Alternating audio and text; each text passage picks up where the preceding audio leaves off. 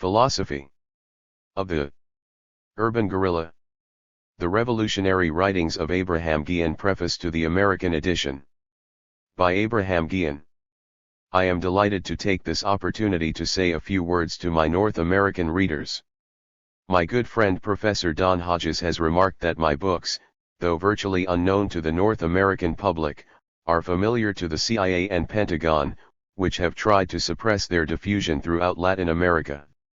The Theory of Violence, 1965, Strategy of the Urban Guerrilla, 1966, and Challenge to the Pentagon, 1969, have been repeatedly discovered in the caves or hideouts of the urban guerrillas in Montevideo, but the police have tried to withhold this information from the press in order not to give publicity to my writings on the strategy of the urban guerrilla.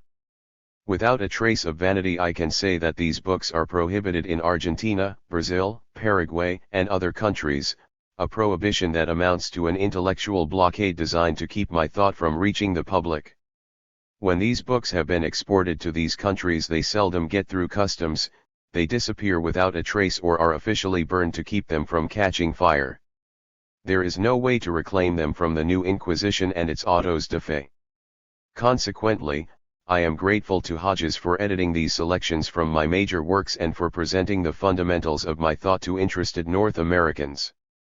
Perhaps even I could not have made an anthology as complete and balanced as his, for he has known how to capture my philosophy as well as its economic, political, and strategical applications. With these selections and Hodges, North American readers now have in condensed form the essentials of Guillenismo. I have great confidence in the youth, students, laborers, technicians, intellectuals, women, blacks, Chicanos, and Puerto Ricans in the United States. These popular strata constitute the internal proletariat of the informal economic and political empire of the United States, which directly or indirectly dominates virtually all of Latin America. They are the natural allies of the vast majority of Latin Americans, constituting the external proletariat of the North American corporations. When these two revolutionary fronts converge in their thought and action, then the imperialism of the dollar will suffer the same fate as the Roman Empire, whose legions were broken by the combined pressure of the colonial peoples in revolt, Germans, Scythians, etc., and the internally colonized masses, slaves, Christians, etc. In this planetary epoch, the North American proletariat will not liberate itself from the capitalism of Wall Street until it is assisted in its revolutionary struggle by the Latin American proletariat. For the weakest link in the chain of Yankee capitalism is not inside the conventional territorial borders of the U.S. but on its vast external front, where the super profits are extracted and the generals of the Pentagon have to intervene. Capital is exported to the underdeveloped countries because the rate of return there is comparatively higher. The risks are also greater in the form of social unrest, popular revolution, government intervention, and expropriation. Here is where the Pentagon helps to protect U.S. interests and to secure the much vaunted domestic prosperity which has come to depend increasingly on foreign earnings. Paradoxically, prosperity under conditions of low profitability inside the U.S. is being achieved through economic stagnation and high profits elsewhere. Thus the external proletariat of the North American empire suffers the heaviest burden of exploitation and has the greatest stake in overcoming imperialism. The weakest link in the chain of U.S. imperialism is in the Third World and above all in its Latin American backyard. It is difficult for either Latin or North American revolutionaries to win alone. Just as North American labor and the inner-city ghettos depend on a Latin American revolution to undermine the imperialism of the dollar abroad, so the super-exploited subproletariat south of the Rio Grande depends on the blacks, Chicanos, Puerto Rican, and white workers inside the U.S. to immobilize the imperialism of the dollar at home.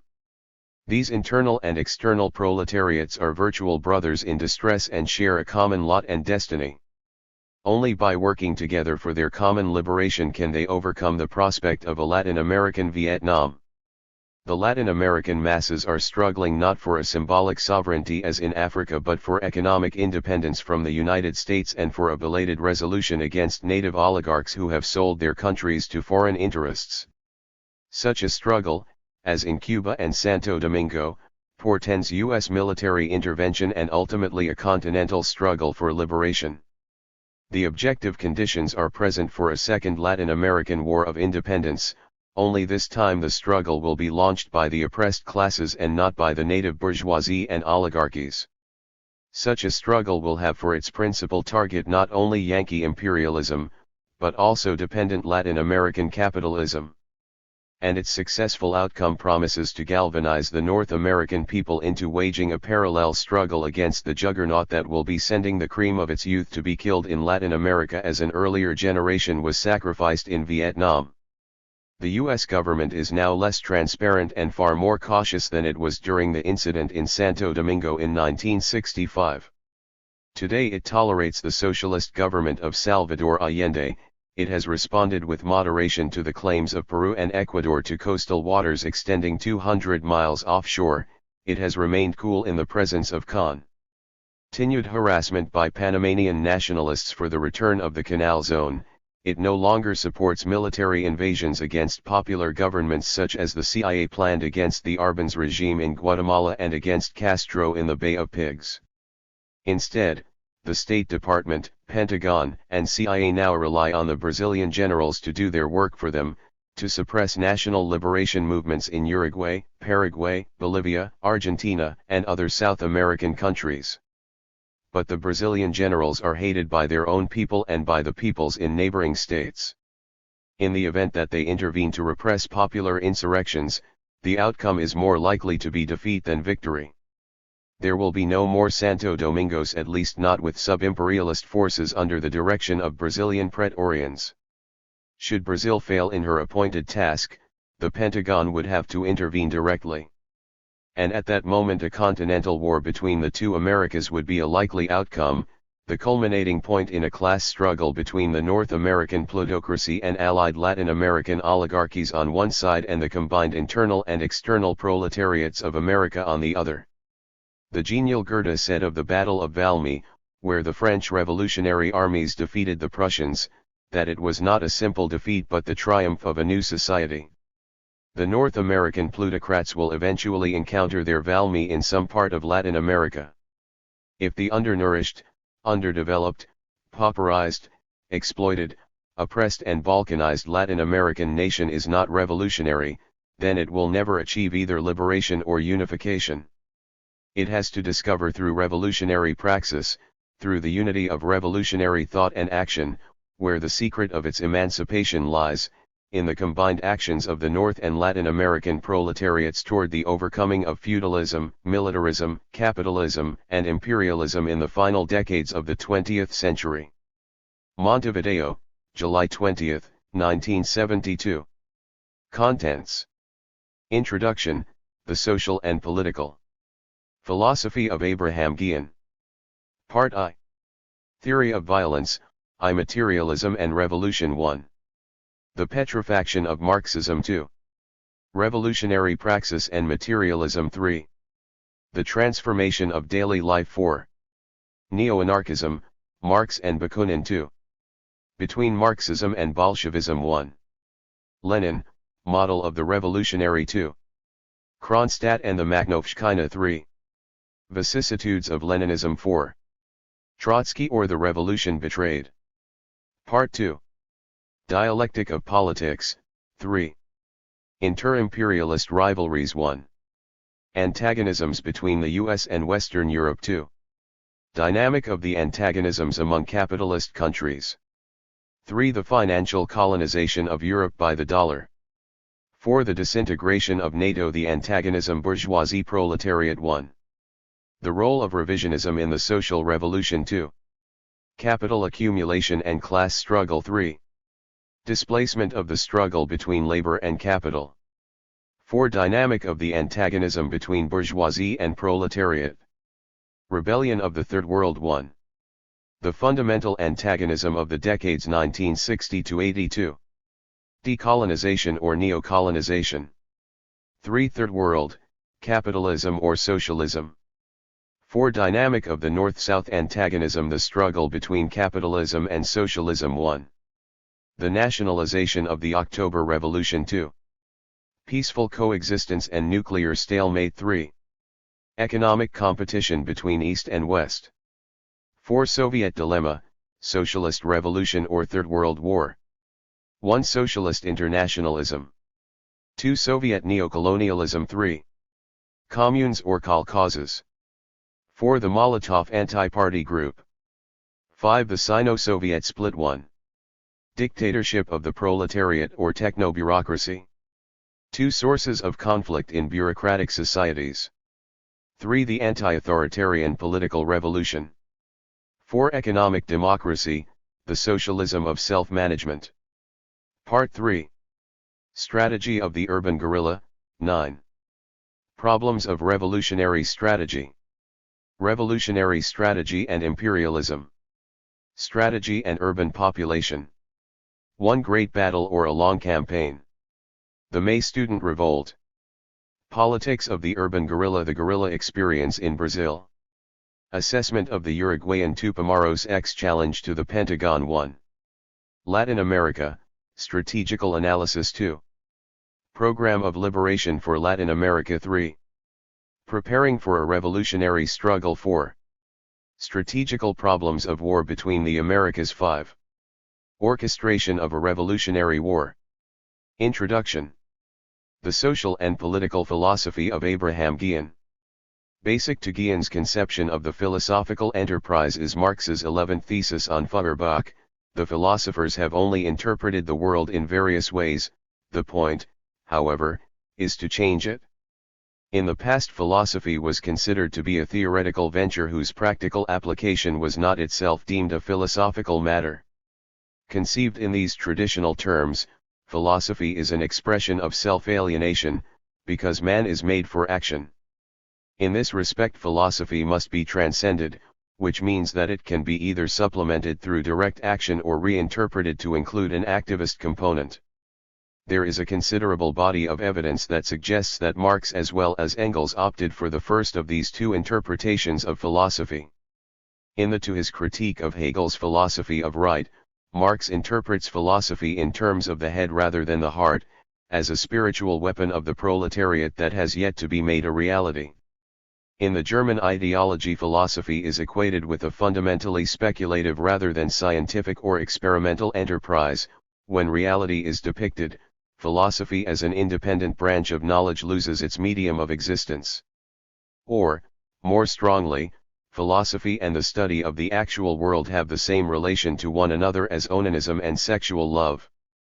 In effect, philosophy is a species of ideological thinking by which ideas are invested with a seeming independence of their maker, the reification or fetishism of ideas. Once more, the German ideology. 2. Just as philosophers have given thought an independent existence, so they had to make language into an independent realm. This is the secret of philosophical language, in which thoughts in the form of words have their own content. The problem of descending from the world of thoughts to the actual world is turned into the problem of descending from language to life. The philosophers would only have to dissolve their language into the ordinary language from which it is abstracted to recognize it as the distorted language of the actual world and to realize that neither thoughts nor language in themselves form a realm of their own, that they are only manifestations of actual life. Granted that thought and action must be unified in practice, Marx is saying that philosophy is fundamentally contemplative and practice is something added from outside. In this sense, Marxism is not a philosophy. However, there is no compulsion to follow Marx's usage. Without disagreeing with Marx on matters of substance, Guille reinterprets philosophy in terms of praxis, the unity of thought and action. In this respect, traditional philosophy is ideological, but Marxist philosophy is not. Marxist philosophy contains a theoretical component, it also requires action to change the world. Such action is an integral part of the philosophical enterprise. To say that Marxism is a philosophy of praxis means not only that it is about action, but also that it relates theory to practice, i.e., it constitutes a way of life. Guille's social and political philosophy is not limited to words but is exemplified in deeds. In this perspective, the man and his works alike are embodiments of his revolutionary philosophy. The question, what has Guille done, can be treated critically or philosophically. his life may be regarded as a philosophical act and can be assessed as such. 1. Who is Abraham Guille? Despite his relevance to the urban guerrillas in Uruguay, Argentina, and Brazil and to the CIA, he is virtually unknown in the United States and Western Europe. Although 3. He was one of the most prolific revolutionary writers in Latin America during the 60s, until now none of his major works has been translated into English. Yet Guille is Latin America's first exponent and systematizer of the strategy and tactics of the urban guerrilla. It is no accident that urban guerrillas have sprung up in Argentina and Uruguay, countries where he has resided, and in neighboring Brazil, where selections from his strategy of the urban guerrilla have been translated into Portuguese.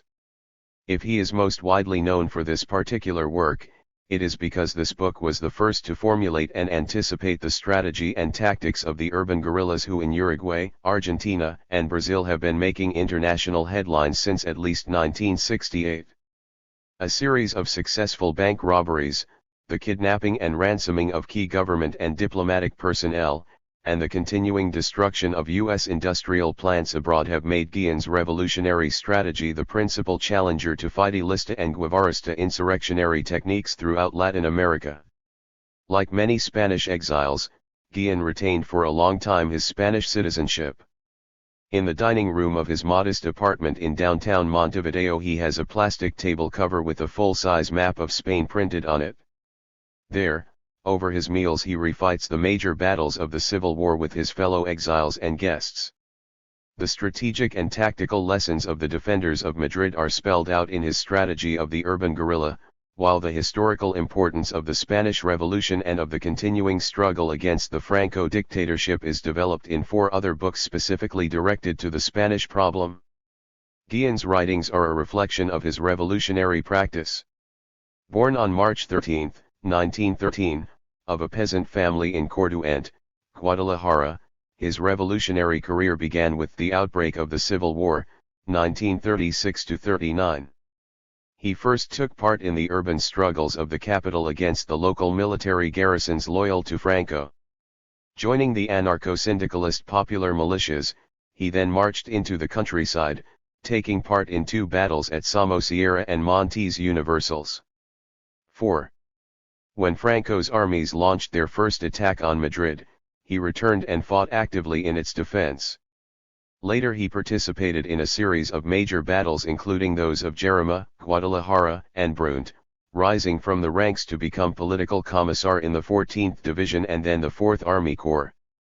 Because of his defense of Spanish Trotskyists in the anarcho-syndicalist press, Guille is sometimes represented as a former Trotskyist.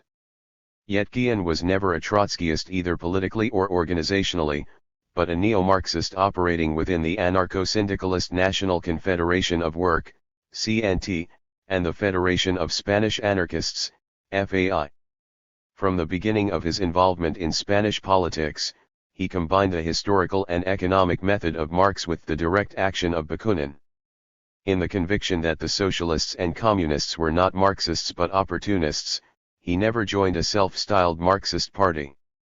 He dissented from the Trotskyists because they refused to enter the CNT, joining instead the Socialist General Union of Workers, UGT, because it gave lip service to Marxism.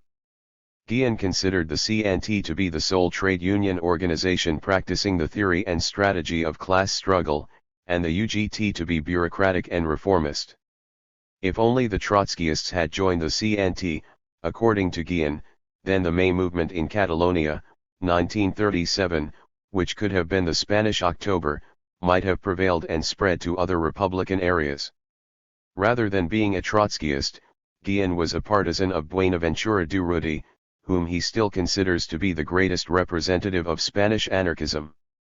For Durruti the direct action of a fistful of men is more creative than the anarchist individualism which, in the sphere of thought, becomes lost in moral utopias and speculation.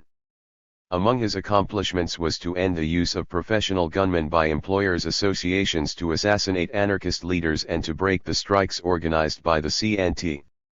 Durruti's tactic was to reply in kind. The Employers' Association in 5. Barcelona was notified that both its president and secretary would be killed should professional thugs continue to murder trade unionists. The warning was not taken seriously, and a few days later both were eliminated by Durruty's men. That ended the regime of hired guns and gave a new impetus to the CNT. Retaliation is one of the techniques recommended by Guille for the urban guerrilla, another, the use of firepower to provide protective cover for mass demonstrations, strikes, student rebellions, etc. At the end of the Civil War, Guille was captured by Franco's forces and condemned to death, following which his sentence was commuted to 10 years in prison. He escaped from the penitential colony of Hanover de Taha in 1941, but was recaptured. A second escape from the Carabanchel penitentiary in 1945 was successful, following which he spent 3 years of political exile in France. In 1948 Guille emigrated to Argentina. During the Perón era he worked as an editor for Economiay Finanzas, Economy and Finance, published by the Argentine Ministry of Economic Affairs.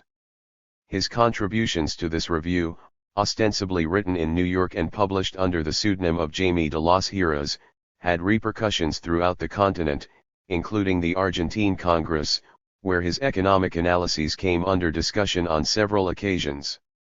According to Guille, the secret services of the United States made inquiries at the Argentine embassy concerning the identity of Jaime de los Heras, who continued to sign his articles from the 6th floor of the Ministry of Haciendas in Buenos Aires. Guille also acquired notoriety as a commentator on international politics. Under the pseudonym of Fernando Molina he was a regular contributor to the Buenos Aires newspaper El Laborista. A few days after the announcement of the Prebis plan for currency reform decreed in October 1955, he began a campaign in this newspaper against the monetary devaluation of the Argentine peso and the abolition of foreign exchange controls, which would have eventuated in a flight 6. of Argentine capital abroad. Warning against the inflationary and depressive effects of the Prebis plan on the Argentine economy, he also published in December of that same year a book against Prebis's economic proposals that received wide editorial acclaim. His 2-volume work on the agony of imperialism was published in 1957.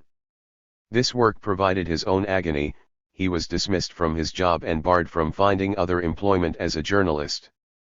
Later, in 1960, he was hired as an economic consultant to the Argentine Senate. However, he was fired shortly thereafter for having advised the senators to vote against, and they did vote against, a proposed law relaxing the controls on foreign capital in Argentina. There followed a period in Guille's life about which the secret services of Argentina have wanted to know more. They say he was the military assessor of the Yaduruncos, Tiger Men in Quechua, a guerrilla movement active in Tucumán and Santiago del Estero in northwest Argentina in 1960–61. The Yaduruncos Foco, guerrilla focal point, center of activity or armed nucleus, had been launched by a group of revolutionary Peronistas under the influence of John William Cook. A consistent partisan of armed struggle and Perón's trusted personal aide and party leader, Cook had met secretly with Che Guevara and Raúl Castro in Havana in June 1960, to work out the details of a Perón-Guevara agreement for setting up guerrilla training camps in Argentina. In 1961 Guille was imprisoned for 3 months on suspicion of having been a member of the Yaduruncos, although the evidence against him was only circumstantial.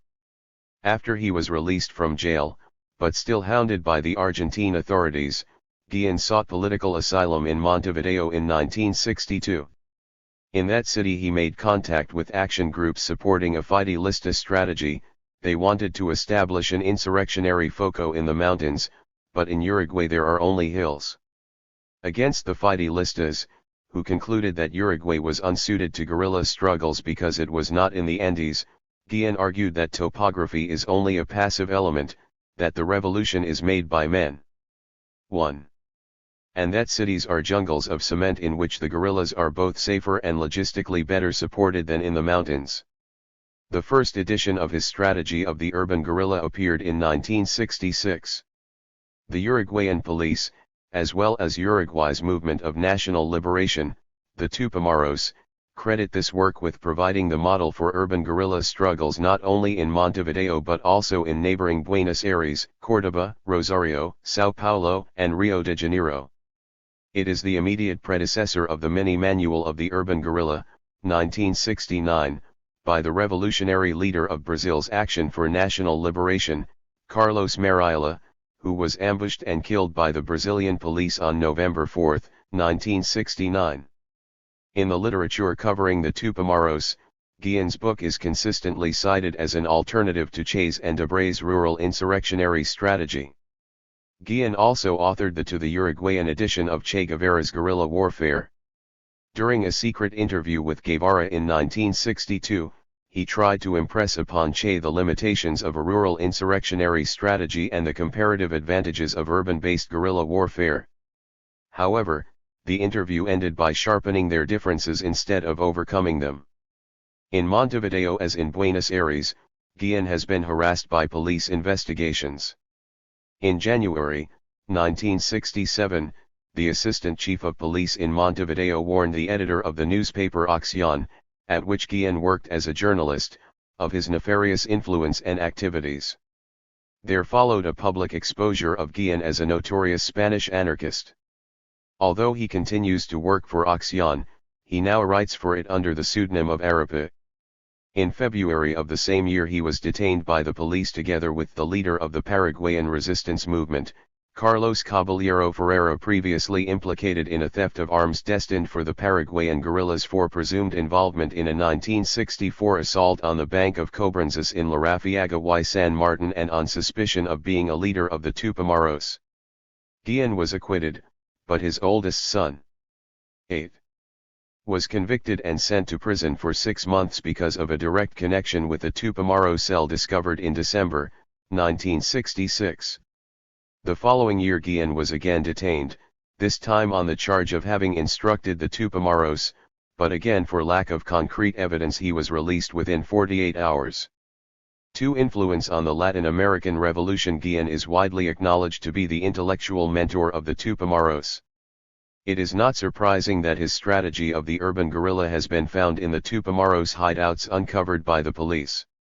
The non-sectarian program of the Tupamaros was anticipated by Guillen, its appeal to the immediate issues and interests of all classes of Uruguayan society except the landowners and big bourgeoisie, its strategic objective of parallel powers, a people's authority, people's justice, and people's armed forces, its strategy of giving priority to urban over rural guerrilla warfare. The original core of this movement consisted of some 20 men from the youth section of the Socialist Party and the cane workers. Led and organized by Raúl Sendic, they did not adopt the name Tupamaros until August, 1965, and did not have an articulate strategy until the distribution in mimeographed form of 30 questions to a Tupamaro in 1967. During the closed-doors stage of preparation for the guerrillas, between Sendic's first assault on the Swiss Colony Rifle Club in July, 1963, and the first armed encounter with the police on December 22, 1966, Guillen participated in joint discussions with Sendic's men and a nucleus of Argentine guerrillas residing in Montevideo. Guillen's contributions to these discussions appeared in published form in his Theory of Violence, 1965, and Strategy of the Urban Guerrilla, 1966. As the first strategist of the urban guerrilla, Guillen has also had a profound influence on the Revolutionary Popular Organization, OPR 33, a guerrilla detachment of the clandestine Uruguayan Anarchist Federation, FA. This organization consists of anarcho-Marxists with a political line similar in some respects to that of the Tupamaros. Prior to 9. The publication of his Theory of Violence, Guillen was conducting discussion groups with the neo-anarchists of the FA, who control the movement known as student resistance and are also closely tied to the trade unions. Unlike the Tupamaros, OPR 33 undertakes only those actions that are directly linked to mass resistance movements, hence in time it may become more influential than the Tupamaros. Unlike the classical anarchists in Western Europe and North America, the FA does not make a cult of individual liberty but engages in action for mass liberation. Wildcat strikes under the protection of OPR 33 have met with greater success than the strikes led by the bureaucrats of the communist-controlled trade unions in Uruguay. In a letter to me dated May 8, 1972, Guille acknowledges his influence not only on the Uruguayan guerrillas, but also on the Argentine revolutionary nationalist movement, Tacuara, whose leaders gave military instruction to the Tupamaros and cooperated with them in several joint actions. The former Uruguayan police commissioner and chief of intelligence, Alejandro Otero, acknowledged at a press conference in Montevideo on January 26, 1967, that of all the guerrilla groups operating in the exterior, the Tacuara was the most closely linked to the Tupamaros. Although the underground history of the Tacuara has yet to be written, this press conference revealed the following: that Uruguayan extremists had recourse to the direct orientation and active participation of members of the Tacuara, a paramilitary Peronist organization active in Argentina during the early 60s, that the legendary Joe Baxter, a Yugoslav-born Argentine and former commander of the semi-fascist shock troops of the Tacuara, was the leader of the Argentine guerrillas operating in Montevideo, that Baxter was personally responsible for the Tacuara's brusque turn toward the left and the virtual elimination of its right wing, captained by Ezcurra Uriberu, that Baxter directed the assault on October 29, 1963, on the Policlinico Bancario of Buenos Aires, from which the Tacuara appropriated 12 million Argentine pesos, that Baxter used part of these funds to travel to Madrid for 10. An interview with Perón, after which he visited Algeria, Angola, the Congo, Egypt, and North Vietnam. Ending up in Montevideo, where he shared an apartment with Violeta Sedelic, a top member of the Tupamaros, that with 3 other Argentine members of the Tacuara who had taken refuge in Montevideo, Daniel Rodriguez, Jorge Cataldo, and the notorious José Luis Nel, Baxter participated in several bank expropriations in Montevideo, and that the Argentine guerrillas were preparing a new strike in conjunction with the Tupamaros when, following a police investigation of an assault on December 22, 1966, their identities became known and they were compelled to disband. Here it is worth noting Guille's connections with Joe Baxter. This man, described as violent by Police Commissioner Otero, Guille considers to be another Durruti, a balanced and reflective man without a trace of nervousness. In the course of his political evolution from left-wing fascism through Guevarism to a species of neo-Trotskyism, he has consistently engaged in direct action, which means that he is a neo-anarchist indeed. He collaborated with the Udurunco guerrillas, of which Guille was the chief military advisor. In 1962 he abandoned the neo-fascist Tacuara for its pro-Marxist left wing and participated with Guille in discussions on the strategy and tactics of the urban guerrilla, first in Buenos Aires and afterward in Montevideo. Subsequently, he went to Havana and undertook a course of guerrilla training there. He visited China with several comrades, returning to Montevideo in 1964, where his group collaborated with the Tupamaros in a number of coordinated actions. Tacuara was the first urban guerrilla organization in Argentina. It had the backing of the Peronista labor movement and also Perón's personal support. In a letter to the party newspaper Compañero, Perón exhorted the MNR, Tacuara, to unleash a revolutionary war of liberation. In a subsequent letter dated May 1, 1968, to Baxter's companions who had been captured and sentenced to long terms for their role in the 1963 hold-up, he offered a personal tribute and expressions of solidarity. The indictment and imprisonment of Ta. 11. Cuara's leading militants, however, effectively broke the back of the organization in Buenos Aires. Patricio Pieridin, the national secretary of the movement, stated in a press conference published in La Razón, Buenos Aires, June 19, 1965, that Tacuara was the only paramilitary organization then in operation in Argentina, but the evidence indicates that it continued to be active mainly in Montevideo. After escaping from Uruguay, Baxter was reputed to have settled in Cuba. However, a Reuters dispatch of March 27, 1972, read, Argentine police today issued the names of 3 men and a woman wanted in connection with the kidnapping of Fiat executive Abraham Salastro. A police communique named José Baxter.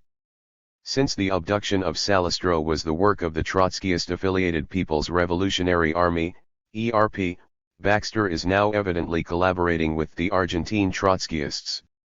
The ERP is the nucleus of a proletarian army organized and led by the Revolutionary Workers' Party, PRT, the Argentine section of the Trotskyist Fourth International, United Secretariat, directed by Ernest Mondale, Pierre Frank, and Livio Mayton. The ERP came into being following a resolution to engage in armed struggle approved at the party's 5th Congress in July, 1970. Designed not merely as an armed detachment of the party, the ERP is closer to being a mass organization or nucleus of the people in arms. The PRT has a maximum program requiring the establishment of socialism in Argentina. The ERP is limited to a minimum program that is anti-imperialist, anti-oligarchical, and democratic. Although political commissars from the PRT provide the political direction of the various commandos of the ERP, they do not always provide the military direction. Nonetheless, the possibilities of conflict between the political and military leaders of the guerrillas is minimized because all the party militants are incorporated into armed units and directly involved in making both political and military decisions. It is no accident that of all the armed vanguards now active in Argentina, the ERP is closest to representing Guille's strategy of the people in arms. In one of its first published WP documents, What is the People's Revolutionary Army and How Was It Born? 1970, even the wording is Guille's. We believe we have surmounted the contradiction between city and countryside. We think that the struggle will occur in all parts. The important, decisive factor is man, not the terrain. This document also shares with Guille a commitment to the mass character of the urban guerrillas as opposed to the elitist character of the insurrectional FOCO. To raise the level of a revolutionary war to that of a people in arms, it proposes the organization and mobilization of the masses for civil war. The ERP has attempted to assimilate the revolutionary strategy not only of Lenin and Trotsky, but also of Mao, Ho Chi Minh, General Giap, Che Guevara and, most recently, Carlos Mariela and the Tupamaros. Unlike most guerrilla movements in Latin America, it favors armed actions that have a direct rather than indirect impact on the workers. Among its most daring and important actions were the May, 1971, kidnapping of Stanley Sylvester, general manager of Swift in Rosario who also served as the British consul, and the March, 1972, kidnapping of Abraham Salastro, general director of Fiat in Buenos Aires. Both actions were in support of major strikes against these companies. Thus Sylvester was exanged for the following concessions: the rehiring of all suspended workers, reimbursement for lost wages, a relaxation of production norms, an improvement in personnel relations, and the distribution in nearby workers' neighborhoods of food, clothes, and school books valued at $60,000. Salastro was promised a commuted death sentence in exchange for similar concessions, the rehiring of workers who had been fired and the distribution to poor children of $1 million worth of school supplies. The management of Swift complied, but in keeping with the policy established by former dictator Juan Carlos Onganía, the Argentine government forbade Fiat from settling matters on the ERP's terms. Although the TACU era is extinct, Guille's influence is clearly visible in the strategy, if not the program, of other Argentine guerrillas inspired by the Peronista Fidelista line. 13.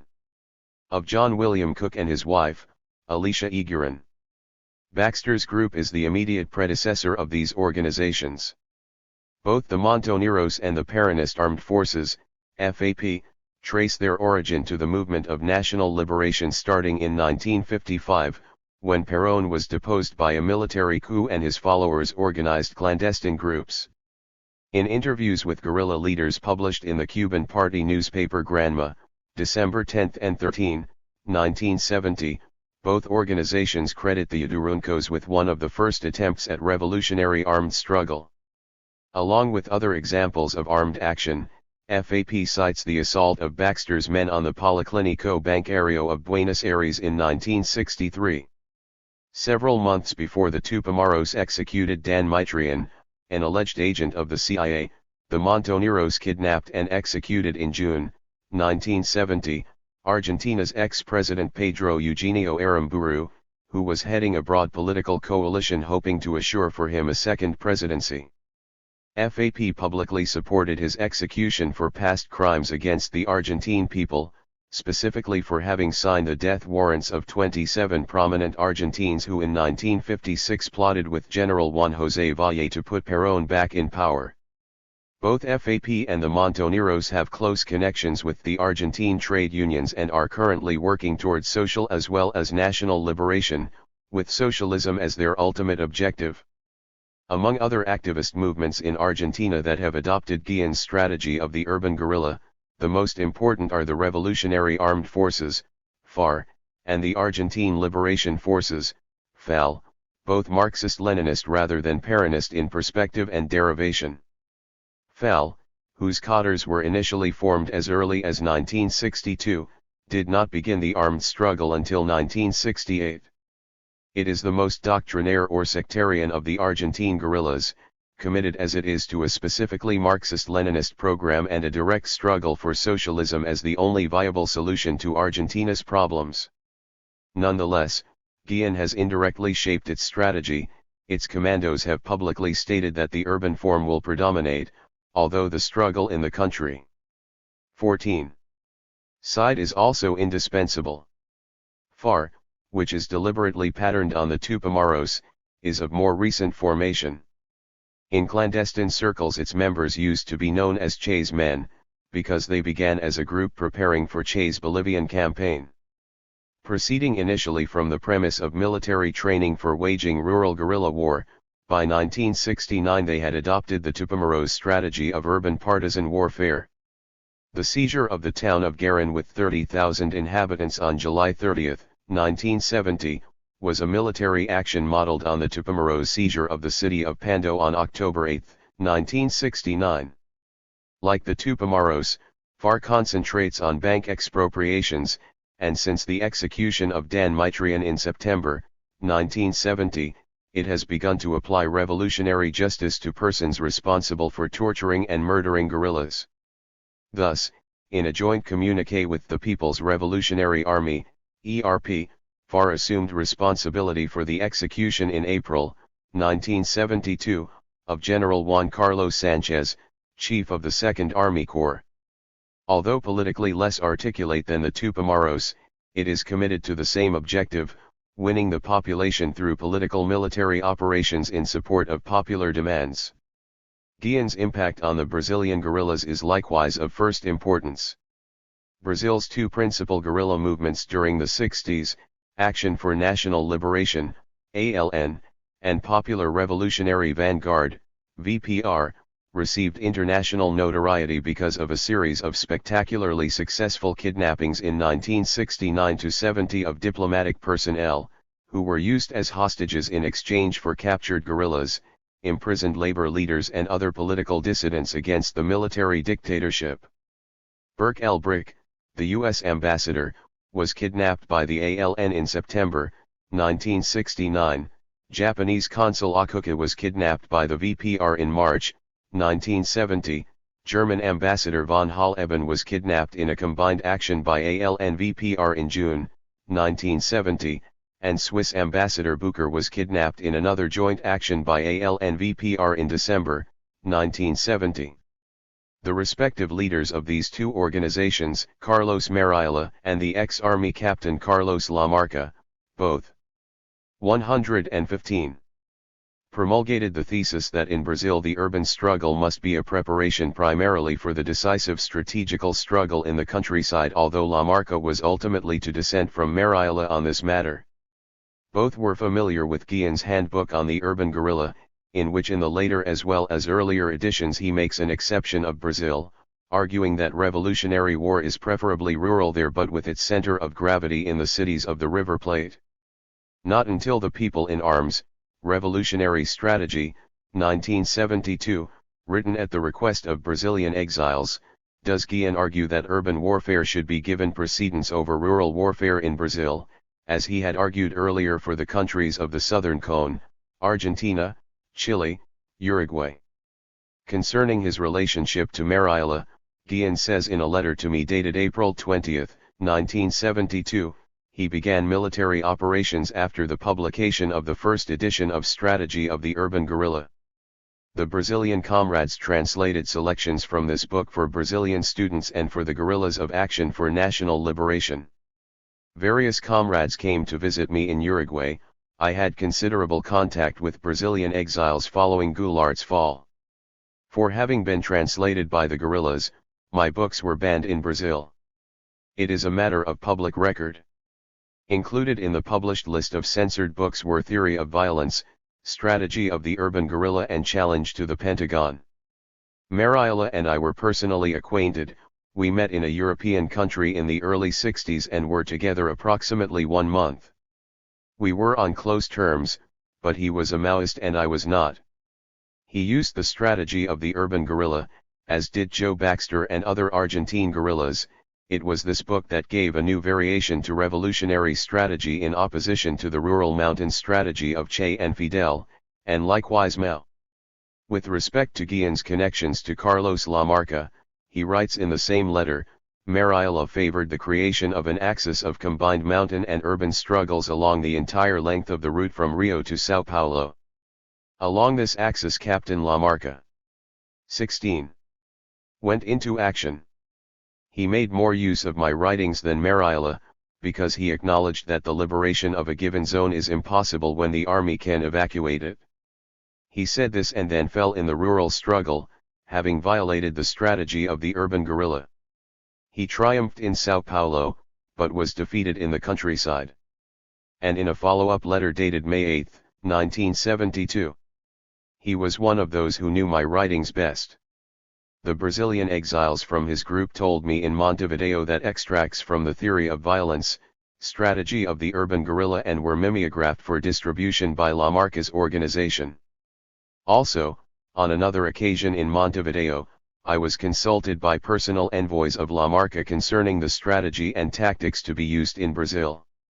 A short time before his death in September 1971, Lamarca published a piece entitled Tribune of Debates on the Guerrilla that, among other things, defended the thesis that the Brazilian guerrilla must follow a combined urban and rural struggle, which precludes the strategy of encircling the cities from the countryside and also that of an urban mass insurrection.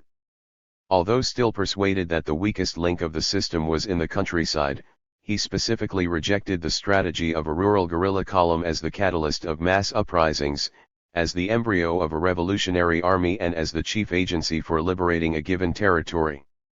In isolation from the urban guerrillas, the rural mobile column is not a viable military strategy. To be effective, it must be integrated within a broader strategy of combined warfare. Each political region in Brazil should have its own integrated urban and rural strategy, he argued, combining various forms of struggle, including a mobile column in regions with dense forests or mountainous terrain, but not otherwise.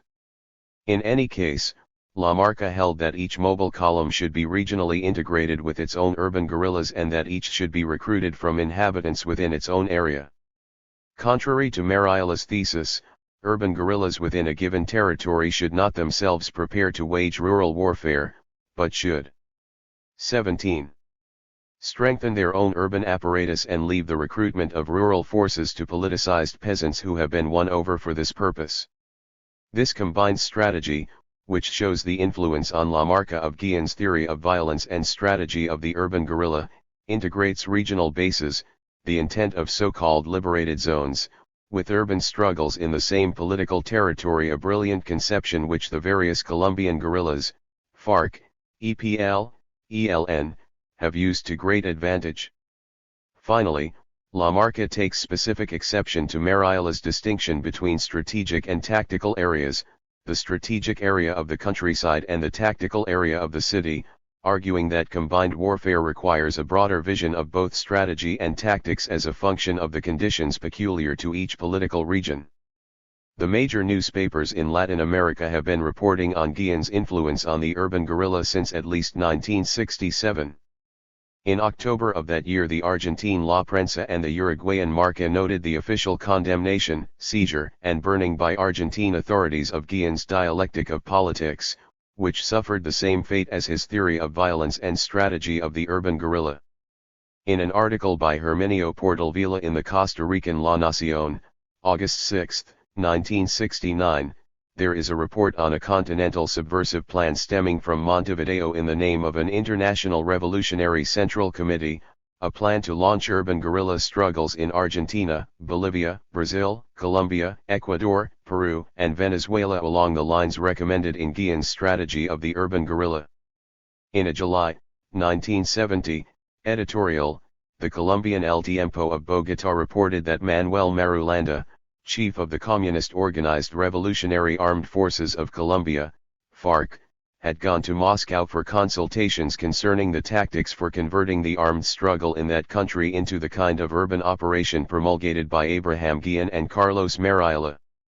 And in a long report in Arriba, Madrid, June 14, 1970, from its special correspondent in Buenos Aires, there was a feature article on El Guillenismo as the theory and practice of the urban 18. Guerrilla, as the most recent and dangerous form of subversion in Latin America and as the principal successor to the revolutionary theories of Mao, Guevara, and Abraham.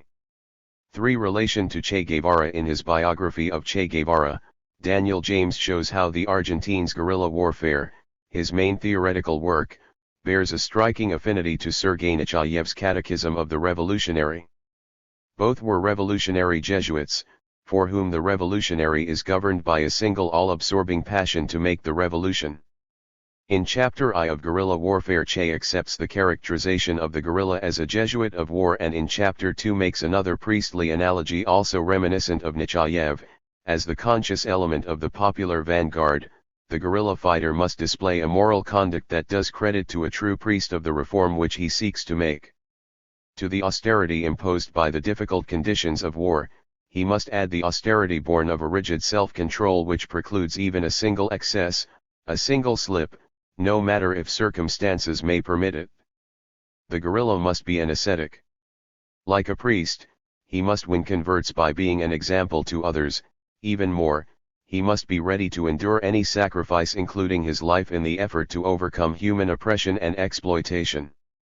Again, in Socialism and Man in Cuba, Che acknowledges the duties of the revolutionary toward himself in almost the same words as Nechaev. The leaders of the revolution bear children who do not learn to say father with their first stammers, wives who must be part of the general sacrifice of one's life in order to carry the revolution forward to its realization. The circle of their friends is limited strictly to comrades of the revolution. There is no life outside it. Because of Bakunin's close association with Nechaev, his temporary adherence to a Jesuitical dictatorship of the Blanqui type, his secret brotherhood and conspiratorial activities within the First International, the internal rules he wrote for. 19. The International Brotherhood and his call for an invisible collective dictatorship in flagrant violation of his anarchist professions. Bakunin has been widely credited with having written the notorious catechism attributed to Nechaev. Whether the author or not, Bakunin first wore his early Blanquism in the program of the International Brotherhood, likewise written in 1869, and strongly opposed the revolutionary Jacobinism or elitism of Nechaev and Tikachev. If there is anyone Che resembled, it is not Nechaev but Bakunin. Inspired by national liberation movements, Bakunin tried to create 2-3 many Polands, as Che afterwards tried to foment 2-3 many Vietnams. Like Che, Bakunin was a revolutionary outside his own country, an internationalist who personally directed armed uprisings or otherwise associated in preparing insurrections in Bohemia, 1849, Germany, 1849, Poland, 1863, France, 1870, and Italy, 1874. He was the inveterate enemy of the three major autocracies of his time, the Tsarist Empire, the Austro-Hungarian Empire and the Kingdom of Prussia. Because of the many and obvious parallels, there is reason to believe that Che recognized in Bakunin his 19th century equivalent. Otherwise, why in the midst of the Bolivian campaign would Che have entered in his diary on July 24, 1967, the reference to himself as a new Bakunin? Considering Guillen's intellectual debt to Bakunin, it would be surprising were he not to have commented on his relation to Che Guevara. His differences with Che's revolutionary strategy are spelled out in his To the Uruguayan edition of Che's Guerrilla Warfare and in a chapter on the theory of the insurrectional foco in Challenge to the Pentagon. In the latter work, Guillen makes a special point of distinguishing his intellectual differences with Guevara from his appreciation of Che's heroic and romantic personality and accomplishments as a revolutionary. In an autobiographical sketch on the book's cover he says that Marx is the economist whom he most admires, that Bakunin is the most exemplary revolutionary, that the most practical man of action is Fidel Castro and that the hero of our times is 20. Che Guevara.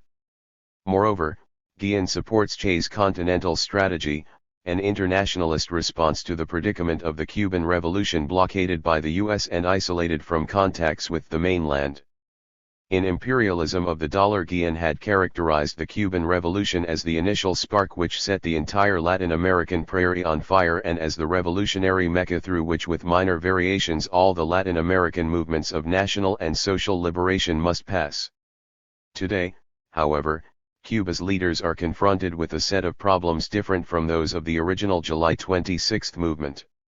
The problems are no longer how to acquire support from the urban workers and petty bourgeoisie or how to divide the enemies of the revolution and undercut them one by one. Because of Cuba's lack of energy resources, the overall unreliability of Soviet economic and military aid and her desperate need to break the U.S. economic blockade, the Cuban Revolution in Guillen's judgment is doomed unless it succeeds in shifting the focus of struggle to the mainland of Central and South America. Cuba needs petroleum in order to maintain her political independence of the Soviet Union, and she needs freedom to trade with friendly instead of hostile countries on the mainland. Either the Cuban Revolution becomes internationalized through the spreading of guerrilla wars to the rest of the continent and the progressive socialization of other Latin American countries, Guillen concludes, or Cuba can be expected to go the way of the Mexican, Guatemalan and Bolivian revolutions by again becoming a dependency of the United States. The continental strategy elaborated by Che to meet this particular problem was in fact anticipated by Guillen in his strategy of the urban guerrilla. Compare, for example, what Guillen says in Chapter 2 of this work with Che's strategy presented a year later in his message to the Tricontinental, April 16, 1967. Guillen, while the North American army in Asia is held down by one foot and hand, Latin America must seize the other foot and hand until it lets go its prey from direct investments, from its humiliating diplomacy and its invasions in the style of Santo Domingo. America, a forgotten continent in the last liberation struggles, is now beginning to make itself heard through the Tricontinental, in the voice of the vanguard of its peoples, the Cuban Revolution. It now has a task of much greater relevance, creating a second or a third Vietnam, or the second and third Vietnam of the world. The peoples of Latin America must have an heroic sense of life, they must abandon a decadent and flimsy nationalism, the province as a false nation. They must cease to be Argentine, Brazilian, Chilean, Peruvian, Paraguayan, etc., in order to become militant soldiers for a unique cause, the union of Latin America against imperialism, feudalism, and militarism. In short, they must employ the strategy of revolutionary war in the metropolises, the countryside, and the mountains on a Latin American scale. And let us develop a true proletarian internationalism with international proletarian armies. To die under the flag of Vietnam, of Venezuela, of Guatemala, of Laos, of Guinea, of Colombia, of Bolivia, of Brazil, to name only a few scenes of today's armed struggle, would be equally glorious and desirable for an American, an Asian, an African, even a European.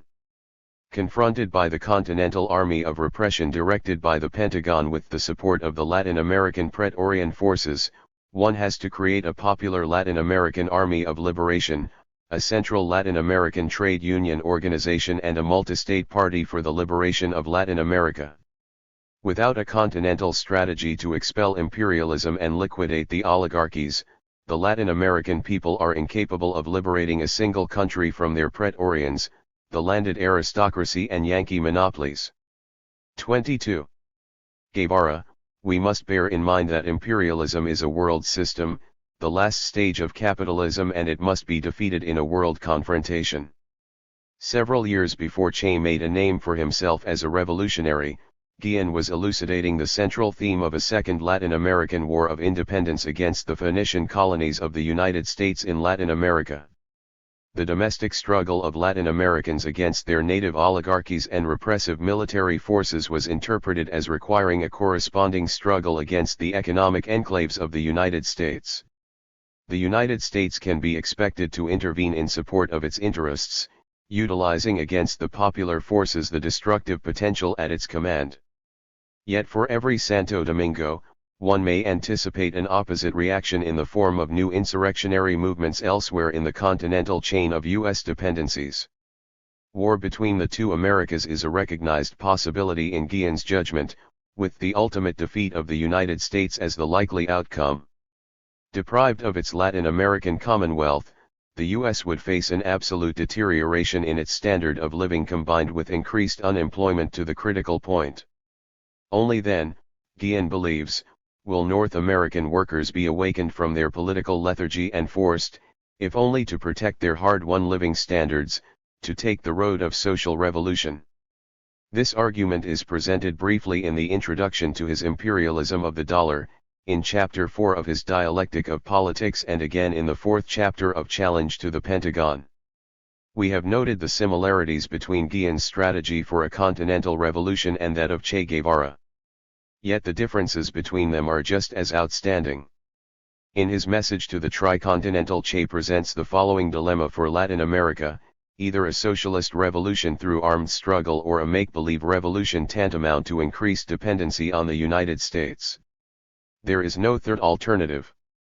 Guille, however, insists on a distinction between the national and social revolutions, between a second Latin American War of Independence and a Latin American socialist revolution. Because of its advanced technology and polarization of classes into a bourgeoisie and proletariat, the United States has only to lose its Latin American Commonwealth, Guille argues, and it will be closer to making the successful transition to socialism than its Latin American neighbor. In other words, Guille does not foresee, as did Che, the effective identity of the national liberation struggle and socialist revolution throughout Latin America. Accordingly, the strategical problem for Guille is the union of the great majority of Latin Americans against their landed oligarchs and national bourgeoisie, not on the basis of a doctrinaire program for achieving socialism, but rather for the common purpose of economic independence from the United States. Che's strategy of continental confrontation differs significantly from that of Guille. In his message to the Tricontinental, he discounts the indigenous bourgeoisie as having lost all interest in or capacity for opposing imperialism. Throughout his writings he uses the expressions bourgeoisie and middle class interchangeably, which effectively excludes the petty bourgeoisie from the role of potential ally of the revolution. As early as his October, 1960, notes for the study of the ideology of the Cuban Revolution and his April, 1961, Cuba, historical exception or vanguard of the anti-colonial struggle, Che interprets the bourgeoisie as fearing the socialist outcome of national liberation movements even more than unequal competition with U.S. corporations. The result, according to Che, is a polarization of classes that has narrowed the potential allies of the proletariat to the peasantry and a section of the intelligentsia, with the further result that, since the Cuban Revolution, there is no longer any distinction of importance between national liberation struggles and socialist revolution. In marked contrast, Guille contends that the national, as distinct from the social, revolution in Latin America depends for success on the broadest possible coalition, representing politically as much as 80% of the population. It must avoid the formulations of a monolithic political ideology. It must seek the support not only of workers, peasants, and intellectuals, but also of the petty bourgeoisie and the new professional middle class inclusive of bureaucratic workers, students, and segments of the Catholic clergy. Ideologically, the movement for Latin American liberation must be able to include anarchists and libertarian socialists at one extreme and dedicated Christians at the other. 1.e. All groups which have liberated themselves politically from Yankee imperialism and the international representatives of the Soviet bureaucracy. Only in the advanced countries are there only two basic classes confronting each other, the proletariat and bourgeoisie. Under such conditions the only possible revolution is a socialist one. But in Latin America there are, following Guillen's analysis, 5 clearly demarcated classes: the proletariat, peasantry, middle class, big bourgeoisie, and large landowners. There the struggle takes the form of 3 classes against 2, the exploited workers, peasants, and middle class against the exploiting bourgeoisie and landowners supported by Yankee imperialism. Furthermore, the revolutionary potential of the lower strata of the national bourgeoisie cannot be discounted altogether, at least not in individual cases. In a nutshell, this is the substance of Guillen's strategy of national liberation presented at the beginning of Chapter 3 and toward the end of Chapter 6 of Challenge to the Pentagon. Che had such an inflated opinion of the role of the guerrilla that he grossly underestimated the tactical importance of the day-to-day urban struggles of workers for improved working conditions, higher wages, full employment, etc. In a posthumous essay on the tactic and strategy of the Latin American Revolution written in 1962 but first published in the Cuban Army's Verde Olivo in 1968, Che argues that the progressive forces of some Latin American countries have confused tactical and strategical objectives. Small tactical gains are mistaken for great strategical ones. People prepare during a whole year to achieve small victories at enormous sacrifices, victories that are exposed to the enemy's artillery and can be snatched away at any moment. Among those Vic 75 Tories reputed to be virtually worthless, he includes the right to strike, an increase in wages, a democratic constitution and the liberation of a popular hero demands which, according to Guillen, have a revolutionary potential under conditions of a political or economic crisis as in Paris 1968. The occupation of factories, demonstrations by the unemployed, the demand for the dismissal of an unpopular minister and a worker-student strike have more revolutionary significance for Guillen than preparing an insurrectional foco and going into the mountains. Guillen agrees with Che concerning the disastrous consequences of confusing strategical with tactical objectives. However, he is far from dismissing the gains from legally based strikes and political coalitions. As long as workers refuse to be seduced by temporary gains, Guillen claims, it is possible to play the treacherous game of politics and still rely on armed action and an extra-parliamentary opposition.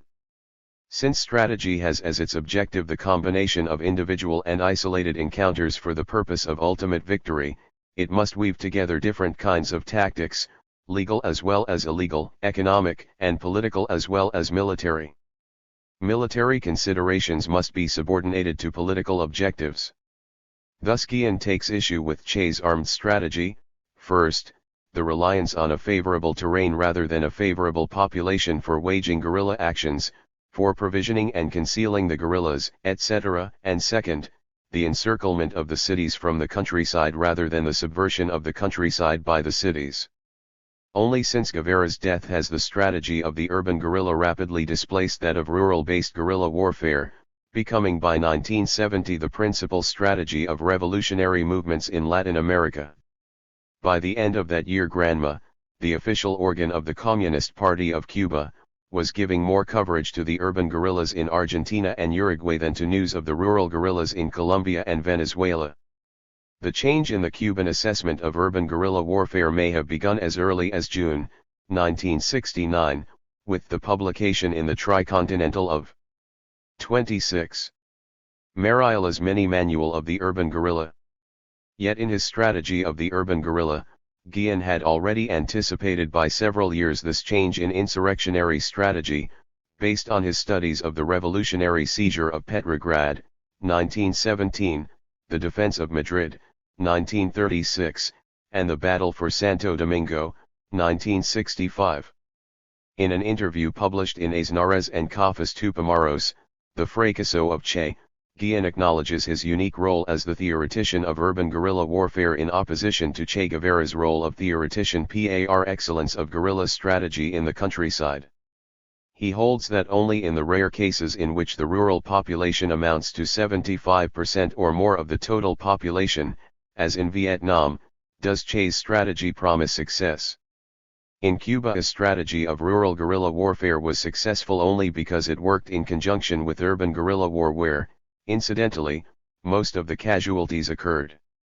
In the southern cone of Latin America, where the urban population represents approximately the same percentage of the total population as in the United States and Canada, Guillen's strategy comes close to representing the actual strategy of the Tupamaros and kindred guerrilla movements. Considering the influence of the Tupamaros organizational model on the Quebec National Liberation Front and on the Black Panthers and Weathermen in the U.S., there is reason to believe that, unlike Che's revolutionary strategy, Guillen's is relevant to insurrectionary struggles in economically advanced as well as underdeveloped countries. Although these movements experienced a revolutionary recession in 1971, during which both Pierre Vallières and Huey Newton called for a return to legal methods, as long as the US and Canadian governments continue to support a policy of internal neocolonialism, one may count on a resurgence of urban guerrilla warfare and the dissemination of Guillenismo in North as well as Latin America. For the meaning of Guillenismo, we can define Guillenismo in terms of Guillen's answers to the fundamental questions he raises. Since his first work appeared in 1952, he has published more than 20 books. These volumes cover two continuous but distinguishable periods. During the first and longest, stretching from 1952 through 1964, Guillen was preoccupied with economic and political analyses of the effects of U.S. imperialism and native oligarchies on the destiny of Hispano-America. In his own judgment, his most important and original contribution to this subject was The Agony of Imperialism, a work mainly of economic analysis whose bearing on specific Latin American countries was further developed in his Imperialism of the Dollar. The works of this first period, which cover the area of the philosophy of contemporary history, were all published in Buenos Aires and correspond closely to the phase of his Argentine exile. Guillen's major intellectual contribution during these years was the elucidation of his central theme of a second Latin American War of Independence, the anticipation of a coming war between the Americas in response to U.S. satellization, military dictatorships supported by the Pentagon, national deterioration, and the protracted economic and political crisis in Latin America since World War II. The titles of his major works are implicitly addressed to the question what is happening in the world, the destiny of Hispano-America, the oligarchy in the crisis of the Argentine economy, the agony of imperialism, imperialism of the dollar, the economic dilemma of Latin America, the rebellion of the Third World, the critical decade of Latin America and a work in progress, the uneven development between the two Americas. Several of these were written after 1964, indicative of Guillen's continued interest in the theoretical problems posed in his early writings. Following Guillen's analysis, the Second Cuban Revolution of 1960–61 broke the first link in the chain of U.S. domination in Latin America. Since then, national liberation movements have mushroomed in almost every Latin American republic in response to economic stagnation and political repression. In view of the objective debilitation or agony of U.S. imperialism resulting from various old and new international antagonisms, the time is approaching for a continental war of liberation that will achieve unity for the fragmented Latin American nation against U.S. efforts to maintain the status quo of balkanization. The objective and subjective conditions of Latin American independence, Guillen argues, are tied to the struggle for economic sovereignty, one which cannot be permanently deferred. Moreover, the struggle for national liberation is also a struggle for social liberation from a native oligarchy which retards the expansion of the productive forces through its obsolete system of land tenure and collusion with North American economic, political, and military interests. Underlying Guillen's thesis of a second Latin American War of Independence is a theory of the economic and political antagonisms between the two Americas developed on the basis of his dialectic of economics and subsequent dialectic of politics. In the confrontation U.S/Latin America, Guillen investigates the objective antagonisms tending to undermine the international status of U.S. imperialism: 1. Inter-imperialist rivalries, 2. The struggle between labor and capital, 3.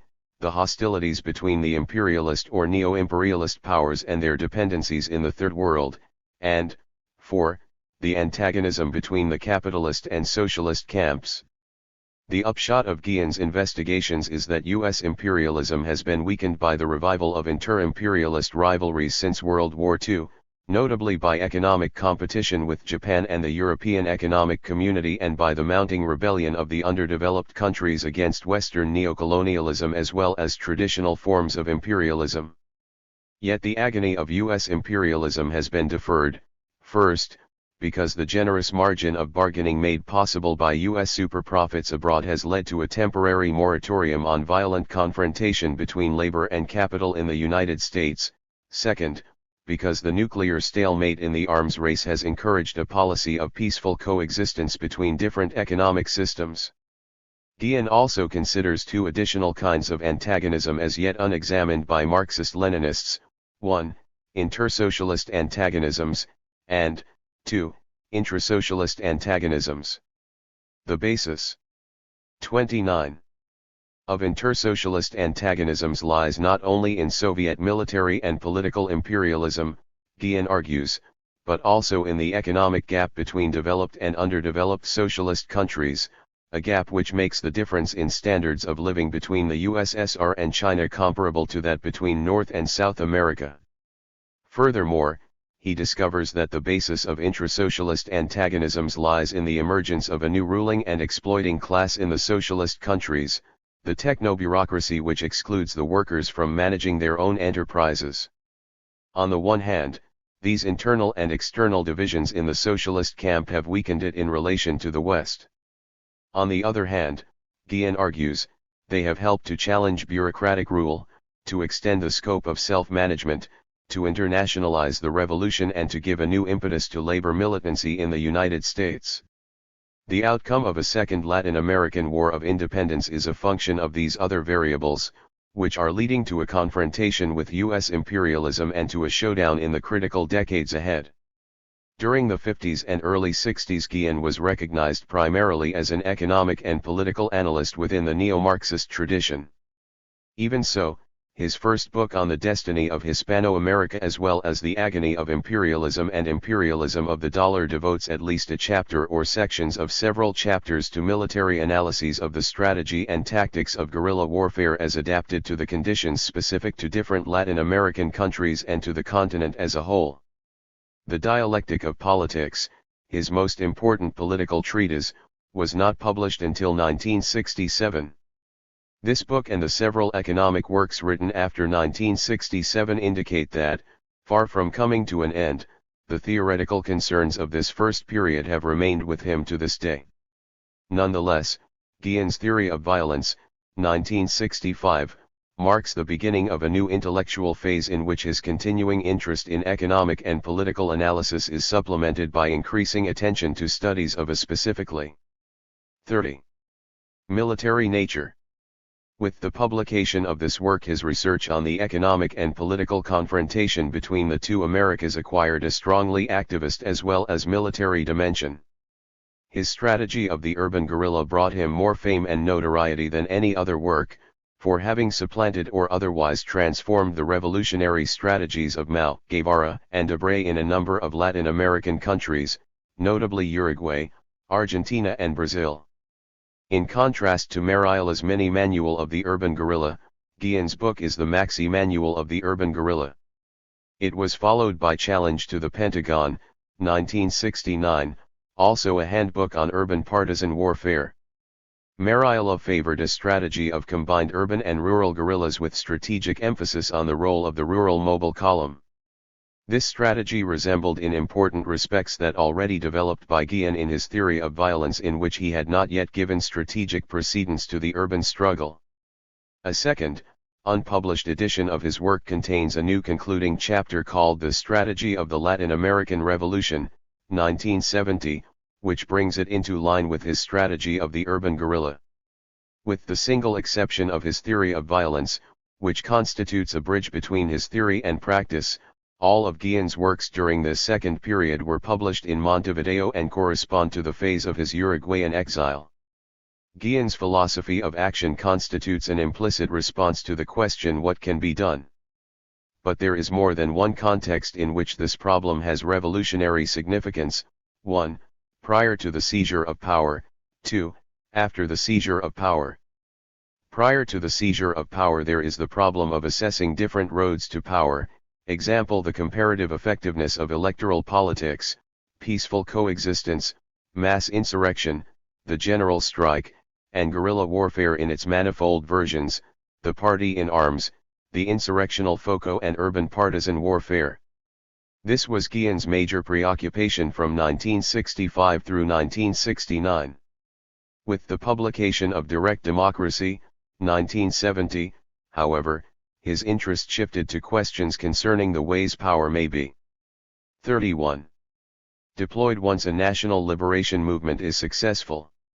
This book was followed shortly by The Socialism of Self-Management, 1972, another contribution to strategy and tactics during the period of the construction of socialism.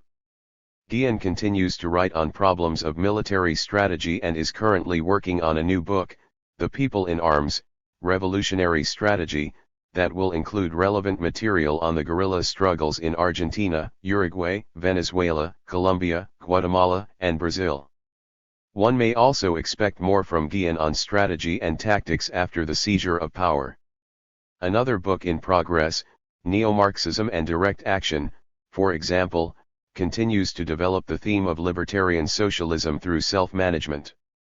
However, he has yet to make a critique of the bureaucratic content of the decentralizing reforms in Eastern Europe, notably Yugoslavia, and of the effects of the neo-Stalinist centralization of economic and political power in Cuba. At the same time, there are signs that Guillen is becoming interested in the intellectual foundations of his philosophy of history and what he calls his philosophy of action predicated upon it. His first significant effort in this direction is in the opening chapters of his theory of violence. Here his neo-Marxism is systematically presented in opposition to Soviet revisions of Marxism-Leninism. Although this interest is also developed in Chapter 6 of his Dialectic of Politics, it did not become a fundamental concern until he began writing on the subject of anarcho-Marxism for inclusion in this anthology. In a letter to me dated March 14, 1972, he considers his projected book on neo-Marxism and direct action to be one of his most original works, a judgment to which he adds in a letter dated April 20, 1972, that he also expects it to be his most important work. In the first chapter of this new work, Guillen clarifies the foundations of his social and political philosophy in terms of a synthesis of anarchism, direct action, participatory democracy, libertarian socialism or the socialism of self-management, and Marxism, dialectical method, materialist interpretation of history and the analysis of capitalisticum. 32. Relation through surplus value. This synthesis is supposed to overcome the agony of the various isms that have so long divided the protagonists of revolution. These isms represent different assessments not only of what is happening in the world and what can be done to change it, but also of the self-liberating as opposed to self-defeating behavior of those whom Guillen classifies within the so-called party of discontent. Directing himself to this group, which comprises a majority of the population in underdeveloped countries, he examines the entire range of revolutionary options, between Marxism at one pole and Bakunism at the other. In posing the question what are your revolutionary interests, he distinguishes the alienated human situation from the unalienated one, self-liberating behavior from self-defeating, our friends from our enemies. Although Guillen has yet to develop his current intellectual interests in precisely these terms, he is in fact engaged in exploring the revolutionary aspects of what the Academy has come to call philosophical anthropology. Following Lenin, Guille holds that the strategy and tactics of the vanguard fighter require the most advanced theory or understanding of what is happening in the world. Thus there can be no revolutionary practice without a revolutionary theory. At the same time, the first chapter of neo-Marxism and direct action suggests that there can be no viable revolutionary theory without an informed revolutionary purpose predicated on one's objective, and not merely subjective, interests. Here Guille confronts a relatively unexplored dimension of revolutionary behavior which he has only begun to plumb. Like Che, he is committed to the development of a new man and to a corresponding revolution in daily life once power is seized and all forms of bourgeois property are abolished. Guille presumes that a complete reconstruction of society can do more to develop man's potentialities than those revolutionary options that stop short of an anti-bureaucratic revolution, the socialism of self-management and the transformation of daily existence. A presumption, however, is not evidence. Accordingly, Guille is coming to realize the need to reinforce his theory and practice with 333. Knowledge concerning their foundations. Given a particular revolutionary purpose, the fundamental philosophical questions are, first, why revolution, and, second, why one revolutionary philosophy rather than another? The revolutionary is no more exempt from the need to know himself than anyone else. In fact, self-knowledge is the ultimate warrant of his social theory and practice. Marx may be right that the most difficult and also urgent form of knowledge covers the balance of social forces at any moment, the self-defeating mechanisms undermining the status quo and the strategy and tactics effective at a given time and place. Nonetheless, the answer to whether a particular revolutionary option promises to maximize the balance of benefits over costs depends on self-awareness, the discovery of one's specific class circumstances as well as common human needs, the chances of recovering the self one alienates through objectified human energies, the precise ratio between what one gives to the world in one form and receives in another form, and the choice of a measuring rod or standard for assessing these transactions. In effect, a philosophical anthropology, however rudimentary, is unavoidable for any revolutionary who expects to move masses and build a revolutionary movement. And this accounts for Guille's interest in the early as well as late writings of Marx, in Marx's theory of alienation as well as exploitation, in the economic and philosophical manuscripts of 1844 as well as Capital. In reviewing Guille's literary output in the light of the work he is now completing, it is fair to say that his first period, 1952–64, was dominated by what he refers to as his neo-Marxism, a concern with applying Marx's dialectical method, materialist conception of history and analysis of capitalism to current events. His second period, 1965, indicates a somewhat different concern with direct action, a preeminently anarchist preoccupation. In short, the influence of Bakunin tends to become paramount, which accounts for Guille's self-styled neo-anarchism. The questions that are now beginning to interest him are somewhat broader. They include the effort to correlate neo-Marxism and neo-anarchism in a single 34. Revolutionary philosophy that will help to overcome future divisions within the left. Anarcho-Marxism is clearly the best covering term for such a philosophy. 5. What is anarcho-Marxism? Depending on the mixture and the ingredients, there are different varieties of this social and political philosophy. The most significant and enduring one has combined Marx's historical, economic, and political analysis of bourgeois society with Bakunin's critique of bureaucracy and strategy for revolution. Lenin was the first to accomplish this tour de force, notably in What Is to Be Done? 1902, and State and Revolution, 1917. Among other variants of anarcho-Marxism, the following have been influential: Trotsky's post-1927 development of Marxism in the Permanent Revolution, 1930, and The Revolution Betrayed, 1936, Mao's Marxism joined to a Bakuninist-type peasant insurrectionary strategy and subsequent struggle against the party bureaucracy, the anti-authoritarian Marxism of Rudi Dutschke and Daniel Cohn-Bendit, Marcuse's combination of Marxism with a quasi-anarchist critique of repressive social institutions, and in Latin America Guille's own variant of anarcho-Marxism. Marxist philosophy, according to Guille, anticipates the revolutionary changes of tomorrow by analyzing today's revolutionary potential. It cannot do so by merely contemplating the world, it must investigate the particular agencies of social change and also contribute actively to making the revolution. Abstract contemplation is not the whole of philosophy, without a philosophy of action it serves for nothing. The materialist philosophy of Marx makes thought relevant to action, thereby nourishing the revolutionary potential of the masses. In contrast, the dialectical materialism of Soviet philosophers, consisting of a philosophy of nature rather than society, is a work of contemplation divorced from mundane affairs. A clue to Guille's interpretation of Marxism is given in Chapter 17 of The Rebellion of the Third World. There he claims that the most important task of philosophy is not to discover the laws of thought, but to prepare ourselves for action.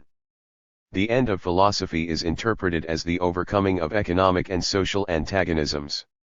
The alternative, he says, is to isolate philosophical study from the marketplace and to reduce philosophy to a form of intellectual self-alienation. For Guille, then, philosophy is the practical as well as the intellectual arm of the revolution. As a cosmovision of the antagonisms of contemporary society in transition to socialism and as the theory of action required to assist and accelerate the emergence of a new social order, philosophy covers the entire intellectual and practical training of the revolutionary, political, economic, strategical and tactical. In the second edition of his Strategy of the Urban Guerrilla, Guille shows in Chapter 6 how each of these forms of training contributes to the making of a professional revolutionary. First, the dialectic of politics provides a relevant analysis of existing social classes and the current balance of social forces. It uncovers the basic antagonisms in society and the conditions of social change. Second, economics serves as the basis of a concrete political program designed to win over the masses. It highlights financial manipulations, speculation, corruption, inefficiency, and the means of escaping from the structural crises caused by underdevelopment. Third, strategy and tactics combine to make a revolutionary struggle operational under particular historical conditions and at a given time and place. A Marxist-oriented analysis of the present as history serves Guille as the basis of his strategy and tactics. On the one hand, he relies heavily on Marx's abstract model of historical materialism and its economic and theoretical elaboration in Capital. On the other hand, he argues that Marx's philosophy of action only partly conforms to the results of Marx's historical investigations. It was Bakunin rather than Marx who developed a revolutionary strategy for underdeveloped and semi-colonial peoples corresponding to their conditions of national oppression. Consequently, the time has come not only to rescue Marxism from its Soviet distortions, but also to reconcile Marx and Bakunin. 36. The rationale for supplementing Marx's historical and economic research with Bakunin's contributions to direct action is briefly presented in the Guille's Dialectic of Politics. Lacking in Marx's strategy were the measures of direct democracy and workers' self-management required for overcoming bureaucratic exploitation within so-called socialist societies. Marx failed to develop a theory of bureaucratic exploitation, without which his revolutionary practice was perforce incomplete. At least Bakunin acknowledged the exploitation of ordinary workers by managers and office holders, and squarely faced the problem of wage and salary differentials as symptomatic of the emergence of a bureaucratic, potentially new, ruling class. Actually, Guille underestimates the significance of Bakunin's critique of bureaucracy. As he concludes in the last chapter of his Dialectic of Politics, the social revolution of the second half of the 20th century requires the historical and economic analysis of Marx, the direct action and personal involvement of Bakunin, plus a third ingredient consisting of the strategy and tactics of revolutionary war, a reference to his own contribution. Although Guille belongs historically to the same revolutionary tradition as Bakunin, his anarchism is distinguished by several special features. On balance, it contains a heavy dose of Marxism. Unlike other anarcho-Marxist philosophies, his social and political philosophy is weighted on the side of Marxism rather than anarchism. Furthermore, it is formulated within the context of the 20th century scientific and technological revolution, the emergence of a post-capitalist society, under conditions in which the anarchist program coincides with the now dominant anti-bureaucratic struggle in Eastern Europe. An interesting feature of Guillen's anarcho-Marxism emerges from his references to the flamboyant guerrilla leader of the popular militias, Buenaventura Durruti. According to Guillen's account, Durruti accepted discipline in order to seize power, then abandoned it for new social and economic forms. These consisted of collectives and the co-management. 37. Of enterprises by the National Confederation of Work, CNT, and the General Union of Workers, UGT. At the outbreak of the Spanish Civil War, socialists and anarchists were united at the workers' own level. Only above them did their Marxist and anarchist leaders attempt to reach a separate agreement with the government to undo what the workers had decided for themselves. An exception among Spanish anarcho-syndicalists, Durruti sided with the rank-and-file workers against their own leaders.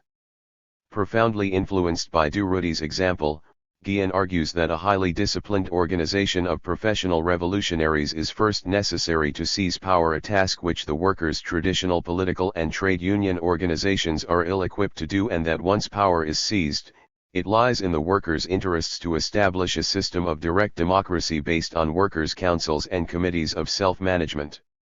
Guillen's anarcho-Marxism is indebted not only to Marx and Bakunin, but also to Lenin's adaptation of Marx and Bakunin to the epoch of imperialism and national liberation struggles. Although Lenin's anarcho-Marxism is apparent as early as 1902, his reliance on Bakunin is especially evident in the hectic days following his return to Petrograd in April 1917. Lenin's The Tasks of the Proletariat in the Present Revolution, April Theses, has a distinctly Bakuninist ring, the call for a second revolution that would do more than merely consolidate the gains of the First or February Revolution, the critique of revolutionary defensism in favor of ending the imperialist war by any means, the struggle to replace the provisional government by Soviets of workers' deputies as the only possible form of revolutionary government, and the abolition of the bourgeois state, police, army, and bureaucracy without waiting for a prolonged phase of capitalist development. It is known that Lenin directly consulted Bakunin's writings on the state and revolution in the course of writing his own State and Revolution, and that his 1902 sketch of the professional revolutionary emerged from his involvement in revolutionary circles indirectly indebted. 38. To Bakunin. Although the Leninist concept of the vanguard party was partly influenced by Augusta Blanqui, its immediate sources can be traced to Bakunin's Russian followers. Lenin's anarcho-Marxism also relies heavily on the critique of state and bureaucracy in Marx's The Civil War in France, an instance of Marx's reciprocal but unacknowledged intellectual debt to Bakunin. In that work, Marx accepts not only Bakunin's critique of bureaucracy, but also the conditions of overcoming it, all offices to be elective, to be revocable at short term, and to be performed at workers' wages. The Paris Commune owed more to Bakunin's followers than to Marx's, so that in pledging support to it, Marx was indirectly backing Bakunin. Furthermore, in supporting the Commune, Marx also endorsed Bakunin's scheme of freely associated and self-managed producers' cooperatives as opposed to the state socialism defended by Engels in Anti-Düring. In view of Lenin's anarcho-Marxism, one might expect Guillen to have a greater affinity for Marxism-Leninism than for most Western European interpretations of Marxism. In fact, the first chapter of his theory of violence begins with a distinction between the living thought of Marx, Engels, and Lenin, on one side, and the sacrifice of its revolutionary content to the national and international political exigencies of the Soviet Union on the other. Guillen goes on to show how both the historical theory and practice of Marxism-Leninism are overlaid with, and to that extent emasculated by, the dialectical materialist formulations of Soviet philosophers. Unlike Soviet Marxism, anarcho-Marxism preserves intact the revolutionary core of Marxism against not only its pre-World War I social democratic deformations, which emptied Marxism of its Bakuninist content, but also its post-World War II Khrushchevite and post-Khrushchevite revisions which effectively nullified its Leninist interpretation. Against these two forms of Marxist opportunism, Guille claims that revolutionary Marxism has found its most consistent contemporary exponents in the Spanish anarcho-syndicalists and Chinese communists, to which he now adds the Yugoslav communists. In his Imperialism of the Dollar, Guille argues in favor of 39. Maoism and the Chinese road to socialism as that most suited to underdeveloped colonial and semi-colonial countries, especially those with large peasant populations. In contrast, the reform socialism of Khrushchev and his counterparts in Eastern Europe is criticized for being to the right of traditional social democracy, and the détente with U.S. imperialism for being more counter-revolutionary than the Stalinist policy of popular fronts during the 30s and alliance with Anglo-Saxon imperialism during World War II. East European revisionists, according to Guille, are basically in agreement with Western Social Democrats in believing that the bourgeois democratic revolution must be completed before the socialist revolution begins, and that violence must be eschewed in favor of electoral coalitions like those entered into by the French and Italian communist parties. In the final analysis, he conceives of reform socialism as a retreat, as a convergence on Western European neocapitalism, and as the surrender of the few remaining centers of proletarian power within the Soviet Union to a new bureaucratic and technocratic ruling class. Guille's anarcho-Marxism has enabled him to overcome the sterile polemics dividing the Yugoslav and Chinese communists. Despite the polemics, there is a common denominator to both Titoism and Maoism in the anarcho-Marxism of Bakunin. Like Lenin, Mao was deeply influenced by anarchist thought. As a student, he read pamphlets on anarchism, including translations of books by Bakunin and Kropotkin.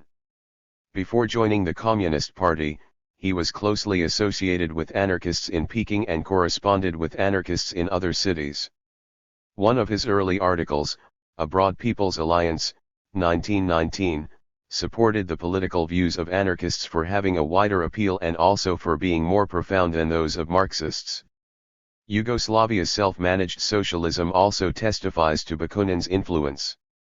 First, there is the direct indebtedness of Yugoslav communists to Svetosar Marković, the father of Balkan socialism. Although Marković supported Marx in the struggle against Bakunin for control of the First International, his support for workers' self-management and a 40.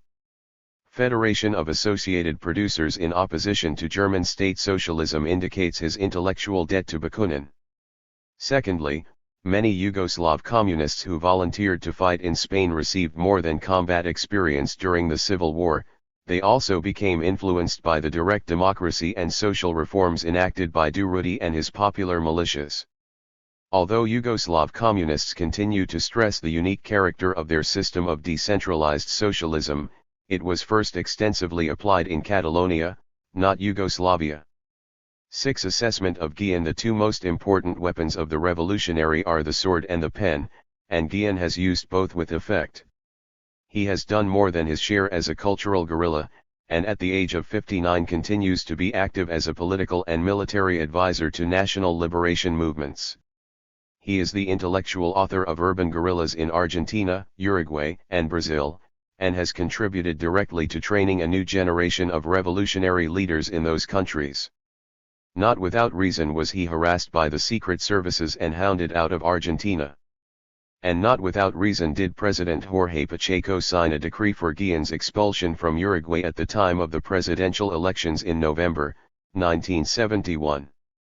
Only the ministers of the new government were able to halt the proceedings. Guille has paid dearly for his revolutionary activities, a death penalty commuted to 10 years imprisonment, political exile, dismissal from all his jobs in Argentina, 3 months in Argentine jails, several detentions in Uruguay, and intermittent threats to his life. He complains about being attacked weekly in the press and on the radio and about the prospect of being liquidated by right-wing elements. Nonetheless, he continues to advise the Uruguayan guerrillas and is now instructing political exiles on how to make a revolution in Brazil. Among these, Colonel Jefferson, a friend of Brizola and former chief of a guerrilla movement in Rio Grande do 41. Sul, was seized en route to Chile by Argentine authorities, turned over to the Brazilian military and sentenced to a long term in prison on several charges including his connections with Guille. Emissaries of the Brazilian guerrillas are being advised by Guille on a variety of matters, to publicize the conflicts of interests of the generals and their ministers who are directors of subsidiaries of U.S. corporations, to exchange hostages not only for detained guerrillas, but also for imprisoned clergy and political prisoners from all political parties, to require the daily press to publicize the revolutionaries' demand for general elections, the restoration of civil rights and a cost of living bonus for all workers victimized by inflation. These are issues behind which all Democrats can unite in resistance to the dictatorship. Despite personal risks, Guille continues to work for the restoration of political rights and democracy not only in Brazil but also Argentina and Uruguay, as the first step toward their eventual liberation. Guille's strategy of the urban guerrilla has the advantage of avoiding two extremes, the revolutionary elitism and militarism of the Blanquist conspiratorial foco as well as the electoral mass politics of the traditional Marxist parties. On the one hand, Debray's interpretation of the insurrectional foco in Revolution in the Revolution underestimates the role of the vanguard class and the revolutionary potential of the oppressed masses constituting Guille's party of discontent. On the other hand, the traditional Marxist focus on winning the battle for democracy before initiating a social revolution underestimates the need for fire cover and paramilitary protection for strikes, popular demonstrations, etc. As yet there is no clear example of one of these strategies having made a revolution. Fidel's strategy in the Sierra Maestra was not that of a military political foco but of a party in arms. The July 26 movement was an offshoot of the Orthodox Party of which Fidel had been a congressional candidate in 1952. And the strategy of Allende's government of popular unity is not a traditional social democratic one, but rather a popular front. 42. Including the paramilitary forces and underground cadres of Chile's movement of the revolutionary left, MIR, moreover, it has yet to prove itself in practice. Modeled largely on the actions of the Bolsheviks in 1917, Guille's strategy is especially applicable to a pre-revolutionary situation in which none of the existing Marxist-Leninist parties has mass support or is prepared to wage an armed struggle. Under conditions of underdevelopment such as those prevailing in Latin America, a united front of workers and peasants does not suffice for the struggle against imperialism. A broad front of liberation is necessary, consisting of a bloc of at least three classes including the petty bourgeoisie. A political military vanguard is likewise indispensable, if not a vanguard party. Unlike the epigones of Trotskyism, Guille predicates the success of a Latin American revolution not on a vanguard party centered on the trade unions, but on urban guerrillas recruited from virtually all social classes except the oligarchy and middle-sized capitalists. Moreover, unlike those bound to the heritage of the Russian Revolution and to Marxism in a classic European context, Guille has strong reasons for believing that the New World, not the Old, is today the epicenter of world revolution. Although as yet there are no examples of a successful revolution made with his strategy, it has had considerable tactical successes in Brazil and the Southern Cone. Guille's revolutionary strategy is predicated on his understanding of what is happening in Latin America and the world. In view of the North American struggle for unification, the Civil War in defense of the Union, the struggles for German and Italian unification in the 19th century and the current struggle for Arab unity, one may reasonably forecast a comparable struggle in Latin America at least on a regional basis. For the Spanish-speaking countries in South America, all of which border on the Brazilian subcontinent with the exception of Ecuador and Chile, national unity is imperative in order to contain the economic expansion not only of the United States, but also of Brazil, her sub-imperialist junior partner. Together these Spanish-speaking count 43 tries represent roughly the current population and area of Brazil, whereas alone none is a match for this awakening giant which now has expansionist designs of her own, notably against landlocked Bolivia and Paraguay. This goal of a single Bolivarian republic for the countries of the Southern Hemisphere has served as an inspiration since their first war of independence a century and a half ago.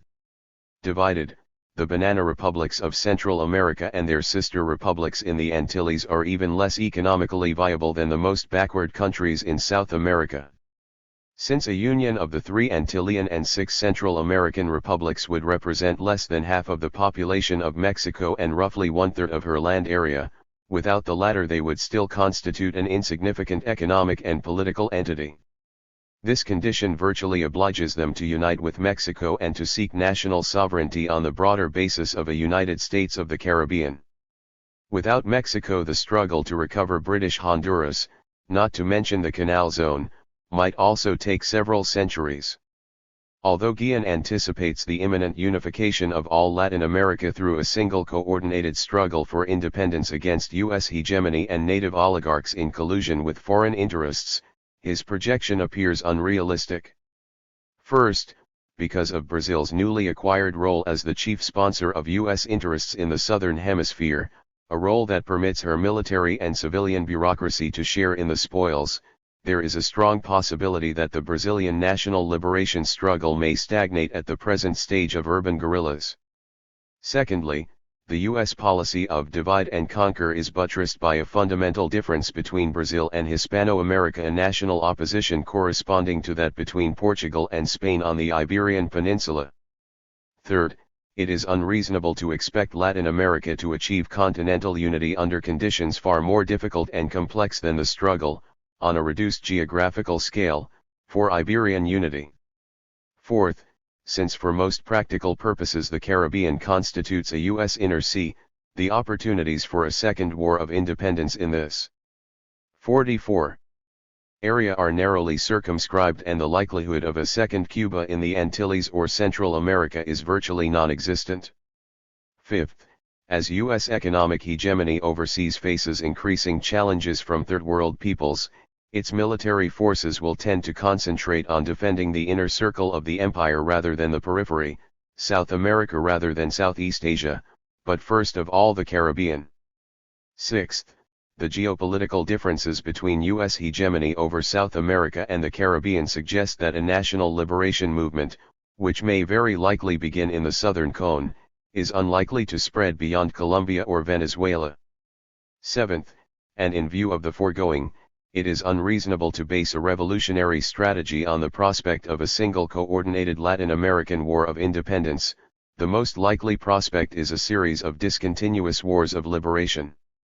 Eighth, a second or third Latin American war of independence may be expected to diverge significantly from the First War of Independence, which, coinciding with Napoleon's occupation of Spain, encouraged the colonies to make use of this unique opportunity by waging a common struggle from Argentina as far north as Mexico. Finally, the imminence of a war between the two Americas because of the alleged critical character of the decade 1970–80 is partly based on wishful thinking. In The Imperialism of the Dollar, 1962, Guillen identifies the critical decade with the 60s. In The Dialectic of Politics, 1967, he refers to the critical decades 1960–80, in The Critical Decade of Latin America, 1971, he identifies the critical decade with the 70s, which suggests that the eventual date of reckoning may have to be postponed again. These criticisms have a bearing on Guillen's strategy of the urban guerrilla.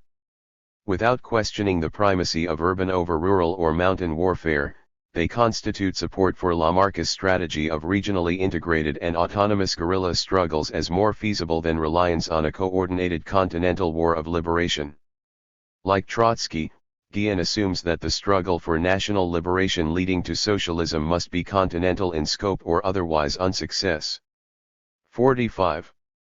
Full. The Cuban Revolution constitutes prima facie evidence to the contrary. The prospect of a successful war or wars of independence hinges on, among other things, the changing relation of forces between North and South America. Unless there is a political and/or economic crisis in the United States and a change in the world balance of power unfavorable to the continued maintenance of her overseas empire, the objective conditions of an independence struggle will be absent and its launching may be premature. It is no accident that the Latin American liberation struggle suffered a setback from 1964 to 1966, during which the U.S. economy was experiencing its third major post-war boom and the Sino-Soviet conflict had erupted in fratricidal split-offs from the communist parties on the continent. During the brief space of 3 years Goulart was overthrown by a military coup in Brazil, Paz Estensaro's government succumbed to a military coup in Bolivia, the U.S. intervened militarily in Santo Domingo, a military coup toppled the radical government of Illia in Argentina, and the revolutionary forces under Luis de la Puente and Guillermo Lobaton were isolated and overcome by the Peruvian military.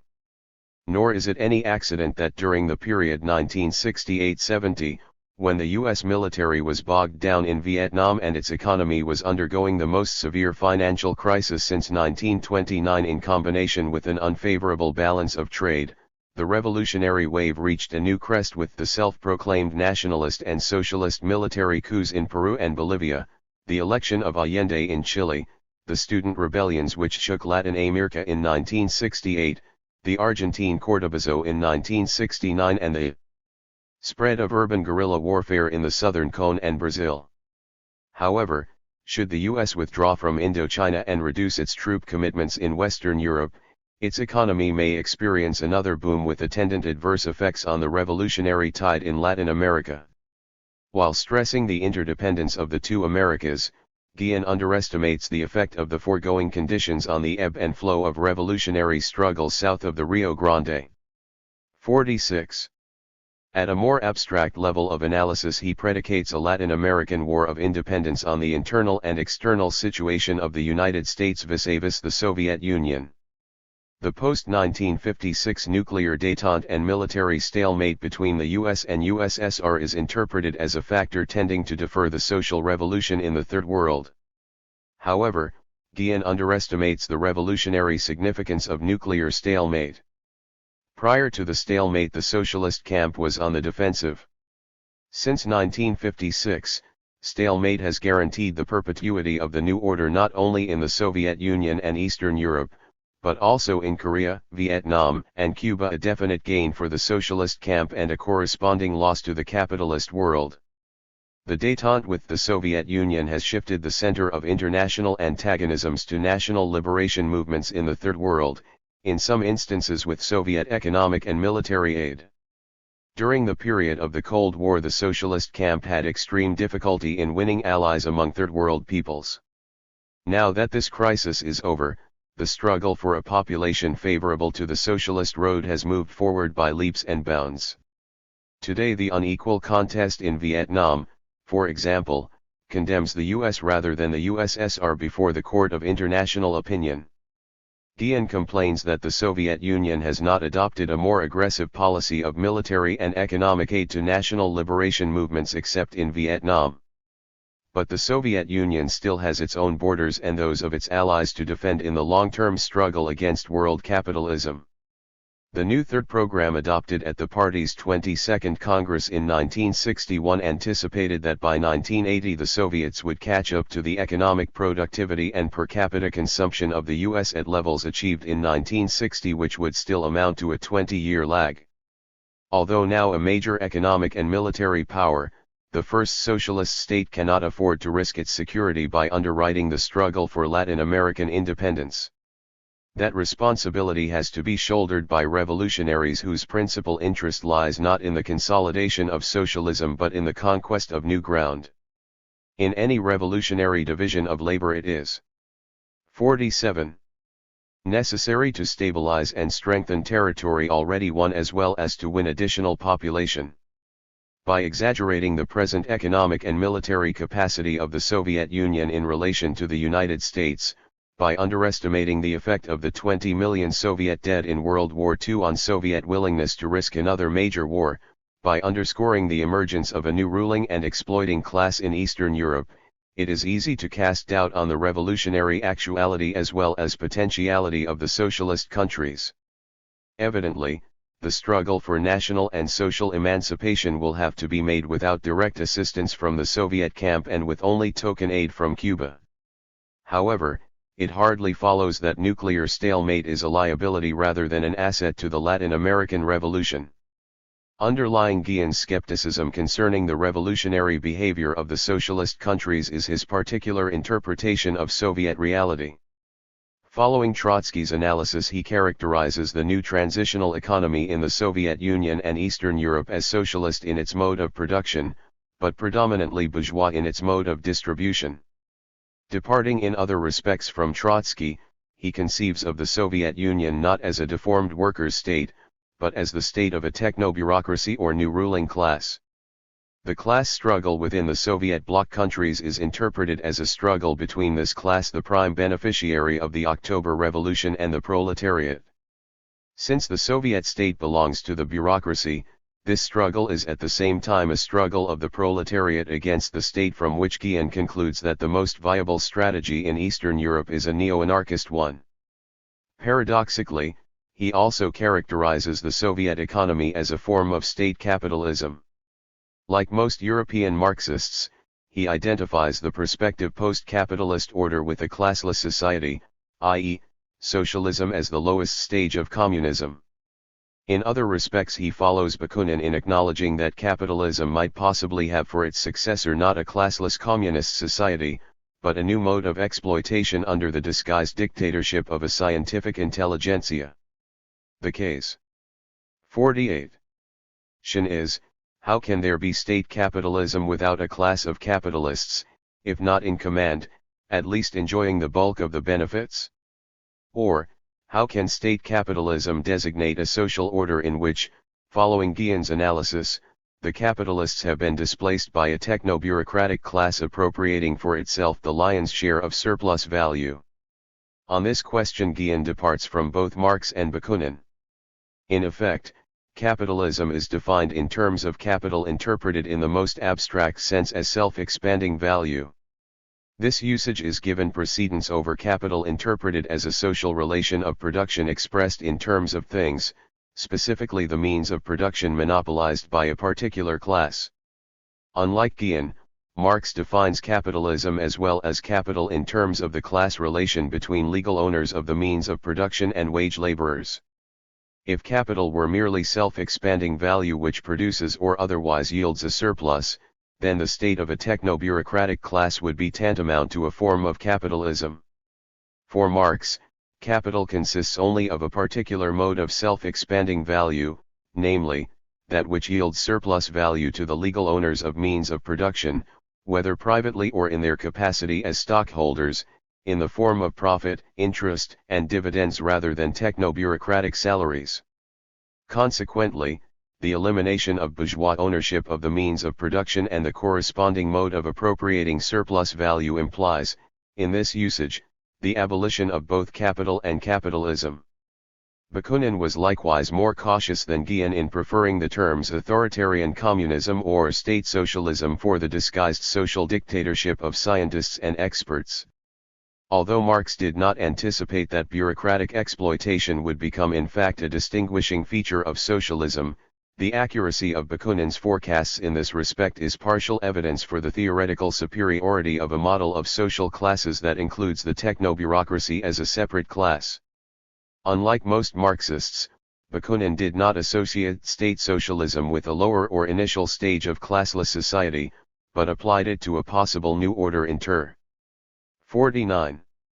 Mediate between capitalism and self-managed socialism. Since in several of his writings Guille adopts Bakunin's terminology, he thereby indicates a certain dissatisfaction with his own.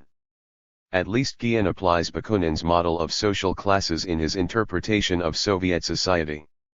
However, in discussing the potential for revolution in the United States and, for that matter, in Latin America, he makes no reference to a techno-bureaucratic class. In the advanced capitalist countries, according to his analysis, there are only two great classes, the proletariat and bourgeoisie.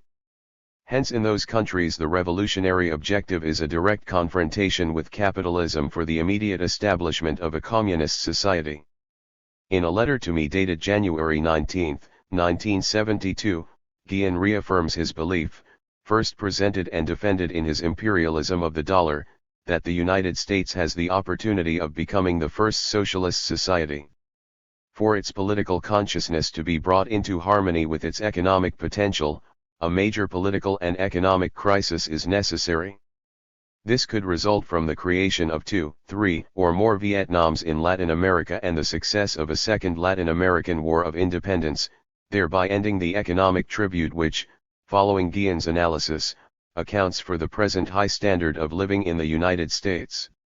A 20% reduction in this standard, owing to the loss of our economic enclaves and tribute from Latin America, would do more to catalyze the slumbering resentments of U.S. workers against capitalism than any other single factor. The presence of a third or techno-bureaucratic class, however, makes the fate of capitalism also depend upon the continuing stake of this class in the old order. Actually, there are more reasons for anticipating a socialist or techno-bureaucratic revolution in Latin America than in the United States, at least in the foreseeable future. In contrast to the economically impoverished Latin American middle class, which implicitly includes the techno-bureaucracy, its counterpart in the United States is an economically comfortable class. Contrary to Guillen's analysis, the class struggle in 50.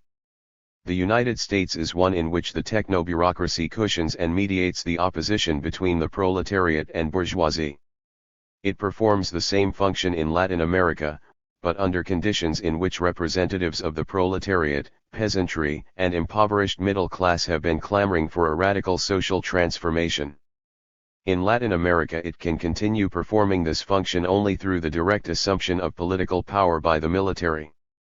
Even so, a military dictatorship tends to benefit only that segment of the techno-bureaucracy directly connected with the state apparatus. It excludes and alienates other members of the same class.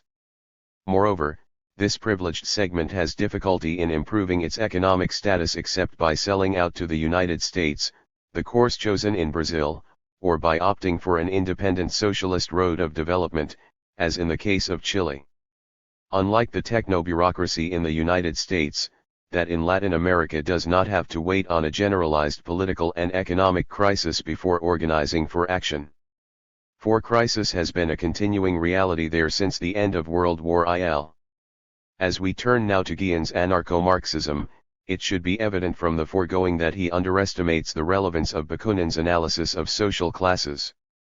Actually, Bakunin developed two different models of social stratification, both of which are useful in refining and completing Marx's unfinished model in Volume 3 of Capital.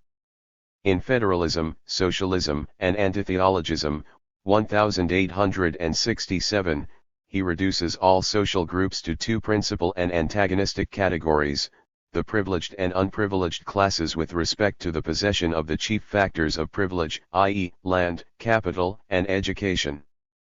The privilege of education represents the power of brain workers to exploit the labor of millions of manual workers through their monopoly of a particular profession, office, information, science, or expertise.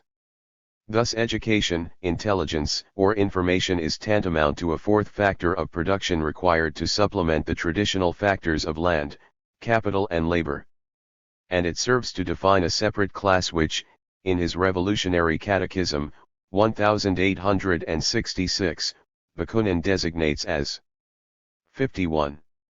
An intellectual managerial elite, and in his Letters on Patriotism, 1869, as a bureaucratic class.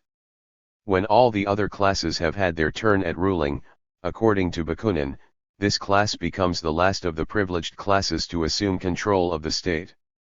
This model subsequently gave way to a second one in which the term class, as Bakunin notes in his letter to La Liberté, 1872, is viewed with repugnance when applied to the exploited proletariat and agricultural workers, who are more accurately designated as a mass specifically lacking any class, power, or privilege.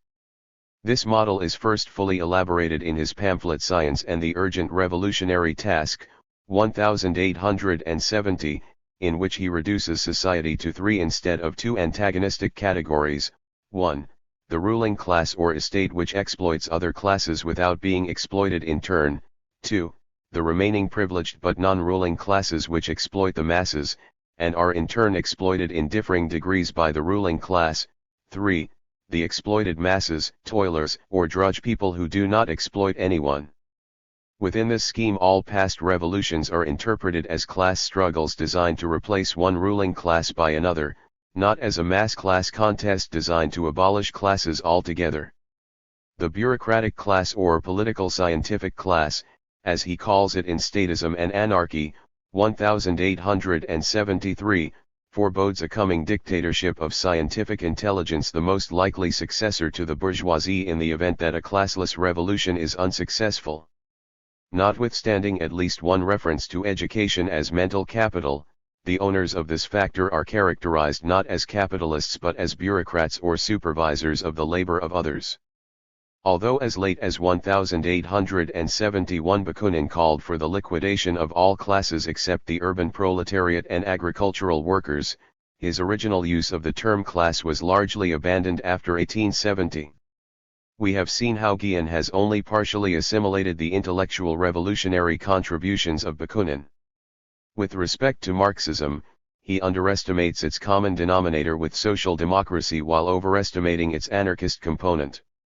Marx's overtures to Bakunin in the Civil War in France, 1871, are interpreted as more basic to Marxism. Than Marx's main stress on the electoral road to power. In a series of works including his critique of Hegel's philosophy of the state, 1843, the Communist Manifesto, 1848, and the Class Struggles in France, 1850, Marx identifies universal suffrage and unlimited voting with the dissolution of the state but also the dissolution of civil society, with the struggle to raise the proletariat to the position of ruling class and win the battle for democracy. In these works, which stress the need for a political revolution to precede the social revolution, his anarchism is a matter of principle rather than practice.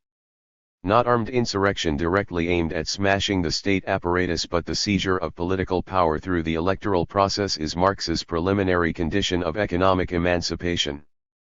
Guille underestimates not only the statist features of Marxism, but also the Machiavellian realism and hard-headedness of its revolutionary strategy.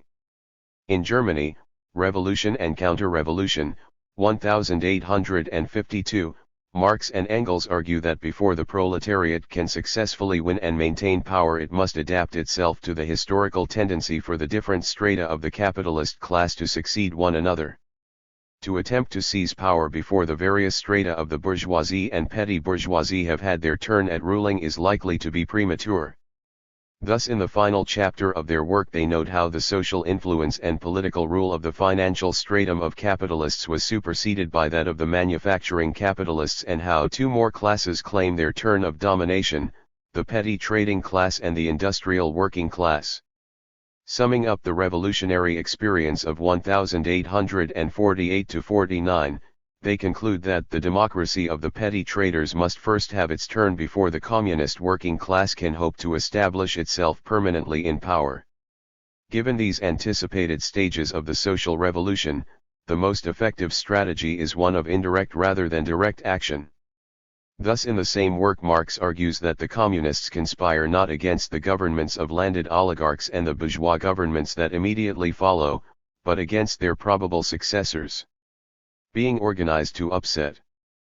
53. Only the revolutionary government of the radical democrats or petty bourgeoisie, communists participate in insurrections against preceding governments without taking major responsibility for preparing or leading them. Marx had already formulated this strategy in a speech, on the question of free trade, 1848, arguing that the proletariat must combine with the radical bourgeoisie for the purpose of destroying its enemies one by one. Accordingly, he supported free trade against protectionism on the grounds that it would hasten the social revolution. He anticipated that a coalition of the proletariat and bourgeoisie against the English landowners would be able to destroy the last remnants of feudalism in order to have only one enemy left to deal with. In effect, Marx favored a strategy of broad political coalitions or popular fronts with the democratic bourgeoisie and radical petty bourgeoisie rather than a Bakuninist united front from below dominated by workers and peasants. In his synthesis of anarchism and Marxism, Guille combines Marx's conceptual scheme for understanding what is happening in the world with Bakunin's method of direct action against exploitation. In view of his mistaken forecasts and misinterpretations of Soviet and U.S. reality, however, he would be well advised to make greater use of Bakunin's concept of a techno-bureaucratic class along the Marx's strategy of indirect action. Bakunin's concept of a techno-bureaucratic class is evident in Guillen's analysis of the socialist countries, but is conspicuously absent from his understanding of US and Latin American conditions and prospects for revolution. Moreover, Guillen fails to recognize the revolutionary content of Marx's method of indirect action and the extent of his own adaptation of it. With respect to strategy, he is actually as much indebted to Marx as to Bakunin.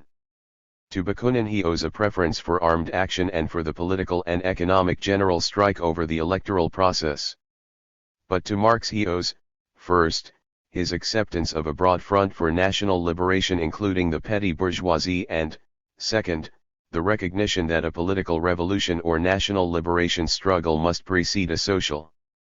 54. Revolution, if only in the case of underdeveloped countries still struggling to liberate themselves from imperialism. In the case of advanced countries in North America and Western Europe, Guillen rejects Marx's method of indirect action in favor of a direct confrontation between the proletariat and bourgeoisie, a social revolution directed to smashing instead of capturing the machinery of state. In Latin America, however, he finds Marx's revolutionary strategy to be in some respects more viable than Bakunin's. Guillen's anarcho-Marxism is not the last word in developing a revolutionary praxis capable of combining Marx's and Bakunin's contributions to revolutionary theory and practice. The importance of Guillen's life and work is highlighted by the theoretical and practical superiority of anarcho-Marxism to the traditional forms of European Marxism, revolutionary anarchism, and anarcho-syndicalism. However, only through a different combination of Marx's and Bakunin's contributions to revolutionary theory is it possible to overcome the following intellectual pitfalls. 1. Underestimating the revolutionary transformation accomplished in the socialist countries through the abolition of the bourgeoisie as a class and the corresponding capitalist mode of production. 2. Overestimating the popular basis of the revolution of the 20th century to the point of anticipating an imminent socialist revolution in the advanced countries initiated and led by the proletariat. Marxists continue to scorn anarchist methods of direct action as incapable of setting in motion the larger motor of the social revolution, while anarchists refuse support for the techno-bureaucratic outcome of contemporary revolutionary struggles. Both are mistaken in their characterization of the revolutionary process as one contributing to the replacement of capitalism by a new socialist order. Historical conditions are as yet unripe for a proletarian revolution. Nonetheless, in simplifying class antagonisms, the techno-bureaucratic revolution constitutes a step in that direction. To interpolate and update the Communist Manifesto, society as a whole is more and more splitting up into two hostile camps, into two great classes directly facing each other. 55. Bureaucracy and proletariat. The distinguishing feature of communism is not the abolition of property generally, but the abolition of bureaucratic property. But modern bureaucratic private property is the final and most complete expression of the system of producing and appropriating products that is based on class antagonisms, on the exploitation of the many by the few. The struggle for a revolutionary philosophy. Theory of violence. Charter. Materialism and revolution. 1. The petrifaction of Marxism *. Much is written about dialectical materialism and dialectics without materialism, but comparatively little about historical materialism. The revisionists of Marxism prefer to interpret nature rather than society in order to elude the question of the withering away of the state in the Soviet world, a world full of contradictions and schisms.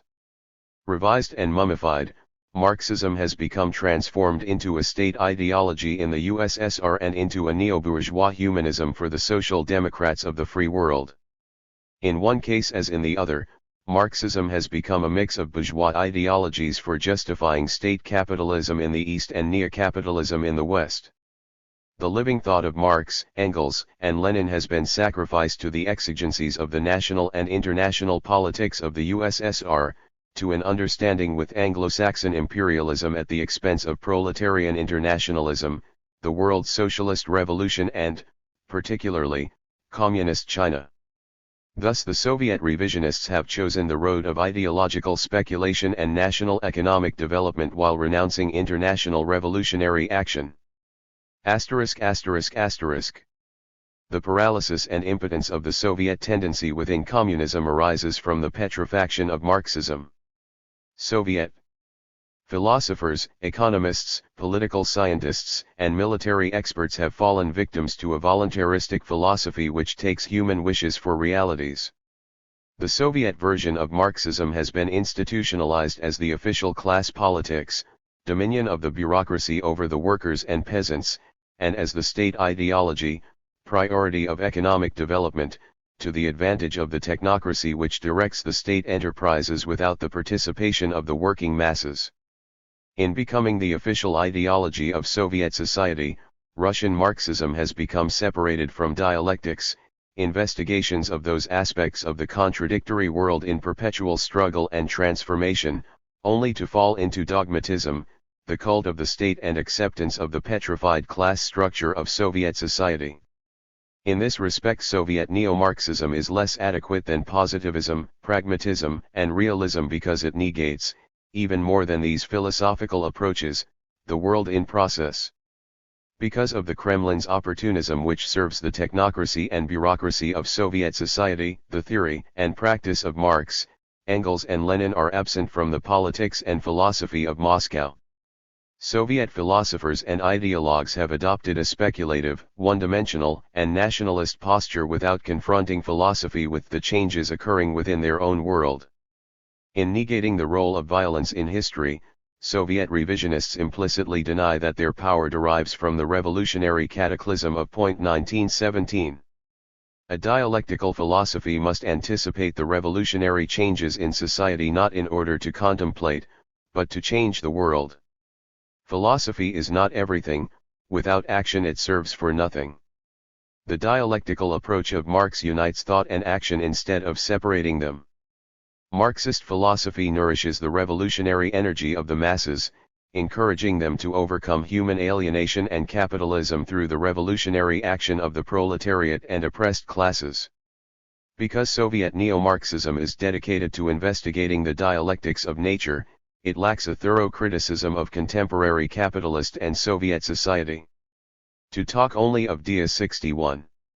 Lektical materialism, a philosophy not so much about society as about nature, corpuscles, cells, light waves, embryos, is to become estranged from revolutionary practice, from the problems of alienation, from social antagonisms, from a confrontation with the capitalist world. Historical materialism is incompatible with peaceful coexistence, whereas dialectical materialism justifies it. What is important in our revolutionary and contradictory world is not the life of a corpuscle, but rather the action of the working masses against capitalism and for the creation of a socialist society that overcomes the alienation of man from his own products. Dialectical materialism offers a conception of the universe, historical materialism, an interpretation of society. One is proper to the positive sciences, the other, to scientific sociology. Together they provide Marxism with a philosophical, scientific, sociological, political, economic, and historical foundation that is intellectually and humanistically far superior to Christianity and to bourgeois individualism. Among pseudo-Marxist intellectuals and socialists of the chair one frequently finds a mechanistic variant of dialectical materialism unrelated to practice, to work, and to daily life. On the basis of the division between intellectual and manual labor, the philosophers justify their ignorance of daily practice. But only through the combined action of work and technique can theoretical errors be corrected. In the last analysis, theory is nothing more than a disciplined practice subject to determinate norms, rules, and laws used to shorten the time for socially necessary labor. Before people can reflect, they must work in order to live, only later do they work in order to think.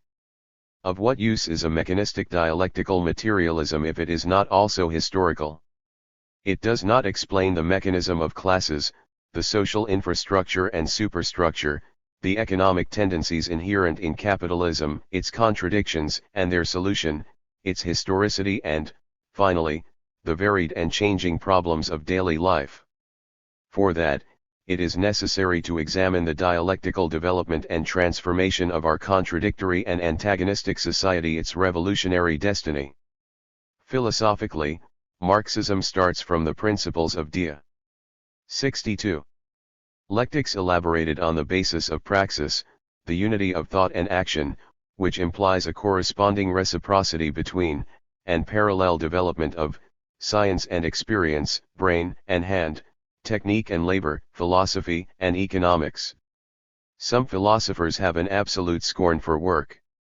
They do not realize that theory is a product of a determinate division of labor and an historical division of society into antagonistic classes. For that reason traditional theory is foreign to practice.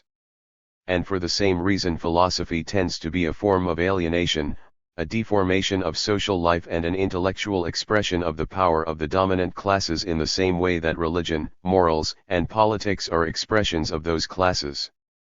There are plenty of commentaries on Marxism, but rarely any scientific understanding of it.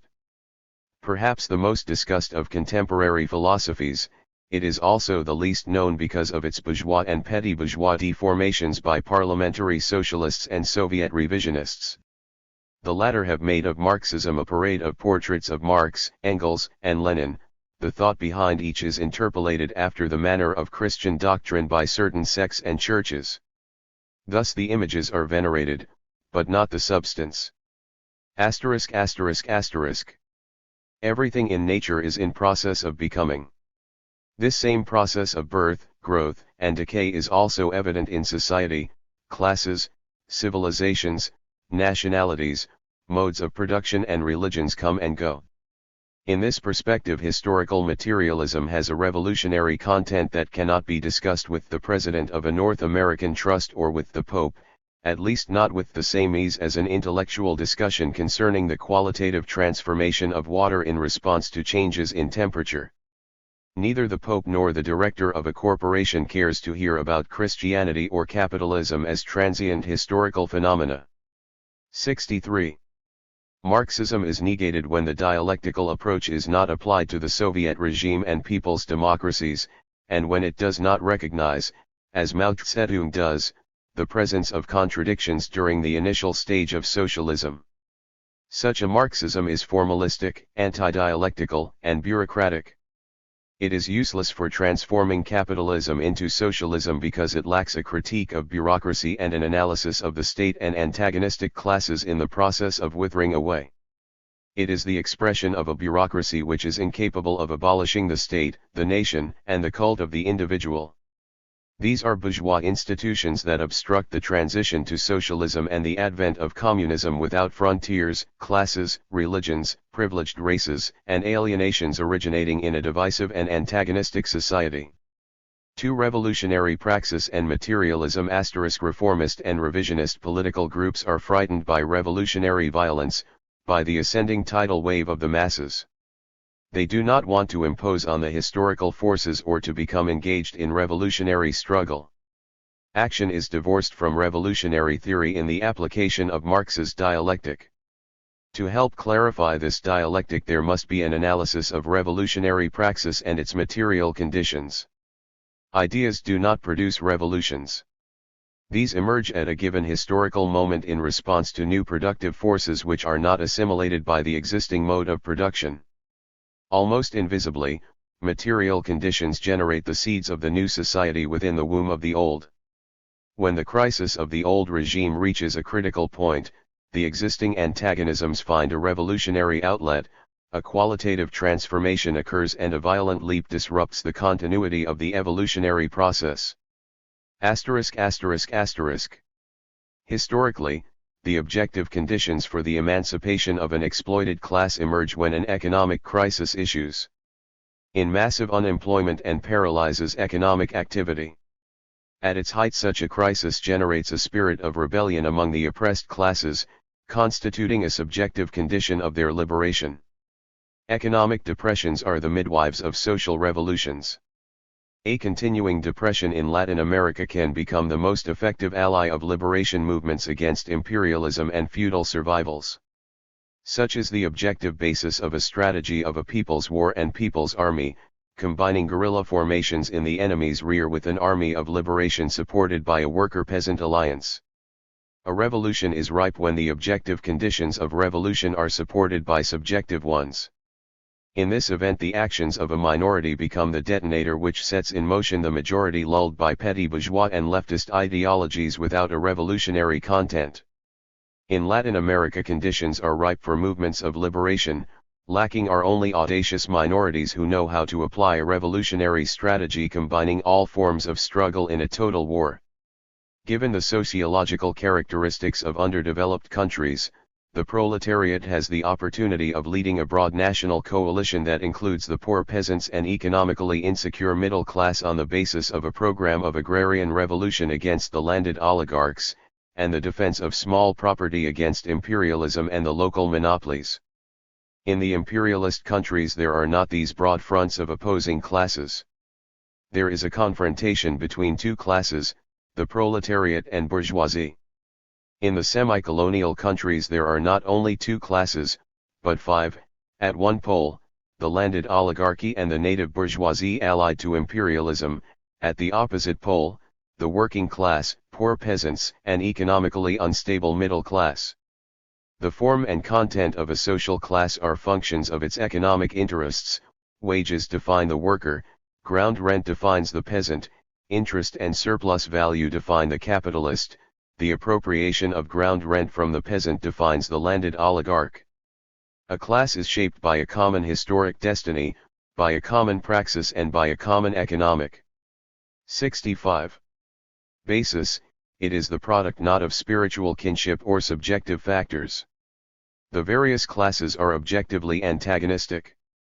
Nonetheless, the workers, peasants and economically insecure middle class are able to suppress their petty antagonisms for the purpose of resolving the principal antagonism, i.e., through a revolutionary alliance against the landed oligarchy and the pro-monopoly and pro-imperialist bourgeoisie. During the Great French Revolution of 1789–93, the bourgeoisie fought on the side of the workers and peasants against the church and the nobility.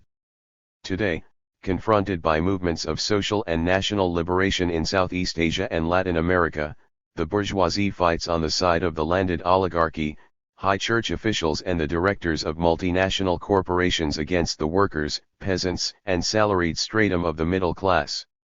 Once it seized power, the unbelieving bourgeoisie of 1789–93 became as hypocritical and reactionary as the feudal nobility. Today in the United States, it supports a front of anti-communist reaction, a holy inquisition under the benediction of Cardinal Spellman, the democracy of the Pentagon's Marines and the capitalism of Wall Street. In opposition to bourgeois, landowner and imperialist oppression in the semi-colonial countries, it is possible to organize liberation fronts that unite several classes under the same revolutionary aspiration. Strategically, a social revolution is ripe when the interests of the most numerous and oppressed class coincide with the national interest and the interests of other oppressed classes. In 1789–93 the proletariat and peasantry had reason to support the bourgeoisie. The worker wanted to liberate himself from the feudal guild regulations that prevented him from selling his labor power in any part of the country. The peasant hoped to liberate himself from a condition of serfdom and from feudal domination by the church in order to acquire private property over the land he cultivated. Under these conditions it was possible to create a broad front of liberation against the church and nobility, and also against the reaction. 66. Imperialist intervention by the European powers led by England for the purpose of suppressing the French Revolution. In our epoch the national interest of the Afro-Asian and Latin American countries in liberation coincides with the class interests of the proletariat, the peasantry, and economically threatened middle sectors. The worker already aspires to control industrial production, to establish a socialist economy without unemployment and periodic economic crisis. The landless peasant has an interest in accepting the leadership of the proletariat in order to bring about an agrarian revolution that will give the land to those who cultivate it. An enormous mass of ill-paid functionaries is disposed to follow the proletariat in the struggle against imperialism, feudalism, militarism, and indigenous monopoly capitalism. Thus the class interests of the proletariat coincide not only with national interests, but also with the interests of these other oppressed classes. Historically, the social revolution is ripe both objectively and subjectively.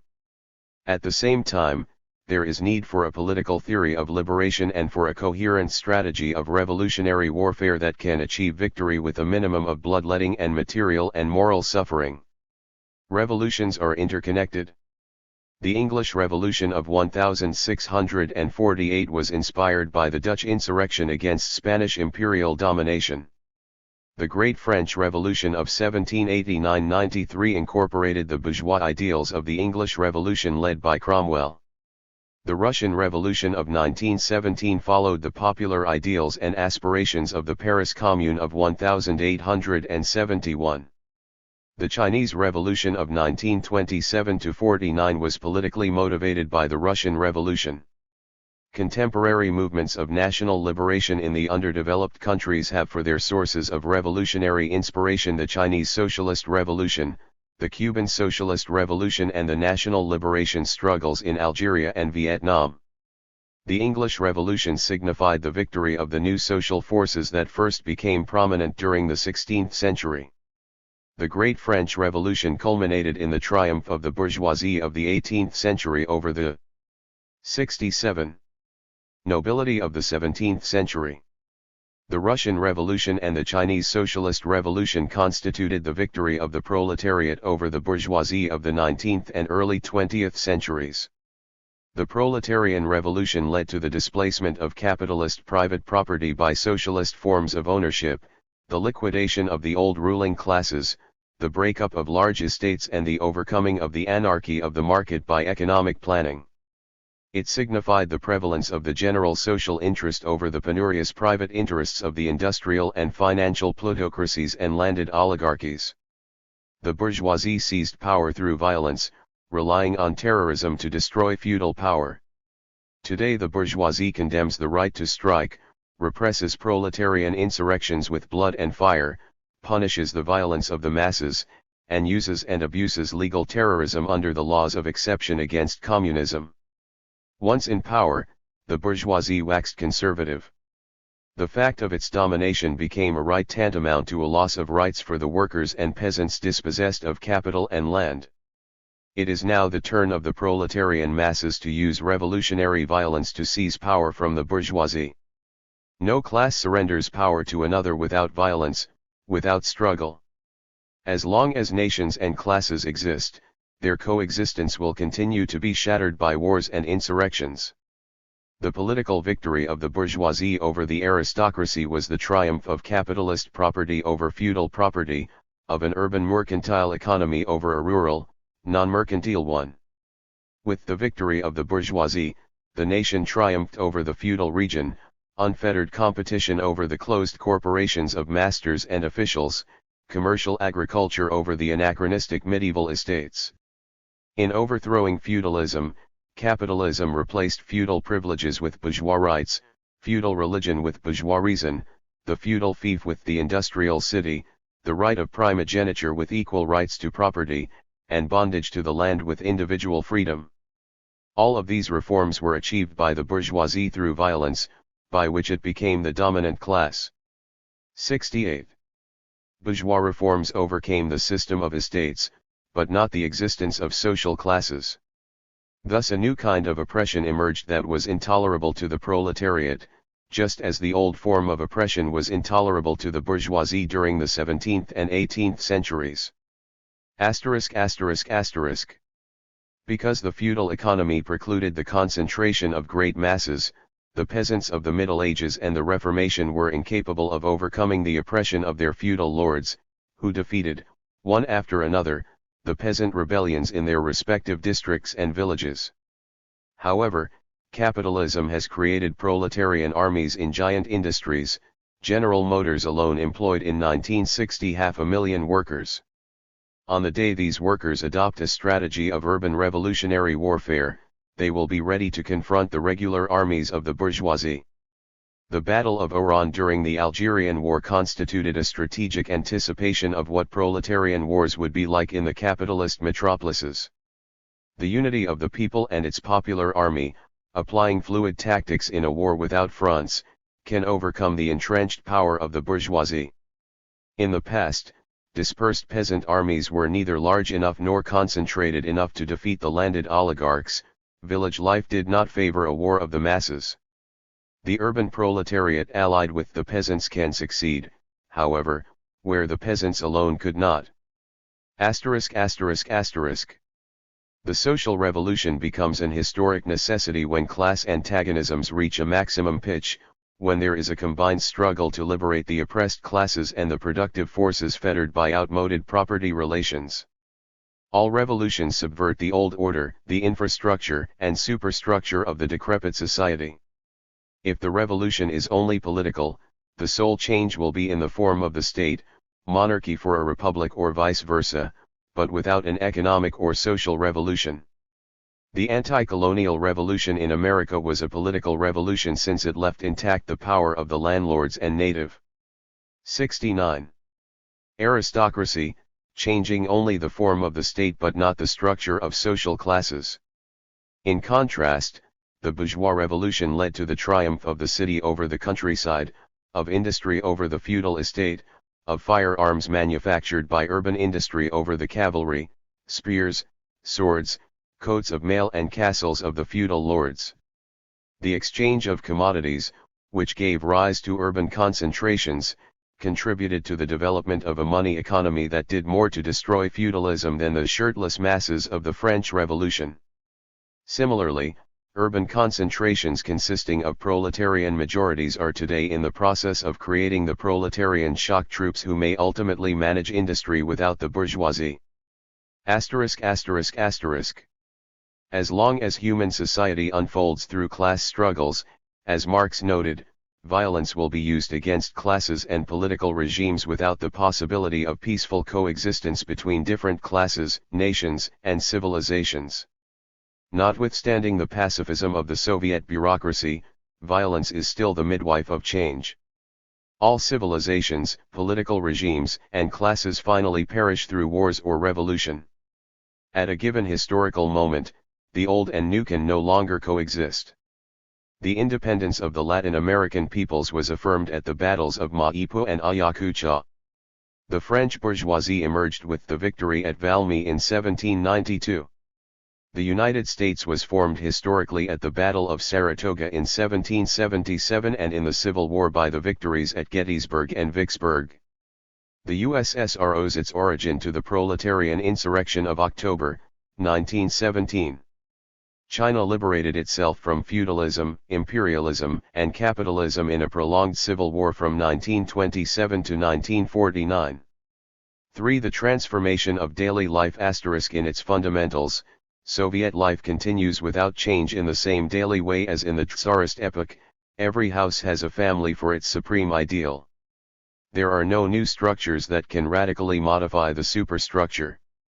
Human relations are still mediated through commodities and alienated through money because Soviet citizens do not directly manage the forces of production and distribution. Although the Soviet regime has fewer contradictions than the capitalist regime, it is not as free from antagonisms as the Chinese communes. In the East as in the West, the relations between persons are obscured by the relations between commodities. People are united by money, salaries, surplus value, profits, and other economic relations common to both private and state capitalism. However, if daily life is not transformed, the social revolution has not been made. At most, the revolution is a formal one. The state, church, police, army, and bureaucratic hierarchies have not been fundamentally altered. The perpetuation of the old is reflected in daily life. As long as a woman is tied to the kitchen, she will remain a slave or, at the very least, a servant. Only lodgings in the style of a grand hotel with a variety of services can socialize daily life, not the familiar and ill-equipped household that condemns the woman to bondage. In the grand hotel, clothes, food, lodging, central heat and air conditioning, washing, cleaning and other domestic chores are social services. Instead of building many small cottages in the countryside, one is better served by constructing large edifices of the grand hotel type. Women need to be liberated from the home, from the task of supervising and educating children, it is more efficient for a community that one teacher should supervise and educate 30 children than that 30 mothers should do so, who might otherwise work in occupations of their own choosing and be incorporated into the productive process. Without a change in daily existence there is no socialist revolution, bourgeois praxis is not superseded. On the Soviet collective farms the small cottage is the typical dwelling, the house has its vegetable garden, chickens, pigs, and a cow. Except for cooperative production, life is the same as in the West. It is neither communist nor communalist as in China, where many cooperatives are united to form a single commune. Nor is Russia like Spain, where the anarcho-syndicalist collectives inaugurated the self-management of production by the WA. Workers themselves, a libertarian socialism without a bureaucracy as the new ruling class. By transforming daily life and converting many household functions into social services, the Chinese commune has liberated peasant women from the home. By incorporating women into the collective process of work, the commune has replaced the old division of labor with a new one no longer based on sexual differences.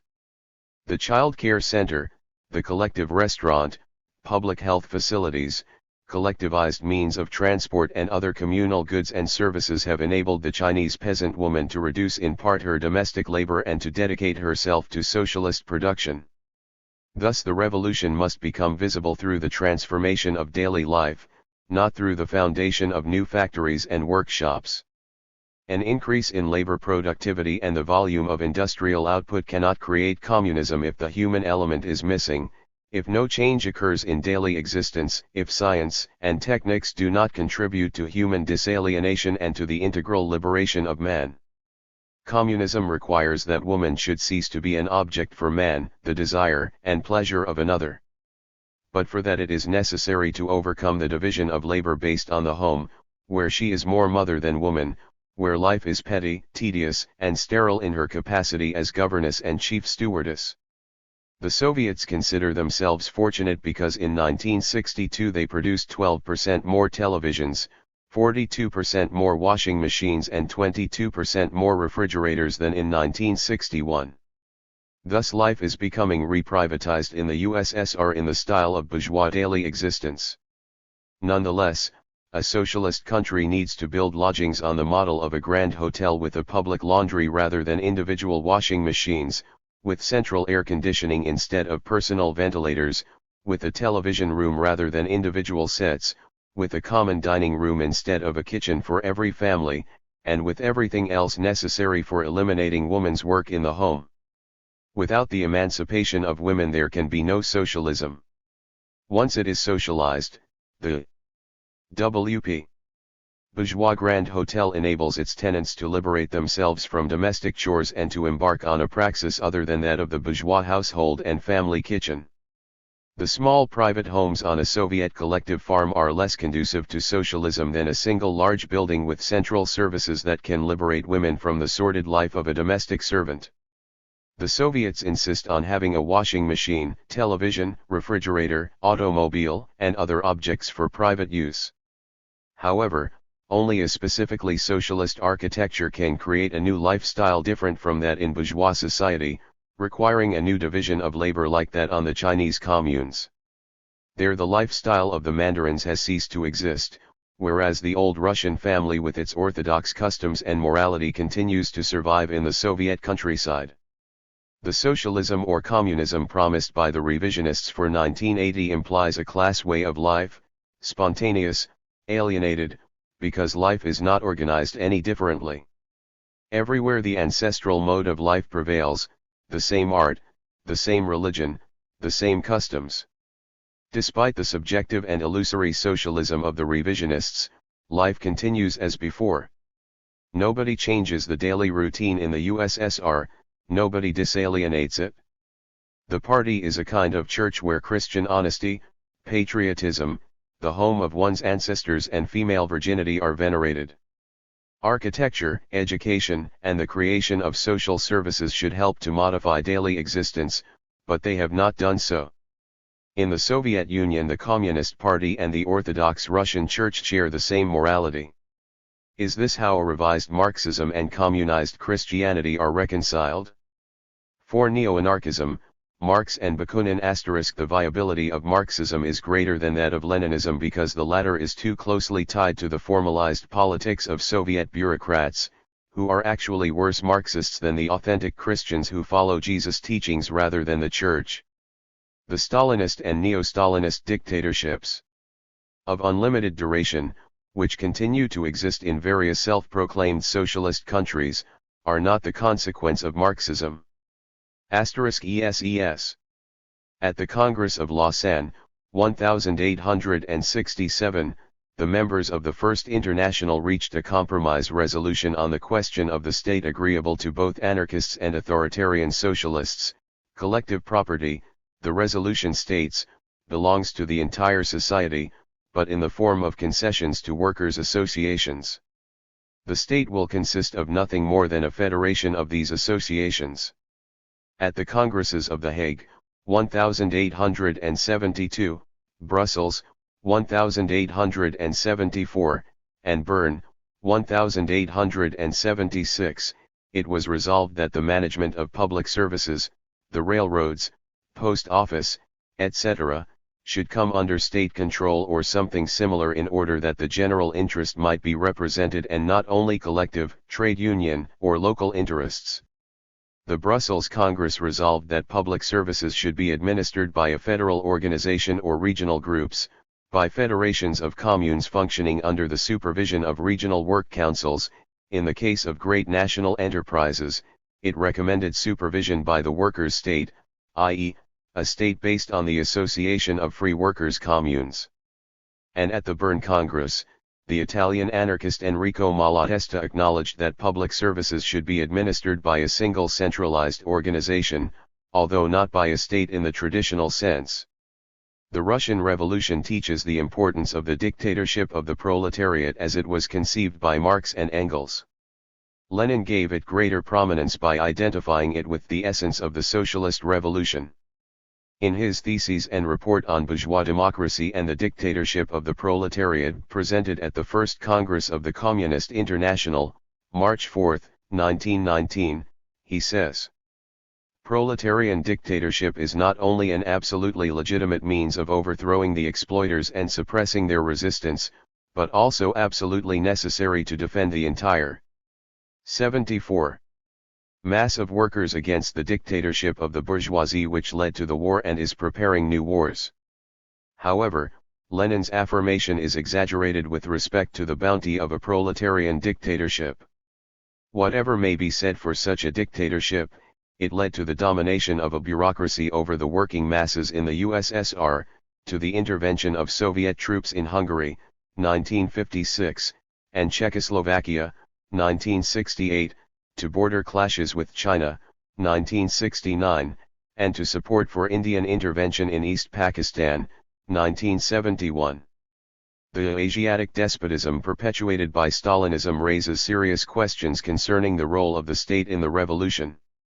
With its absolute powers, the state acts as a fetter or brake on social change, impeding the self-management of socialism. Stalinist terror, with or without Stalin, demands a reassessment of the anarchist theses concerning the oppressions engendered by an absolute state, even should this be a workers' state.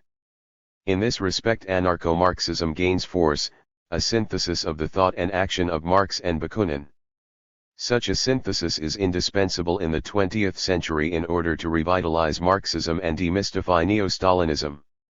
And it is hardly less necessary to overcome the utopian and unrealistic elements in traditional anarchism, its social moralism, apolitical idealism, and economic simplicity, none of which is capable of liberating the workers from monopoly capitalism in the West and state capitalism in the East.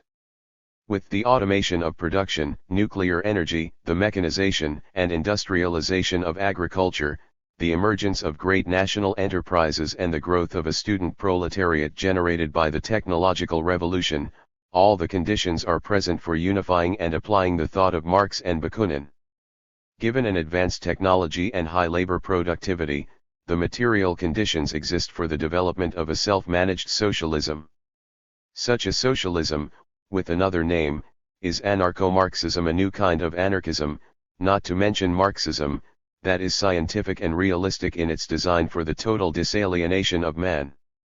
The anarchist theses on free municipalities or free communes represent a return to the Middle Ages and are 13. Unsuited to the integration of production and social capital required by the present technological era. To assimilate the computer, the automatic regulator and thousands of engineers, scientists, and specialists, it is necessary to organize production on a larger scale than formerly.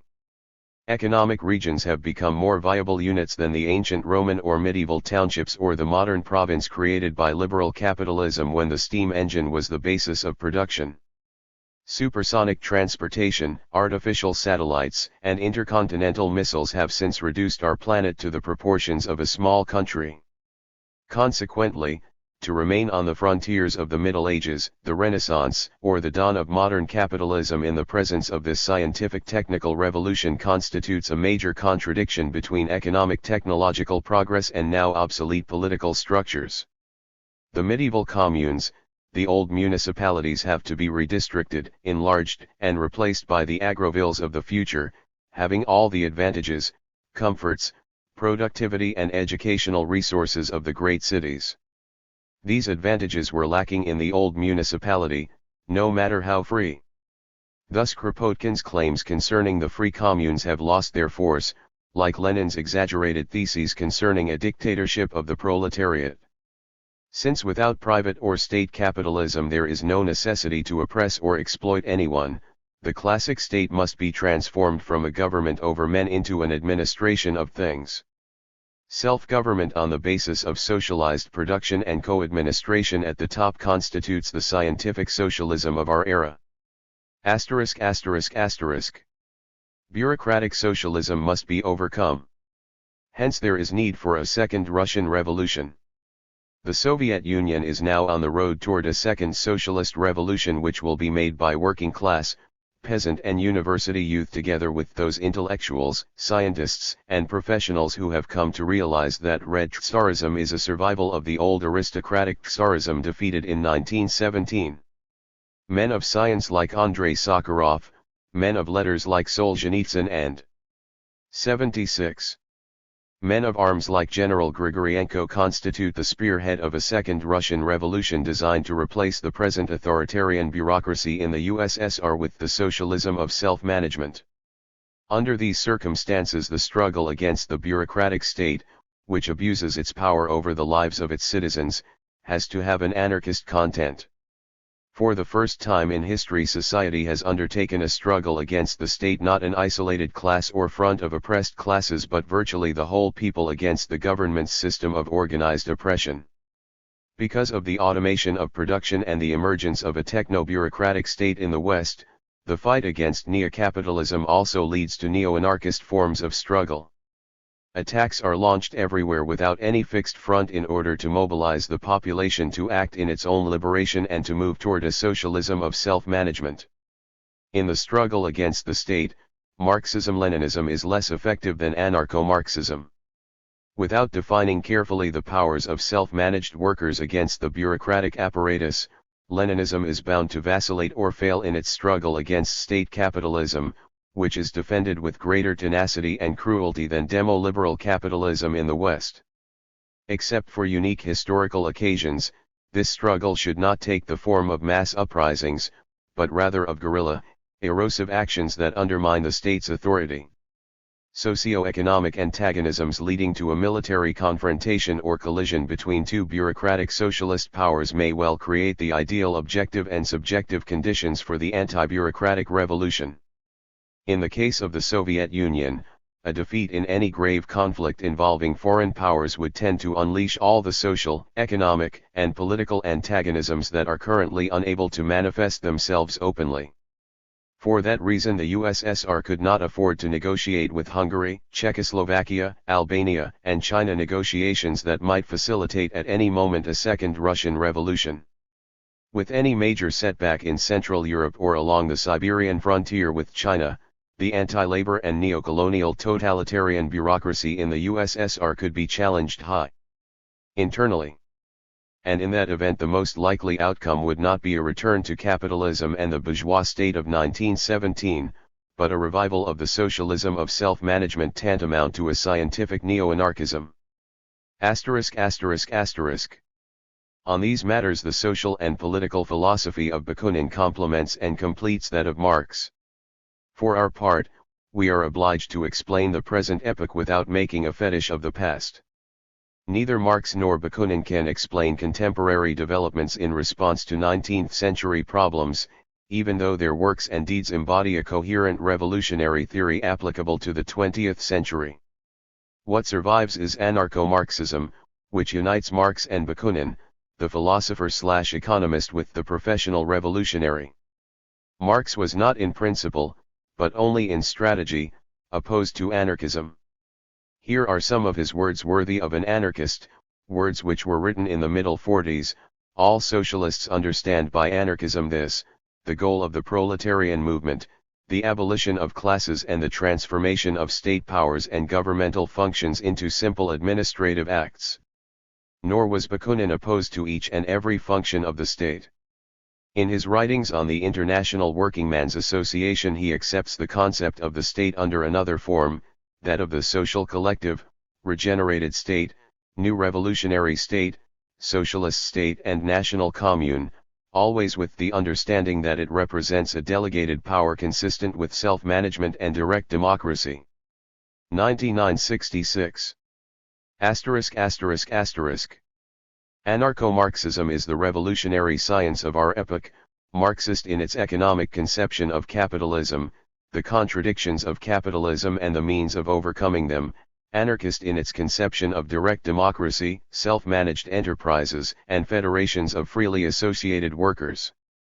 Marxist and anarchist forms of socialism are reconciled in the 78.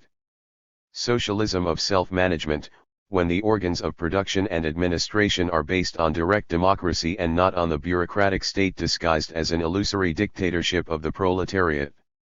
In the economic and philosophical manuscripts of 1844, Marx says that communism constitutes the negation of private property and, to that extent, human alienation. He believed that with the disappearance of bourgeois property, man would reappropriate his alienated human powers. However, public property managed by the state through a bureaucracy as the dominant elite does not put an end to alienation, it perpetuates it in another form. In order for man to recover his integrity as a non-alienated subject, he must manage his own products through organs of direct socialist democracy and an administration of things rather than men. Chapters TI. Between Marxism and Bolshevism. 1. Lenin, model of the revolutionary *. Marx died in 1883, when Lenin was only 13. At 17, Lenin began reading the first volume of Capital. According to his biographers, this book uncovered for him a socio-economic, political, and philosophical world on the basis of the capitalist system, its economic and political contradictions and their resolution through action. Marx considered that the world had already been sufficiently interpreted by classical and modern philosophers.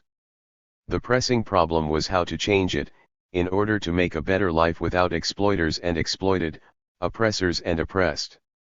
Lenin experienced the dramatic moments of Russian nihilism, a species of philosophical anarchism, resorting to direct action through small revolutionary groups hoping to arouse the popular masses against Tsarism. One of Lenin's brothers was implicated in an attempt against the life of Tsar Alexander III, ending in front of a firing squad in 1887. Nihilism, Lenin concluded, was not the most effective method of overcoming despotism. Besides clandestine paramilitary groups, it was also necessary to create a revolutionary political party, to organize workers into trade unions, to form peasant associations, youth and student movements in an effort to mobilize the revolutionary energy of the masses.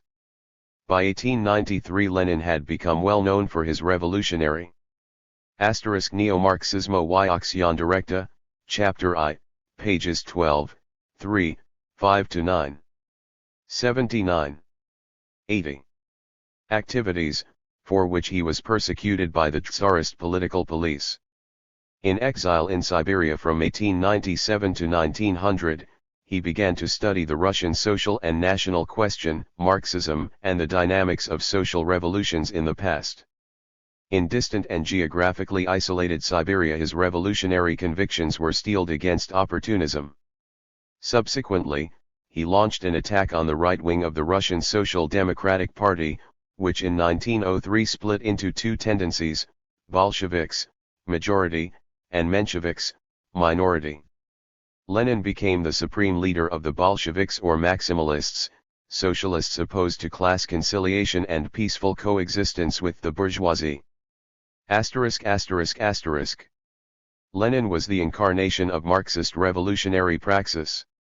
The French Revolution of 1789–93, the populist insurrectionary movements of 1848 in Europe, the Paris Commune of 1871 and the Russian insurrection of 1905 were minutely studied by him. Thinking prepared him for action, the response to his understanding of social antagonisms, economic crises, capitalist wars, the inhumane in history, which he believed had to be overcome through a socialist revolution. In exile in Switzerland, he carefully followed the social and political drama unfolded by World War I in the expectation of transforming the imperialist war into a series of civil wars. The unforeseen events of 1917 transformed the revolutionary writer and journalist into a brilliant strategist and tactician. He is the man who made, as well as conceived, the revolution. Rousseau was the theorist of the French Revolution, but he did not make it. Marx died without seeing his revolutionary ideas triumph in the insurrectionary movements of 1848 or the Paris Commune. Unlike Marx, Lenin has the distinction of being the man who not only programmed the revolution, but also made it. Between February 27 and October 25, 1917, conditions were ripe for a social revolution. From the February insurrection emerged a bourgeois transitional government that included right-wing socialists. The socialists contributed to deceiving the left and providing popular support for the new regime. Later, similar regimes were to appear in Germany and Austria. During this period a parallel power emerged that gave support to a socialist revolution, the Soviets or councils of workers, soldiers, and peasants. The people were hungry, the soldiers were deserting and disobeying their officers, yet the provisional government insisted on continuing the war in accordance with the terms of the Franco-British alliance. The people wanted bread, peace, land, and liberty. And it was Lenin who realized that backing these demands could do more to bring the Bolsheviks to power than the formulation of a doctrinaire left-wing program opposed to the government of Kerensky. It was necessary to accelerate the revolution since at any moment the national bourgeoisie of the imperialist powers might conclude their hostilities to prevent a worldwide insurrection against the war. Lenin was in a hurry to seize power. But the majority of the Central Committee of his party wanted elections to the Soviets, by which they hoped to increase their representation before attempting a revolution. Under these circumstances he had to act in secrecy. He sent secret letters to the regional committees of the party instigating them to a general insurrection. He went over the heads of the members of the Central Committee in order to induce them to accept an insurrection that already had been accepted by the party's membership and regional organizations. At his disposal for making the revolution Lenin had the Red Guards, the Baltic Fleet, whose sailors were predominantly anarchists, the Peter and Paul Fortress, which had been won over by Trotsky, the cruiser Aurora, which remained in Petrograd to help in the revolutionary conspiracy, and strong support from within the Revolutionary Military Committee of the Petrograd Soviet of Workers and Soldiers Deputies. The Revolutionary General Staff headed by Lenin had been winning over the people and sections of the armed forces. Kerensky had prepared the ground by his Social Democratic 82 protestations against the war, but he failed to end it, and Lenin had taken full advantage of the situation by calling for an immediate peace, price controls, the equitable distribution of means of subsistence, land for the peasants, etc. Finally, on October 16, the Central Committee of the party voted favorably on Lenin's proposal for insurrection. From the 23rd to the 24th of October, the government of Kerensky tried to surround the Revolutionary Military Committee. He demanded military reinforcements for Petrograd and suspended the publication of all Bolshevik newspapers. By these acts he invited an uprising. The Revolutionary Military Committee was already a second government. It gave the order for a general mobilization, for the defense of revolutionary legality and for the distribution of arms among the workers. Kerensky denounced the revolutionaries before parliament, calling for the defense of the liberty of the new Russian state. His words fell on deaf ears. Not even the most reactionary troops dared to take the offensive against the revolutionaries' secret weapon, the slogans of immediate peace and bring the soldiers home. Without this political and psychological factor of morale, Lenin could not have made the revolution. Without it, he would never have been more than a brilliant theoretician of Russian Marxism, in some respects inferior to Plekhanov. On the 24th of October, several thousand Red Guards consisting mostly of Baltic sailors, several detachments of the Petrograd garrison and approximately 10,000 armed workers began to occupy the strategic points of the city. The majority of the Petrograd garrison declared for neutrality in the conflict between the Revolutionary Military Committee and the Provisional Government. The government counted on 5,000 loyal troops, but most officers and soldiers favored an immediate peace, the secret weapon in Lenin's strategy against Kerensky. On the night of the 24th, armed workers seized the central post office, the telegraph exchange and strategic bridges across the Neva, leaving the government without communications. 83. With the rest of the country. During the night, revolutionary groups seized the railway stations, the central power plant, the port facilities, the printing presses of the daily newspapers, food supplies, and all the logistics essential for an urban insurrection. At 7 o'clock on the morning of the 25th, the State Bank fell into the hands of the revolutionaries. Only the Winter Palace remained, the refuge of Kerensky's government, cut off from communications with the general staff of the army. Hours later it, too, fell before the assault of the armed workers and Red Guards, supported by artillery from the cruiser Aurora. In the early morning hours of October 26, Russia had a new regime. The government had been overturned by a coup d'état masterfully planned and inspired by Lenin. The revolution came as a gift, since Kerensky could hardly rely on anyone to support his war policy. Notwithstanding the fact that the revolution was within reach, the Bolsheviks by and large favored a continuation of the parliamentary and reformist provisional government. Thus it is possible that only Lenin could have made it. The government of Kerensky, which had managed to flee the capital, attempted to return on the 30th and 31st of October with the 3rd Cavalry Corps under General Krasnov. On the outskirts of Petrograd, government troops recaptured the city of Tsarskoye Selo, which left the road to the capital open at a distance of some 20 kilometers. General Krasnov gave the order to advance, but encountered military resistance at Pulkovo from armed workers and the militias of Petrograd. This encounter was the Battle of Valmy of the Russian Revolution.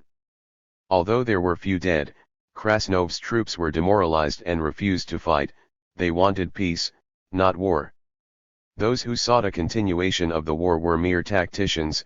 Lenin, with his slogan of an immediate peace, was a strategist who could win battles almost without fighting them. A victorious revolution requires just such a revolutionary genius with the smallest party, but with a clear political. 84. Program and coherent strategy. The two artificers of the Russian Revolution, Lenin and Trotsky, shared these revolutionary prerequisites in abundance.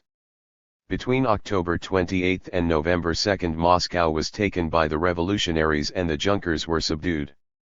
The revolution, triumphant in Petrograd and consolidated in Moscow, spread rapidly to Yaroslavl, Smolensk, Ryazan, Nizhny Novgorod, Kazan, Samara, Saratov, Ufa, and other cities which fell under the power of the local Soviets. The Revolutionary Military Committee in Petrograd announced the triumph of the revolution in the form of a proclamation addressed to all Russian citizens: the provisional government has fallen. Power is in the hands of the Revolutionary Military Committee, organ of the Soviet workers and soldiers, deputies of Petrograd, at the head of the Petrograd proletariat and garrison. The cause for which the people fought an immediate and democratic peace, abolition of the great landed estates, workers' control of production and the creation of a Soviet government won is now victorious. The imperialist war was the great historical occasion on which Lenin had been waiting to make the revolution. If Kerensky had negotiated a separate peace with Germany before the 25th of October, Lenin's revolutionary potential would not have been subjectively and objectively realized in Petrograd in 1917. The war weakened Tsarism and also the Russian aristocracy and bourgeoisie, it demoralized the army and police, and it indirectly brought into being the Soviets. Yet with all this, without Lenin the revolution could hardly have triumphed. For one of its conditions was the transformation of Leninist thought into practical, revolutionary action. To Kronstadt and the Makhnovshchina * consciously or unconsciously, every revolutionary is an anarchist, for he has to have recourse to direct action. Com. * Neo-Marxismo y Acción Directa, Chapter I, pages 9-10, 10-13. 85. Commenting on the Russian Revolution of 1905, Trotsky says, "The activity of the Soviet signifies the organization of anarchy. Its continued existence and development constitute a consolidation of anarchy. In action and thought, the revolutionary encourages disorder and insurrection against the established forces of law and order, having to act in principle as an anarchist." At the beginning of 1918, before the Third All-Russia Congress of Soviets, Lenin said, "Anarchist ideas are now taking on viable forms." And at the 7th Congress of the Russian Communist Party in March of the same year, he obtained support for the following resolution: "The socialization of production must be administered by workers' organizations, trade unions, factory councils, etc., civil service jobs must be abolished, police, military, etc., all wages and salaries must be equalized, all members of the Soviets must participate in the administration of the state, which will be progressively abolished along with the role of money." During the period of war communism from 1918 to 1920, there was little practical difference between Bolsheviks and anarchists in their revolutionary aspirations. The Bolsheviks had given more than lip service to workers' self-management and had broken irretrievably with European social democracy. To many revolutionaries, the Bolsheviks had become a species of anarchist. Early in 1918 Lenin had conceived of all enterprises during the transition period as self-governing associations of producers and consumers. The near chaos of the economy and the exigencies of the Civil War, however, convinced Lenin that the state must take a direct role in the administration of Soviet factories. At the First Congress of Economic Councils, May 26 to June 4, 1918, it was decided that 2/3 of the directors of enterprises should be appointed either by regional economic councils or by the State Council, leaving only Herd to be elected directly by the workers in each enterprise. A decree of May 28, 1918, transformed freely established 86 workers' collectives into nationalized enterprises, thereby making the state the sole owner. Lenin, who subscribed in principle to neo-anarchist ideals, denounced traditional anarchism and anarcho-syndicalism as bourgeois trends irreconcilably opposed to socialism, the proletarian dictatorship and communism. Despite the cooperation between Bolsheviks and anarchists during the period of war communism, the antagonism between them tended to grow more acute and to become a major issue within the revolutionary camp. Like the left communists, the anarchists bitterly opposed Lenin's program of transition toward a proletarian version of state capitalism. As Kropotkin noted just before he died, "For me, this effort to build a communist republic on the basis of a centralized state, on the iron law of the party's dictatorship, has ended in a fiasco. Russia teaches us how not to impose communism." In the first moments of the Russian Revolution, anarchists and Bolsheviks operated jointly against their common enemy. Nestor Makhno, a 1905 revolutionary who served many years in prison, took up arms in the Ukraine. He liberated the city of Guille, which became his general headquarters, extended the insurrectionary war to Kharkov, Kursk, the Crimea and other zones of the Ukraine and, using guerrilla tactics, defeated in several engagements the white generals Denikin and Rajul. Relying on units of cavalry, infantry, and a people in arms, he successfully combined an army and guerrillas against the enemy. Makhno's Free Corps operated as a lash against the forces of Denikin and Rajul. Without them the Red Army would have faced a critical situation in the Ukraine. In the zones liberated by Makhno the workers introduced a libertarian socialism based on self-management. The lands confiscated from the oligarchy were cultivated by communes or Soviets of free workers. Men, women, and children had to work in proportion to their capacity, age and training. The communes were governed by the principles of equality and fraternity. The leaders elected by the popular assemblies held 87. Their jobs temporarily. In order to forestall bureaucratization they could not be re-elected until after the lapse of a definite time. Positions of leadership were for short terms in order to give others a chance to fill them. The communes were federated into districts and these into economic regions. The Free Soviets were integrated into a collectivist economic system on the basis of social equality and independence from all political parties. The difference between anarchists and Bolsheviks on the question of the economic organization of post-capitalist society did not interfere with their temporary coalition against the common enemy as long as the Makhnovists were militarily strong and the white generals were threatening the Ukraine.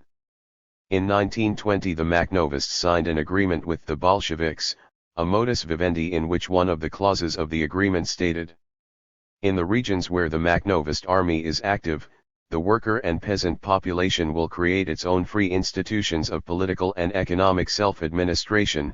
These institutions shall be autonomous and federated by separate agreement with the governmental organs of the Soviet republics. In 1919 the Makhnovists declared against political participation in Soviets which, on the authoritarian and centralized basis of the state, had ceased to be representative organs of direct democracy. Later, Makhno rejected a proposal by the Commissariat of War which would have placed his armies under its orders. Since Makhno refused to integrate his forces with the Red Army, he was denied logistical support against the white generals. Several Makhnovist delegates to a Soviet Congress were subsequently detained and imprisoned. In 1920 Makhnovist officers in the Crimea were invited by officers of the Red Army to a military reunion, where the bulk of them were detained and shot. The Bolsheviks then besieged Makhno's fortress city of Guille in an operation that lasted 9 months. Confronted by superior forces, Makhno had to abandon the city and take refuge in Romania. Ill and Penny. 88. This outstanding guerrilla leader finally migrated to Paris, thus ending one of the most brilliant chapters of the Russian Revolution. In 1921 the sailors and workers in the dockyards at Kronstadt began to protest against the scarcity of goods and also against the Bolshevik dictatorship. This resulted in an outbreak of strikes in Petrograd and Moscow which were repressed. In a protest meeting in Petrograd, 10,000 workers congregated. The sailors of Kronstadt resisted control by political commissars and the presence of Red Guards in the shipyards. Sailors and workers at this naval base rejected the incorporation of the trade unions, Soviets, and popular organs of direct democracy by the Bolshevik state. They defended the workers' right to organize against state capitalism, demanded freedom of expression and association for anarchists and left communists and socialists, and protested against the dictatorship of a single party. In their slogans they urged a third revolution.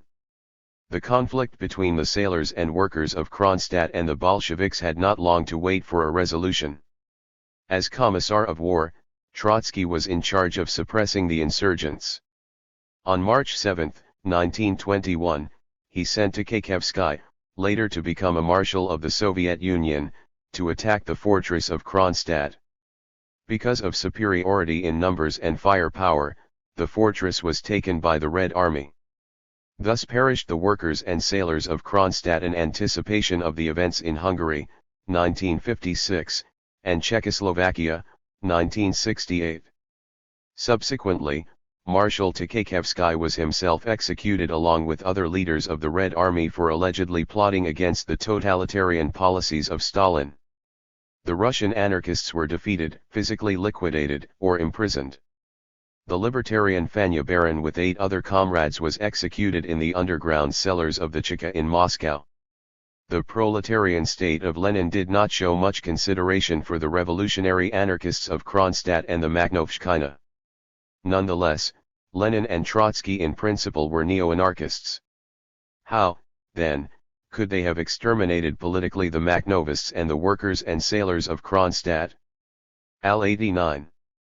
Though at the beginning of the revolution Bolsheviks and anarchists worked together against a common enemy, the antagonisms between ideologies ultimately tended toward a head-on collision. For the Bolsheviks there was no room for a state within a state.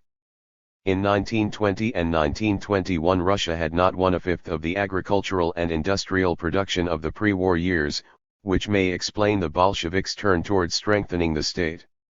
Only in industrially advanced nations, which have a high level of productivity and do not suppress human freedom, is it possible to resolve the antagonisms between ideologies through self-managed enterprises, communes, or other non-ideological organisms of popular power. Not every country has to pass through the same conditions as Russia, especially not the industrially developed ones of North America and Western Europe. 3 Vicissitudes of Leninism *. The crisis of Leninism has become more acute during the past 2 decades.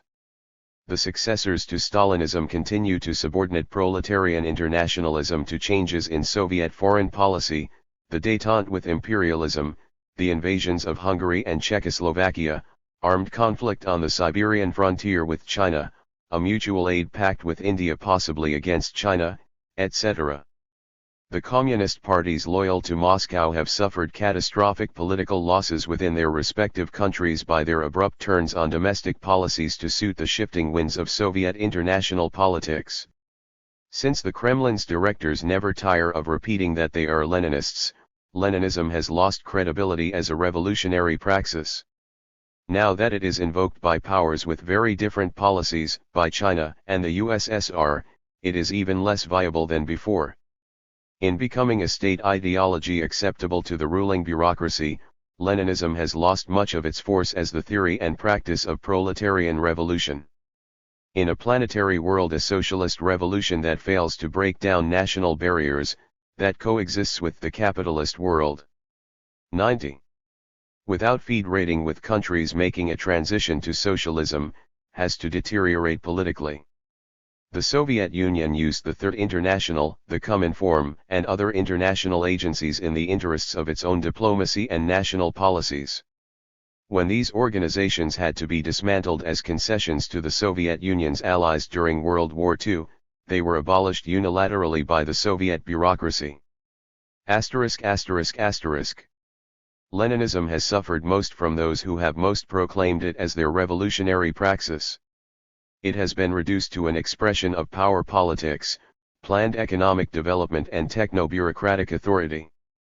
Coexistence with imperialism, peaceful competition with the capitalist countries, socialist emulation through piecework, the domination of the ruble over the countries belonging to the Council for Mutual Economic Aid, Comecon, the repression of efforts toward workers' self-management in Czechoslovakia, the border conflicts with China. In broad outline, these are the policies adopted by Lenin's successors in the Kremlin. What historical irony! Now that the Pope is no longer infallible and the Vatican has ceased to be the absolute power it was during the Middle Ages, a pro-Soviet communist has less freedom of action, less political discernment than a debourgeoisified and reformist Roman Catholic. Just as there are few formal Catholics faithful to the original teachings of Jesus, so it is safe to say that there are few Marxist-Leninists committed to the revolutionary praxis of Marx and Lenin. As a consequence of the formalism, dogmatism, and opportunism of the Soviet bureaucracy, Leninism has degenerated from a universal revolutionary praxis to a Russian national cult, the veneration of Lenin's mummy in the mausoleum on Red Square. The invasion of Czechoslovakia in 1968, the dictatorship of the ruble in Comecon, and the cultural accords with the United States made during the strikes over Vietnam belie the Leninism of the Kremlin bureaucracy. Inasmuch as Soviet petroleum is sold at $16 to $19 per ton to the countries of Comecon and at $7 to $8 to the members. 91. Of the European Economic Community, proletarian internationalism and the division of labor between socialist countries are tantamount to the good neighbor policy adopted by the United States toward Latin America. If the USSR militarily abandoned Castro in 1962 by withdrawing Soviet missiles from Cuba and today stands passively by while the United States bombards the socialist state of North Vietnam, it is because she refuses to take risks that are not in her narrow national interests. The USSR accepted $750 million in capital investment from Fiat, yet accused Czechoslovakia of wanting to return to capitalism in 1968, without the Czechs having received any capitalist investments up to that moment. Evidently, cynicism rather than Leninism governs the politics of the Kremlin. If the world is divided with the United States into spheres of influence, it is because the Soviet bureaucracy rejects Lenin's theory of imperialism.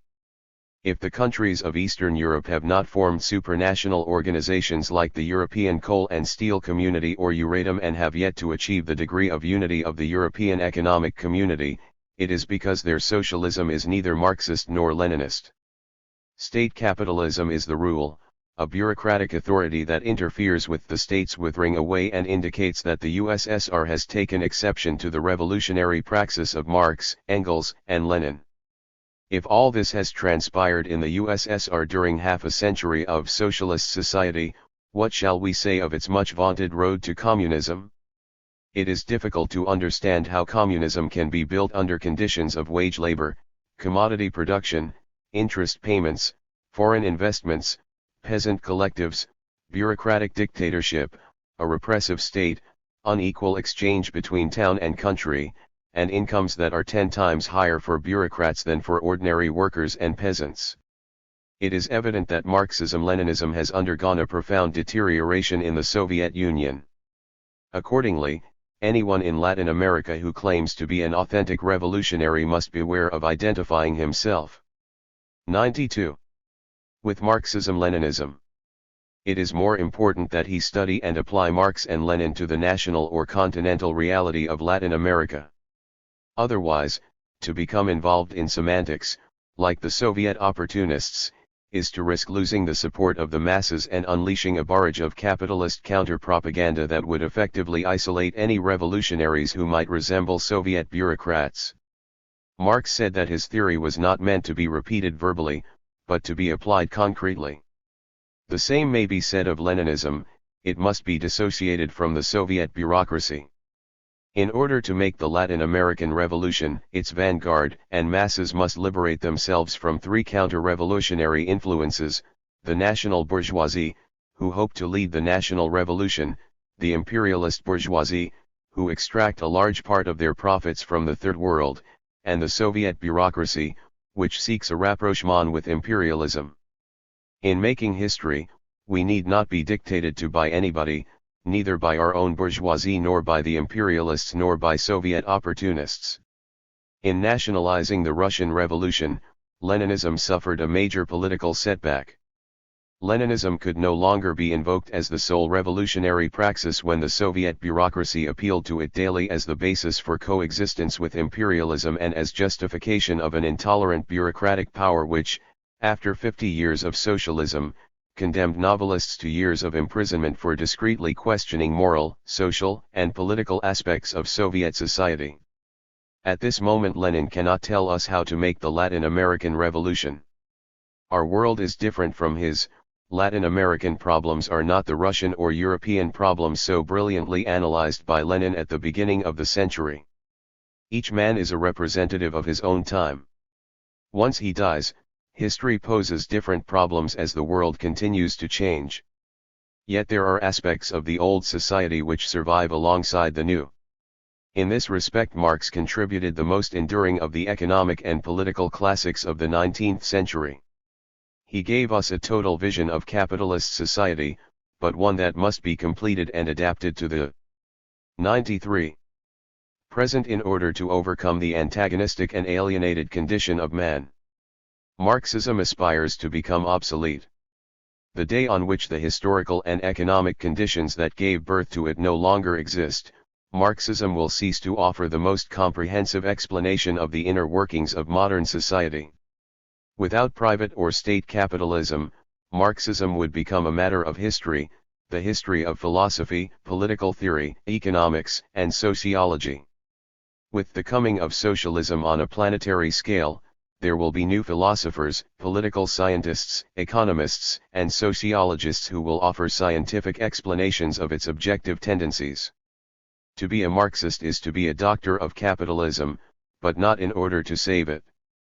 Marx had little to say concerning socialism and even less about communism. He was too scientific for that, investigating instead the laws of capitalist development, the self-defeating mechanisms passed over by bourgeois economists and the means of resolving the resultant antagonisms.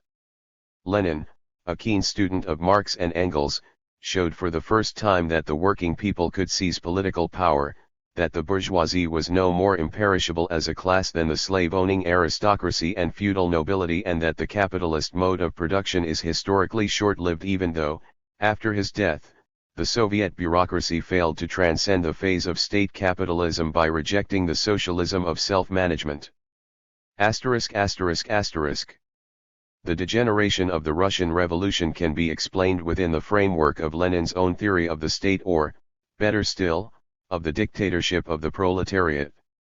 At the end of Chapter 2 of State and Revolution he says that the dictatorship of a single class is necessary not only for every class society in general, not only for the proletariat which has overthrown the bourgeoisie, but also for the entire historical period which separates capitalism from classless society, from communism. In a literal sense, this formulation concedes to the dictatorship of the proletariat a finite political duration. At the same time, it opens the door to another interpretation. 94. Because a classless society can be interpreted in different ways, it may be postponed indefinitely, i.e., the dictatorship may become a lasting one. Stalin elaborated a political theory according to which the class struggle persists and increases in intensity during the entire period required to build and consolidate the new society. Thereby he helped to establish a dictatorship of the bureaucracy in the name of the proletariat. Post-Stalinism is no different from Stalinism in this respect. Any conflict, difference, or opposition between the masses and the party, between society and the state, and between factions or dissimilar groups within the party is interpreted as an expression of the class struggle. This makes political repression necessary in the name of socialism, but in the actual interests of a totalitarian bureaucracy or new ruling class.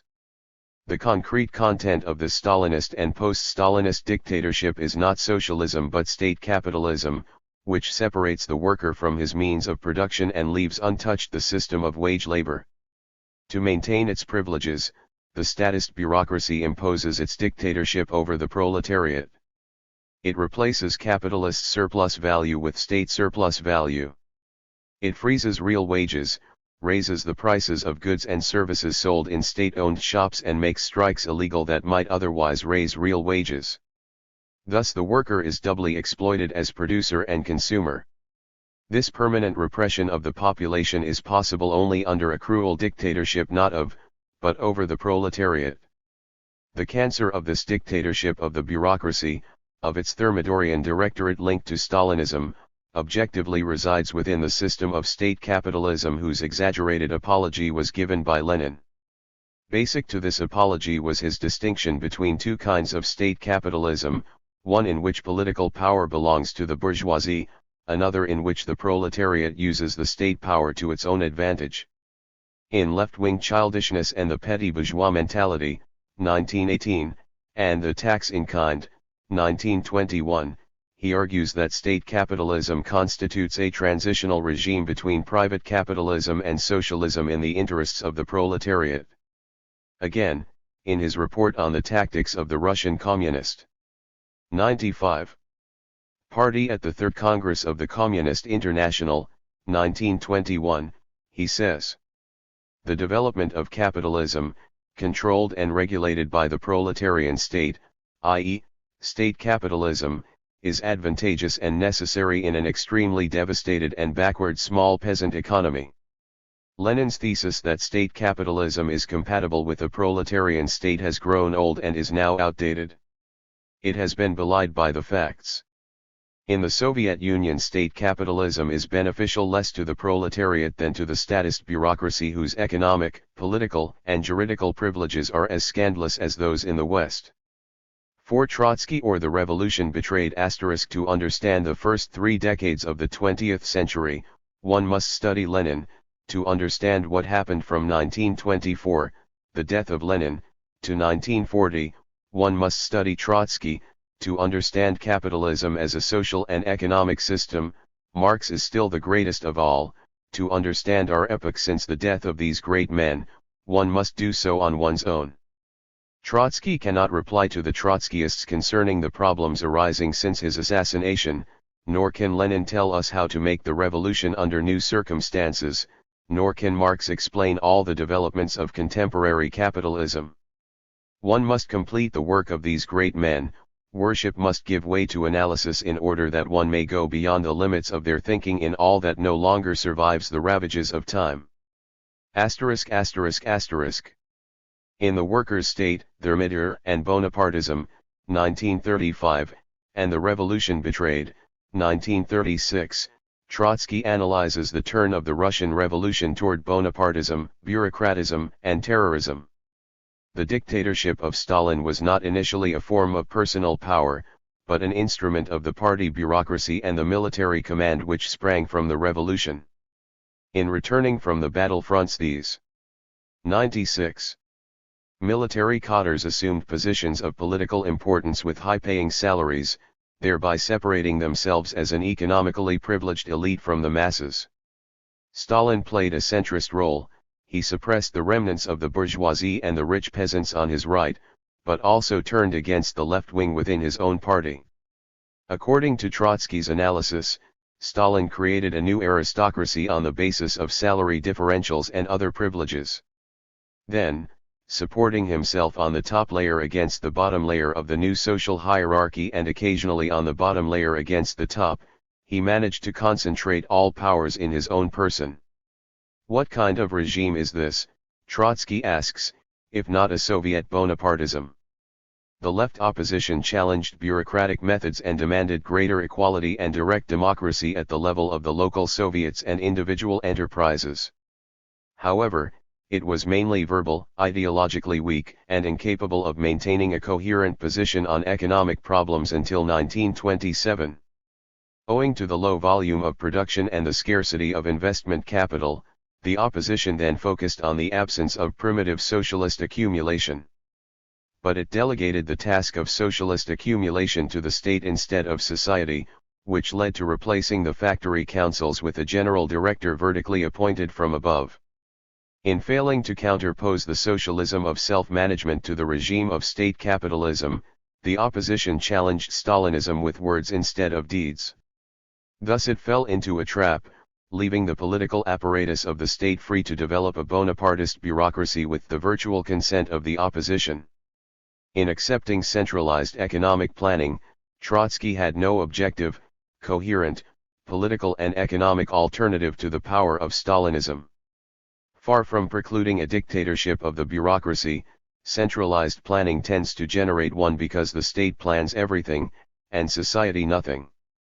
Moreover, centralized economic planning is not the most efficient way to stimulate economic growth. State capitalism can be outproduced by self-managed socialism, which allows for a wider margin of competition between producers' collectives. 97. Lenin died before the dictatorship of the Soviet bureaucracy had time to flower. Yet he understood its consequences better than Trotsky.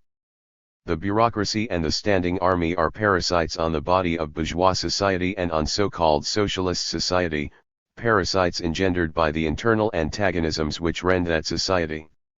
The more the functions of state power devolve upon the people as a whole, the less need is there for the existence of this power. In these comments from chapters 2 and 3 of State and Revolution, Lenin is clearly oriented toward a socialism based on direct democracy and self-management. In order to overcome the counter-revolutionary threat posed by a bureaucracy during the transition period, Lenin proposed that the proletariat replace the old state apparatus with a corps of workers and employees on the basis of the following conditions: 1.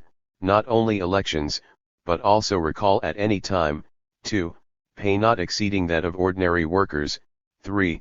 Immediate introduction of control and supervision by all, so that all may become functionaries without anybody becoming a bureaucrat. In these respects a scientific anarchist, Lenin anticipated the bureaucratic danger and formulated the measures for overcoming it. Applying these measures, the mechanisms of the state would be transformed from agencies over the people into servants of society. To combat bureaucracy, Lenin relied on the socialism of self-management, without which there can be no assurance that a proletarian revolution will not degenerate into a bureaucratic regime, extracting surplus value from state enterprises instead of stock companies and private business. Confronted with Stalinism, Trotsky lacked a clear economic and political alternative. Tito did not make that mistake, but boldly differentiated himself from Stalinism through his formulation of the socialism of self-management.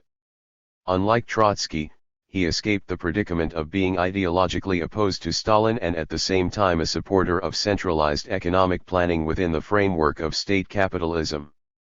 Fidel Castro had serious differences with Stalinism, as in the 98 Escalante affair, but in matters of planning adopted a neo-Stalinist position. Thus he failed to open the stage of workers' self-management in Cuba, which cost him substantial support from an otherwise favorable population in Latin America, for whom direct democracy is preferable to bureaucratic methods. Trotsky not only denounced the Soviet thermidor, but also sought to explain it in terms of the following factors: the exigencies of socialist development, the low level of the productive forces in the Soviet Union, the continuing capitalist encirclement and the existence of classes and class antagonisms in the USSR. In part, his explanation also provided a justification of the Bonapartism of the Stalinist epoch. The existence of the dictatorship of the proletariat is still a necessary condition of the socialist development of the economy and culture of the USSR. In making this defense of the dictatorship of the proletariat instead of arguing for its replacement by the socialism of self-management, he indirectly justified its material basis in the form of state capitalism. The terrorism and Bonapartism denounced by Trotsky derive from a defect peculiar to the Soviet system which he never ventured to examine either during the struggles of the left opposition until 1927, when he was expelled from the USSR, or afterward during his exile. What is happening in the world? Dialectic of Politics. Chapter 3. Inter-imperialist rivalries. 1. Antagonisms between the US and Western Europe. At the international level, capitalism is not a unified system. The struggle for markets and sources of raw materials, above all in the underdeveloped countries, gives rise to profound economic, diplomatic, and strategic contradictions among the imperialist powers. The law of uneven economic and technological development from country to country produces great fissures within the so-called capitalist bloc, which is not unified but disjoined. The fact that the countries of the European Common Market export their manufactured products at international prices about 30% lower than those of the US causes an acute commercial antagonism between the capitalism of Wall Street and the capitalism of the European Community. European commodities are capturing markets from North American goods in Asia, Africa, and Latin America. This implies a sordid economic war which could lead in the long run to military actions in Africa and the Middle East, where petroleum and markets could become the motive for struggles between Western Europe and the United States. There is little doubt that behind the capitalist wars across the world there hides the fetishism of commodities. The European Common Market is producing as much steel as the United States. In 1961 its gold reserves of $16.2 billion exceeded the $16 billion in gold reserves of the North Americans, and it exports annually a value of $29.7 billion as compared to only $20.8 billion worth exported by the United States. During the last 20 years the law of uneven economic development has favored the European Community at the expense of the United States. The countries of the European Community or European Common Market have enjoyed an annual rate of growth of about 5% as against less than 3% in the United States. Discounting the depressive factor of economic crises, the growth of the U.S. during the last few years has been only slightly better than 2%. The U.S. banks had credits and deposits or capital of other countries worth $26 billion in 1964, yet their gold reserves amounted to only $13 billion. Should those countries have withdrawn this capital deposited in North American banks, then Uncle Sam would have lacked reserves to pay his creditors in Europe and elsewhere. This indicates a dollar crisis, developing since 1958, as a result of which the U.S. deficit in international payments has sometimes been as high as $4 billion annually. The weakening of the dollar alongside the strengthening of the European community signifies that the grand strategy of the Pentagon has run into serious economic and military difficulties in confrontation with the Bon Paris axis of the European bourgeoisie, their political military spokesman and their opposition to the diplomacy of the dollar in Asia, Africa, and Latin America. The crisis over the leadership of NATO, formerly a military monopoly of the North Americans, indicates that the French and German generals may go on capturing the strategical positions within the Atlantic Alliance until the North American military is left with a merely symbolic role. Thus the European community presents itself historically and militarily as a powerful counterforce, on the one hand, to the United States and, on the other hand, to the Soviet Union. A dialectical investigation of current political military tendencies projected into the future gives reason to believe that 103. The epicenter of future history and the center of gravity of a Third World War will most likely be in the European community. If it should pressure the USSR on the question of German unification or the matter of Berlin, it would have behind it the United States. In contrast, if the European Economic Community were to have a military confrontation with the United States in the Middle East or Africa, the USSR would remain almost surely neutral. De Gaulle wanted a Carolingian Europe. He needed Mao Zedong against the United States. But it is already too late for a world strategy to be the exclusive monopoly of the bourgeoisie. The national bourgeoisie of Germany and France, who in the past went to war for the coal of the Rhine Valley and the iron of Alsace-Lorraine, have resolved their differences with the creation of a European pool, i.e., the European Coal and Steel Community. This supercartel of iron and steel alongside the gradual emergence of the common market tends to unify the French and German bourgeoisie after the manner of their North American cousins living in New York and San Francisco. But the solution of the French-German conflict signifies the creation of an even greater contradiction whose unresolved problem has its central locus in Berlin. The struggle for German unification may make inevitable a war between the USSR and the European community when the latter becomes a major nuclear power. The antagonisms originating from economic inequalities between nations and between classes can only be resolved through the establishment of socialism on a world scale and not only in a single country. And until this occurs, every antagonism resolved at the national level tends to generate a still greater conflict at the international level. *****. The contradictions of the capitalist world have contributed to undermining the economic power of Wall Street and the strategical capacity of the Pentagon. In general, these contradictions have the following configuration for the capitalist bloc. 104. On a world scale, first, the contradiction between the United States and Western Europe, second, the contradiction between England and France within Western Europe. On the economic plane, the contradiction between the US and Western Europe takes the form of a struggle for control over the investments, markets, and sources of raw materials in the underdeveloped countries, principally in Africa and Latin America, which divides more than it unites the imperialism of the dollar and the imperialism of the European community.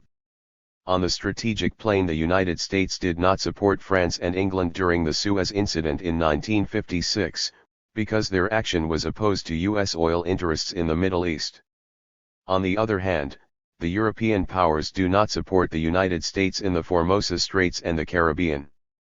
It is some time since the European powers abandoned gun diplomacy in Asia and Latin America.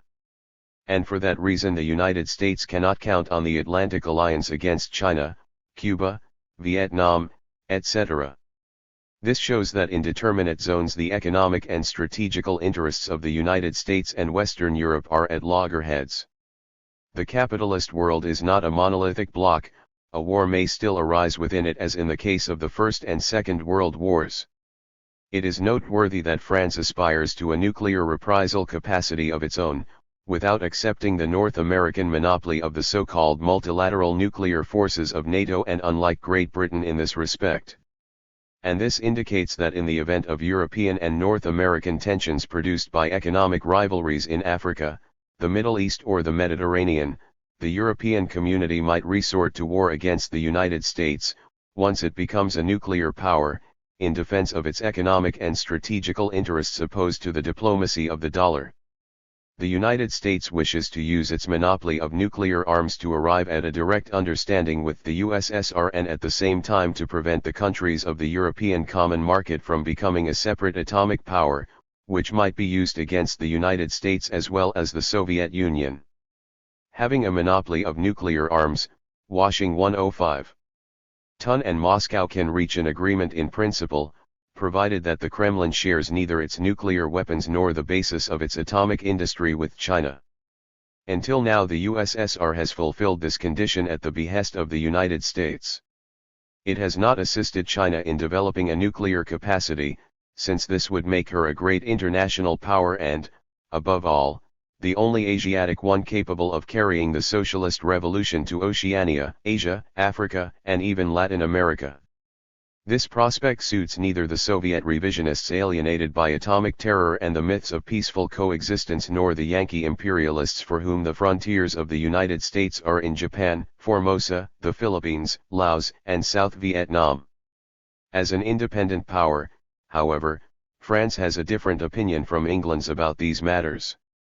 In its economic aspect, the contradiction between France and England shows itself in the following ways.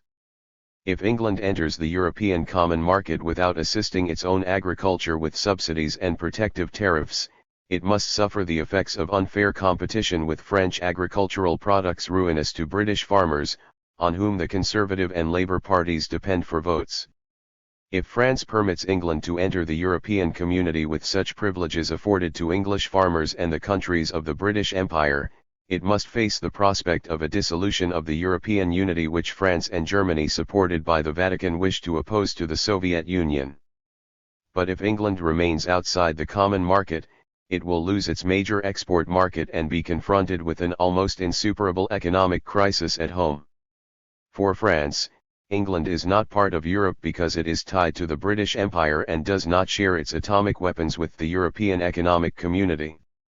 On the strategic plane, England accepts the atomic leadership of the United States, while France wants to have its own nuclear forces independent of the Pentagon and NATO.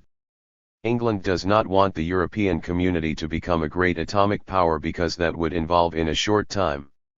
106.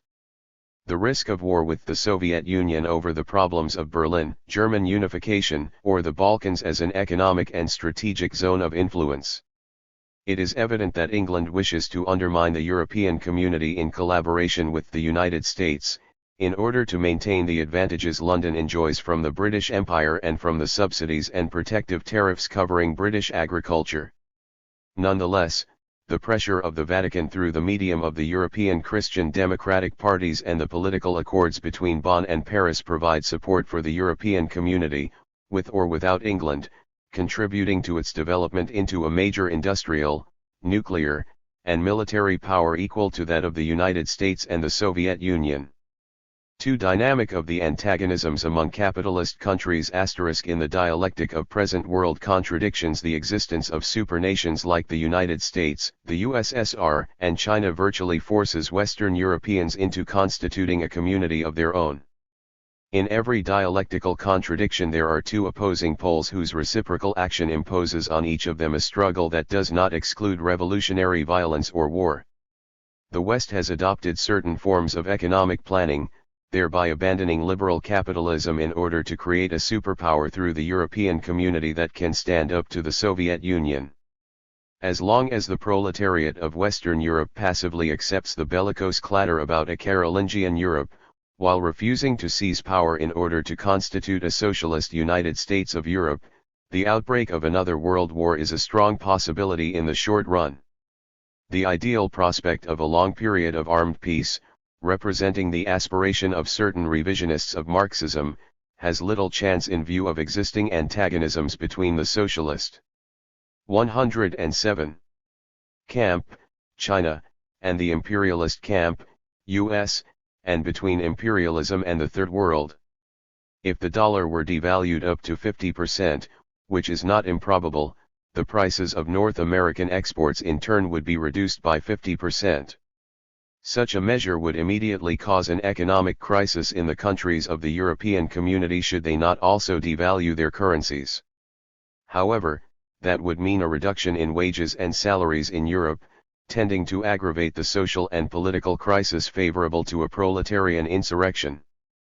Faced with this prospect, the imperialism of the European Community would find it economically and strategically convenient to opt for a conflict with the USSR or the US in order to cover up through war and the exaltation of a misplaced patriotism its own class contradictions.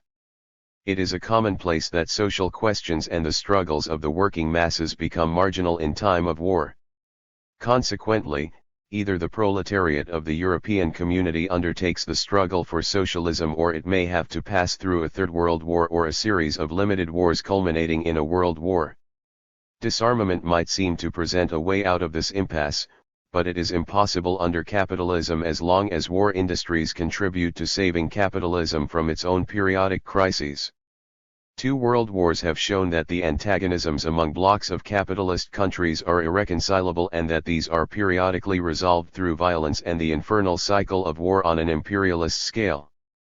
Despite the interminable and utopian conferences on disarmament, the Second World War is evidence that the national bourgeoisie belonging to rival blocs, the Berlin-Rome-Tokyo axis and the Washington-London-Paris axis, were enemies and that war could not be avoided.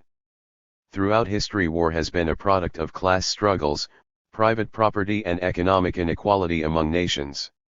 Until these antagonisms are resolved, and notwithstanding the illusions generated by astronautics and cybernetics, men will continue living under prehistoric conditions. As 108. The most cruel and inhuman form of behavior, war is a mode of alienation behind which lurks the exploitation of man and the oppression of poor nations by imperialism. Only the establishment of socialism on a world scale can assure perpetual peace and overcome the antagonisms and alienations peculiar to capitalism. The capitalist economy has its own dynamic independent of bourgeois statesmen and the presidents of industrial monopolies, for they cannot prevent economic crises, in recent years the prelude of all imperialist wars. ****. The dramatic history of capitalism contradicts the pacifism of modern revisionists. Intercapitalist antagonisms and the antagonism between the bourgeoisie and proletariat constitute the motor of history in the contemporary world. During the Second World War, 1939–45, the principal antagonism in the capitalist world was the collision of interests involving the bloc of Anglo-Saxon countries against the Nazi-fascist powers. The war showed that the antagonism between the imperialist powers in 1939–41 was more irreconcilable than that between the capitalist countries as a whole and the Soviet Union. In this connection it is worth recalling that the USSR signed a non-aggression pact with Germany prior to the outbreak of war in 1939 and that afterward, when Hitler had mastered Europe and launched a war against the USSR, the Anglo-Saxon powers signed a treaty of mutual assistance with the Soviets for the purpose of defeating the Berlin-Rome-Tokyo axis. In 1940, when the antagonism between Nazi-fascist and Anglo-Saxon capitalism was the principal or most violent antagonism, Churchill and Roosevelt considered the conflict between Soviet socialism and Anglo-Saxon capitalism to have only secondary importance. Between the immediate danger of Hitler, who might have invaded England and the British Empire, and Soviet socialism in a single country, Churchill and Roosevelt decided for an alliance with Stalin in the war against Hitler, and with good reason, since in no way did the Soviets 109 at that time present a political threat to the historical and economic existence of the Anglo-Saxon bourgeois democracies. In contrast, the principal antagonism from 1917 to 1933, before the period of popular fronts had gotten underway, was that between capitalism and socialism. To such an extent was this the case that the liberal democracies invaded Russia in support of the white generals, England and France in the West, and the United States, symbolically, in the Far East. After 1933, with the rise of Hitler to power, the policy of popular fronts or class collaboration permitted a rapprochement between the demo-liberal bourgeois powers and the Soviet Union. In the midst of the great economic crisis of 1929-33, when many millions of laborers were without work, the principal antagonism might well have become that between bourgeoisie and proletariat. Since capitalism was in ruins, conditions were then ripe for a proletarian insurrection and the establishment of socialism. Afterward, a policy of broad alliances excluded the possibility that the principal antagonism would involve a confrontation between the proletariat and the bourgeoisie. Instead, it contributed to making the antagonism between the Anglo-Saxon and Nazi-fascist capitalist powers the dominant one. Even in Spain during the Revolution of 1936-39, the Kremlin was opposed to the introduction of socialism. In failing to undertake the struggle for power during the Great Depression, the proletariat was dragged into a Second World War without being able to save the Soviet Union from that conflagration. Beginning in 1933, inter-imperialist rivalries emerged as the principal world antagonism, because the Social Democrats and Communist supporters of popular fronts, primed by the foreign policy of the Soviet Union, subordinated the interests of the world proletariat to bourgeois democratic governments and big power politics. Toward 1945 the Italian and French guerrillas had effective power in their hands, but the policy of class collaboration in 110. Italy and France implied a surrender to revisionism. Poorly directed, the proletariat renounced the revolutionary struggle for socialism, thereby allowing the bourgeoisie to regain power in Western Europe. Once again, as in 1917-23, the proletariat contributed to the recovery of the bourgeois state. In 1945 Thérèse and Togliatti were committed to the same policy as Otto Bauer and Koskaya after World War I. With the action of a Bakunin or a Blanqui, socialism would have triumphed in Europe in 1917-23 and in 1945-46. If the bourgeoisie maintains itself in power in the industrialized countries, it is not because Marx was mistaken in claiming that socialism would triumph first in the advanced countries. It is because neither the socialists in 1917-23 nor the communists in 1945 struggled to take power from the bourgeoisie. Nonetheless, the revolution which was not made in the imperialist countries is beginning today in the underdeveloped or semi-colonial ones. But this does not mean that socialism will triumph in the underdeveloped countries before it does in the advanced ones. Socialism is a function of economic and technological progress and of a given level of development of the productive forces, and this level cannot be invented or multiplied like the loaves and fishes of the New Testament. Some have said that in 1945 Europe was not ready for socialism. Accordingly, it would have been utopian to attempt to follow Lenin by transforming an imperialist war into a civil war.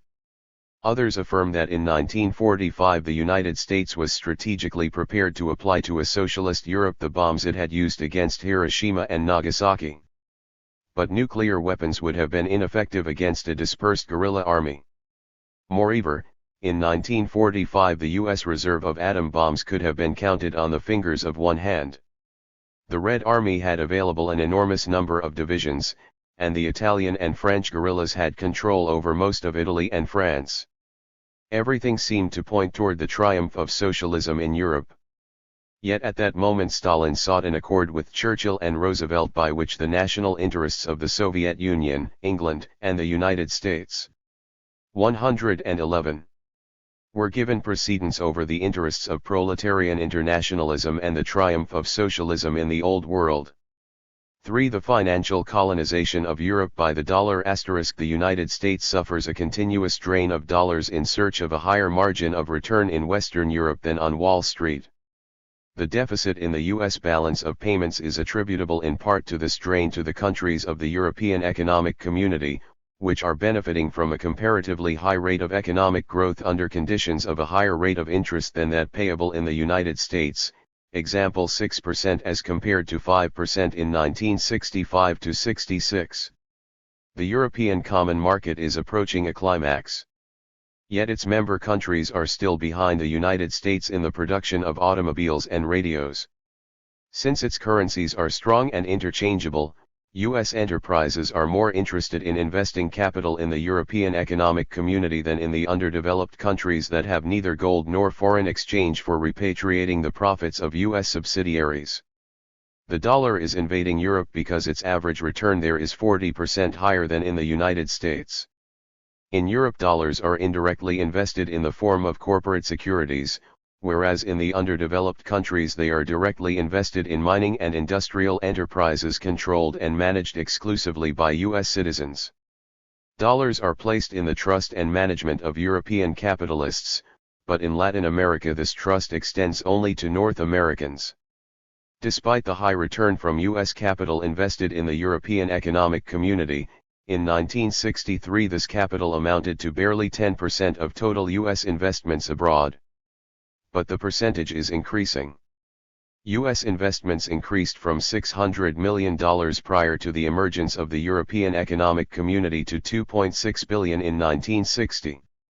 By 1961 investments had reached the sum of almost $3.1 billion, increasing to $3.7 billion in 1962 and to $4 billion in 1963. The fusion of U.S. and European capital is especially evident in West Germany.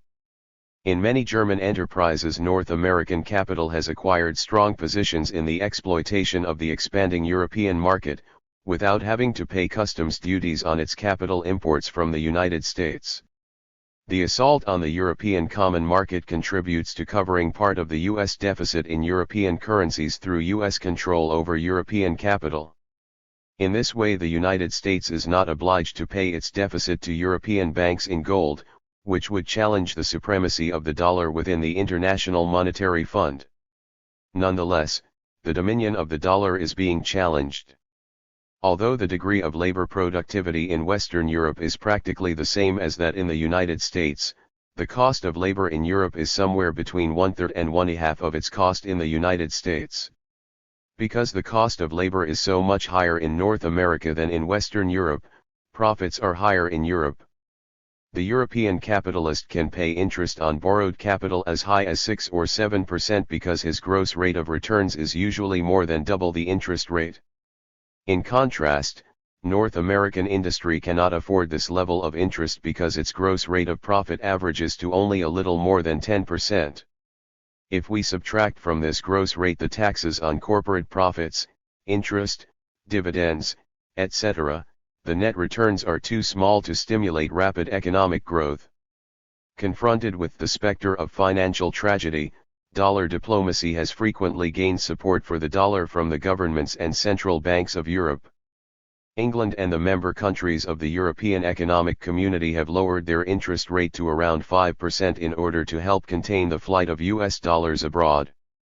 To some extent this policy has succeeded, but it is only a temporary measure and cannot be maintained for long. With an interest rate of 5% and wages much lower in 113. Western Europe than in the United States, European industry tends to expand beyond the capacity of the world market to absorb its products, thereby launching a crisis of relative overproduction within the countries of the European Economic Community.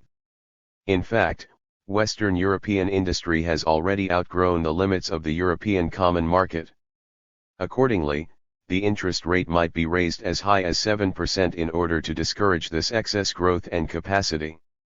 In this event, Europe would again be flooded by an invasion of dollars seeking a higher rate of return than in the United States, while the dollar deficit in balance of payments would increase.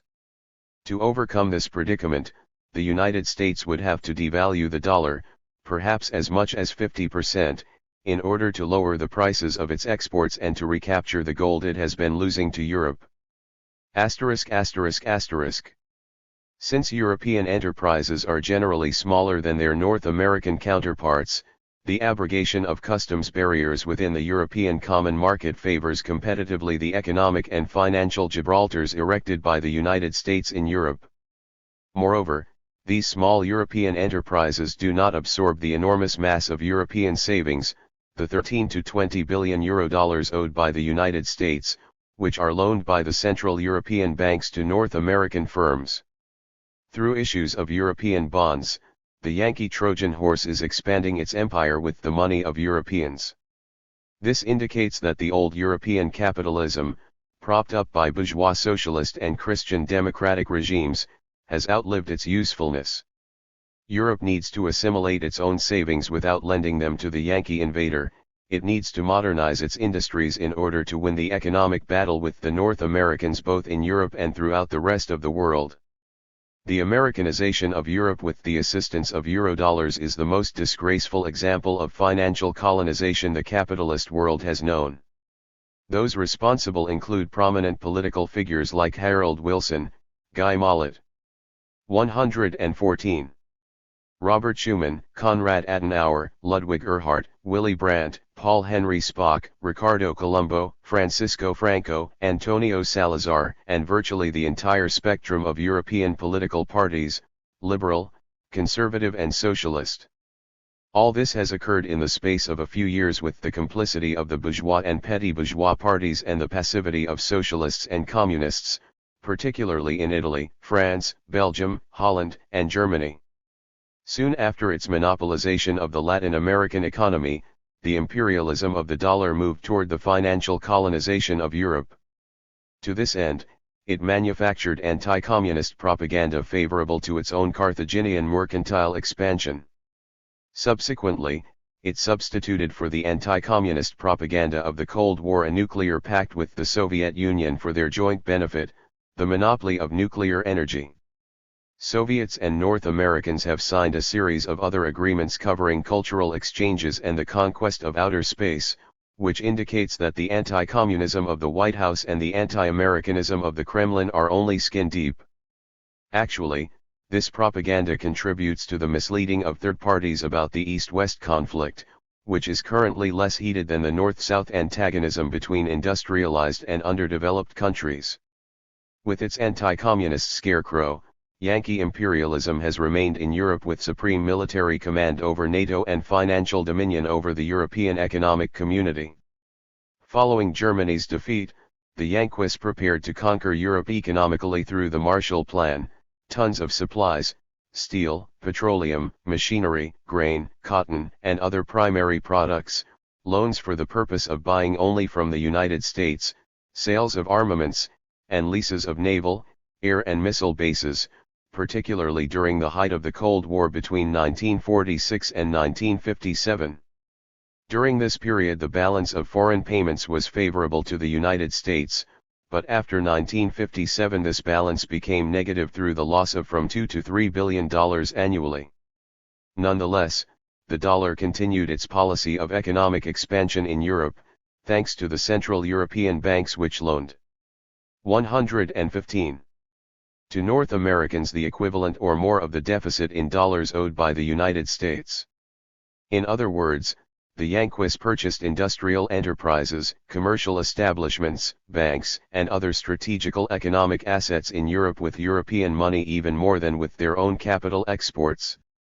That a debtor power should become the greatest single investor within the creditor countries of Europe was an anomaly that had never occurred before short of direct reliance on military force.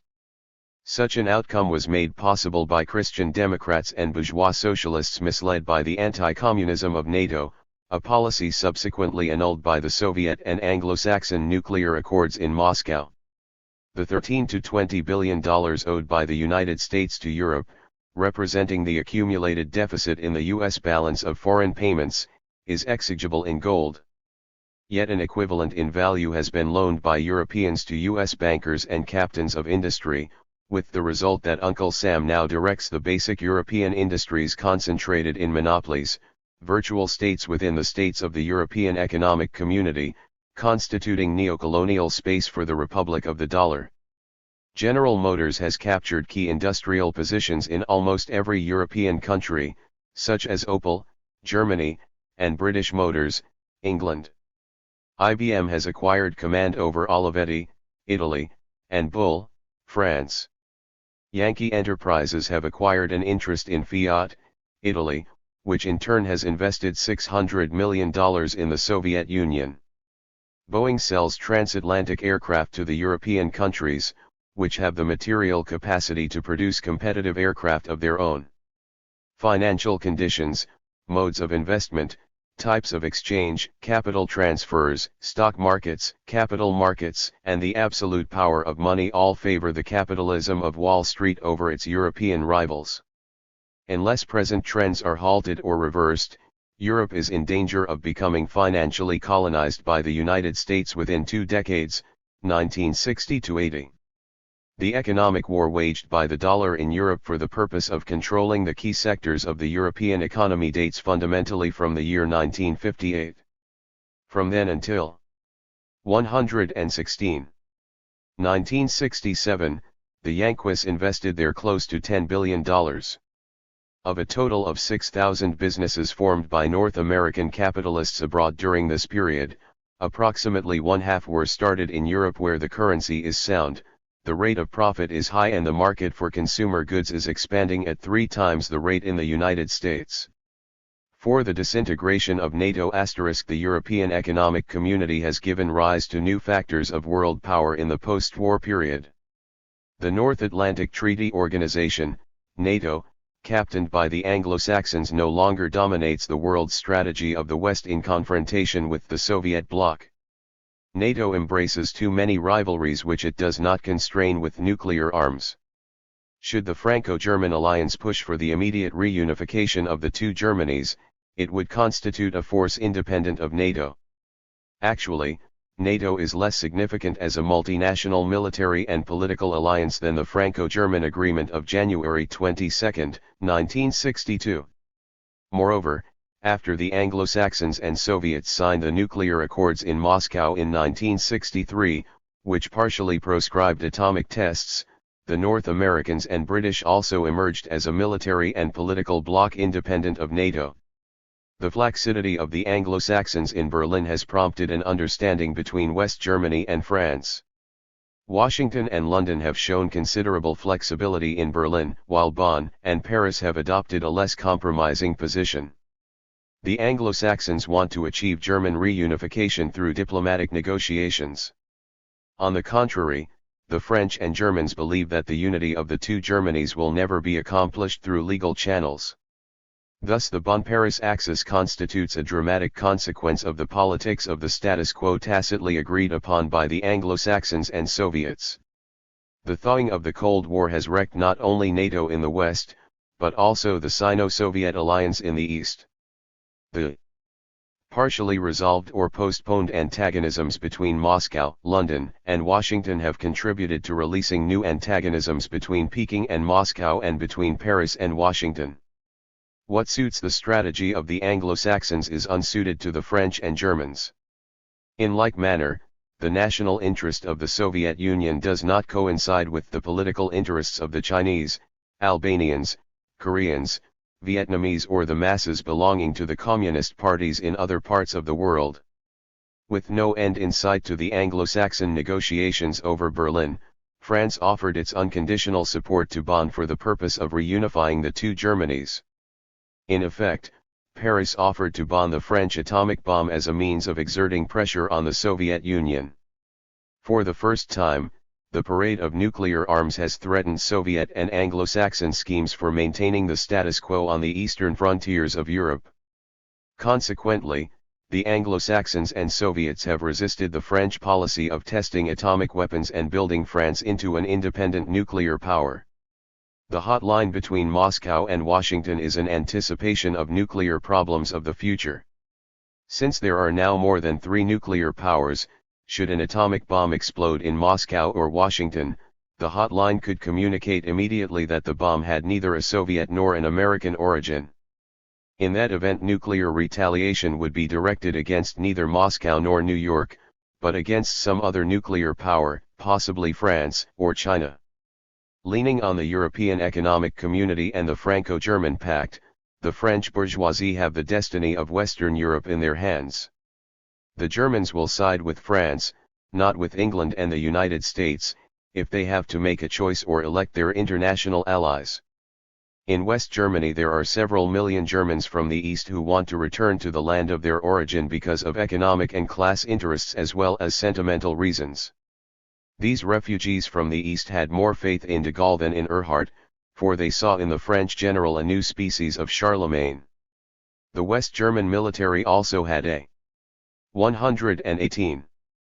Better understanding with de Gaulle than with the German Prime Minister, who placed the interests of the German industrial and commercial bourgeoisie before the unification of the two Germanies with France's assistance.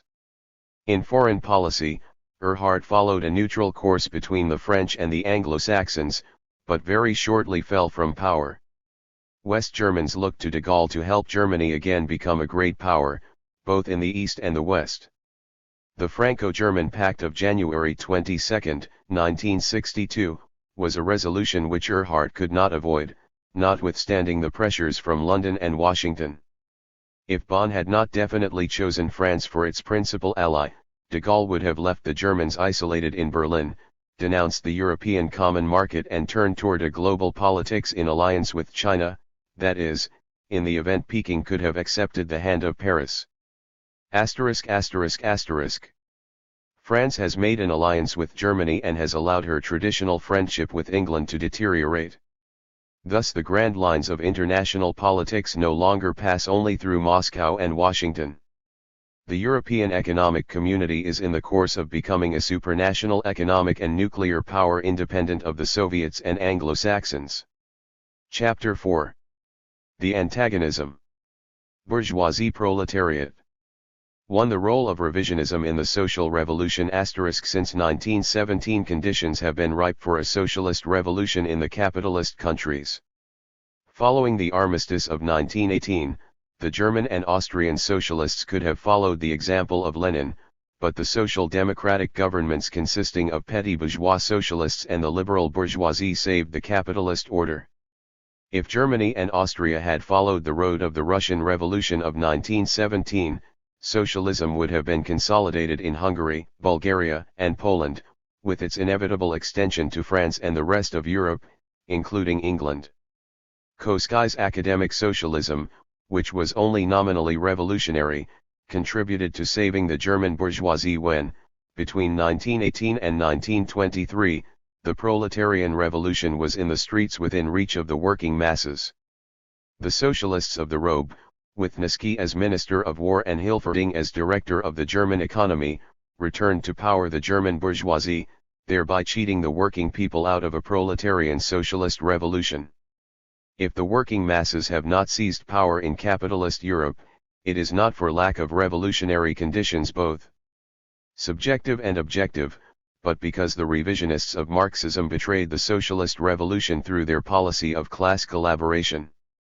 Austro-Marxism with Otto Bauer at the helm and German social democracy under Koskai's leadership gave to European capitalism the historic opportunity of overcoming the socialist revolution throughout the decade 1920–30.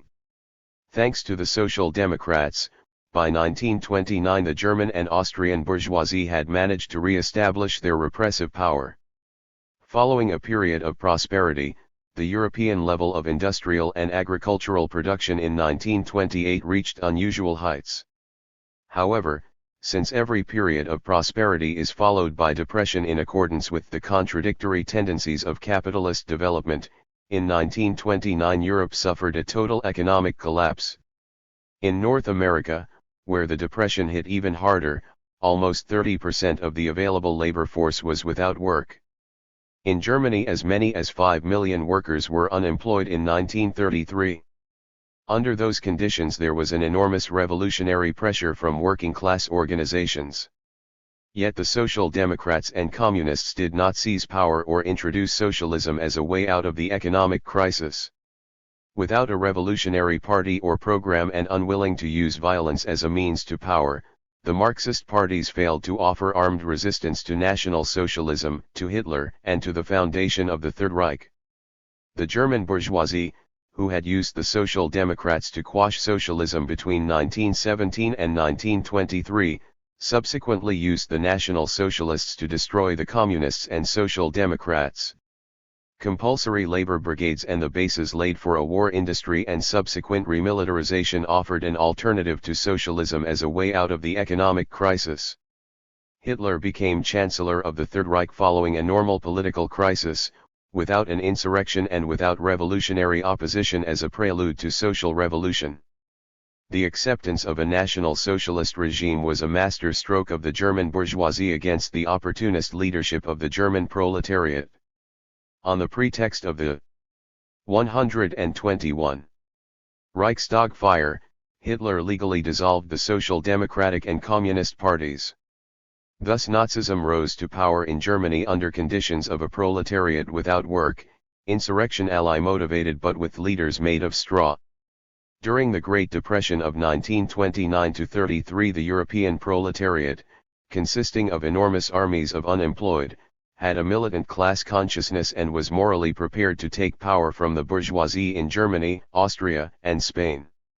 Nonetheless, the policy of class collaboration favored by the Social Democrats, and the Communist strategy of popular fronts following Hitler's rise to power in 1933, subordinated the struggle for socialism via a proletarian insurrection to the opportunist policy of electoral fronts in alliance with the moderate bourgeoisie and liberal middle class. The strategy of popular fronts, reformist rather than revolutionary, was motivated by the struggle against Nazi fascism and in expectation of deterring aggression against the Soviet Union, but in conformity with the national interests of the Kremlin rather than proletarian internationalism. The events of 1939 showed that an imperialist war could not be forestalled by the creation of popular fronts without passing first through a socialist revolution, and that it was imperative to take advantage of the favorable conditions presented by the continuing economic depression, which lasted until 1939. Following the example of the Spanish anarcho-syndicalists, the only revolutionary socialists in Europe during this period, millions of workers without jobs could have been mobilized for direct action toward the establishment of a socialist regime. The alliances with the democratic bourgeoisie and liberal petty bourgeoisie did not represent, except mistakenly, the class content of social democracy and of communism during the Popular Front period. Owing to political confusion, the workers in 1933 had less class consciousness than those in 1848, when insurrections occurred throughout all of Europe.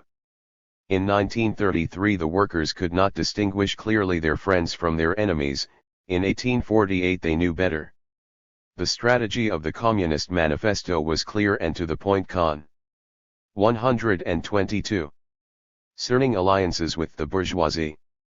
Thus in Part 4 Marx and Engels declare, in Germany the Communist Party fights with the bourgeoisie whenever this class acts in a revolutionary way against the absolute monarchy, the feudal landowners and the reactionary petty bourgeoisie, but never for an instant does it cease to instill into the workers the clearest possible understanding of the antagonism between the bourgeoisie and proletariat in order that the German workers may transform the social and political conditions, which the bourgeoisie must introduce along with its supremacy, into so many weapons against the bourgeoisie, and in order that the fall of the reactionary classes in Germany may lead immediately to a struggle against the bourgeoisie itself. A century ago the struggle for a socialist revolution was clearer than today. Alliances with the democratic bourgeoisie were undertaken, but only for limited objectives. By contrast, bourgeois socialism and communist opportunism now stay within the limits of class collaboration, constituting the tail end of the bourgeois and petty bourgeois politics of Attlee, Thérèse, Togliatti, Guy Mollet, Willy Brandt, Wilson et al. ******. The socialists have yet to adopt a political position independent of imperialism and their respective national bourgeoisie. For the most part, they are dogmatically anti-communist because they are unreservedly pro-Yankee. Although openly revolutionary in their language, once in power they adopt the politics of the bourgeoisie. Socialists in the West coincide in their policies with the political diplomacy and imperialism of the dollar. Or, like Guy Mollet, they carry the war to Indochina and Algeria, or wag the tail of de Gaullism from fear of a proletarian revolution. Within the trade unions they follow a policy of perpetual bargaining with bourgeois governments. In this way they save themselves from jail or exile, and continue to enjoy their bureaucratic stipends. In Argentina, for example, the bourgeoisie must relinquish 1.5% of all wages to the trade 123 union bureaucracy, depositing this sum monthly to the account of the trade unions. The revisionists of communism are hardly more independent than the socialists. Since the Popular Front years, they have adopted positions compatible with those of the national bourgeoisie and Soviet reformists. They are anti-Yankee only inasmuch as they are vehemently pro-Soviet. In this respect they constitute the antithesis of the European Social Democrats. Nonetheless, within the capitalist countries and with the possible exception of Czechoslovakia, they have invariably failed to carry the antagonism bourgeoisie-proletariat to its ultimate consequences, a socialist revolution. They speak ill of the Yankee imperialists, but do not consider arming themselves for liberation. Their policies begin and end within the demo-bourgeois framework of governments with a national bent. Within their respective countries, whether inside or outside the law, they coexist with their national bourgeoisie, and toward other countries they practice a policy of peaceful coexistence. As apologists of the Soviet system, they are incapable of taking a position independent of the Soviet Union and its allies among the national bourgeoisie. Within the trade unions they are reformists like the socialists, concentrating their energies on sporadic and isolated strikes, on peace demonstrations and the organization of cooperatives. Thus in Argentina in 1966, the military could dissolve 200 political parties in a move toward totalitarianism without firing a single shot. The communist parties committed to revisionism eschew the class struggle and proposals for seizing power. They are prepared to coexist with their bourgeoisie until 1980, when the Soviet Union will have become presumably the major world power. They are more Russian, then, than the Estonians or Lithuanians. They are the voice of their master, but against the revolutionary leaders in their own countries. The Social Democrats and Communist revisionists coincide in their counter-revolutionary reformism. They agree on first making the bourgeois democratic revolution, and only afterward a socialist one. They concur that the road to social 124 ism must be evolutionary and nonviolent through electoral coalitions within the framework of capitalism, notwithstanding the post-war bankruptcy of this strategy in France and Italy. They bend before the prospect of atomic terror in favor of peaceful coexistence, while capitalism continues its aggressive policy against national liberation movements throughout Asia, Africa, and Latin America. They subordinate the aspirations of proletarian internationalism to the interests of the big powers, the Social Democrats supporting the Yankees, the revisionists supporting the Soviets. But the bourgeoisie practice an internationalism of their own, above all against socialist Cuba. The Social Democrats and modern revisionists are more easily persuaded by bourgeois parliamentarism than by the Maoist strategy of revolutionary war and the immediacy of socialist revolution. Having abandoned Marxism, their policy is to wait and see. To wait and see what? In the midst of inflation, when currencies lose up to 90% of their purchasing power annually, the socialists, communists and trade union bureaucrats exhaust themselves in struggles to keep wages abreast of price increases. Actually, what the workers gain through a painful strike of several days can be taken from them in a matter of minutes by bourgeois ministers through a new issue of currency designed to halt an increase in wages by a reduction in the value of money. Since the bourgeoisie control the banks, the state budget, exchange rates, credits and the distribution of the national income, the proletariat wastes time in pursuing side issues only distantly related to the basic struggle for political, military, and economic power. Although a government may redistribute income through raising taxes and wages, it can always nullify the results by arbitrarily raising prices. Accordingly, the politics of reformism and trade union struggles for limited objectives are compatible with liberalism, not with revolutionary socialism. Socialists, communists, and trade union bureaucrats act in such a way as to perpetuate the antagonism bourgeois-proletariat instead of overcoming it. Perpetual negotiations. 125. Over wages is their alternative to the seizure of power, to the establishment of socialism on a world scale. 2. Capital accumulation and class struggle * in the decades 1960 to 80 the tension between the bourgeoisie and proletariat will tend to become more acute the longer peace endures. Perhaps it is peace which the bourgeoisie most fear, above all those associated with Yankee heavy industry, which cannot forge ahead without sustenance from a war budget. In this manner the tension between East and West constitutes the raison d'être of capitalist large industry geared to programs of national defense. The necessity of capital accumulation becomes a continuing incentive to the bourgeoisie, obliging them to renovate the means of production in the interest of greater mechanization and automation of work. Thus the accumulation of capital produces unemployment among technical workers, changes the social relations of production, renders archaic the old mode of production, generates the conditions of a socialist revolution and creates a general climate of insecurity or alienation. Finally, it contributes to a self-defeating or regressive progress, because the process of production turns against both capitalists and workers by squandering large amounts of capital and labor through repeated or cyclical economic crises. Confronted with this revolutionary climate created by the capitalist process of production, bourgeois socialists and modern revisionists have dedicated themselves to forming coalitions on the left for the purpose of winning elections, but not revolutions.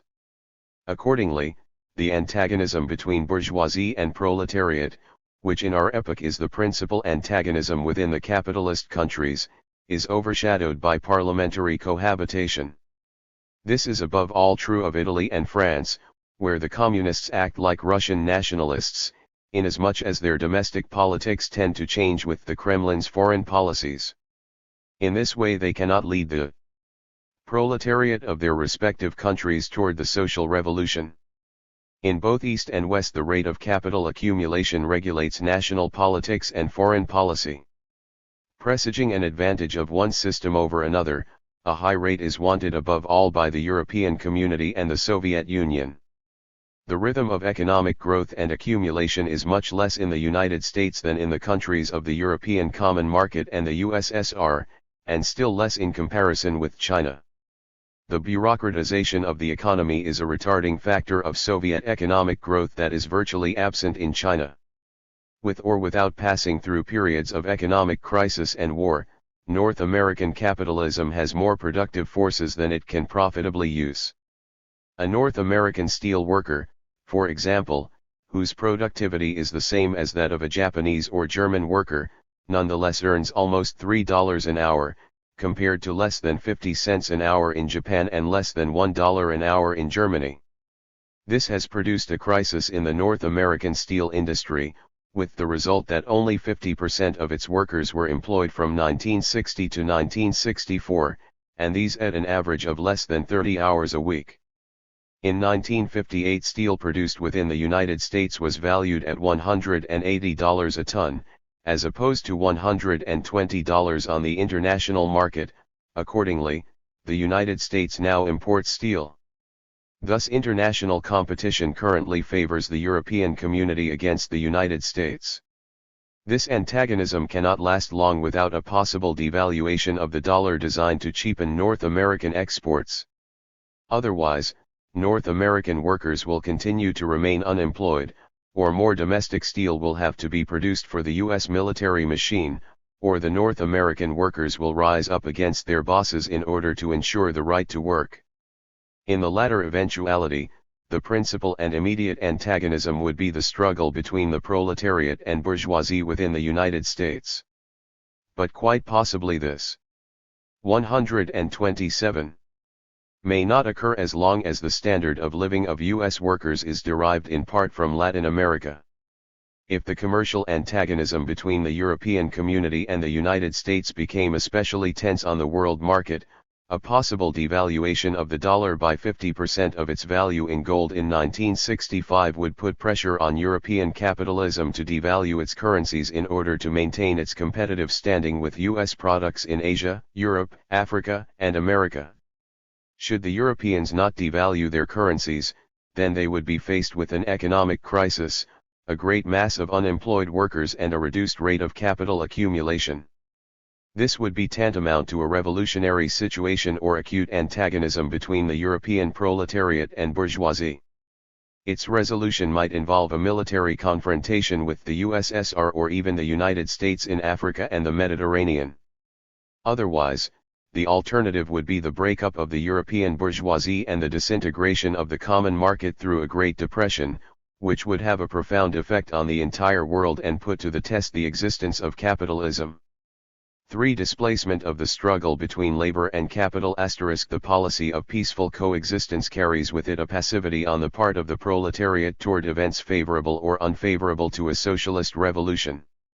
Consequently, what would have become the principal antagonism of the present, that between proletariat and bourgeoisie in the capitalist countries, has been reduced to peace demonstrations, nonviolent strikes for higher wages and negotiations by political pressure groups. As early as 1848 the struggle between the proletariat and bourgeoisie in the capitalist countries had become the principal world antagonism. In 1870–71 the Paris Commune carried this antagonism forward in the direction of a socialist revolution. In 1917 the Russian, German, Hungarian, and Bulgarian revolutions were the prelude in Europe to a socialist revolution of continental dimensions.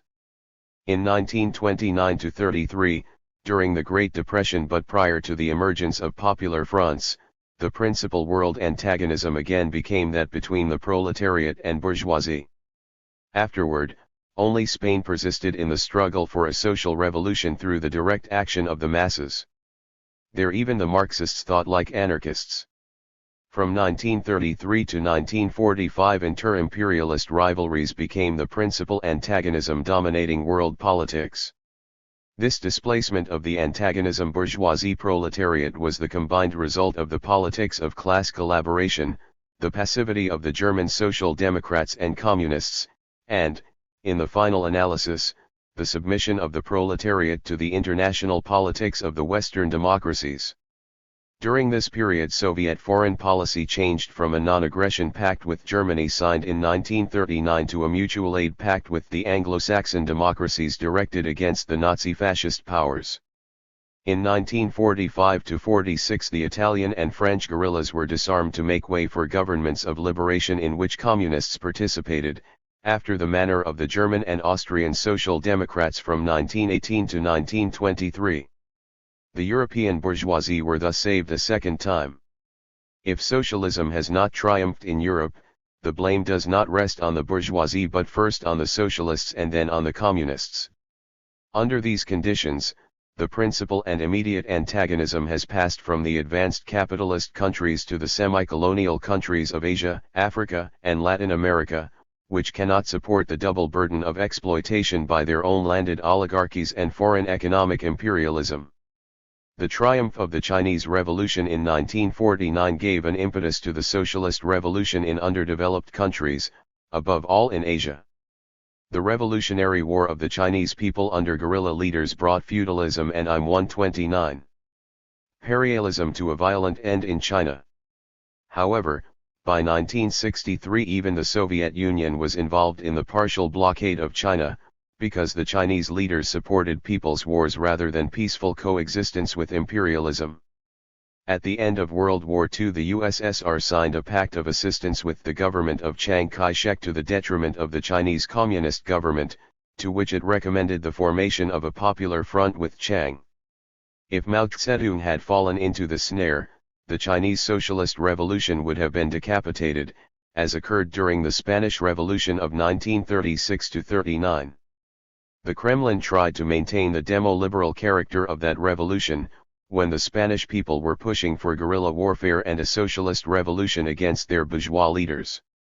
If guerrilla strategy and tactics had been extensively applied in Spain, the revolution would not have been lost to Franco and the Nazi-fascist reaction in Europe. The truth of the matter is that, with the possible exception of the Czech Revolution of 1948, all social revolutions directed or inspired by Moscow have failed.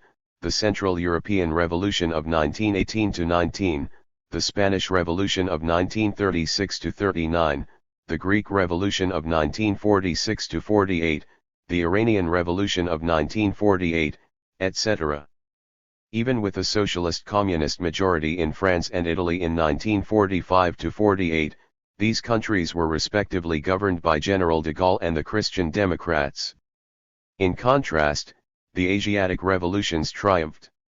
Those that were not altogether successful were held back by the Soviet-imposed peace in Indochina in 1954, Geneva Agreement, and by the Laotian Compromise of 1962. Throughout the world the Soviets have made concessions to the Yankees and imperialists even when these were on the defensive. Because they have not wanted to exasperate the United States, they have preferred to compromise with imperialism rather than push for a socialist revolution. As long as the leadership of the proletariat does not become independent of its own national bourgeoisie, of West 130. Imperialism and of Soviet revisionism, there will be no further socialist revolutions in any country. Ideologically liberated from these alien social forces, with a socialist program, militant leaders, and a strategy of revolutionary war, however, the working class joined by the peasantry and the impoverished middle class can achieve political power in the underdeveloped countries, which at the moment are most ripe for a popular anti-feudal and anti-imperialist revolution. Revolutionaries must liberate themselves from the traditional dogma of revolution by stages: first, a bourgeois democratic revolution, afterward, the socialist revolution. The Spanish, Cuban, and Chinese examples indicate that the bourgeois democratic revolution is made at one leap, violently rather than by elections, thereby immediately opening the stage of proletarian revolution. The demo-liberal politics of the French and Italian communist parties, placing them to the right of Christian democracy, constitute thus the agony of the labor movement.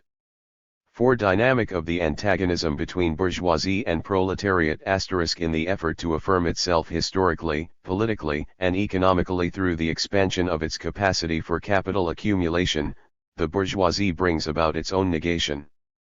The more capital it accumulates, the greater become the masses of the proletariat which enter the legions of its undertakers. Within this dialectical framework anticipated by Marx and Engels, economic and personal alienation will determine the destiny of capitalism in the years ahead, decisive ones for the socialist revolution. However much the modern revisionists prefer the precarious peace of capitalism to the perpetual peace of socialism, the latter can be achieved only through overcoming by violence the power of the bourgeoisie. It is possible for socialist reformism and national communist revisionism to coexist with imperialism until 1980 for the purpose of helping the USSR to become the first world power. But the dialectical interplay of forces within capitalism testifies that history will not be tailored conformably to the Kremlin's intentions. The denouement of capitalism will be revolutionary and warlike, in short order within the European community as in the United States. The antagonisms of capitalism will not wait for the modern revisionists to resolve them peacefully. Thus it is imperative to return to the revolutionary tradition and to combine a Marxist economic and dialectical understanding of contemporary events with an anarchist style. In the capitalist countries as in the underdeveloped ones, when alienation becomes unbearable for the workers, the socialist revolution becomes inevitable. A socialist revolution carries with it the risk of world war provoked by a civil war on an international scale, but the latter could begin imperceptibly in the vast spaces of Latin America through a strategy of revolutionary war against indigenous feudalism and the imperialism of the dollar. Although the modern revisionists of Marxism-Leninism are fundamentally conservative, the prospect for the world is nonetheless revolutionary. The bourgeoisie, whose internationalism is not coexistent with but directed against socialism, is incapable of harnessing the powers it sets in motion. Because of the dialectic of alienation and the interplay of forces beyond its control, The alternatives before it are a world economic crisis, war, or socialist revolution. Everything considered, it will be in the West that the great socialist revolution will finally bring down the capitalist international system, not in the East where the Soviet Union is pledged to realizing the chimera of socialism in a single country without ever sallying beyond its national frontiers. The conditions of bourgeois existence indicate that the struggle for socialism is today even riper in the West than in the East.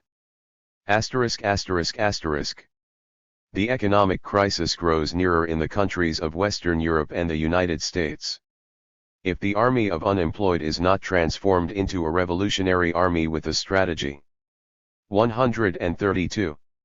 Of revolutionary warfare, once again as in 1929-39 the crisis will be resolved through sterile demonstrations, untimely strikes and, finally, an imperialist war. The apparently revolutionary or demagogical slogan "let the rich pay for the crisis" is negative, self-defeating, and unsuited to a period of general depression, when both the objective and subjective conditions are present for a socialist revolution. During a period of crisis it is pointless to demand from the capitalists what they do not have to give. It is demagogical and hardly revolutionary to demand that the bosses shoulder the burden of depression when the workers are being locked out or dismissed as supernumerary. A work stoppage is a consequence of the overproduction of wealth by an economic system based on the dictatorship of capital over labor. Among other causes, an economic crisis is produced because of the disparities resulting from the social character of capitalist production for the whole people, but for the purpose of ultimately benefiting a few. This structural antagonism between social production and private appropriation sharpens the class struggle to the point of revolution. It becomes the principal motor for the transformation of capitalism into socialism. In a capitalist regime a crisis is always paid for by the poor, i.e., the workers. Consequently, instead of demanding the impossible, that the rich pay for the crisis, the workers should insist on a definitive solution through the socialization of the means of production and exchange. In times of depression the Marxist parties which understand what is happening, and the revolutionary trade unions which are not bureaucratized, must elaborate an economic, political, and social program for moving the economy forward as the basis for introducing a socialist system and guaranteeing the right to work. In contrast, the Social Democrats and the modern revisionists, who practice the coexistence of classes, propose to nurse depressions instead of applying surgery. As long as the worker is not the owner of his instruments of production, he is a producer but not a proprietor, the capitalist, a proprietor but not a producer. In this capacity the worker is alienated from his product, estranged from his laboring. 133. Activity and victimized by his own work. The more he produces the smaller becomes his relative share. The objective antagonism or property relationship dividing as well as uniting the bourgeoisie and proletariat determines the diminishing participation of the laborer in his product. It implies a structural cause of the cyclical economic crisis from which capitalism is suffering as a kind of infirmity endemic to its system. The cyclical economic crises endemic to the capitalist system are conditioned by the existence of private capital, i.e., by the disparity between almost unlimited powers of production and limited distribution outlets. Although this antagonism between social production and private appropriation can be definitively resolved only through the establishment of socialism, social democratic reformism and Marxist revisionism have favored partial solutions compatible with political, trade union, and parliamentary coexistence with the bourgeoisie. In 1967 the USSR preferred to give credits for $100 million to the fascist regime of Castelo Branco rather than assist the Brazilian proletariat in their struggle against it. In the capitalist countries the antagonism bourgeoisie-proletariat has produced historical moments favorable to the seizure of power by the proletariat. In 1932-33, with millions of workers lacking jobs, they could have taken power. Instead they asked the rich to pay for the crisis. Later they became confused by the reformist policies of popular fronts. Because they failed to push for a violent socialist revolution during the decade 1924-33, they had to suffer through an imperialist war as pawns in the political game of power of Nazi fascism and Anglo-Saxon imperialism. Chapter V. Rebellion of the Third World. 1. The fundamental antagonism of the decades 1960 to 80 *, the policy of concessions which betrayed the socialist revolution in 1945 prepared the way for the violent U.S.S.R confrontation of 1948. The Berlin airlift marked the culminating point of this antagonism.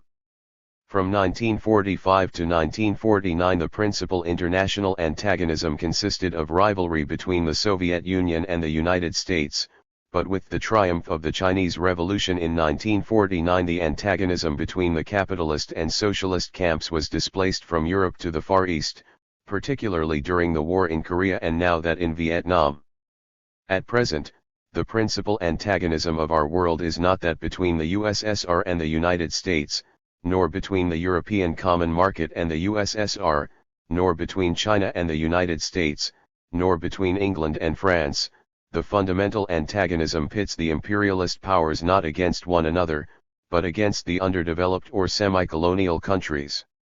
Despite Vietnam, the principal antagonism during the decades 1960 to 80 would appear to center on the relations between the United States and Latin America.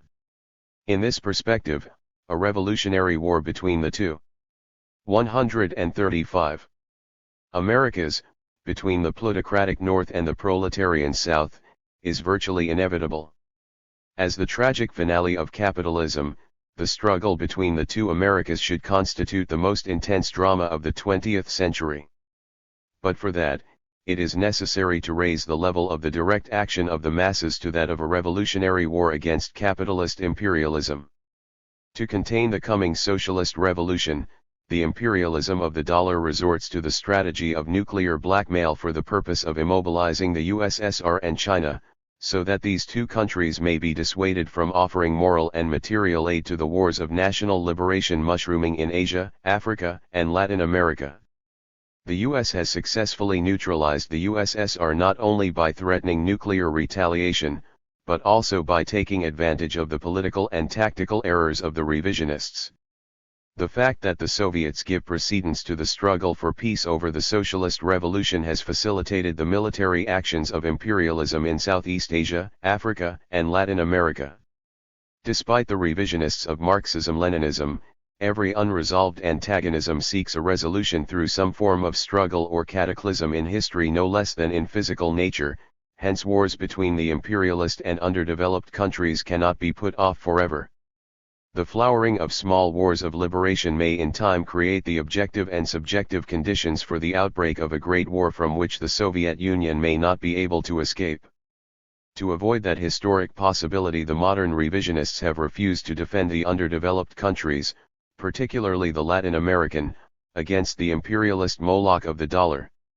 The tactic of the revisionists consists of the ingenuous surrender of the underdeveloped countries, in the hope of saving a precarious peace shaken by the Berlin airlift, the Korean War, the struggle between the two Chinas and two Germanys, the imbroglio of the Congo, the drama of Cuba, Vietnam, etc. 136. Should several small anti-imperialist wars and the sum of many small but violent encounters add up to a great war, then the fundamental antagonism could change its character, which is to say that the antagonism between the imperialist and underdeveloped countries might become subordinated to that between the capitalist and socialist camps. Nonetheless, the contest between the Latin American countries and the US may constitute the drama of human history during the decades 1960 to 80. Should the Latin American people succeed in establishing socialism after a bloody period of wars with their native oligarchies and imperialism without these battles culminating in a Third World War, then the US would have reached the threshold of a great socialist revolution. Deprived of its markets and sources of raw materials, the United States would be confronted with a sizable reduction in its standard of living. Under such deteriorating conditions, the North American workers would be pressed to seize power from the capitalists. The principal world antagonism would consist no longer of the struggle between the imperialist and underdeveloped countries, but rather between the bourgeoisie and proletariat within the United States. In this order of ideas, The American Socialist Revolution begins in Latin America and ends in the United States, following which the residual bourgeoisie of European capitalism would be isolated and cease to constitute a major power. The revolutionary struggle in the Latin American countries can become the base of socialist revolution throughout the world. Such is the great historical mission which the Latin American workers and peasants have to accomplish through the strategy of revolutionary war, Marxist in conception and anarchist in deed.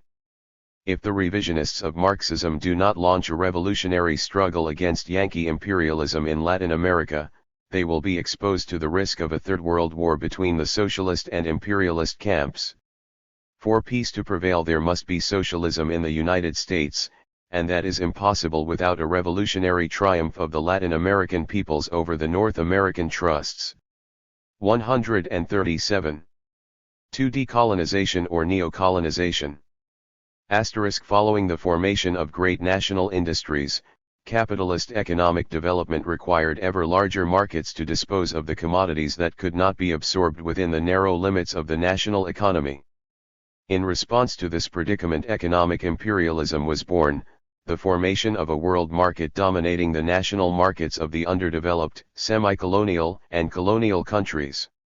Capitalist production became production for a world market, but appropriation remained national, i.e., profits were monopolized by the industrial powers. This new antagonism, absent from an earlier capitalism producing mainly for a national market, has come to dominate international relations since at least the beginning of the 20th century. The last two world wars were the expression of the antagonisms between those blocks of imperialist powers that disputed dominion over the world market, sources of raw materials and spheres of capital investment in the colonial or semi-colonial countries. The approximately 2 billion inhabitants of the underdeveloped countries had in 1960 a gross income of $100 billion as against 180 million U.S. citizens with a gross national income of $500 billion. These figures indicate with objective eloquence the great gulf existing between the colonized world and the imperialist countries. For example, in 1960 the per capita tax revenue in the United States was more than $600, while the per capita income in a country like Ecuador was less than $100. In 1967, approximately 70% of the world's inhabitants represented by the underdeveloped countries received only one-fifth of the annual gross income of the United States, representing only 6% of the world population. On this scale of economic inequalities, without socialism there are bound to be wars and revolutions. How can these economic antagonisms between the imperialist and semi-colonial countries be overcome? What is the Dialectica de la Politica, Chapter 3, pages 123 to 128, La Rebelión del Tercer Mundo, Chapter 6, pages 53 to 57. 138. Solution to the economic crisis of underproduction in the underdeveloped countries and to the crisis of relative overproduction in the technically advanced ones? Only violent struggle in the form of revolutionary war can resolve these economic antagonisms. The disparity of income between the semi-colonial countries and the Republic of the Dollar is partly accounted for by U.S. investments in the Third World, the long-range effect of which is to decapitalize the underdeveloped countries through indirect plunder passed on to Wall Street. For example, in 1950 the total direct investments of the U.S. in the rest of the world amounted to $11.7 billion, from which the annual return was $1.7 billion.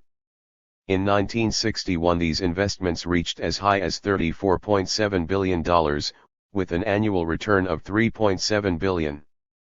The growth of these direct investments was the result not so much of net exports of U.S. capital as of profits reinvested in the countries of their origin, because of the lack of gold and foreign exchange required to repatriate these gains in dollars.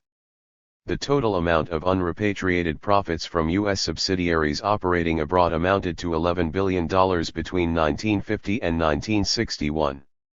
This enormous mass of capital had a snowball effect in decapitalizing the semi-colonial countries and impoverishing them from year to year. During the period 1950 to 61, the U.S. extracted $34.1 billion from its direct foreign investments, that is, 3 times the initial value of those investments in 1950.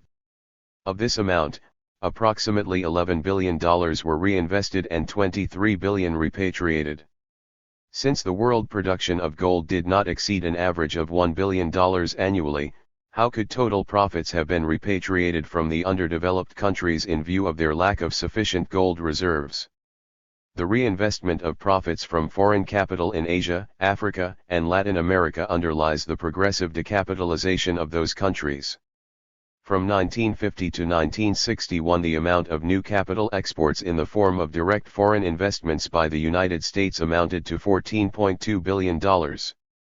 However, the amount of profits repatriated during those years was $23 billion, which is to say that the underdeveloped countries, 139, faced a net capital deficit of $8.8 billion at the end of that period. The drama of increasing misery in the underdeveloped countries is a consequence of their economic relationship to the imperialist powers. For example, between 1949 and 1959, Brazil received approximately $900 million in the form of direct capital investments, but the profits from this foreign capital amounted to $1.2 billion. During that same period, Mexico received an estimated $600 million in direct foreign investments, but the corresponding profits amounted to $900 million. On reaching a particular level or volume, foreign capital produces decapitalization, i.e., more dollars leave than enter a given country. This is the situation in the majority of Latin American countries impoverished by the dictatorship of the dollar. Foreign capital invested but not digested is tantamount to decapitalization rather than a net capital addition. Thus, for many underdeveloped countries, the future tends to be worse than the present. The underdeveloped countries become economically and technically downgraded under the oppressive rule of their native bourgeois and landed oligarchies supported by foreign imperialism. The outworn class structure, the excessive bureaucracy, the high percentage of servants and the enormous mass of unemployed in underdeveloped countries contribute to depressing domestic investments to an average that seldom exceeds 12% of the national income. Thus, in 1960, the total amount of new investments by third world countries was only $12 billion.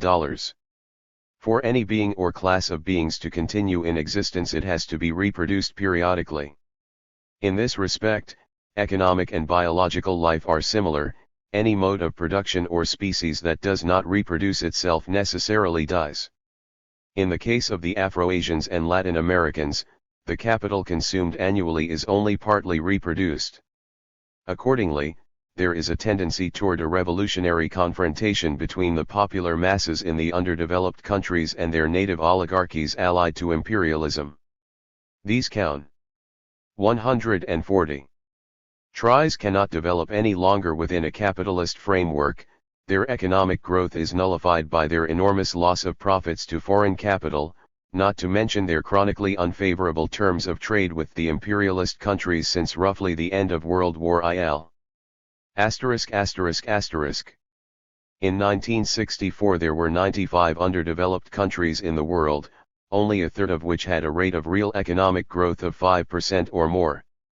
But if we discount the effect of population increases and the mass of wages and salaries for unproductive work, this real economic growth was practically nullified.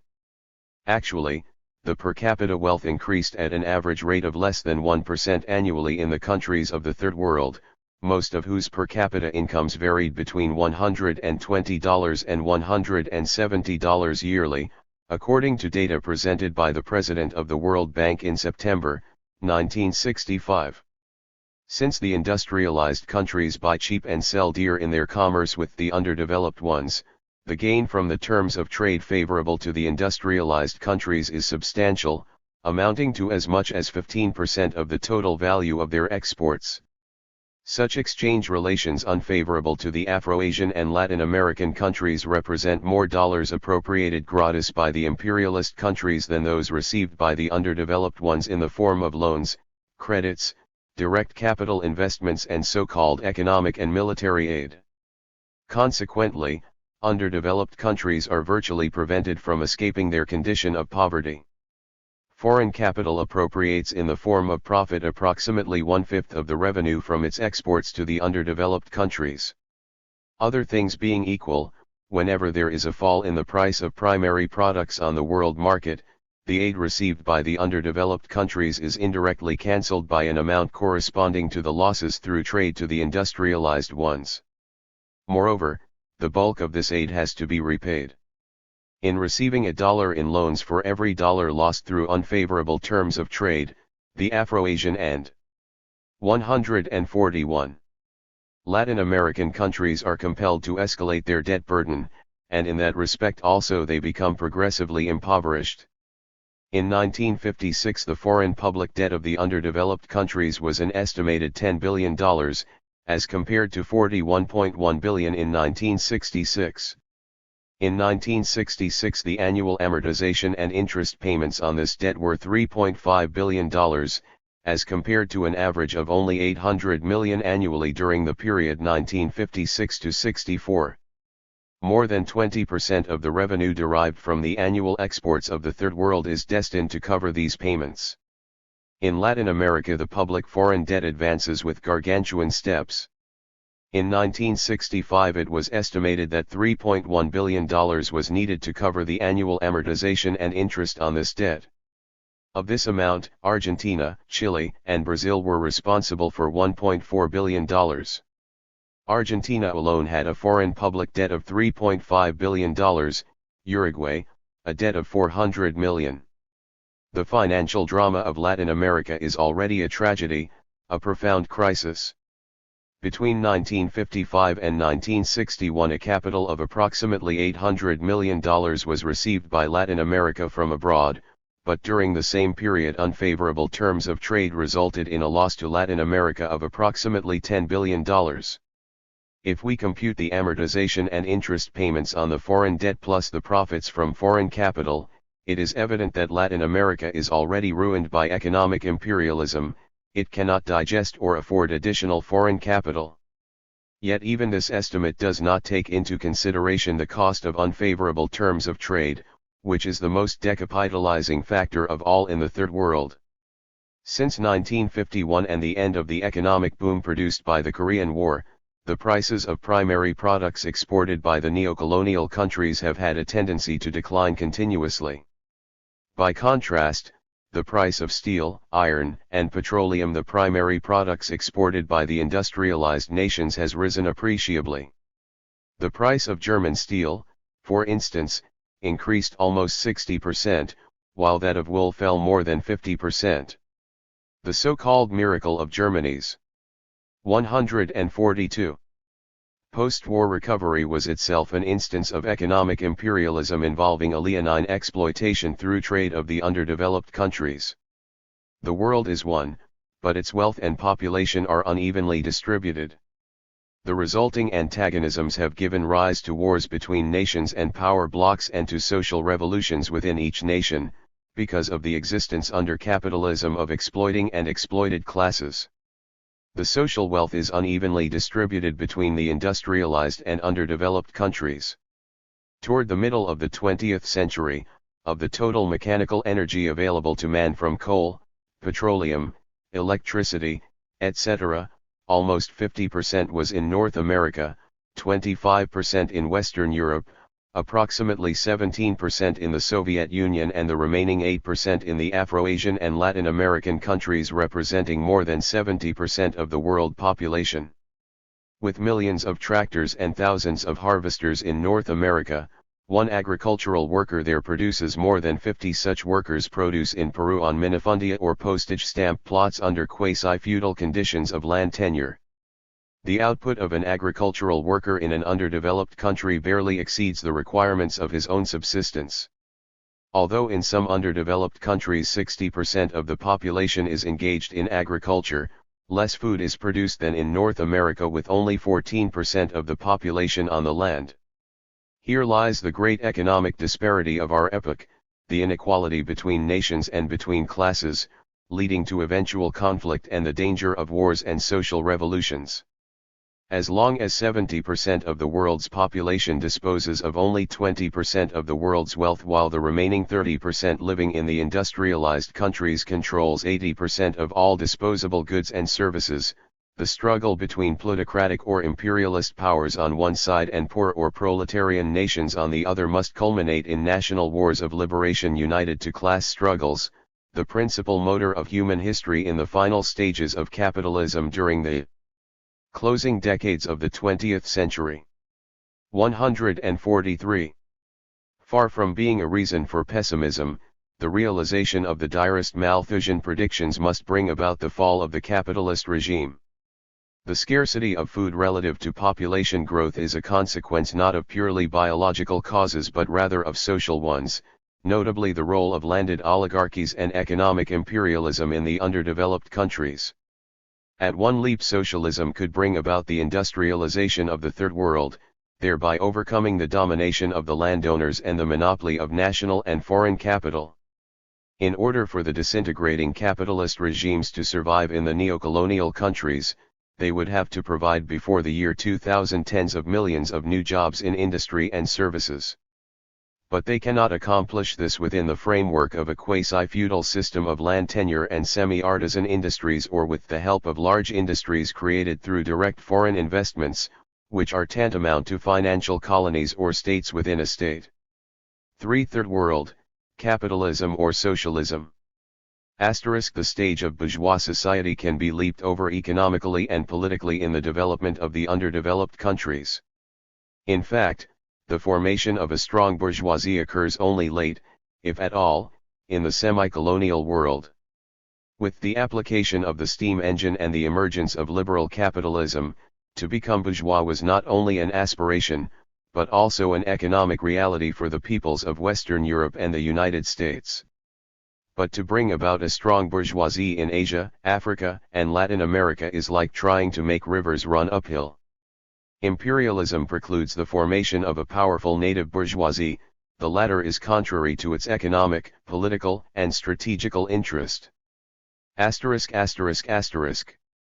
The emergence of a fully developed capitalist society along Western lines would appear to be historically impossible for the underdeveloped countries of Asia, Africa, Latin America, and the Mediterranean basin, Spain, Greece, Turkey, and southern Italy, because their native bourgeoisie are weak and without the requisite economic, technological, and social power. Those recently decolonized countries in Africa and Asia, which now have their own flag and are also comparatively free of financial neocolonization, hesitate between a quasi-Marxist socialism after their own manner and a quasi-socialist reformism a la Nasser or Boumediene. Some theorists estimate that only a socialist revolution can economically and technologically produce in the underdeveloped countries the conditions for a great leap forward. The problem is to bridge the economic gulf and the disparity in incomes between the Third World and the United States. Is there any antagonism of our times greater than this one, which has still to be resolved through a social revolution in the Third World? The order of events and an understanding of the economic forces behind them indicate that the bourgeois stage of development is historically unnecessary and economically and politically useless to the underdeveloped or semi-colonial countries dependent on economic imperialism. For these countries to strive to become economically independent by taking the capitalist road testifies to political subjectivism. A fully developed capitalism does not depend on a state of mind, above all, it is the outcome of objective economic processes rather than acts of will. In creating one-crop economies in the tropical and subtropical belt, imperialism impedes their development into full-scale capitalism. Periodic economic upsurges in the semi-colonial countries constitute a form of political showmanship when they are not supported, as in Cuba, by structural changes in social classes and property ownership and by the dissolution of giant industrial and financial monopolies. Economic planning, as in Spain from 1964 to 1967, comes to nothing without a structural transformation. Since the Second World War, the ruling bourgeois classes in the underdeveloped countries have shown themselves incapable of accelerating the rate of industrialization. Instead, they have taken advantage of monetary inflation, currency devaluation. 145.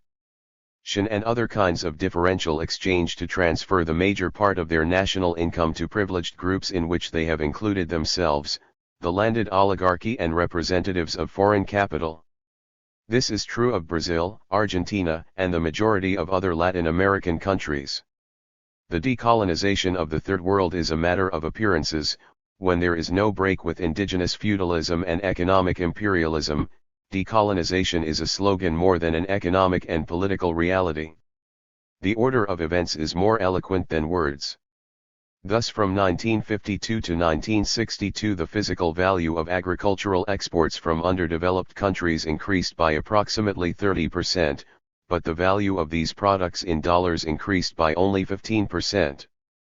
This type of exchange, chronically unfavorable to the underdeveloped countries, resulted in a greater loss of revenue than the amount received from the imperialist countries in the form of loans, credits, so-called aid and direct capital investments. An increasing decapitalization is evident in the underdeveloped, undernourished and undereducated countries of the world. Confronted by the internal failure of these countries to create strong national industries, to mechanize agriculture and to develop national culture, the native bourgeoisie have either surrendered outright to the representatives of foreign capital or have become junior partners of economic imperialism. In Spain the bourgeoisie have sought an accord with foreign capital in order to share in the spoils surrendered by Franco to imperialism, strategic bases and economic Gibraltars consisting of 304 Yankee enterprises. Mediterranean Europe is being recolonized, while Egypt, Algeria and Tunisia speak the language of decolonization. Spain is an open door to the capital of the European Economic Community and to the strategic investments of the Pentagon and Wall Street. Actually, it is more dependent on imperialism than North Africa. How times have changed since 1936, with Spain today a sanctuary of lucre for foreign capital. Throughout the underdeveloped world, in North Africa, the Middle East, various Asiatic countries and some European ones, significant sectors of the bourgeoisie and the intelligentsia. 146. Physicians, lawyers, economists, engineers, public administrators, etc., have passed over to the national revolution.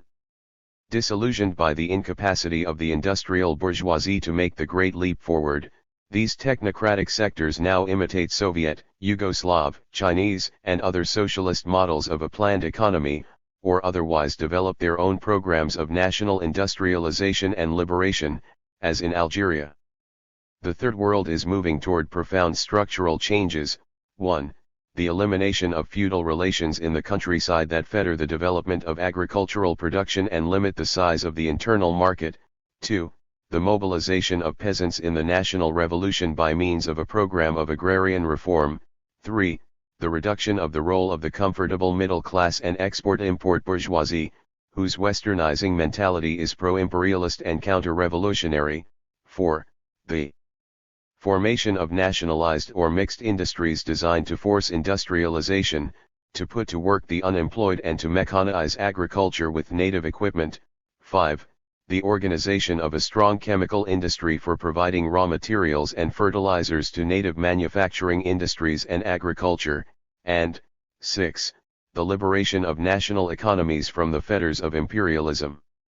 Altogether, the changes that have occurred during the last few years indicate that the road toward an industrial and socialist society in the underdeveloped countries passes through different stages and transitional regimes, and that these preclude coexistence with residual feudalism and the economic enclaves of foreign capital. Nonetheless, in Spain the contrary occurs.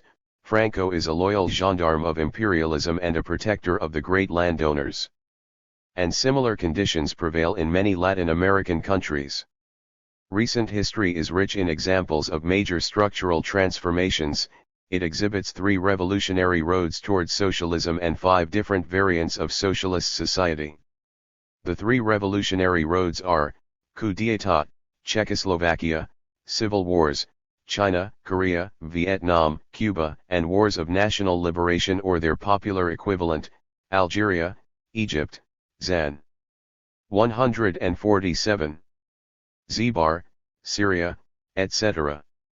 Through these different variants of war, revolutionary leaders have adopted a Marxist perspective in the conviction that Marxism offers the only means of guiding the revolutionary process toward an industrial society.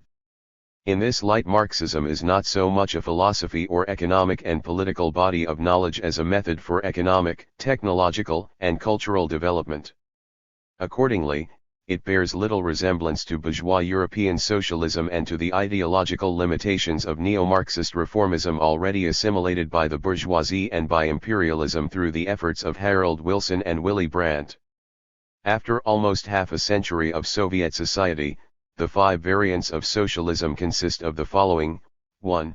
The Soviet model of centralized state planning, 2. The Chinese model of popular communes, 3. The Yugoslav model of workers' councils sharing authority with the directors of enterprises, 4. The Romanian model, neutral in the Sino-Soviet conflict and critical of Comecon, 5. The Cuban and Algerian model, likewise independent of the Soviet and Chinese blocs. A revolution has to choose between one or another of the foregoing 3 revolutionary roads and 5 forms of socialism. The alternatives are either to risk making mistakes or to struggle for the full implementation of workers' self-management, the only revolutionary road leading beyond state economic planning to communism.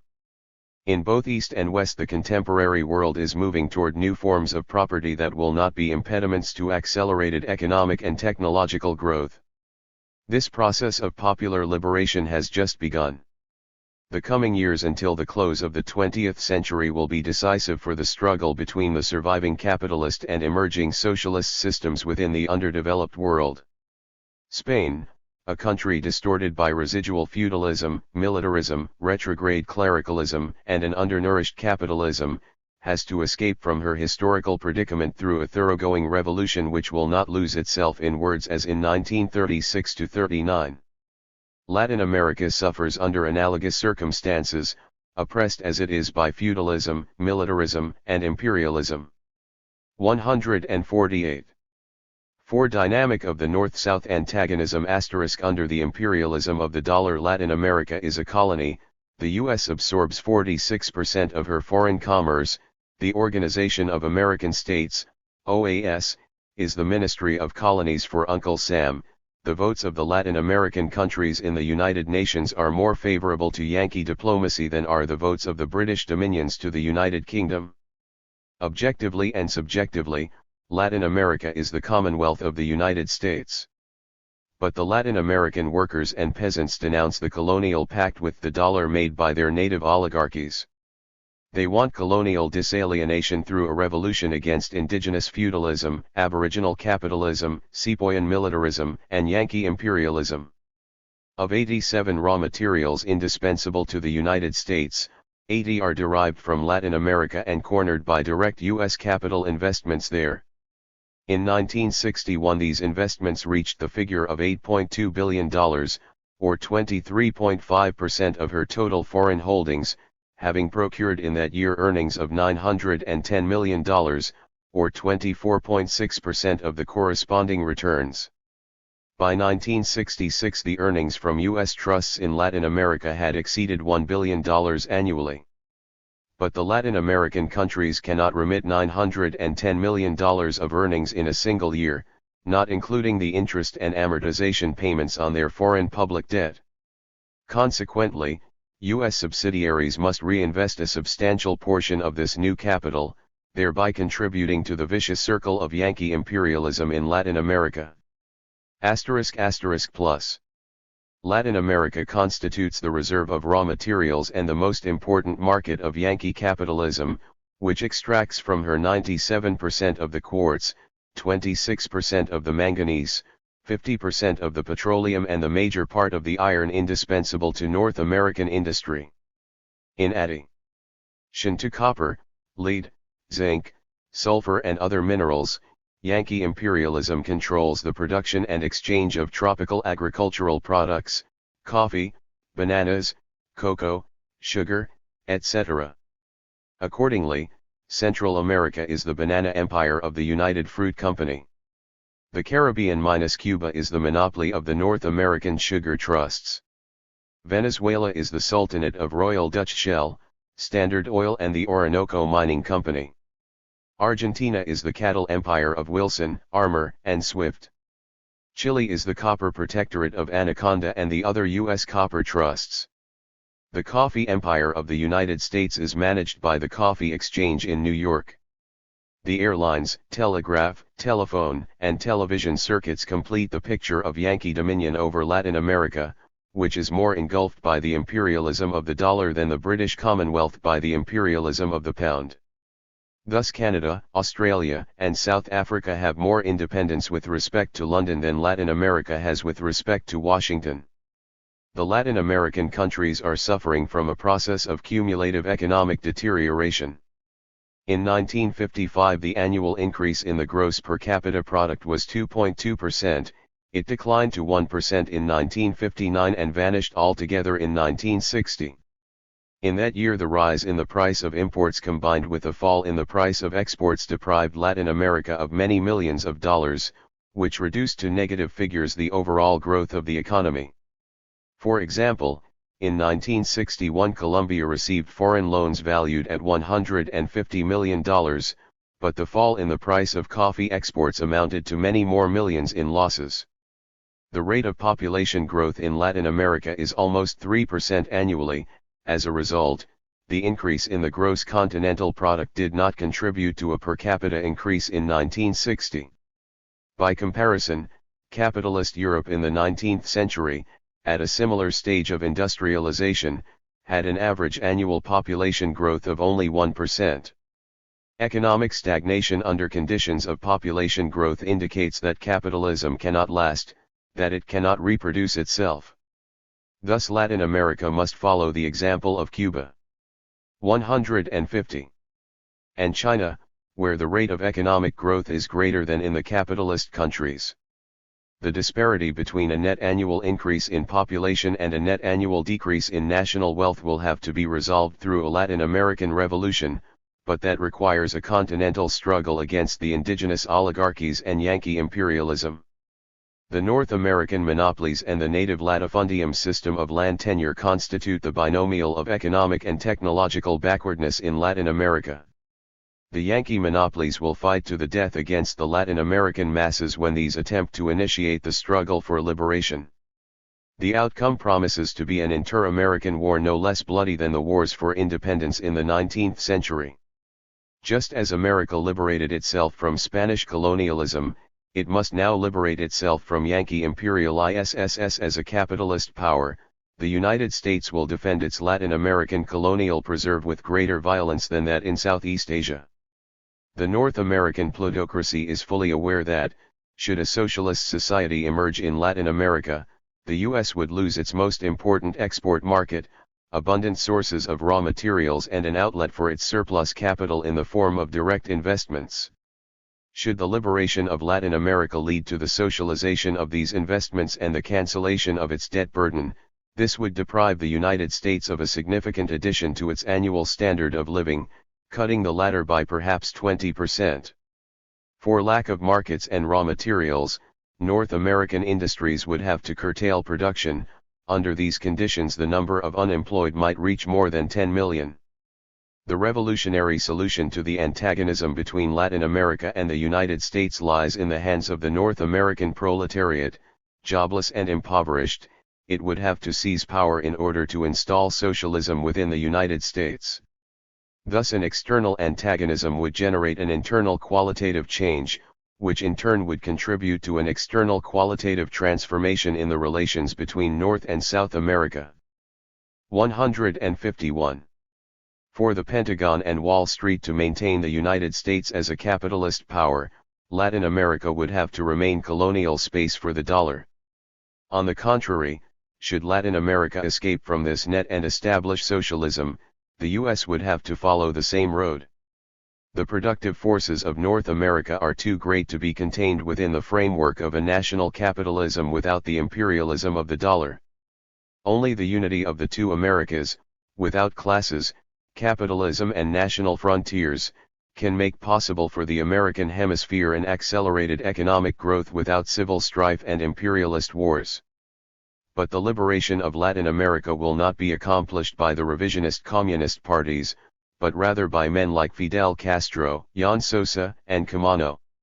In principle, and for the purpose of industrializing Latin America, North American industry could operate at full capacity without economic crises.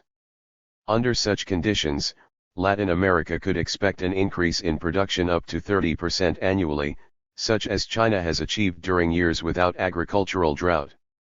Within the next 20 years, the Soviet Union will be unable to raise its own level of production to that of the United States in 1965 and also contribute to the industrialization of China, India, Africa, and Latin America.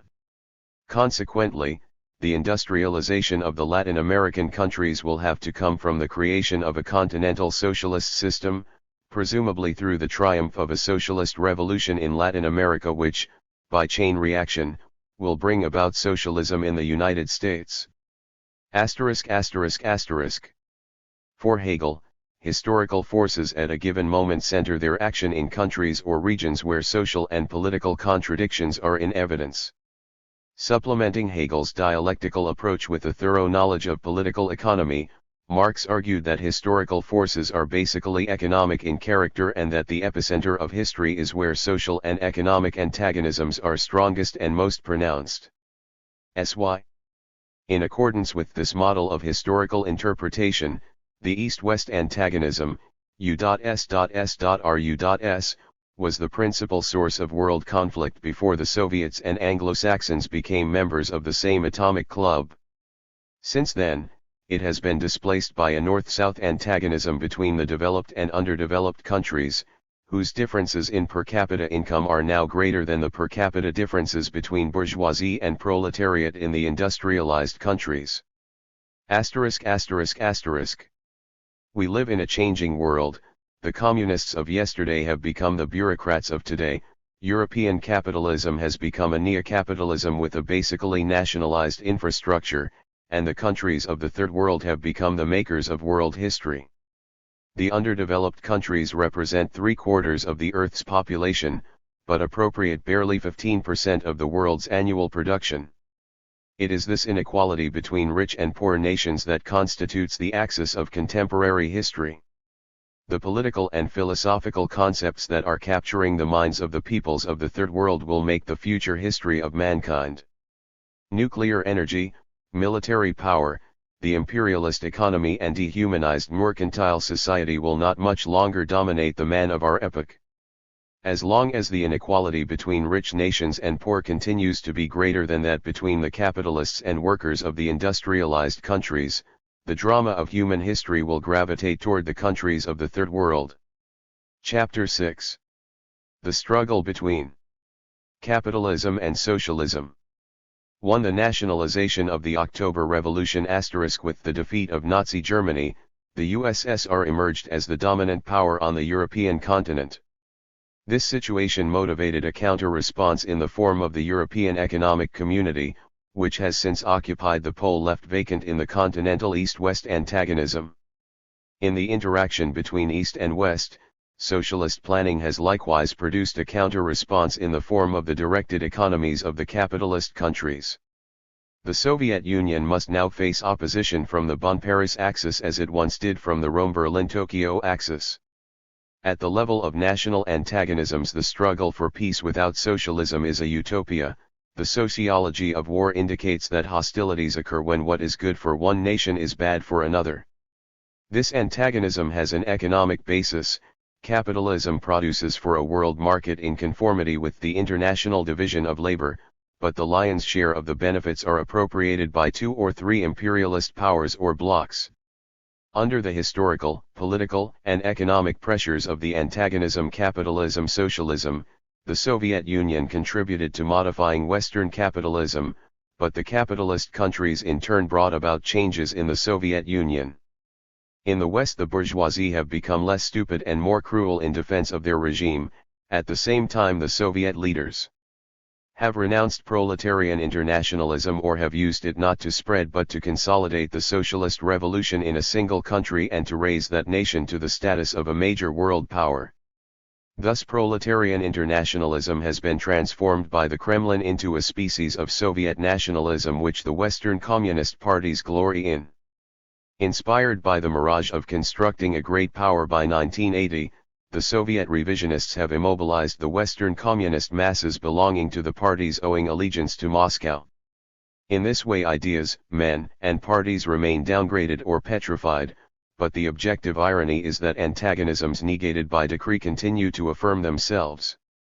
Such anti-dialectical subjectivism has nothing in common with Marxism, which is reducible neither to a mechanistic economic determinism, nor to an abstract or general theory of the state, nor to a philosophy of concrete national political circumstances. Lenin proposed the following concrete objectives for the October Revolution of 1917, 1. To launch a worldwide socialist revolution, 2. To break the imperialist front by supporting all proletarian movements for liberation, 3. To resolve the antagonisms at the heart of Russian society in order to transform daily life, 4. To accelerate economic and technological growth as a condition of changing the social and political structure, 5. To abolish the state by devolving upon society the powers which the state has appropriated as an organ of class domination, 6. To maintain proletarian internationalism under the protection of the Third International. But the fact is that the October Revolution has become nationalized, subordinating all national communist movements to the requirements of Soviet foreign policy adjusted to the imperialism of the dollar. Once nationalized, the Bolshevik Revolution became a fetter on the International Socialist Revolution, first, through the politics of popular fronts, afterward, through the policy of peaceful coexistence under the mystic symbol of the dove of peace, which has replaced the hammer and sickle as the emblem of communist parties in the West. The latter policy immobilizes the class struggle and leaves an open field for 155. Imperialism to repress Afro-Asian and Latin American movements of liberation. Thus the antagonism between the Soviet Union and imperialism no longer constitutes the principal world contradiction. During the Caribbean crisis of October and November, 1962, the antagonism between the United States and Cuba occupied the center of world conflict. The rival antagonism U.S.U.S.S.R was conciliated behind closed doors through long and peaceful negotiations between representatives of the United States and the Soviet Union without the presence of Cuba, whose fate was being decided by others.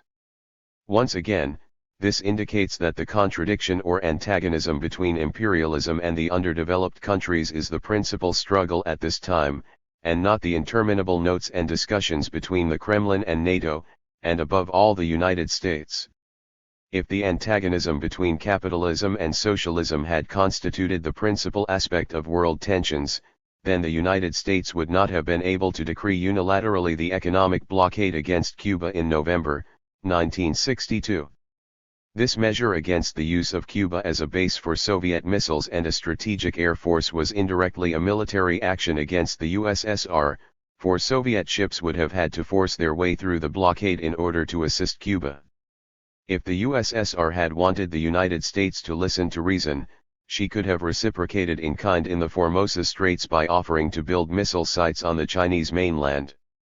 With the USSR and China united, the US would have been just as pressed in the China Sea as the Soviet Union in the Caribbean, but the interests of the Soviet bureaucracy collided with the anti-Yankee plans of Peking. The Battle of the Caribbean could have had its great strategic unfolding against the United States in the Formosa Straits, Vietnam, Laos, or even Latin America through direct material assistance to national liberation fronts. Instead, the Soviet Union bridled these mass movements. It did not support China against the United States over the question of Formosa, it sought a peaceful settlement in Laos, it did not intervene in 156. South Vietnam against the Yankees, and finally, it withdrew its missiles and strategic air force from Cuba in return for a vague promise from the United States not to intervene there. This shows that the Soviet Union at the present time will refuse all risks that do not serve its national interests. In this respect it is no different from the imperialist powers in the West, except that these have brazenly assisted the counter-revolution in Cuba and Southeast Asia, whereas the Soviets have given only timid support to the revolution in Laos and the Caribbean. ******. The Soviets continue to insist on a general accord with the United States. This nationalist strategy reduces the tensions between the US and the USSR, thereby giving prominence on the stage of world history to the conflict between imperialism and the underdeveloped countries. But in this way the antagonisms between the socialist and capitalist worlds are not eliminated, they take another form. Thus the confrontation between the US and the USSR has become overshadowed by the hostilities involving the United States and North Vietnam, which have tended to escalate in direct relation to peaceful coexistence between the United States and the Soviet Union. By nationalizing socialism and abandoning the struggle for a world revolution, the Soviet Union defers the confrontation between socialism and capitalism, but in postponing it the antagonism becomes more acute and its resolution correspondingly more violent than if it had been resolved earlier. The longer the delay in establishing socialism throughout the world, the more devastating could be a Third World War from which the Soviet Union could hardly escape. Thus the Soviet Union may itself suffer from not having subdued imperialism through the agency of national liberation movements and a strategy of revolutionary war when the time was ripe. The Soviet intelligentsia wants to direct future history according to its own national and techno-bureaucratic interests. But the irony of contemporary history is the failure of peaceful coexistence between the two Koreas, the two Chinas, the two 157 Germanys, the two Indochinas, the two Laos. It is ironical, too, that in the stormy waters of the Caribbean Uncle Sam wants to drown Fidel Castro before the neutrality of the Kremlin. To peaceful coexistence and nuclear stalemate * rather than propagate and stimulate a socialist revolution on an international scale, the USSR has pursued a policy of peaceful coexistence which denies the most elemental maxims of the Marxist approach to political problems. In negating world socialist revolution, Soviet revisionists glory in a pan-Russian nationalism more suited to the Tsars than to Lenin. This plays into the hands of the counter-revolutionary strategy of Yankee imperialism in the underdeveloped countries and in Western Europe, all on the expectation that the USSR will meet the figures for industrial and agricultural production programmed for 1980 by Soviet bureaucrats and technocrats. Without stimulating socialist revolutions in the underdeveloped countries, however, the Soviet Union is unlikely to enjoy either a peaceful future or national security. For not having supported socialist revolutions in guerrilla-controlled Europe in 1945 and for failing to resolve then the conflict between capitalism and socialism, the USSR must now face the problem of Berlin and the possibility of a new European war because of the Franco-German military alliance. In this manner, deferred antagonisms beget other forms of societal conflict without having resolved the original ones. The overcoming of the differences between France and Germany has given rise to new antagonisms not between these countries, but with the USSR. Such has been the outcome of the opportunist strategy of the Soviet Union, which permitted the Western powers to rearm and to become unified. Once again, as in 1939, the way is open to war, of which the immediate cause might be Berlin or the unification of the two Germanys. The USSR follows a conservative policy because it wants to gain time in order to fill by 1980 its enormous geographical space with factories and communications networks. To that end it wants to halt the wheels of history elsewhere.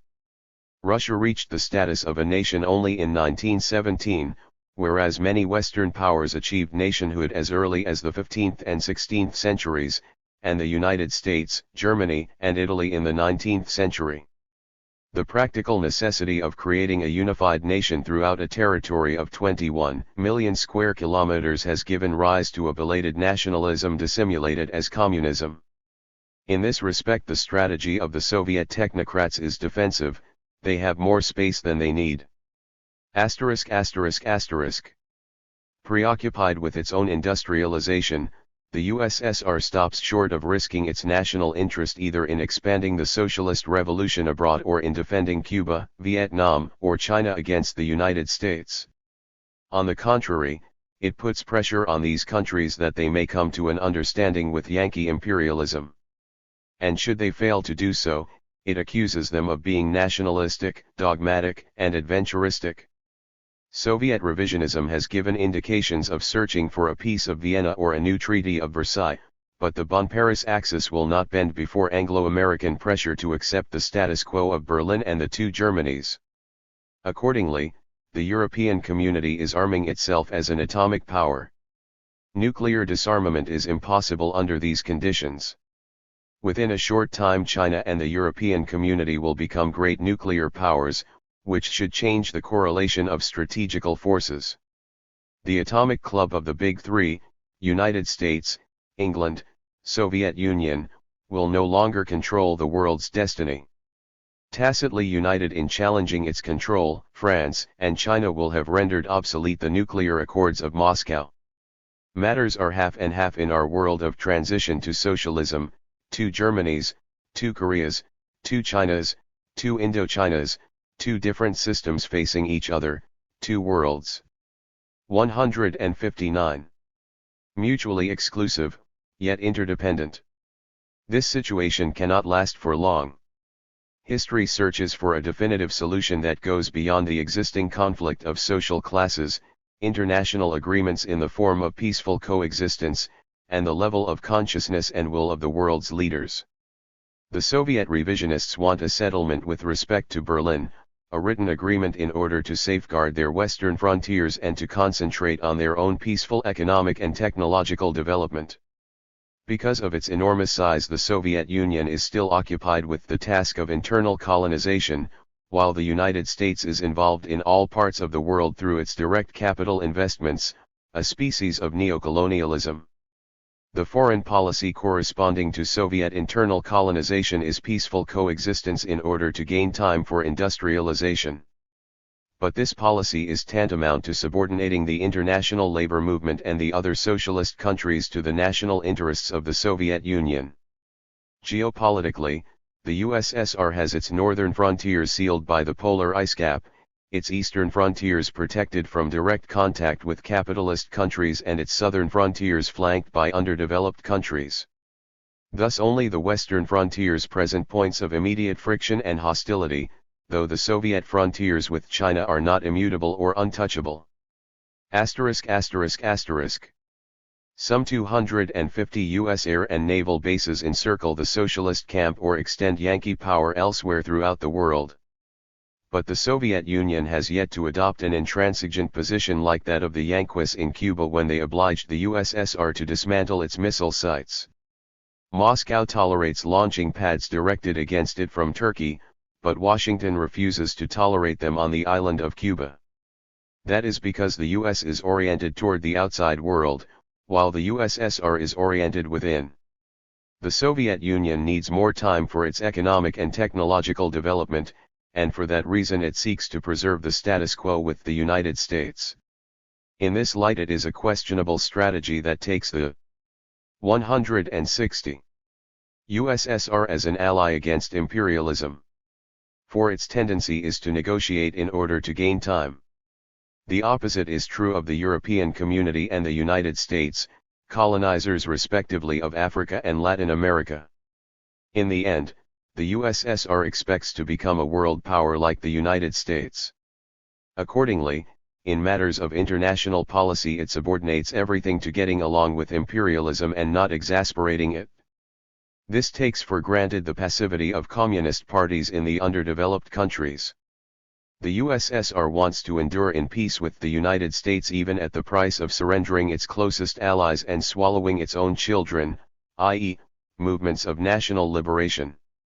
The differences between Mao and Enver Hoxha on one side and the Kremlin on the other indicate that the world strategy of the USSR is one of collaboration with Yankee imperialism. In some areas the North American imperialists have fewer differences with the Soviet Union than with de Gaulle in their own capitalist camp or with Mao in the socialist world. The Atomic Club of Moscow unites Soviets and Anglo-Americans, but separates the French from the Yankees and the Chinese from the Soviets. International conflicts are dramatized in the opposition between the US and the USSR. But this psychological recourse tends to defer existing antagonisms and to leave them unresolved. It is said that the world has been on the brink of war for many years but for the purpose of constraining movements of national liberation. Thus imperialism endures with the complicity of the Soviet Union. With the dramatization of international conflicts, the masses lose their revolutionary zeal for solving national problems and become subjectively deluded by the struggle for peace. Strategically, the correlation of world forces has changed radically with respect to 1945, when the United States was the only atomic power. Actually, the decolonization process immobilizes the United States at various critical points in Southeast Asia, Africa, and Latin America. Since other nuclear 161 powers are emerging besides Russia, England, and the United States, the balance of world power is changing constantly. It is a matter of strategical wisdom that national sovereignty is now a function of the power of nuclear deterrence. Thus the old metallurgical-based imperialism of steel, coal, and petroleum, over which two world wars were fought in 1914-18 and 1939-45, has been replaced by a new imperialism founded upon atomic power and atomic armies, including that of the Soviet Union. In this hour of the world, any small nation capable of producing nuclear weapons can guarantee its full sovereignty without multinational alliances.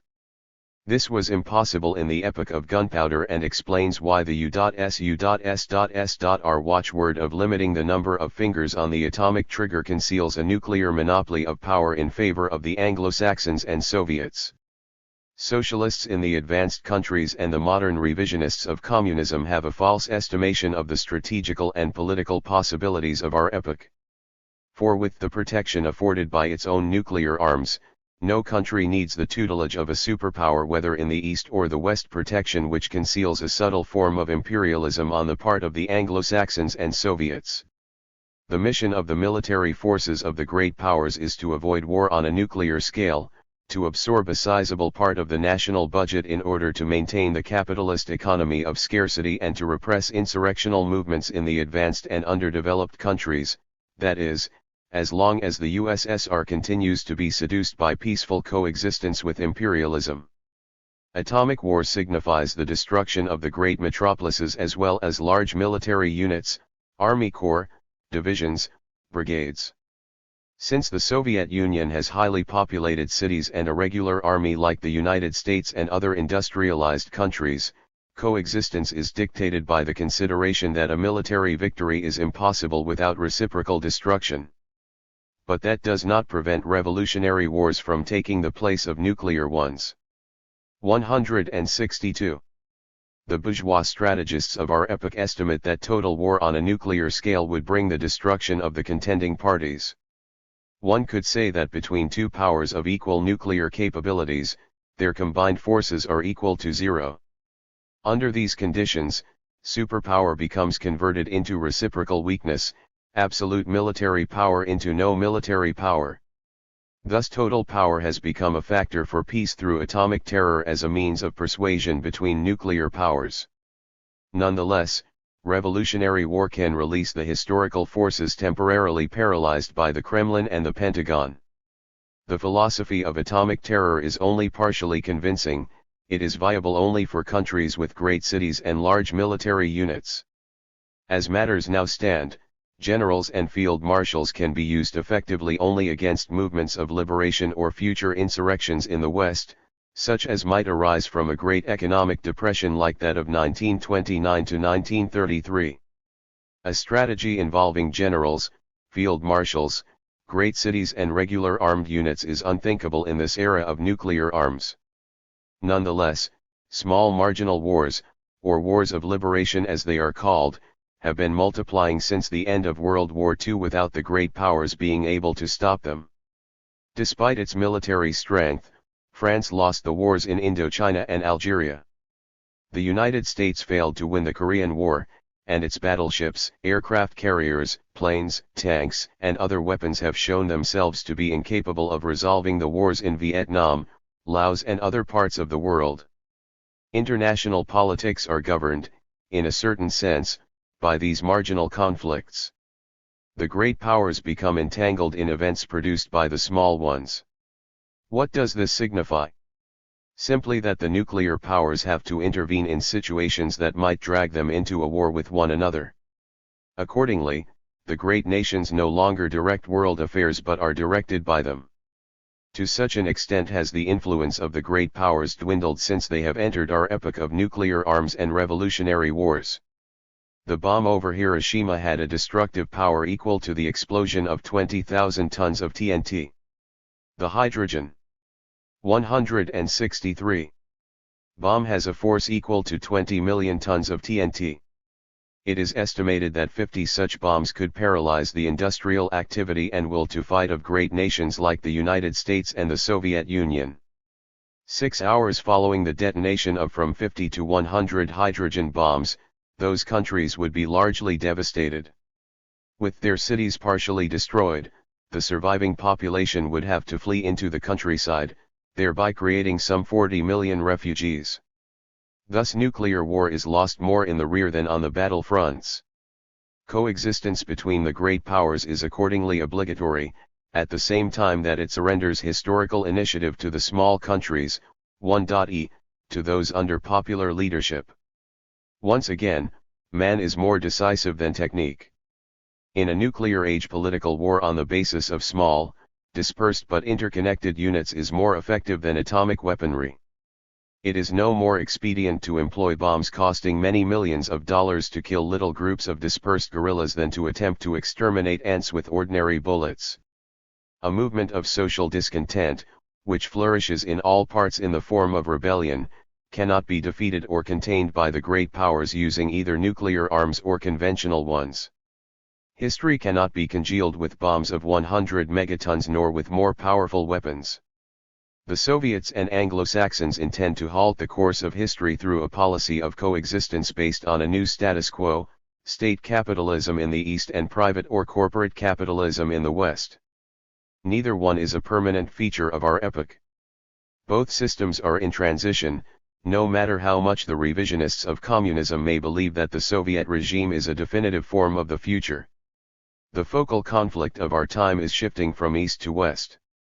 Here economic crises, strikes, unemployment, the revolution in the countryside, the crisis of nationalities, the great monopolies and struggles between blocks of countries tend to generate more creative, more spontaneous, responses than those in the Soviet Union.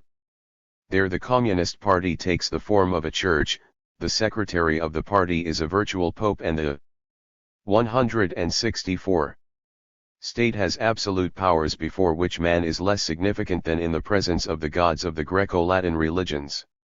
Nuclear weapons act as a brake on hostilities between the major powers, but cannot halt revolutionary developments in the Afro-Asian and Latin American countries nor in the epicenter of capitalist imperialism in Western Europe and the United States.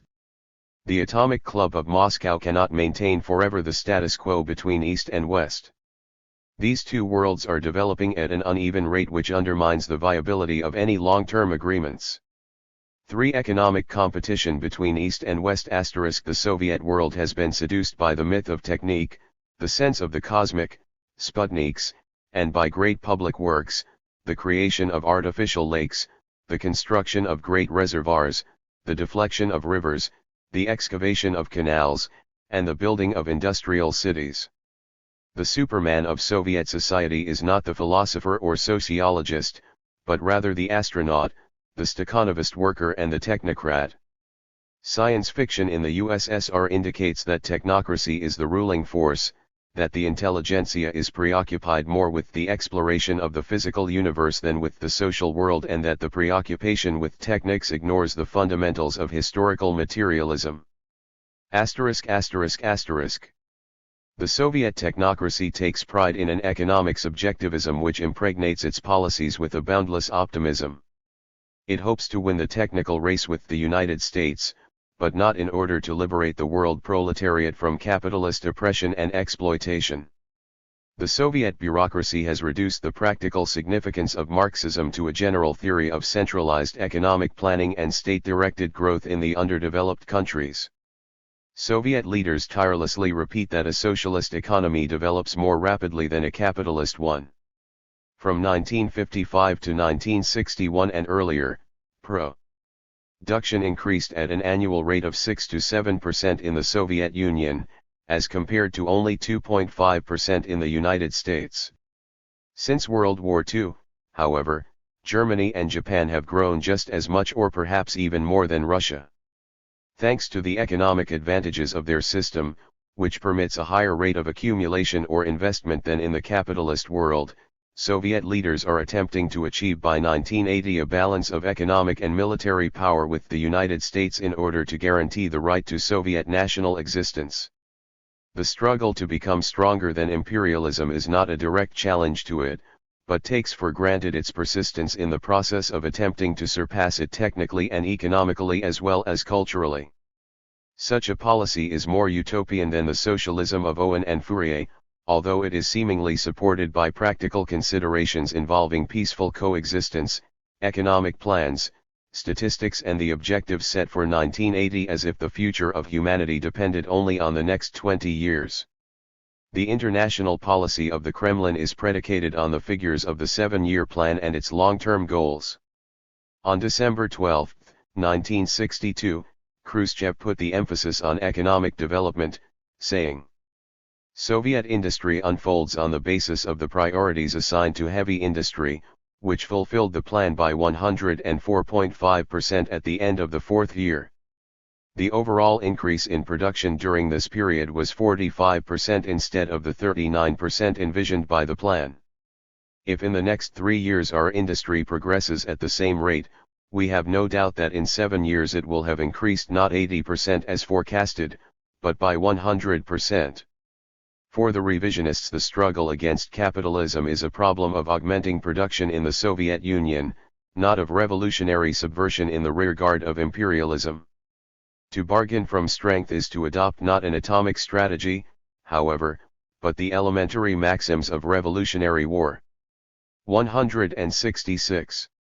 Inspired by economic subjectivism, Soviet leaders glory in the fact that by 1960 the USSR had increased its volume of industrial production by 45 times the volume in 1913, as against 5.2 times for the United States, 2.5 times for France and 2 times the 1913 level for England. The USSR has increased its industrial production at a rapid rate, but that is because in 1913 it did not have a developed industry. Accordingly, it is more difficult for the United States to double the production of steel than for the Soviet Union to triple production, especially in view of the fact that in 1960 the United States was capable of producing 130 million tons of steel while the Soviet Union produced only 65.3 million.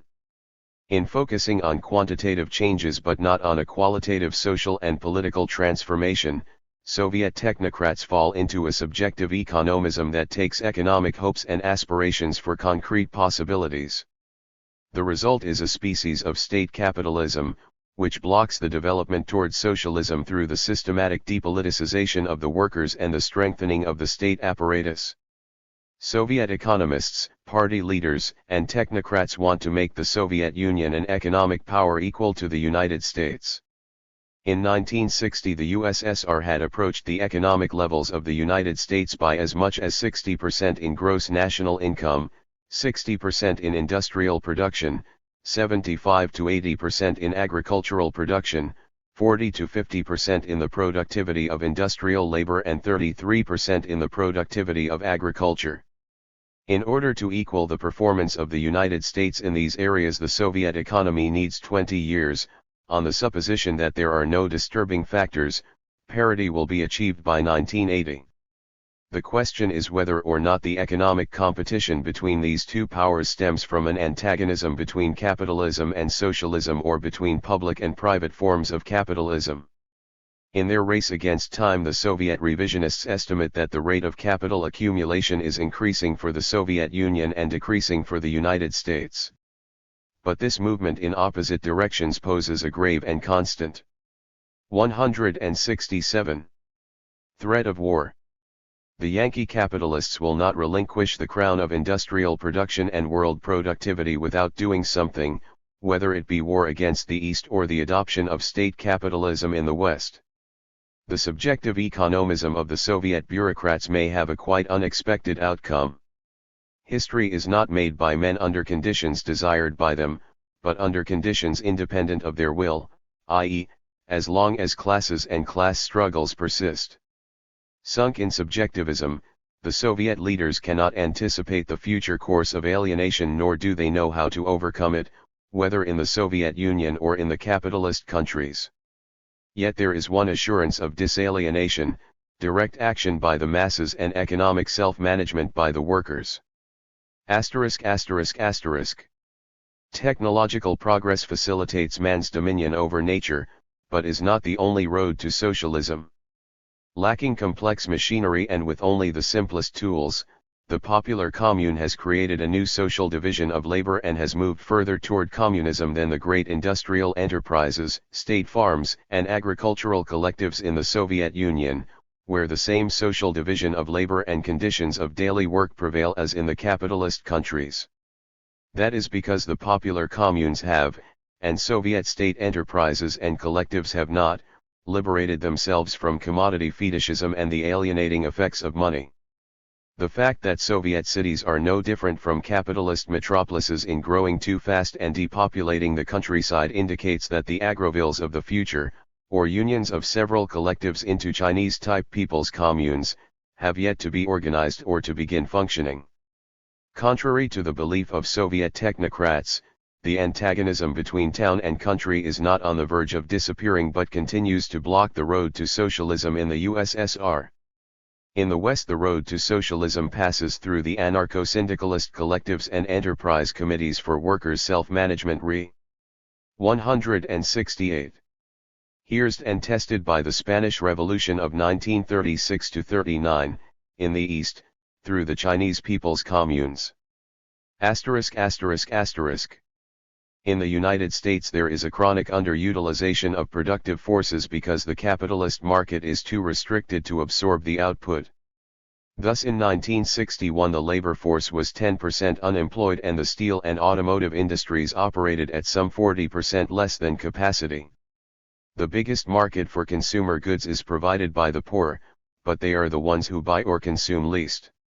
Without a socialist transformation there is no way out from this predicament and from corresponding cyclical crises of relative overproduction and underconsumption. Since the Soviet Union has a comparative advantage over the United States in not having to undergo periodic crises, it hopes to surpass the U.S. volume of production and to become the world's leader in economic affairs. Nonetheless, before the North American economy undergoes another Great Depression like that of 1929, it will resort to war. It will export cannons if it cannot export cars. The North American economy entered a phase of comparative debility during the post-war period, oscillating between ephemeral prosperity and intermittent crises.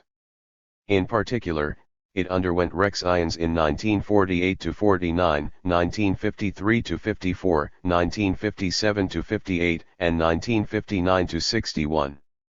Following the 1948–49 recession, production increased 34% in response to the boom created by the Korean War. After the depressive wave of 1953–54, production increased 10%, but after the recession of 1957–58, it rose only 8%.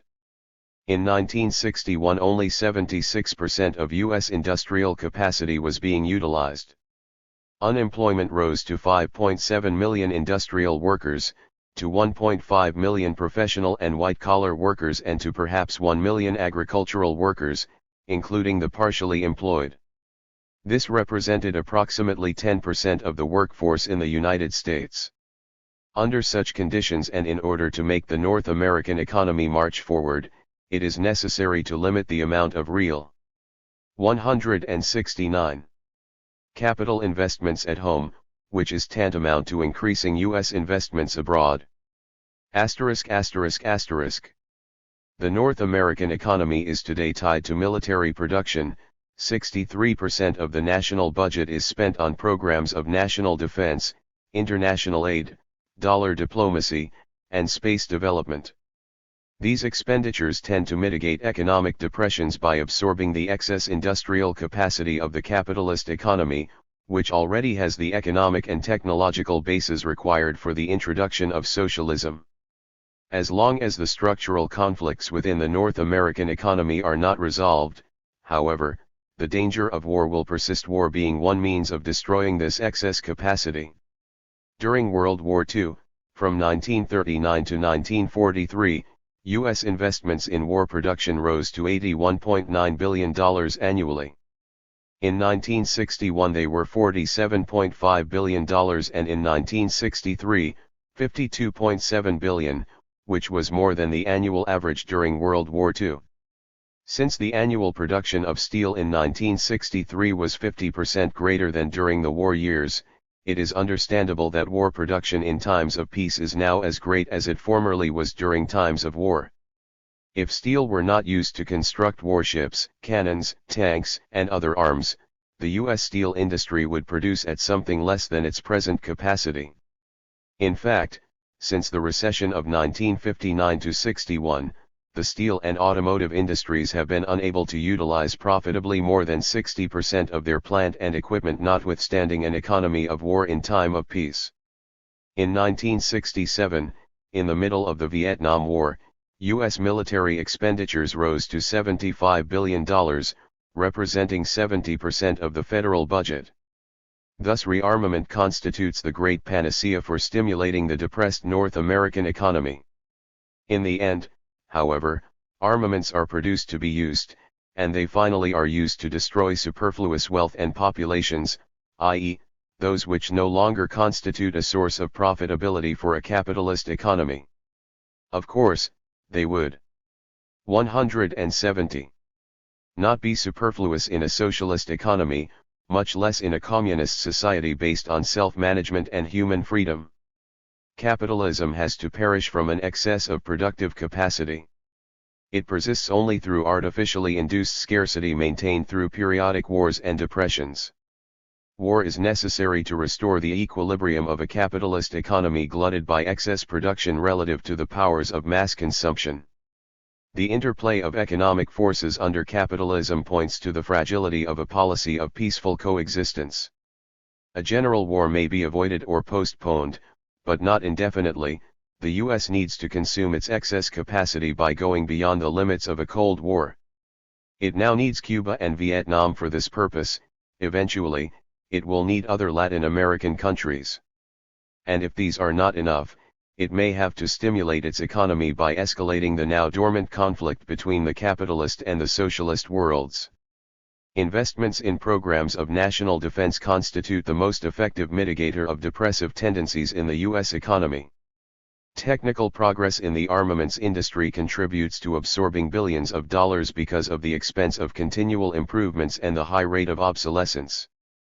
During World War II, a B-17 bomber cost $200,000, today a B-70 bomber costs $15 to $20 million. A conventional submarine formerly cost $5 million, it currently costs $45 million and, armed with Polaris missiles, $90 million. Finally, one Atlas missile costs $35 million, or the equivalent of 8,750 tractors of 50 horsepower or more, which could break new ground in the Amazonian jungles as a means of wiping out the geography of hunger. Nonetheless, to maintain their position of world leadership, some countries want to win the moon. In fact, they are losing the earth through fratricidal wars and national egoism based on capitalist private property, the cause of economic crises and, by a chain reaction, of imperialist wars. Capitalism prevents the United States from digesting the fruits of economic and technological progress. The United States needs socialism to overcome its structural crisis, but such a step depends on the prior liberation of Latin America. 171. And the rebellion of the North American proletariat against its own bourgeoisie. Should this come to pass within the Western Hemisphere, a general war may be avoided, but the war between the two Americas will be so dramatic, intense, and contagious that it may ultimately ignite a Third World War. On the one hand, it is quite possible that Yankee capitalism will not grant the USSR the 20 years it asks to develop itself peacefully into the world's foremost industrial power. On the other hand, it is possible that the United States will make the transition to socialism before the Soviet Union. By an irony of history, each of these countries may become transformed into its opposite, i.e., in the event that the antagonism between underdeveloped countries and imperialism is resolved in Latin America. Uncle Sam is an old capitalist and a little decrepit. As long as the US does not change its mode of production and distribution, it will be compelled to curb its productive forces except in the manufacture of armaments, in which it employs 7.5 million persons. Logically, an economy of war in time of peace will generate conditions of economic alienation which, without the establishment of socialism, will have to culminate in an imperialist war against the East or West, depending on the prevalence of particular world antagonisms. If inter-imperialist antagonisms prevail, there will be war between the major capitalist powers. If the prevailing antagonism is that between underdeveloped and imperialist countries, there will be revolutionary wars. If the tensions between capitalism and socialism should become aggravated in consequence of revolutionary wars, there will be a Third World War. And if the class struggle between the proletariat and bourgeoisie of the imperialist countries should become more acute, there will be a socialist revolution on a world scale. In any case, the historical alternatives for the decades 1960 to 80 would appear to exclude the seraphic dreams of peace by the apologists of peaceful coexistence, an idealism at variance with 172. The inner conflicts of our world in which divisions, alienations, and antagonisms tend to have a violent and revolutionary outcome. 4. Soviet dilemma, socialist revolution or Third World War. The irony of dialectical development in history shows itself when an existing antagonism is not resolved and each of its poles is transformed into its opposite through the action of reciprocal causation.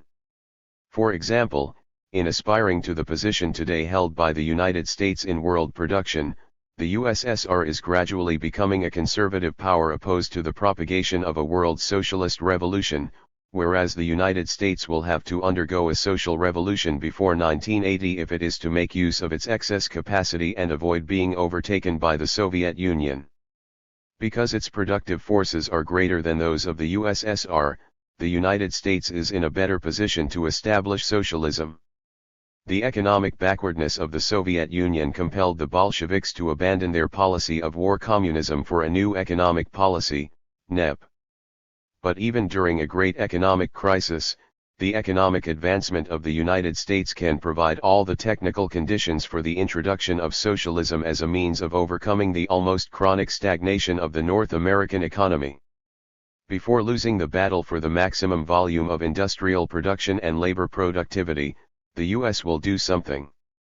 It will move toward a form of state capitalism by means of agencies similar to the Tennessee Valley Authority and the Commodity Credit Corporation, which today are at the service of private capital.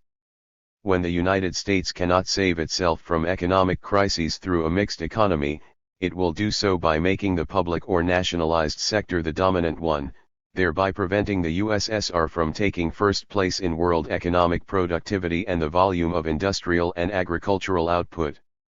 In the event of two-state capitalisms, war would present Dialectica de la Politica, Chapter V, pages 232, 261 to 263.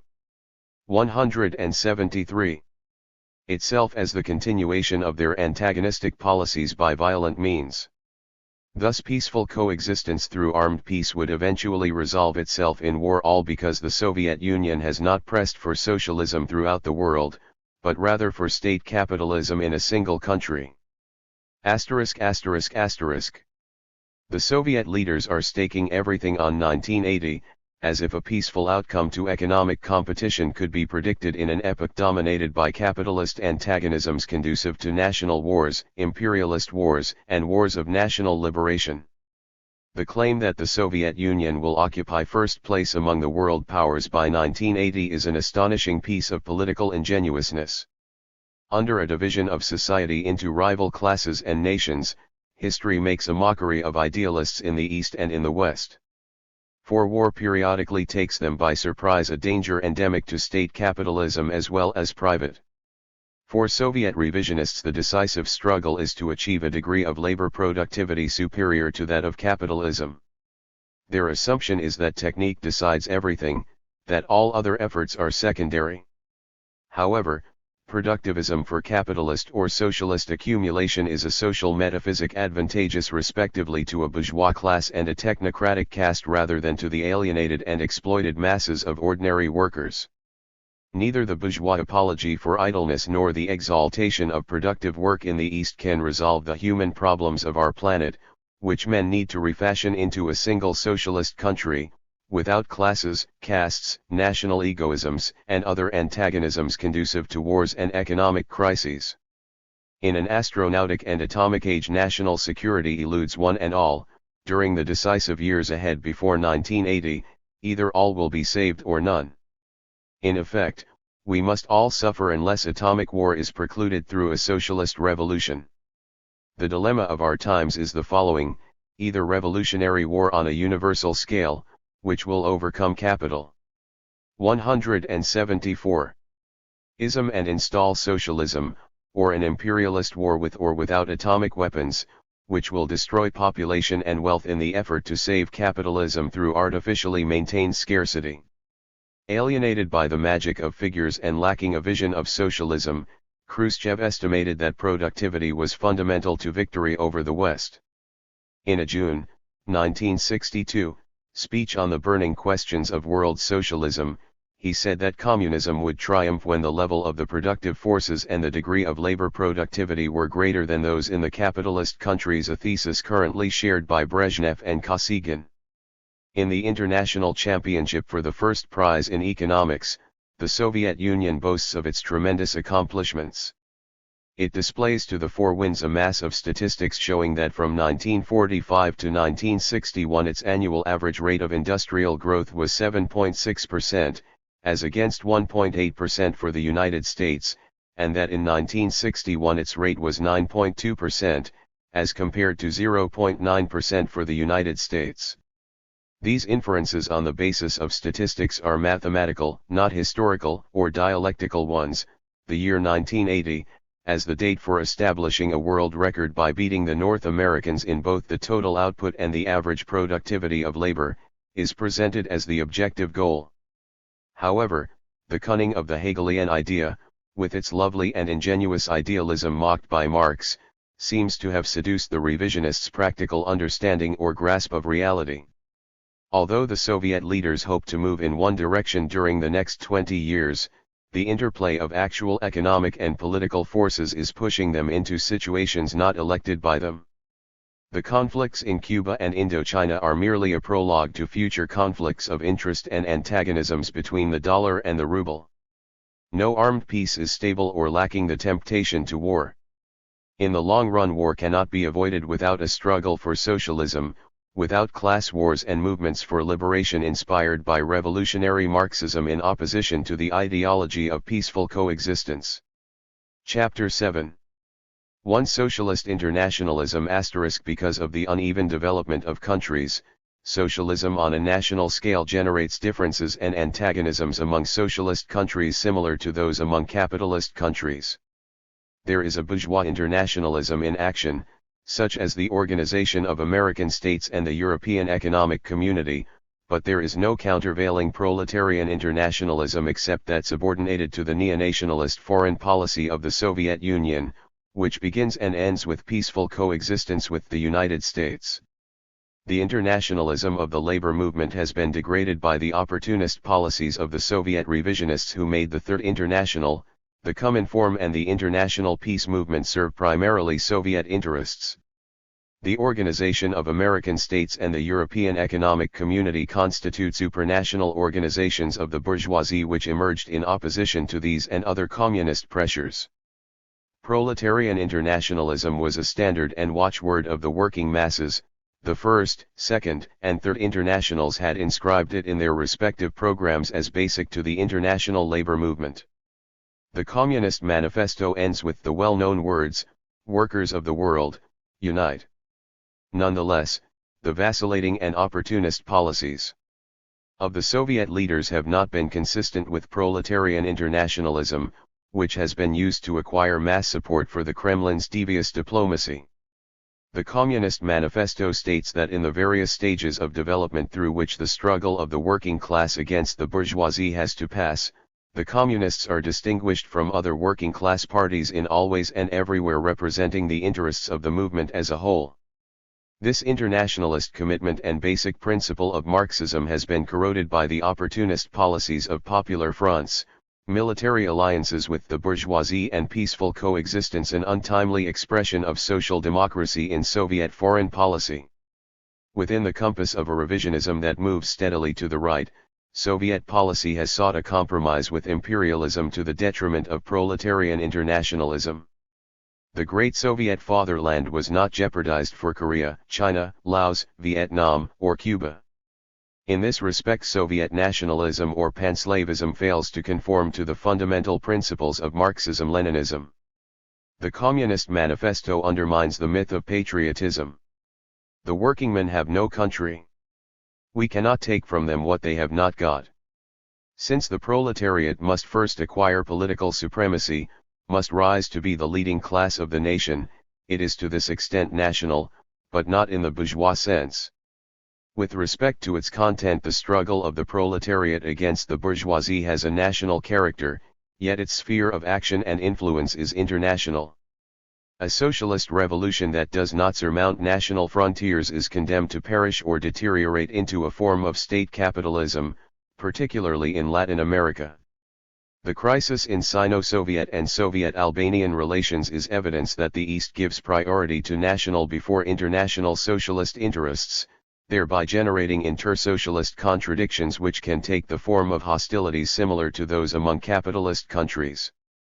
Thus wars among the various national bourgeoisies may be succeeded by wars among different national and self-styled socialist bureaucracies. 16,747. Because of the ideological factor at issue, these struggles could be the counterpart of the wars of religion between 1618 and 1648.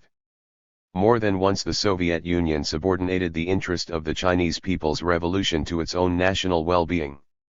In 1927 the Kremlin supported Chiang Kai-shek, as a consequence of which the Chinese Communists were massacred. The survivors had to flee the cities and begin the Great March into the countryside. In 1946 the USSR signed a treaty of friendship with Chiang and recommended to Mao the formation of a popular front with Jiang's government.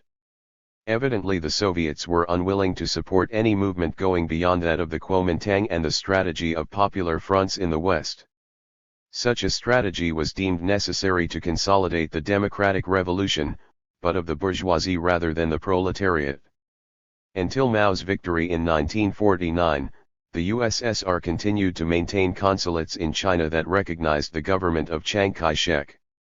Moreover, in 1954 the Soviets sought to change the leadership of the Chinese Communist Party by imposing on it the right wing led by Cao Kang. During the Korean War the Soviets followed a prudent policy by staying outside the conflict and subsequently supporting a compromise at Panmunjom in 1954, just when the Yankee position was becoming flimsy. In the same year the Kremlin forced a peace on Indochina. The Geneva Agreements helped the imperialists to salvage the unsalvageable from their military defeat at Dien Bien Phu. In the conflict between the two Chinas the Sino-Soviet Treaty of Assistance not once contemplated aid to the Chinese People's Republic for recovering the province of Formosa. When the Chinese troops crossed the McMahon Line during the border dispute with India in October-November 1962, the Soviets vacillated between their Chinese brothers and their Indian friends. Actually, Soviet neutrality came in response to the actions of the Chinese rather than the Indians. Commenting on the conflict with India, the Chinese People's Daily in its issue of December 15, 1962, noted that 178. The Soviet position was a reactionary one, that it was not based on a Marxist-Leninist analysis of the class struggle and that it virtually ignored the role of India's big bourgeoisie and landowners in opposing the progressive movement within that country and in objectively supporting the interest of world imperialism and Yankee imperialism in particular. In its editorial the newspaper attacked the complicity of the Nehru government in the Congo, where Indian military forces helped to defend the uranium agreements between the Belgians and the Anglo-Saxons, agreements made in the absence of the Congolese people. Attacking the Soviet revisionists without naming them, it noted, those who accused China of having pushed the Nehru government into the embrace of the West mistake causes for effects. Throughout the Chinese-Indian border dispute they have given the appearance of being neutral without distinguishing between justice and error, calling China a brother at the same time that they take the reactionary Hindu leaders for their parents, in the words of Khrushchev's speech of December 1902. Notwithstanding Soviet economic aid, the Chinese-Indian frontier incident showed that the national bourgeoisie of the semi-colonial countries ultimately tends to side with imperialism. Consequently, Mao's critique killed two birds with one stone, the revisionism of the Kremlin and the velvety socialism of Nehru, two forms of neo-bourgeois nationalism aspiring to great nation status. ******* The Russian Revolution has resolved the internal contradictions involving the bourgeoisie and landed aristocracy, on the one hand, against the industrial proletariat and peasants, on the other. But it has since generated new contradictions which may or may not have to be overcome through violence. The alleged friendly classes consist of the directing techno-bureaucracy, the workers and the peasants organized into collectives, kolkhozes. Classes continue to survive in the USSR with these denominations. Khrushchev acknowledged 179 them, if somewhat subjectively, in his June, 1962, speech already cited. In the socialist countries friendly classes persist along with different nations, while conditions are created that are favorable to the flowering of national cultures. Consequently, national interests and differences are maintained and, in a certain measure, class differences as well. This confession is evidence that in the process of building socialism the revisionists recognize the existence of friendly classes and the uneven development of socialist countries. The existence of such differences in the East, as in the West, is a factor explaining inter-socialist antagonisms. Infantile, dogmatic, and undialectical communists believe that there are no contradictions in the USSR. These idealists have brought down heaven to earth. However, paradise is a theological problem, not a Marxist one. These communists have faith because they are ill-versed in the dialectical approach of Marx, Engels, and Lenin. In the USSR, China, and the people's democracies, contradictions survive, but of a different kind than those prevailing in the capitalist countries. In the East the landowners and bourgeoisie have been eliminated as classes, the corresponding contradictions have been resolved. Yet other contradictions prevail that, should they not be absorbed in the march towards socialism, could give rise to hostilities like the Hungarian Revolution of 1956 because the party became isolated from the masses and committed atrocities as well as errors. Once the old regime is overcome, the conflicts among socialist countries can degenerate into civil war. The remains of classes surviving during the first phase of building a socialist society tend to disappear only with the advance toward a higher phase. To Soviet neocolonialism * Khrushchev likened the socialist countries to a single world cooperative within which the various national economies integrated in the Soviet bloc are coordinated by means of a single plan. On the strategic level the Warsaw Pact is a cooperative plan for the joint defense of the socialist countries in view of possible capitalist aggression. In the sphere of international economic planning the Council for Mutual Economic Aid was founded in 1949 as a counterpoise to the Marshall Plan. This agency has a variety of functions: to coordinate the different national economic plans, to establish an international division of labor among the socialist countries, to organize economic cooperation, to assist each country to specialize in the kind of production most suited to its resources, to secure a balanced economic growth for the socialist bloc as a whole and for each country within it, finally, through a policy of peaceful coexistence, to challenge the economic supremacy of capitalism in order to surpass it technically with a higher productivity of labor and a greater volume of production. The Council for Mutual Economic Aid is manipulated by the USSR in almost the same way as the Organization of American States is manipulated by the United States. Besides the functions already mentioned, it serves the following purposes: to give a centralized structure to the various national economies, to fix the economic proportions or contributions of each, to establish an equilibrium in the balance of foreign payments on the basis of the ruble, to determine the rates of capital investment or the socialist fund of accumulation in each member country, finally, to annul the anarchy of production or spontaneous operation of economic laws typical of the capitalist economies. Planning under the aegis of the ruble has contributed to the formation of one-crop economies in the East similar to those in Latin America under the protection of the dollar. Within the Soviet bloc the exchange of currencies with the ruble is fixed with little regard for the objective value of those currencies, and in such a way that the terms of trade are favorable to the USSR and unfavorable to the people's democracies. The result has been a disequilibrium in the balance of foreign payments, more and more has to be exported. 181. To the Soviet Union in order to gain foreign exchange or rubles for the purpose of covering imports from the Soviet Union. Since the prices of exports and imports alike are prejudicial to most of the member countries, balanced economic growth has yet to make headway against uneven economic development. Actually, the development of socialism within the USSR has taken precedence over the simultaneous building of socialism throughout the Soviet bloc. Frictions are caused by the economic relations between the USSR and the people's democracies. Although openly manifested mainly in the case of socialist countries not integrated into Comecon, Yugoslavia, Albania, China, frictions are evident between all socialist countries trading with the Soviets.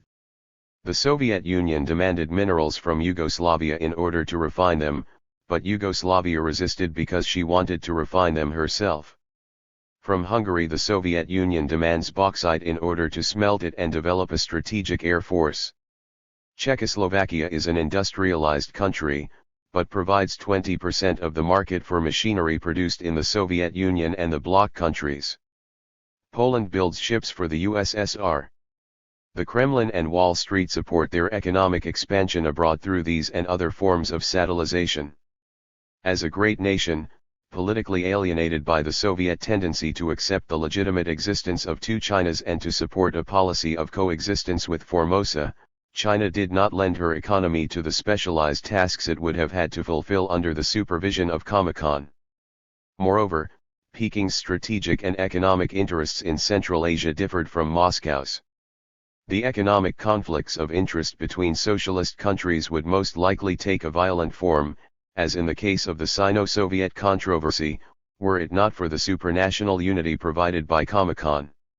It is noteworthy that the nascent English bourgeoisie financed and directed the reactionary international coalition against the French bourgeoisie which had emerged from the victorious revolution of 1789–93. As long as nations exist, whether under conditions of private or public capitalism, war 182 will continue to be the last political resort for resolving conflicts of interest. In 1962 the USSR raised the price of meat and butter.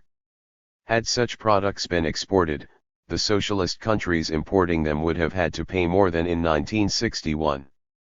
Without Soviet subsidies the terms of trade for the importers would have been unfavorable. Thus antagonisms resulting from unfavorable terms of trade are not limited to the economic relations between semi-colonial and imperialist countries, but are also characteristic of intersocialist relations.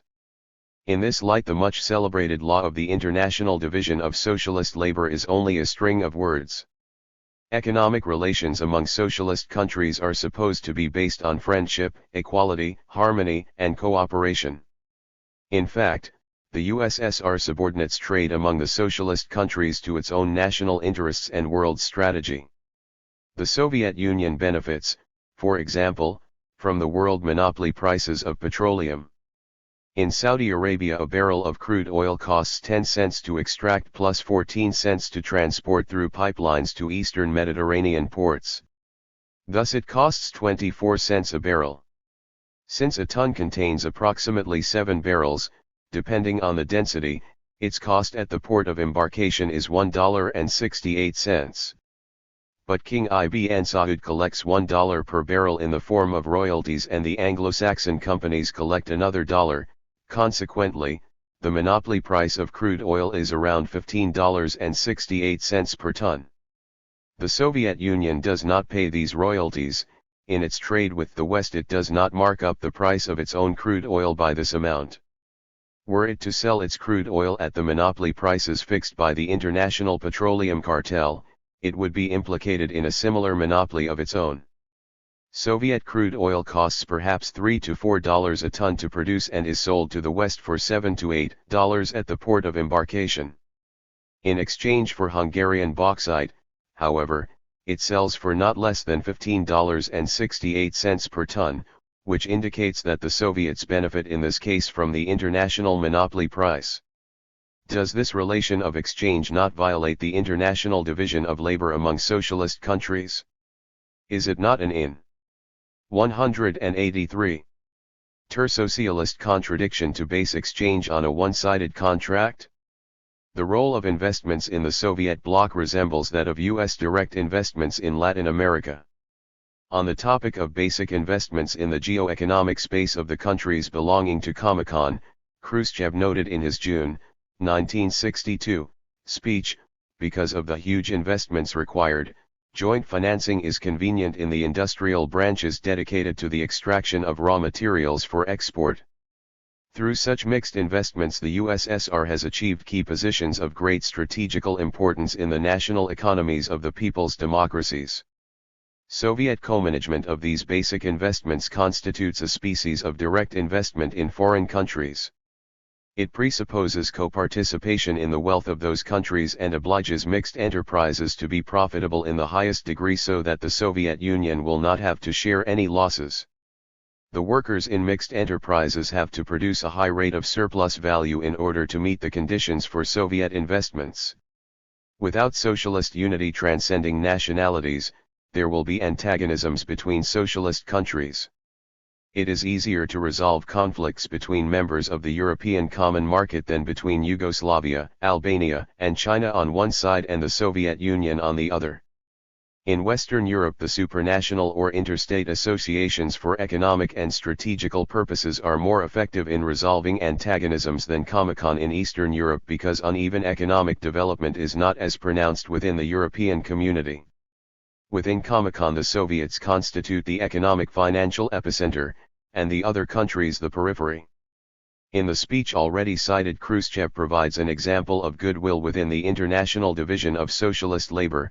If it should be more convenient for members of Comecon to manufacture certain commodities in countries other than the Soviet Union, the latter is ready and willing to reduce its production of those items. Nonetheless, differences with Albania persist. 184. That are not altogether political or due to the absence of de-Stalinization. They are the effect of Enver Hoxha's refusal to yield before the paternalism of the Soviet Union in the matter of economic integration. Ironically, the Soviet Union is capable of coexisting peacefully with the United States but not with Albania, as a result of which Soviet aid to that country was discontinued. Responding to Khrushchev directly in a speech on the 20th anniversary of the Albanian Workers' Party, November 7, 1961, Enver Hoxha said, "We ask for charity from no one. If for one reason or another Khrushchev and his kind do not want to help us, in vain will they wait for us to go begging from the imperialists and their allies. Our country has friends and comrades in the socialist camp who have not forsaken us." Evidently, Hoxha was referring to Communist China, which maintained, contrary to Russia's wishes, an active commerce with Albania, evidence that the socialist world is torn by objective and not only subjective antagonisms because of its uneven economic and technological development. Under the direction of the Soviet economy, the countries integrated into Comecon have to maintain approximately the same rate of capital accumulation. The major source of savings for the less developed socialist countries, however, lies in a restriction of consumption, and for them accumulation implies an appreciable decline in their standard of living.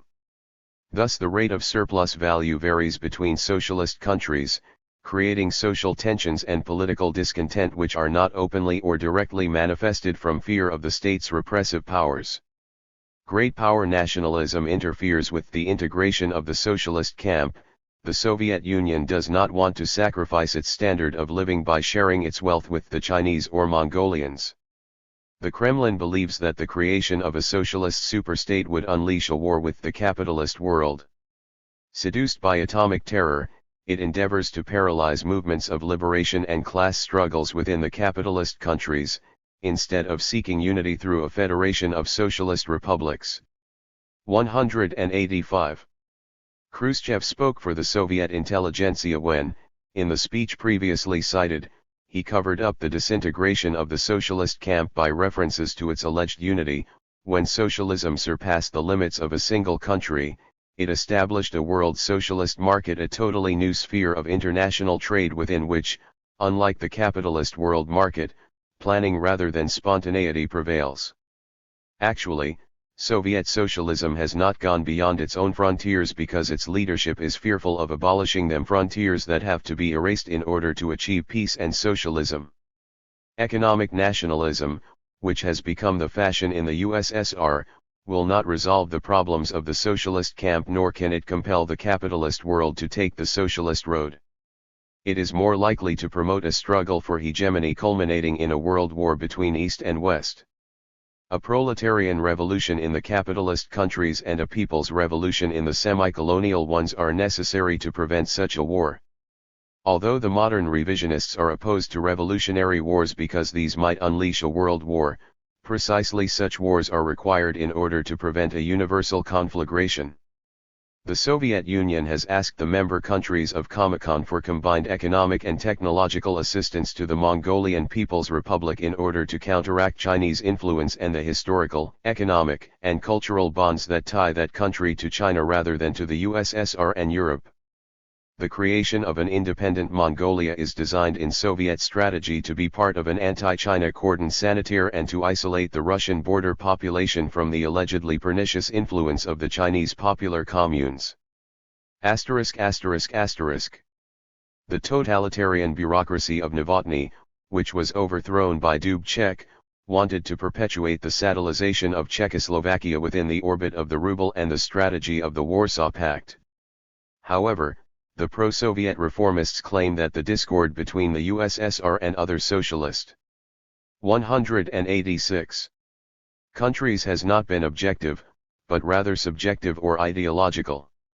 Actually, China became estranged from the USSR because the Soviets wanted to subordinate Chinese international politics to the strategy and diplomacy of the Kremlin in its dealings with the White House. The situation was similar in the cases of Yugoslavia, Romania, and Albania, where the Soviets were occasionally as intolerant and aggressive as the Yankees in Cuba and the Dominican Republic. The economic isolation and blockade of Albania by the USSR, in retaliation for Albania's refusal to condemn China, was extremely costly for that small country. The Soviets never completed the factories they had begun there, they expelled the Albanian students from Moscow, and they excluded Albania from the Warsaw Pact. The differences between Czechoslovakia and the Soviet Union are not merely subjective, but have an objective basis. This was brought out at the Conference of Bratislava in August, 1968, where the disagreement between Dubček and Brezhnev defied all efforts at conciliation. The Soviet invasion of Czechoslovakia was evidence of that and of the principle that war is a continuation of politics by other means. The presence of Soviet troops in Czechoslovakia belied the policy of peaceful coexistence and the self-determination of peoples. With a perverse logic, the pro-Soviet communists now claim that the self-determination of peoples does not apply between socialist countries, that it must be respected in the West but not in the East. Is there any greater political cynicism, especially on the part of Western communists who give the impression of being more Russian than the Ukrainians? The subjective differences between Czechoslovakia and the Soviet Union had an objective basis. 1. In 1967 Czechoslovakia had a volume of commerce with the USSR valued at 1.7 billion rubles and a balance of payments resulting in a surplus of 400 million rubles. 2. Although a creditor nation with respect to the USSR, Czechoslovakia lacked convertible foreign exchange for buying commodities cheaper in the West than in the zone of the ruble. 3. The exchange rate. 187. between the ruble and the Czech crown was arbitrarily fixed so that exchange relations with the Soviet Union were as unfavorable as those created by the dollar with respect to most Western currencies. The exchange relations between Czechoslovakia and the Soviet Union are governed neither by proletarian internationalism nor by the law of the International Division of Socialist Labor, but by a one-sided contract to the benefit of Russia. The countries within the sphere of the ruble are confronted by the same kind of trade relations as the Latin Americans with respect to the dollar. For example, the Soviets export petroleum to Italy and Germany at less than $10 per ton, but sell it to Poland, Hungary, Bulgaria, Romania, and Czechoslovakia at $16 to $19 a ton. To escape from this dependency on Soviet neo-imperialism, Romania signed an agreement with Iran for 3 million tons of petroleum in exchange for 15,000 tractors, and in 1968 signed an agreement with Venezuela for 10 million tons. In other words, Romania does not want to buy Soviet petroleum when it is more expensive than in the West. ****. The total value of foreign exports and imports by the members of Comecon increased in 1967 to an estimated 40.7 billion rubles, or $45 billion at the official rate of exchange, higher than what it would have been in a free market. Of the total volume of this commerce, the Soviet share was a little more than one-third, or 16.4 billion rubles. Altogether 11.1 billion consisted of Soviet commerce with the members of Comecon, which is to say that 70% of Soviet exports were destined for Bulgaria, Hungary, East Germany, Poland, Romania, and Czechoslovakia. In Central America, the Caribbean, Venezuela, Colombia, and Brazil, the dollar absorbs roughly the same volume of foreign trade as the ruble absorbs in its zone. In one case as in the other, the terms of trade are favorable to the ruble and the dollar, which buy cheap and sell dear within their respective spheres of economic influence. 188. Regardless of ideologies, it can be shown economically that any nation which destines to another more than 30% of its foreign commerce has to calculate, save, pay, and invest with the money of that country and not its own. Its condition of economic alienation is determined by the international division of labor favorable to the great powers and unfavorable to small ones. Notwithstanding the slogans of proletarian internationalism, socialist specialization, cooperation, and mutual economic aid, the ruble is the dollar of Comecon. ****.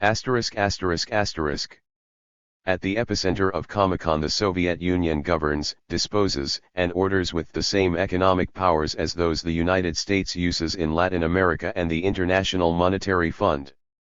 Despite its status as an exporter of primary products amounting to two-thirds of its total exports, the USSR buys manufactured articles from the members of Comecon at comparatively low prices by international standards in exchange for agricultural goods and raw materials at comparatively high prices. The result in terms of trade for members of the socialist camp is thus the inverse of the terms of trade for exporters of primary products and manufactured articles in the West. In effect, whenever one country absorbs 30% of the foreign commerce of another, the resulting terms of trade are determined not so much by the composition of imports and exports as by the law of the stronger. ****. With respect to the consumption of energy and calories per inhabitant, the USSR is approaching Western European levels, while China, Albania, and the countries within the Soviet orbit have income differences with the Soviet Union of roughly the same magnitude as those between some Latin American countries and the United States. The tendency toward unequal economic and technological growth from country to country is evident in the East as well as the West, which would account for the objective and subjective hostilities between China and the Soviet Union. It is evident that Soviet 189 citizens do not wish to share their standard of living with the Chinese, for the average Soviet income would have to be reduced by more than 50%. Nor, for the same reason, would U.S. citizens care to share their national income with Mexicans or Brazilians, should these peoples ever become unified under a common roof. The class struggle in the traditional context of the capitalist countries has lost its social, political, and historical impetus. It has become displaced in large part by the struggle between the neocolonial countries and the great industrial powers. The antagonism between the Soviet Union and underdeveloped Albania, China, and Romania is not an exception, but rather an instance of this change. Ultimately, Romania and other countries within the Soviet orbit want economic and political self-determination, including disalienation from the Soviet Union.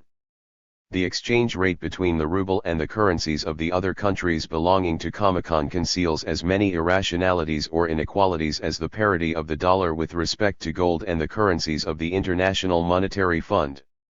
In the Soviet Union, prices have risen without a devaluation of the ruble, which is prejudicial to the trade of the other members of Comecon, who have to give more of their own products in exchange for fewer Soviet exports than formerly.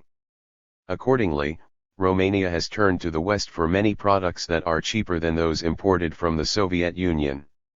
At the present moment, the underdeveloped countries are in rebellion against the dollar and the ruble for dominating the world. The US does not pay in dollars its deficit in foreign payments, and the Soviet Union does not provide for equal terms of trade.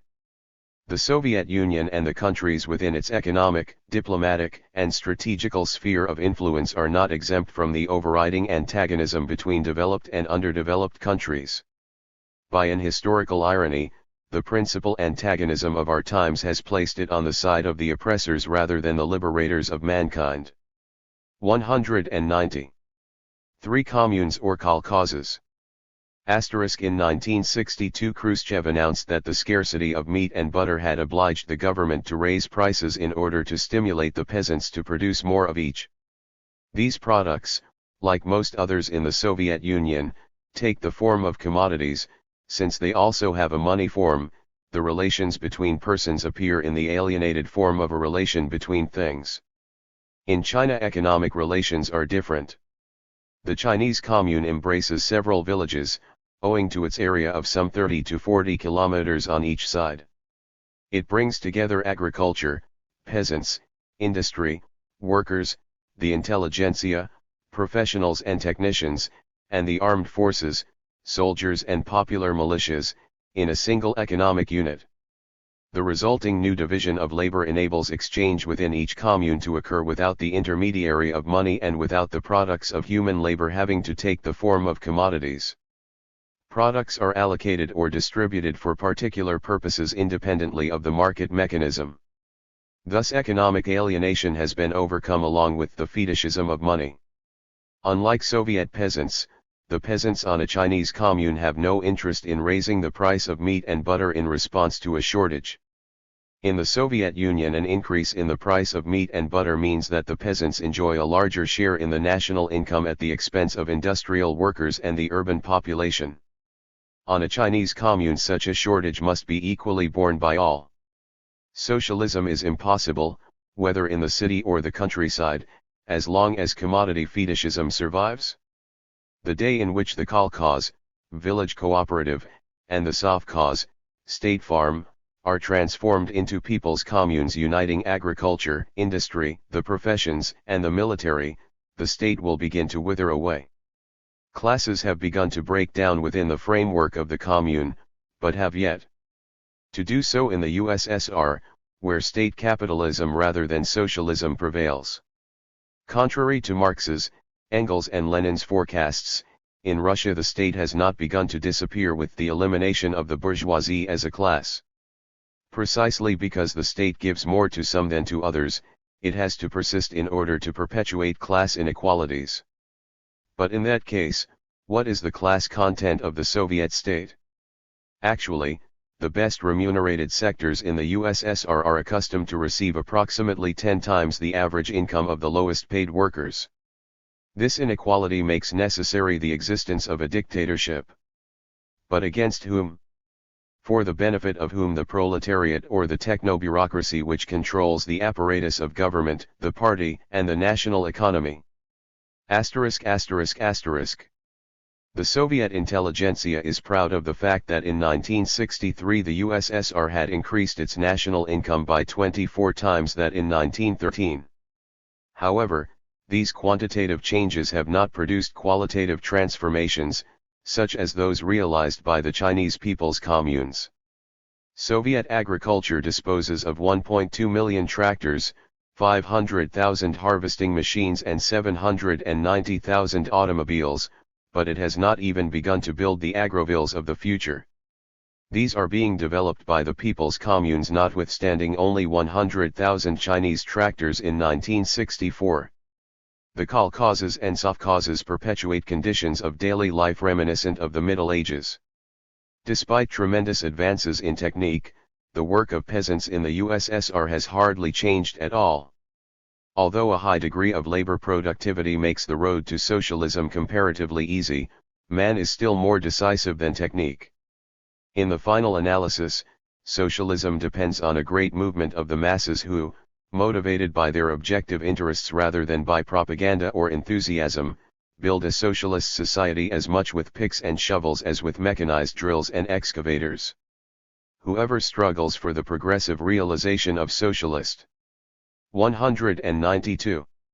Society must take care not to become alienated by the subjective economism of the technocrats and bureaucrats. Far from being unilateral, the struggle must be waged on three parallel fronts through the creation of a strong economy, the formation of a revolutionary political vanguard, and the development of a socialist culture. Thus the movement towards socialism is three-dimensional: economic, political, and cultural. Socialism has evolved differently in China than in the Soviet Union. The Chinese passed from the expropriation of feudal landlords to a system of small private plots, from there to the building of cooperatives and subsequently to the formation of people's communes. The Soviets passed from war communism to the partial restoration of private capitalism, and from there to forcible collectivization involving the elimination of kulaks or rich peasants.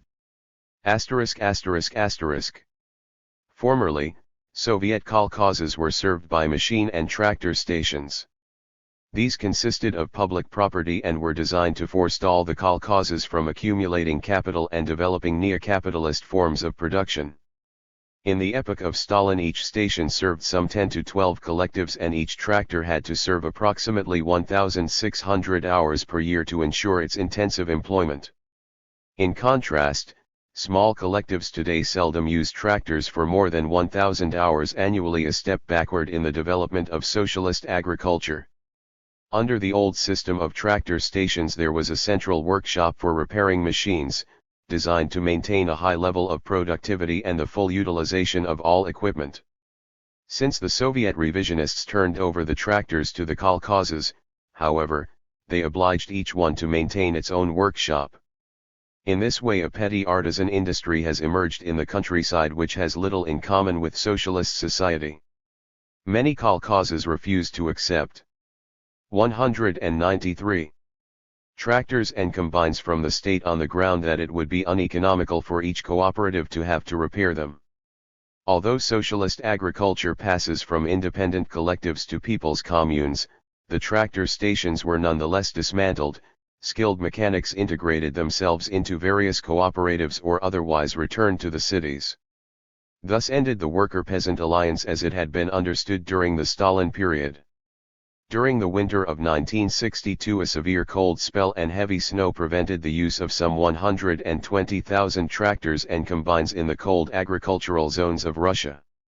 Since these machines had become the private property of each kolkhoz, they could not be moved to other regions where the temperature would have permitted their intensive use. If those 120,000 machines had remained socialist property under the control of machine and tractor stations, they could have been utilized in more temperature zones. Afterward, when the snow and ice melted and allowed for the cultivation of colder lands, they could have been transported back to do the sowing in a few days. Thus, in 1962, the Albanian kolkhozes finished sowing in 20 days with the help of publicly owned agricultural equipment. Thanks to the socialization of the means of production, the Albanians had wheat in 1963, but the Soviets had to import it because of their inefficient utilization of agricultural machinery and reconversion of public property into collective and village property. This new economic policy in Soviet agriculture is responsible for the underproduction of vital foods and the increase in prices of meat, butter, and other products, all of which reduce the standard of living of the urban masses to the benefit of the rural population. The kolkhozes are appropriating a larger share of the Soviet gross national product not as a consequence of increased agricultural production but because of the higher prices of agricultural goods fixed by the Soviet government. Because of their increased share in national income, the kolkhozes have cut into the funds available for socialist accumulation or investment in heavy and light industry. The 194 rate of increase in the gross national product, which averaged about 10% annually during the epoch of Stalin, declined to about 5 to 6% during the period of Khrushchev, compared to 8% in Japan and 6% in West Germany. These percentages indicate that the Soviet Union suffers from internal economic conflicts owing to a class structure within which the interests of peasants are opposed to the conditions of rapid industrialization. For the Molotov anti-party group *, the persistence of national differences and friendly classes within the socialist camp indicates that there are fewer hostile antagonisms in the East than in the West, but that the structure of Soviet society is such that its internal conflicts, if not resolved, can issue in a series of political crises. In the event that a rival faction or organized opposition wages a struggle for power at the very heart of the party or the state, social antagonisms may erupt in the form of armed conflict. Popular resistance to the authoritarian state may assume anarchist forms never before witnessed in human history. The so-called anti-party group with Molotov at the head represented, in relation to Khrushchev and the technocracy, a major source of political tension that was resolved by the revisionists in a violent fashion almost resembling a coup d'état. Molotov and the anti-party group maintained that the foreign economic aid of the USSR should be used to strengthen the socialist camp, i.e., that it should be given preferably to China and the people's democracies. Nonetheless, the revisionists deflected a considerable part of Soviet credits to the underdeveloped countries in order to strengthen the African and Asian national bourgeoisie. This policy was designed to buy support through diplomacy and to win friends for peaceful coexistence among the neutral or uncommitted nations, India, Egypt, Ghana, Guinea, Burma, Ceylon, Morocco, etc. Since the revisionists believe that war is no longer inevitable, all international crises are interpreted as negotiable. In this light, the condemnation of Stalin was directed not against his personal tyranny or cult of personality but against his politics, which remained Leninist on the problems of war and peace. Stalin maintained that, as long as imperialism persisted, peace conferences could defer a war but not avoid one. Consequently, the persistence of Stalinism represented, in certain respects, an obstacle to the policy of peaceful coexistence. Politically, Khrushchev was a Stalinist of the right, inasmuch as the cult of Khrushchev followed that of Stalin. However, the revolutionary line of Stalin was buried with his mortal remains, and these were removed from Red Square in order to prevent the emergence of a revolutionary myth at odds with contemporary revisionism. If peaceful coexistence does not contribute to dismantling the air and naval bases of the United States which encircle the socialist camp, if peace is not achieved in Berlin, if China continues to resist Russian foreign policy, if the Soviet General Staff opts for an alliance with China or is opposed to maintaining the revisionists in power, if Cuba is fenced in by the imperialism of the dollar, if imperialism fails to coexist peacefully with socialism and if peaceful coexistence breaks down from deferring instead of resolving existing antagonisms, then these may take a violent form in the East and also inside the Soviet Union. Soviet society does not present the same class structure as bourgeois society, but it would be a mistake to say that it is classless. Khrushchev himself stressed the existence of friendly classes in the Soviet Union. Actually, there are three classes: 1. The bureaucracy, 2. Industrial workers, and 3. Collective farmers. Differences in income between the highest and lowest strata of Soviet society are considerable. Although the mode of production on the basis of public ownership is socialist, the mode of distribution is still capitalist. From the economic conflicts of interest among classes. 196. Emerge political differences and party factions, a center, right, and left wing. When these conflicts become acute, they issue in purges of party leaders and in so-called palace revolutions, example the purge of the anti-party group by the moderate and conciliatory Khrushchev faction, which was subsequently purged by Brezhnev and Kosygin. The anti-party group resisted the conservatism of the domestic and foreign policies of the Soviet Union.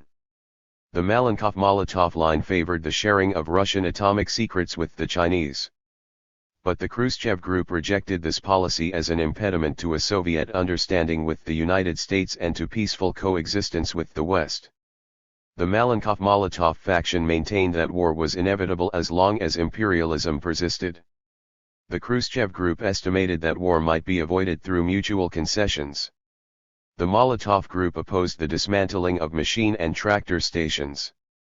It favored state over collective property and sought to preserve the worker-peasant alliance fathered by Lenin and Stalin. The moderate Khrushchev group turned over the machine and tractor stations to the kolkhozes, recognized the kolkhozes' right to sell their products on the open market, authorized an increase in agricultural prices and created autonomous industrial regions at the expense of centralized planning. The Molotov group opposed the extensive cultivation of the virgin lands of Siberia and favored the intensive cultivation of the black earth of the Ukraine through irrigation and chemical fertilizers. Khrushchev's line prevailed. The Siberian lands were transformed into dustbins with disastrous consequences for Soviet agriculture. From 1963 to 1966, the USSR had to import wheat at a cost of $1.5 billion. This played a part in Khrushchev's downfall. The Molotov group proposed the conversion of 78,000 kolkhozes into fewer than 40,000 agroeconomic units, into state farms roughly resembling the Chinese communes. But the moderates headed by Khrushchev dissolved the machine and tractor stations, thereby restricting the 197 scope of socialist property. Does not this constitute a step backward for socialist agriculture? While the people's communes advance toward communism, the kolkhozes are retreating in the direction of capitalism. The differences and tensions among various factions within the Communist Party of the Soviet Union are such that, at a certain moment, they tend to be suppressed outside the bounds of Soviet legality. The fall of Molotov and afterward Khrushchev constituted, in certain respects, a peaceful counter-revolution whose origins can be traced to the violent liquidation of Beria. A great purge followed the struggle against the Molotov anti-party group. Khrushchev announced that some 400,000 party militants had been expelled. Neo-Marxist revisionism has perpetuated and exacerbated internal tensions within the Soviet Union. It has chosen a policy of détente with imperialism and has succeeded in estranging Chinese communism. It has followed an economic policy favoring the techno-bureaucracy and the peasant population, i.e., the most reactionary sectors of Soviet society. How, then, can we trust the revisionists who promise communism by 1980? 5. The Sino-Soviet split *. The ideologues of Soviet neo-Marxism and their catechumens in the West talk about differences rather than antagonisms or hostilities between the USSR and China. Nonetheless, the tendency toward uneven economic and technological development has given rise to objective antagonisms, including hostilities comparable to those between developed and underdeveloped countries in the West. In relation to one another, the behavior of socialist countries does not correspond to their words. The alleged ideological differences in the East conceal objective antagonisms belying a harmonious world without class struggles or conflicts between nations. The objective antagonisms between China and the Soviet Union are predicated on the following circumstances. First, because it has more space than it needs, the USSR is oriented inward toward its own colonization. China, which has not enough space for its population, is oriented outward. Second, the USSR has caught up to the standard of living of several advanced countries. With 5 times the gross per capita income of China, it now gives economic and military aid to India instead of China. Third, the USSR could reduce its so-called differences with China through economic aid without political and strategical strings attached. Instead, it has chosen to reach an understanding with the United States to which the Chinese cannot agree. Fourth, The USSR could overcome its differences with China by redistributing its gross annual income with the 750 million Chinese, but that would reduce its per capita standard of living from roughly $1,200 annually to no more than $500. Fifth, the USSR could avoid conflict with China by not defending militarily disputed sections of their common frontier, which has thus far cost many Chinese and Russian lives. And sixth, the USSR is seeking an agreement with Japan rather than China for the joint exploitation of eastern Siberia, but this runs counter to China's interests in view of her excess population and dearth of economic space. Numbers indicate more than words. A statistical assessment of the unequal economic development of the Soviet Union and China can tell us more than ideological differences. The Soviets are rich and the Chinese are poor. The economic gap dividing them is comparable to that between the United States and Latin America. Although the USSR and China are ideologically committed to Marxism-Leninism, they will continue to be more divided than united until their objective antagonisms are overcome. However, this requires a supranational federation of socialist states that does not give priority to socialism in a single country. The USSR has 0.93 cultivated hectares per inhabitant, as compared to 0.18 in China. Soviet agriculturists dispose of 5 times the arable land available to Chinese agriculturists. 199. Is it not likely, then, that this objective difference will generate an active conflict along the length of the Sino-Soviet frontier? The USSR is free from population pressures, but in China that pressure is uncontainable. This accounts for Chinese demographic pressure northward toward Siberia, an empty land more closely linked to Chinese civilization than to the Russia of the Tsars. The valleys of the Yellow River and the Yangtze, like their deltas and the Middle Plains, are overweight with population. In some zones there are close to 1,000 inhabitants per square kilometer as compared to 10 inhabitants per square kilometer in the Soviet Union. The Soviets have vast extensions of tundra and unarable cold lands, but they also have huge arable tracts that are still unplowed.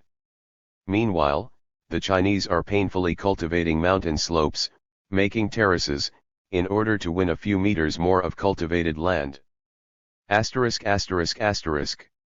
During the first decades of the 21st century, China should have a population of almost 2 billion, there will be even less economic space per inhabitant than there is today. If the USSR does not open Siberia to joint socialist exploitation with the Chinese, then population pressures are likely to push China into a confrontation with the USSR rather than with Japan, India, Indochina, Thailand, Malaysia, or Indonesia, which are already overpopulated. There are those who fear that Chinese demographic expansion might be directed toward Australia, but the road there is blocked by the North American and British fleets, not to mention their reserves of atomic bombs. Expansion southward would be a vain strategic gesture without a Chinese political and military alliance with India and the countries of Southeast Asia. Internal colonization limited by deserts and mountain ranges cannot solve China's population problems. Eventually her surplus population will be driven toward underpopulated zones contiguous to her frontiers, toward the arable regions. 200. Of Siberia, Mongolia, and Manchuria rather than Southeast Asia. Tsarism extended the frontiers of Imperial Russia to the Pacific at the expense of a decadent and feudal China. But the new China of Mao denounces the legacy of that imperialism and its reaffirmation by the Kremlin. In their border conflicts with the Chinese, the Soviets repeat that they will defend their frontiers without ceding an inch. This is tantamount to refusing to share land with a socialist neighbor. It generates further ideological tensions between countries that are already opposed to each other's national and foreign policies. Thus uneven economic development can foment wars between socialist countries just as in the past it provoked wars between capitalist ones. The nation is a bourgeois institution, social relation, or form of intercourse. If it is not superseded by a socialist country, then that country has yet to overcome its antagonism to other socialist nations.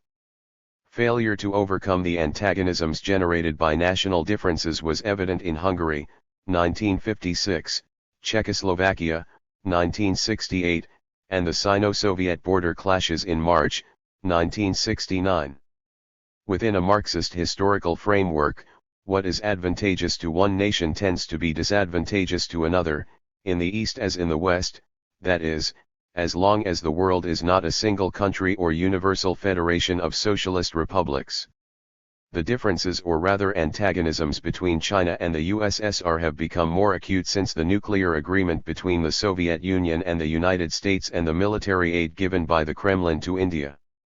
The Sino-Soviet Pact of Mutual Assistance has become a dead letter since Moscow advised Peking that all aid would be stopped and the Soviets' nuclear umbrella lowered should China seek to recover Formosa, to intervene in Vietnam or to provoke hostilities with India. In order to maintain China in a satellite status similar to that of the countries belonging to Comecon, the Soviet Union attempted to dictate the exchange rate between the Russian ruble and the Chinese yuan. It sought to manipulate China in much the same manner that the US dominates its own. 201. Satellites through the International Monetary Fund. For the purpose of containing China's demographical pressures within her present territorial limits, the Soviet Union decided against sharing nuclear arms, electromechanical equipment for the construction of atomic reactors, uranium, etc. In effect, this policy placed the Soviet Union on the side of the United States, for the Pacific will continue being a North American lake as long as China does not become a major atomic power. The United States has contributed to dividing Russia and China, to perpetuating an undeclared war along 8,000 kilometers of the Sino-Soviet frontier. China cannot expand overseas, she can only put pressure on the inner lines of her empty periphery toward Siberia. For that purpose she has no need of naval or air power, but only of a large infantry. With a population of 750 million, she can afford to sacrifice 20 million soldiers in a war fewer than China's demographic growth in 2 years. Neither the Soviet Union nor the United States can afford such a loss, nor can they risk losing more than 2 million soldiers each without provoking peace demonstrations and internal rebellion. A prolonged war makes no sense to well-fed populations with a high standard of comfort and civilization, to peoples unaccustomed to prolonged and unnecessary sacrifices. The Soviet Union has become entrenched in the status quo sanctioned by the Treaty of Yalta, which gave her a dominant position in Central and Eastern Europe. However, she has since lost political influence over Yugoslavia and Albania, which escaped from the orbit of the ruble. The ideological antagonism pitting China and Albania against Yugoslavia is on the way to being resolved, but their common antagonism to the Soviet Union has escalated. In the event that the USSR were to invade Romania as it did Czechoslovakia in 1968, would China, Albania and Yugoslavia continue to be neutral? Should the USSR send its tanks against Bucharest, as it did against Budapest, 1956, and Prague, 1968, it might be challenged by the combined defensive forces of Yugoslavia, Albania, and China. The repercussions of such a military con. 202. Confrontation would be far greater than from the North American expedition to the moon in 1969. For a war between socialist countries would objectively indicate that economic and technological development can give rise to armed conflict between rival bureaucracies and not only rival bourgeoisies. It would show that the class struggle continues in the East and is unlikely to end short of self-managed socialism, direct democracy, and workers' councils. China has an independent foreign policy. Not once during the epoch of Khrushchev was she willing to negotiate that independence, to accept the existence of two Chinas as the price of admission to the United Nations. In 1972 President Nixon recognized China's de jure sovereignty over Formosa, leaving Chiang Kai-shek in the lurch. This indicated that the U.S. 7th Fleet in the Pacific would not intervene in the event of war with Formosa, a situation which the Kremlin never anticipated. Nonetheless, China has followed the example set by the Soviet Union as a great power.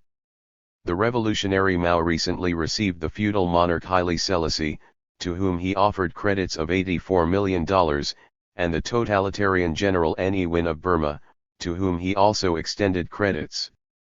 To the anti-communist General Yahya Khan, the administrator of martial law who massacred thousands of East Pakistanis, he gave credits of not less than $200 million. As if that were not enough, in 1971 Peking conceded credits as well as direct military aid to the government of Ceylon during the latter's campaign to smash the Guevarista guerrillas fighting in the interior. In this light, it is hardly surprising that the USSR has granted millions of dollars in credits to the reactionary and totalitarian government of Brazil and military credits to the government of Colombia to be used in liquidating the Maoist and Fidelista guerrillas in that country. Chapter 8. 1. Dictatorship of the proletariat or techno-bureaucracy. At the meeting of the Central Committee of the Communist Party of the Soviet Union, CPSU, in Moscow, September, 1965, it was resolved that Soviet state enterprises should function on the basis of the profit principle, incentive prices, and competition for credits. Any enterprise whose costs were non-competitive or whose products were not fully absorbed by the market would henceforth be penalized. It would no longer receive credits merely for having fulfilled its productive quota. In returning to the profit principle, the motive force and essence of capitalism, as Marx said, the Soviet economy has not surmounted the economic subjectivism denounced by Khrushchev's successors. It has moved in the direction of neo-capitalism, not toward socialism, much less toward the communism promised for 1980 by Khrushchev and his detractors, Brezhnev and Kosygin. Inasmuch as more powers are devolved on the director of each enterprise in an effort to stimulate its profitability, the CPSU must lose to a certain extent control over the national economy.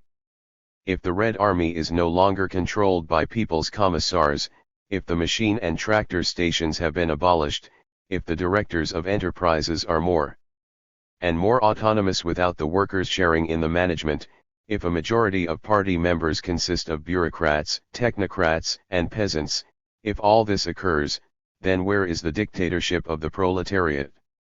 Is it not more accurate to say that the revisionists are oriented toward a neo-capitalism, toward a new economic policy, NEP? When the techno-bureaucracy shares in the profits of enterprise through an income 10 times the minimum wage, then how does this benefit the proletariat? The bureaucracy, consisting of unpoliticized technocrats, the military hierarchy and state and party officials, is leading the Soviet Union in an apparently Marxist direction, but one which actually favors an understanding with imperialism at the expense of China and the international proletariat, and a technocratic monopoly of the Soviet economy prejudicial to the workers. The revisionists in the USSR have superseded Marxism-Leninism with Liebermanism, a new Soviet approach to resource allocation based on material incentives, decentralization of decision-making and the economizing of inputs. The principle of profitability based on price incentives has displaced the Marxist principle of balanced economic development based on the elimination of classes, private property, and pressure groups. Soviet Marxism is an economic developmentalism. The Soviet bureaucracy is only nominally Marxist. Its fundamental concern is industrialization on the basis of nationalization, not the socialization of wealth. Control over the economy is exercised by a centralized and totalitarian administration without workers' participation. The individual enterprise and the autonomous individual of private capitalism are subordinated to a central plan through which the technocracy and political bureaucracy rule over the proletariat with greater rigor than the bourgeoisie ever did. The replacement of private capitalism by state capitalism was a swindle at the expense of the political ingenuousness of the workers. They expected socialism to follow capitalism, but in fact they're revolutionary. 205. Efforts were rewarded by a dictatorship of the bureaucracy. Of all the problems confronting Soviet ideologues, the most important to them is the antagonism generated by the disparity of economic development between the USSR and the industrialized capitalist nations. The beginning and end of Soviet politics is the achievement of economic parity with the United States. As greater importance is attached to this narrow economic objective, less importance is given to the goal of socialist transformation. The prospect of a classless society is used to stimulate economic development, but Marxism is reduced to a philosophy of economic growth. Soviet man has become a means not to the flowering of socialism, but to catching up economically with the United States. Socialist morality is subordinated to economic objectives, to accelerated industrialization through the investment of a proportionately greater volume of capital than under capitalism, that is, proportionate to the national income.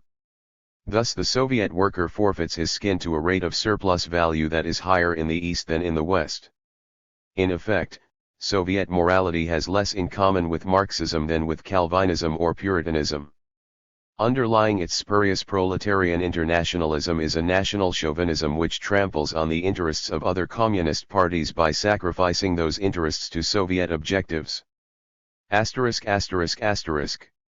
For Soviet ideologues, the bourgeois state is an instrument of power in the service of the dominant class, whereas the socialist state is the incarnation and expression of the collective interest. Like the worker in the capitalist countries, however, the Soviet worker wants greater freedom, higher wages, fewer hours of work, more consumer goods and greater participation in management. In the East no less than in the West, the self-management of production by the workers themselves is the only way of overcoming their alienation. But the state prevents the workers from taking control of their own enterprises. The Soviets claim that the capitalist state is controlled by 206. The economic base, whereas the Soviet state has control over the economy. In fact, authority over the superstructure passes from the bourgeoisie to the bureaucracy but not to the working class. If there were no state in the USSR, socialism would begin to develop as Marx anticipated, through workers' self-management.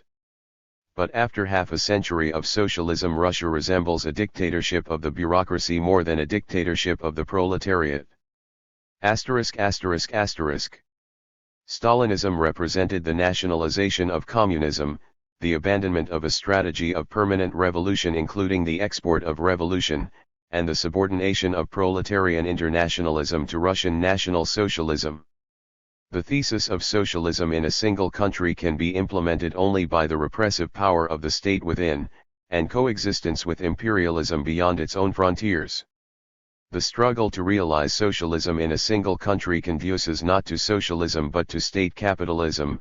It generates the conditions for transferring the powers of factory councils or workers' soviets, which flourished during the period of war communism, to bureaucratic authorities in charge of centralized planning.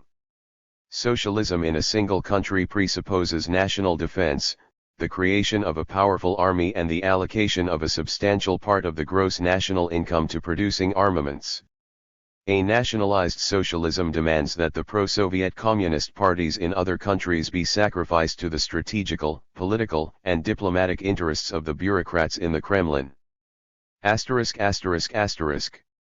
The socialist mythology of the CPSU is predicated on the false premise that the social order that follows the defeat of the bourgeoisie is identical with socialism. Actually, the October Revolution has not qualitatively transformed the relation of the workers to the instruments of production. Without the transference of means of production to the workers as a condition of self-management, the workers continue in their 207 capacity of wage laborers, and capital, in the form of nationalized plant, continues to be an alien power over them. The abolition of private property in the means of production is tantamount to nationalization, but public property is not the same as socialist property. Thus in criticism of Lassalle's followers who marveled at Bismarck's nationalizations, Engels noted that if socialization consisted of nationalization, then socialism would be found in the public urinals. Theorists of the Soviet economy have yet to explain the mechanism of surplus value in the USSR. Carried away by semantics, these ideologues talk about a fund of socialist accumulation. Surplus value is not as clearly manifest under conditions of state capitalism as under private capital. Given a system of private production and exchange, surplus value is appropriated by owners and employers at the level of the factory and farm before it reaches the bank, as interest on borrowed capital, the marketplace, as commercial profits, and the state, as taxes. In contrast, under the Soviet system of state capitalism, Surplus value is appropriated by the economic and political bureaucracy at the state level even before it is distributed to the individual enterprise. Surplus value consists of the difference between the cost of production of a given commodity and its market price as arbitrarily fixed by the state, by the central planners, without consulting the producers. The central planning agency determines the margin of profit to be appropriated by the state in its capacity as employer. Since the bureaucracy has absolute powers over the state apparatus, it monopolizes the distribution of surplus value. This makes the bureaucracy the dominant new class, a class considerably larger than the bourgeoisie but not less onerous or exploitative. Since the alternative to bourgeois rule may be state capitalism rather than socialism, it is thus utopian to identify socialism with the social order which follows the displacement or eclipse of the bourgeoisie. The director of a Soviet factory has considerable powers and is appointed by the state rather than elected by the workers. Nonetheless, the appropriation and redistribution of Sir. 208. Plus value is the prerogative not of the director but of the government and its leaders, example Stalin, Malenkov, Khrushchev, Kosygin, etc. The determination of the magnitude of surplus value, its bookkeeping and distribution are performed through the mechanism of the plan. The bureaucrats and technocrats who control the state apparatus divide unequally the mass of surplus value to the advantage of persons in authority, who receive an average of 10 times the capacity to consume of the workers and peasants at the base of Soviet society. In this respect the Soviet economy functions like a giant corporation within which the managers or bureaucrats are also the shareholders. To the costs of production of various commodities the Soviet bureaucracy adds a surcharge of 50%. In this way the Soviet state levies a fabulous sales tax through which it not only invests annually a greater mass of capital than under conditions of private capitalism, but also appropriates a comparatively larger share of the gross national product to pay the salaries of the bureaucracy. Because wage and salary differentials are greater in the USSR than in some capitalist countries, Soviet production may be socialist but its mode of distribution is capitalist. In a socialist society the cost of production and the market price would tend toward equality and nobody would share in the surplus who did not also share in productive labor. A socialist society would exchange the products or services of one branch of production for those of others only on the basis of their values. In strict conformity to the law of value and the principle of social cooperation, there would be no profits on alienation or surplus value from exchange. In the USSR the sales price and cost of production are very different, however, because there is a privileged class intent on appropriating surplus value. The nationalization of the means of production and exchange by the state signifies neither the transition to socialism nor the abolition of human exploitation, much less the conquest of power by the proletariat. Neither in the East nor the West does the nationalization of production put an end to. 209. Wage labor, to the appropriation of surplus value from the producers and to the workers' condition of economic alienation. The nationalization of production does not eliminate social classes, but permits the bureaucracy to distribute and appropriate surplus value in its own interest without the consent of the workers and without their participation in management. The overcoming of the worker's alienation depends on his unity with the means of production, the identification of labor and capital through the self-management of enterprises by the direct producers. Trade unions in the USSR are more effective as instruments of state policy than as agencies for defending the workers. As long as the trade unions do not assume control over production in the form of workers' councils, they will continue to represent the workers' interest only in confrontation with private or state capital, but that is tantamount to leaving his condition of alienation, propertylessness, and exploitation unchanged. Consequently, the trade union is fundamentally an agency of the bureaucracy in the USSR. In its present form it is incapable of seizing control of production, exchange, distribution, and consumption on behalf of the workers. Until the workers own the means of production and the riches they create, however, social classes will not disappear but will take new socio-economic forms, as they have taken in the countries where state capitalism prevails. Two sources of conflict in bureaucratic societies. Soviet communists and their catechumens in other countries have yet to apply Marx's dialectical method to the analysis of Soviet society. In claiming that Soviet society is free of antagonisms, they convert Marxism into a species of dogmatism, into a mere state ideology sanctioning the power and privileges of bureaucracy. Nonetheless, the following sources of antagonism are evident in the interior of Soviet society. The socialist principle of the free development and free satisfaction of human needs is a condition of the disalienation of the workers. But it has given way to the accelerated growth of the productive forces under the supreme authority of a factory manager who is not elected by the workers. The subordination of individuals to the division of labor has not been overcome in the USSR. The requirements of individual liberty contradict state authority no less in the East than in the West. The disalienation of the worker passes through a libertarian ethic of self-management by the workers themselves, but the Soviet bureaucracy is opposed to it with as much tenacity as the bourgeoisie in the capitalist countries. In the USSR, the interest of the state lies in the consolidation and expansion of power. The interest of the worker is the immediate satisfaction of his material and personal needs. The strategy of the bureaucracy tends toward the production of armaments as a necessary condition of national greatness, but the workers favor the production of goods and services, not only liberty in the abstract, but also a high standard of living. Practice has led to a divorce between bureaucratic strategy and popular policy in the Soviet Union. The Soviet citizen feels alienated, as Marx would say, because the bureaucracy is incapable of overcoming or transforming the basis of daily life. Marx indicated that without a transformation of man's daily existence, there could be no socialism. But in the USSR, art, customs, and domestic life exhibit fewer revolutionary aspects than in the West.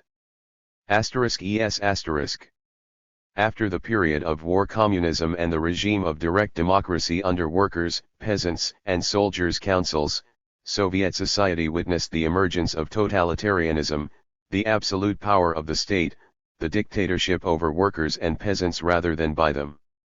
The self-management of production during the years of war communism, when the anarchists worked openly for the Russian Revolution of 1917-23, has since given way to bureaucratic and centralized planning where the workers are distinguished by their absence.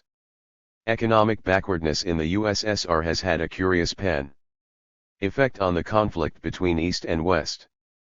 With the adoption of Liebermanism, or profit incentives and commercial competition, the Soviet Union readopted certain capitalist mechanisms, whereas capitalism in the West has been advancing towards socialism through a series of reforms, the planned direction of national economies, the nationalization of basic industries, the development of cooperatives and experimentation with limited forms of economic democracy.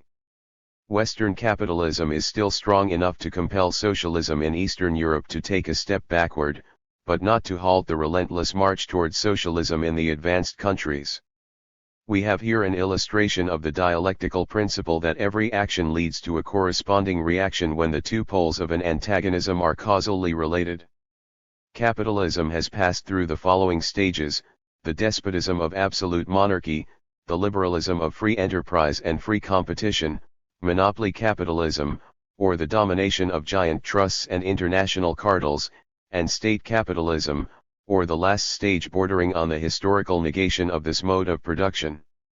The Soviet regime has evolved in almost the opposite direction from a regime of workers' self-management, war communism, through the partial restoration of private and mixed enterprises, new economic policy, to the bureaucratic nationalization of production and a system of centralized planning, which has completely dispensed with workers' councils or the participation of workers in management. The struggle between the Soviet state and its proletarian base must eventually surface, notwithstanding the party's success in making apolitical animals out of prefabricated communists. Within the Soviet Union and its allies, the struggle has taken a dramatic turn. It is now basically an anarchist one. There is a mortal conflict between the productive workers who create surplus value and the quasi-omnipotent state which appropriates and redistributes it unequally, thereby perpetuating human exploitation. Libertarian socialism has perhaps a greater chance of success in the East than in the West precisely because the absolute powers of the Soviet state have 212 generated an opposite reaction tending toward the virtual negation of all centralized authority. If socialism had triumphed in the West, it would have been disseminated throughout the entire world.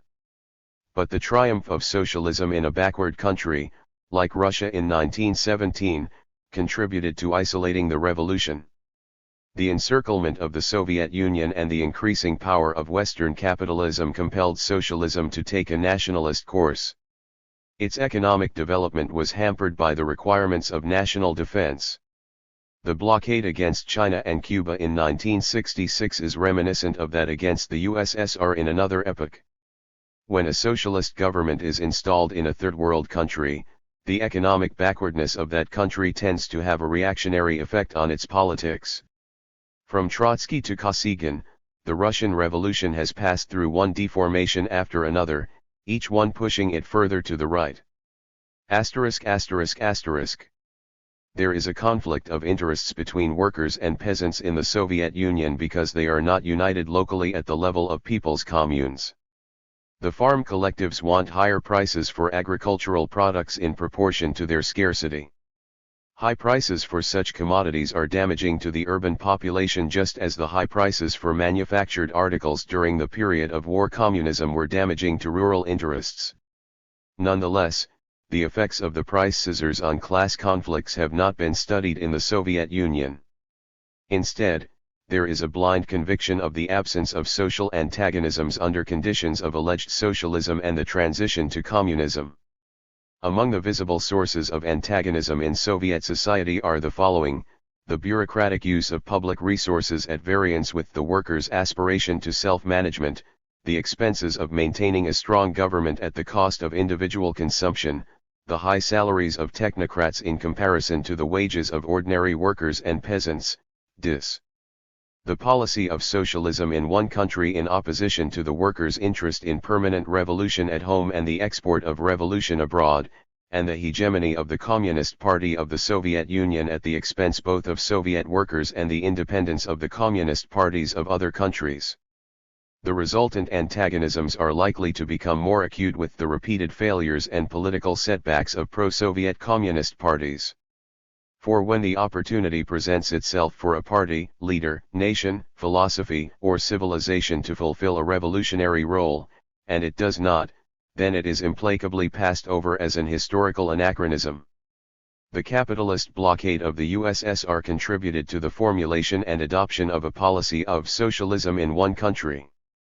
In choosing the road of nationalism rather than proletarian internationalism, the Soviet leaders had to develop a powerful national army, but this absorbed a considerable part of the gross national income, thereby restricting the potential growth of agriculture and light industry as conditions of the triumph of socialism. The creation of a professional army and a repressive military code prejudicial to ordinary soldiers transformed the Red Army into a pressure group, a state within the state with the attendant dangers of Bonapartism. Following the abolition of people's commissars in the army, the supreme military hierarchy could thus use its influence as it pleased to exchange Molotov for Khrushchev, and Khrushchev for Kosygin. The question whether or not to invest more capital in heavy industry, to produce more means of production than articles of consumption, divides the Soviet hierarchy and issues in a struggle for power between sections of the bureaucracy tied to one or another branch of production. The army always supported those in favor of heavy industry, but it was opposed by elements of the party and technocracy linked to agriculture, light industry, and the service sector. These antagonisms at the heart of Soviet society have frequently led to political violence with characteristics of palace revolutions, example the liquidation of the Molotov anti-party group by Khrushchev. 214. Supported by General Zhukov, and afterwards the purge of Khrushchev by Brezhnev and Kosygin, perhaps with the support of Marshal Malinowski. Like the masses in other parts of the world, the Soviet masses aspire to both economic and political liberty, but this aspiration runs counter to the efforts of the techno-bureaucracy to accelerate technological growth through large capital investments at the expense of the workers' consumption. If the bureaucracy does not reduce its own salaries in order to invest more, then it must oblige workers and peasants to consume less, which requires the use of dictatorial powers. Despite the depoliticization of Soviet man, sooner or later his conflict of interests with the bureaucracy must take a violent form. The requirements of the Soviet state have collided with individual interests. The state favors compulsory industrialization and national defense at the expense of personal income. In this respect it is the representative not of the collective interest but of special interests, bureaucratic pressure groups which fulfill in the USSR a role similar to that of bourgeois interest groups in the capitalist world. The Soviet state is not an instrument of society but of the managerial class, i.e., the techno-bureaucracy. Thus the conflict between state and society in the USSR is basically an anarchist one. The major Soviet reforms were decreed from above without the direct action or participation of the masses. These measures were insufficient to establish socialism beyond the sphere of production because the bureaucracy refused to relinquish its control over the state apparatus. In the event that bureaucratic authority is again challenged, however, the Hungarian insurrection of 1956 may cease to be the only example of its kind. All unrealized antagonisms tend to be resolved through force when they become aggravated, and the USSR is no exception to this rule. Although Soviet textbooks are silent on this matter, the Soviet bureaucracy is exempt neither from intra-bureaucratic conflicts nor from challenges from Soviet workers. Freedom of thought in the USSR is subordinated to a 21's centralized monolithic authority for the purpose of accelerating economic growth. The party, nation, and state take precedence over the individual. Soviet man has become liberated through work, but he has overcome the tyranny of nature only at the price of civil liberties. In the United States man's basic physiological needs are not always satisfied, but bourgeois liberties are more elastic than Soviet freedoms. Moreover, the introduction of profit incentives and competition within the Soviet economy exposes Soviet man to new insecurities, to unemployment and slowdowns whenever the market cannot absorb a given volume of production. Thus the libermanization of the Soviet economy is tantamount to a new NEP, which is pushing the Soviet Union in the direction of capitalism rather than socialism. Soviet man leads a wretched inner life. His emotional and cultural impoverishment is conditioned by the existence of a totalitarian state which shackles his intelligence and alienates him politically. He can complain under his breath or in the presence of his family, but he cannot sincerely or publicly express criticism on matters of politics, art, institutions, hierarchies, etc. Tedium dominates his daily existence when he lacks the opportunity to criticize the world in which he lives. Soviet socialism has not overcome the alienation of the individual, who is perhaps as oppressed by the tedium of daily work as he would be under capitalism. In negating self-management of production by the workers themselves, Soviet society perpetuates the class struggle, the alienation of the worker from his wages, the divorce between labor and capital, human injustice and the inhumane in history. *+*.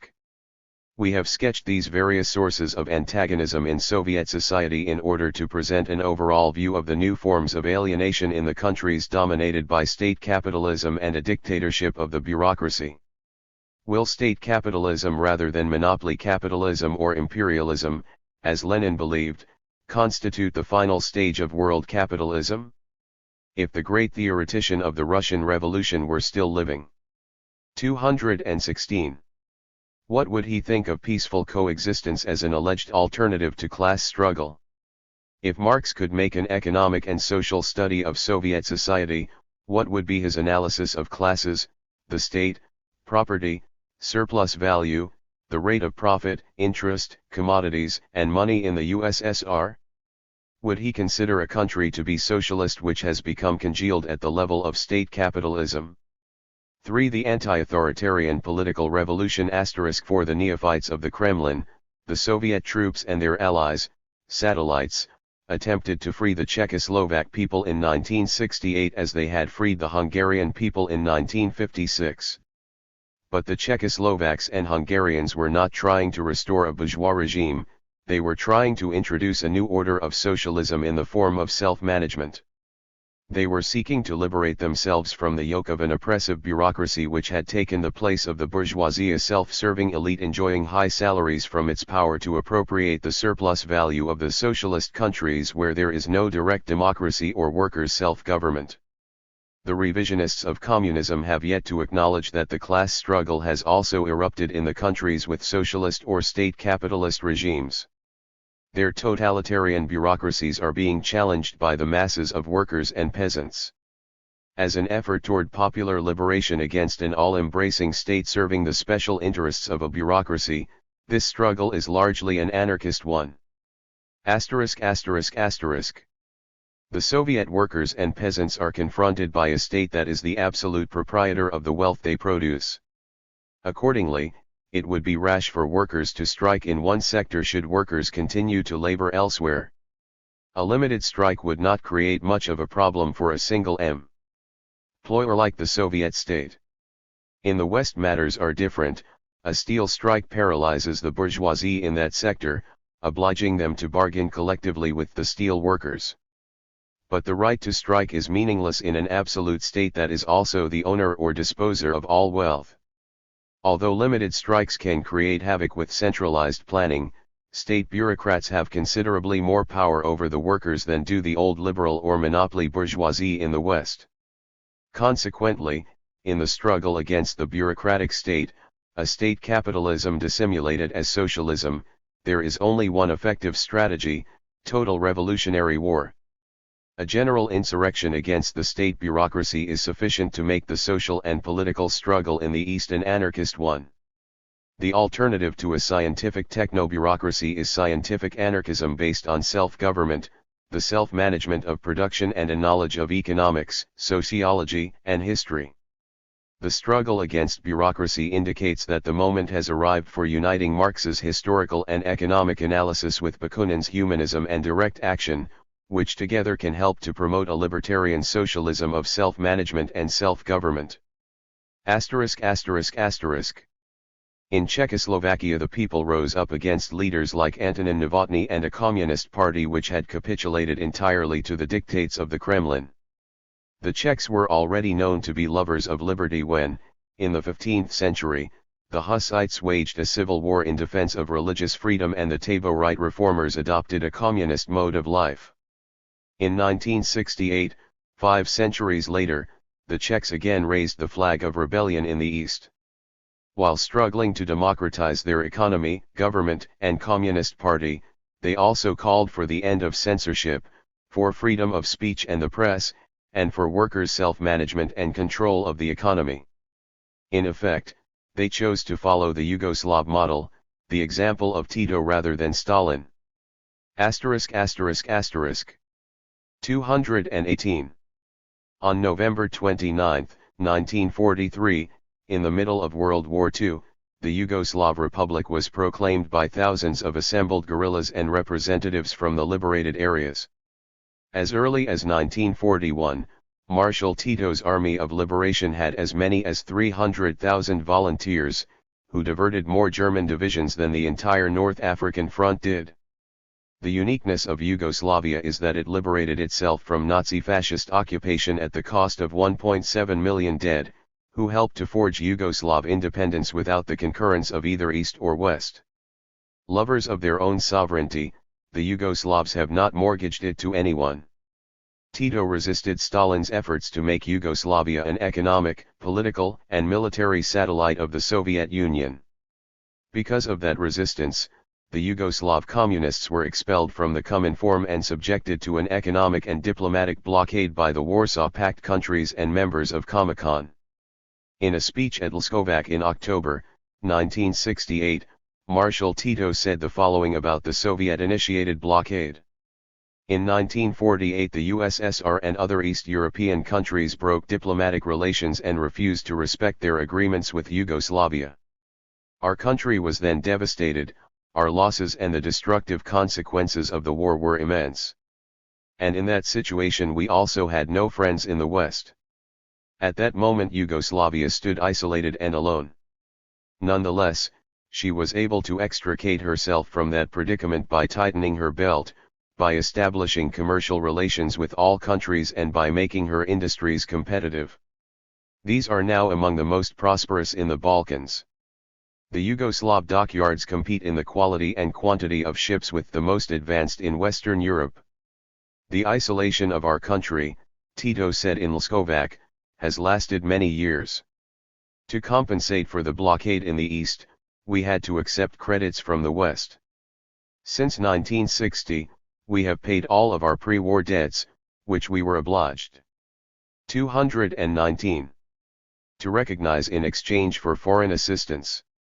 However, Yugoslavia never once relinquished her socialist course, her freedom of action and sovereignty. On the contrary, she encouraged the Czechoslovaks and Romanians to adopt the socialism of self-management, to debureaucratize their economies and to give to workers the right to elect the directors of their own enterprises and to participate in decision-making and the distribution of income activities from which they are excluded in other countries. ******. The Czechoslovak people want socialism with liberty, economic self-management, and the debureaucratization of their institutions, trade unions, enterprises, cooperatives, the state, and party. The Yugoslav political and economic reforms have accomplished all this, a fact which has encouraged the Czech reformers to follow the Yugoslav model. There are rumors that Yugoslavia might be invaded because of differences with Bulgaria over the question of Macedonian sovereignty. But the Yugoslav people who struggled against Hitler, the guerrilla leaders who suffered and slept on the ground will not bend before the Kremlin. In this respect they are unlike the peoples and leaders of other Eastern European countries. Yugoslavia is in arms. Should the Soviet Union and her satellites attempt to intervene in Yugoslavia as they did in Czechoslovakia, the Soviet generals would find their own Vietnam in the Yugoslav mountains. Yugoslavia is not Czechoslovakia, it liberated itself from Nazism and is prepared to liberate itself from Soviet National Socialism. Belgrade has affirmed that there are many roads to socialism and that no country can claim its road to be the only one without falling into a dogmatism alien to Marxism. *****. In epochs of transition from one mode of production to another on an international and not only a national scale. 220. Ideologies tend to obscure the real content of revolutions, the role of social classes and the new economic forms in process of displacing the old. In Part I of the German ideology, in the section concerning the production of consciousness, Marx says, every new class, then, achieves its hegemony on a broader basis than that of the class ruling previously, for that reason the opposition of the non-ruling class to the new ruling class later develops all the more sharply and profoundly, and the struggle against this new ruling class leads to a more decisive and radical negation of society than before. For Marx, the prevailing ideas at any given time reflect the interests of the dominant class, and the Soviet bureaucracy is no exception to this general tendency. The struggle against bureaucracy represents a new form of the class struggle distinct from the antagonisms inherent in the regime of private capitalism.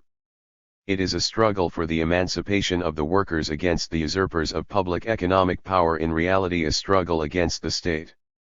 Scientific socialism is pitted against bureaucratism.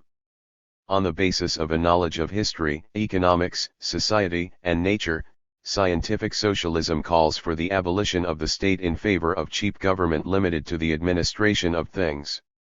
People's self-government is more efficient and less expensive than bureaucratic government which maintains itself through an army, jails, courts of justice and police. Self-administration is tantamount to scientific government in which technique, labor, land, and capital work together without the mediation of the bourgeoisie or bureaucracy. The new generations in the Soviet Union and the other countries with a state economy are preparing to rebel against their bureaucratic and technocratic oppressors in a movement directed at the transformation of state capitalism. That system will be replaced with the socialism of self-management, whether through structural reforms or violent revolution. That will depend on the resistance of the ruling bureaucracy, the extent to which it defends its privileges and refuses to surrender economic and political power to the direct producers. Ida. For economic democracy, the socialism of self-management *. The proletariat can become free and master of its own destiny only on condition of acquiring possession of the means of producing and distributing the economic surplus, without the intermediary of the bourgeoisie or bureaucracy, through workers' councils in self-managed enterprises. With state property and a bureaucratized economy, the worker continues selling his labor power as a commodity. He is not the direct master of the instruments of production, and he must sign a work contract with the state or owner of the social wealth, all of which contradicts the fundamentals of Marxist socialism. In Yugoslavia, labor power has ceased to be a commodity. In whatever industry, the worker begins as a direct self-manager of production. The means of production and the final product belong to him rather than to the bourgeois or bureaucrat. The income of a Yugoslav worker no longer depends on the supply and demand of labor power but on the productivity of his enterprise, the quality or efficiency of its equipment, and the rate of savings or accumulation per worker, i.e., on the investment of the economic surplus. The free worker in a self-managed enterprise should remember the words of the Communist Manifesto, Part Il. In bourgeois society, living labor is but a means to increase accumulated labor. In communist society, accumulated labor is but a means to enrich and embellish the lives of the workers. Economic self-management by the direct producers has the task of increasing the mass of social capital or accumulated labor, but in order to liberate muscle power through machinery and to raise the productivity of labor, the only way in which socialism may be fully realized. Since material misery generates moral misery, political ruin, class struggles, and the penurious existence of man, socialism can triumph only through an economy of abundance.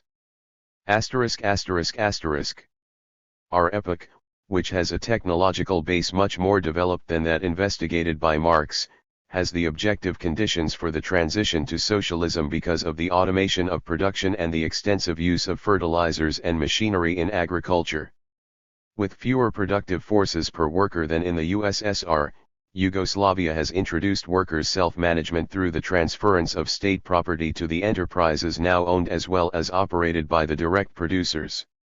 Self-management evolved in Yugoslavia at an opportune moment in the development of its national economy.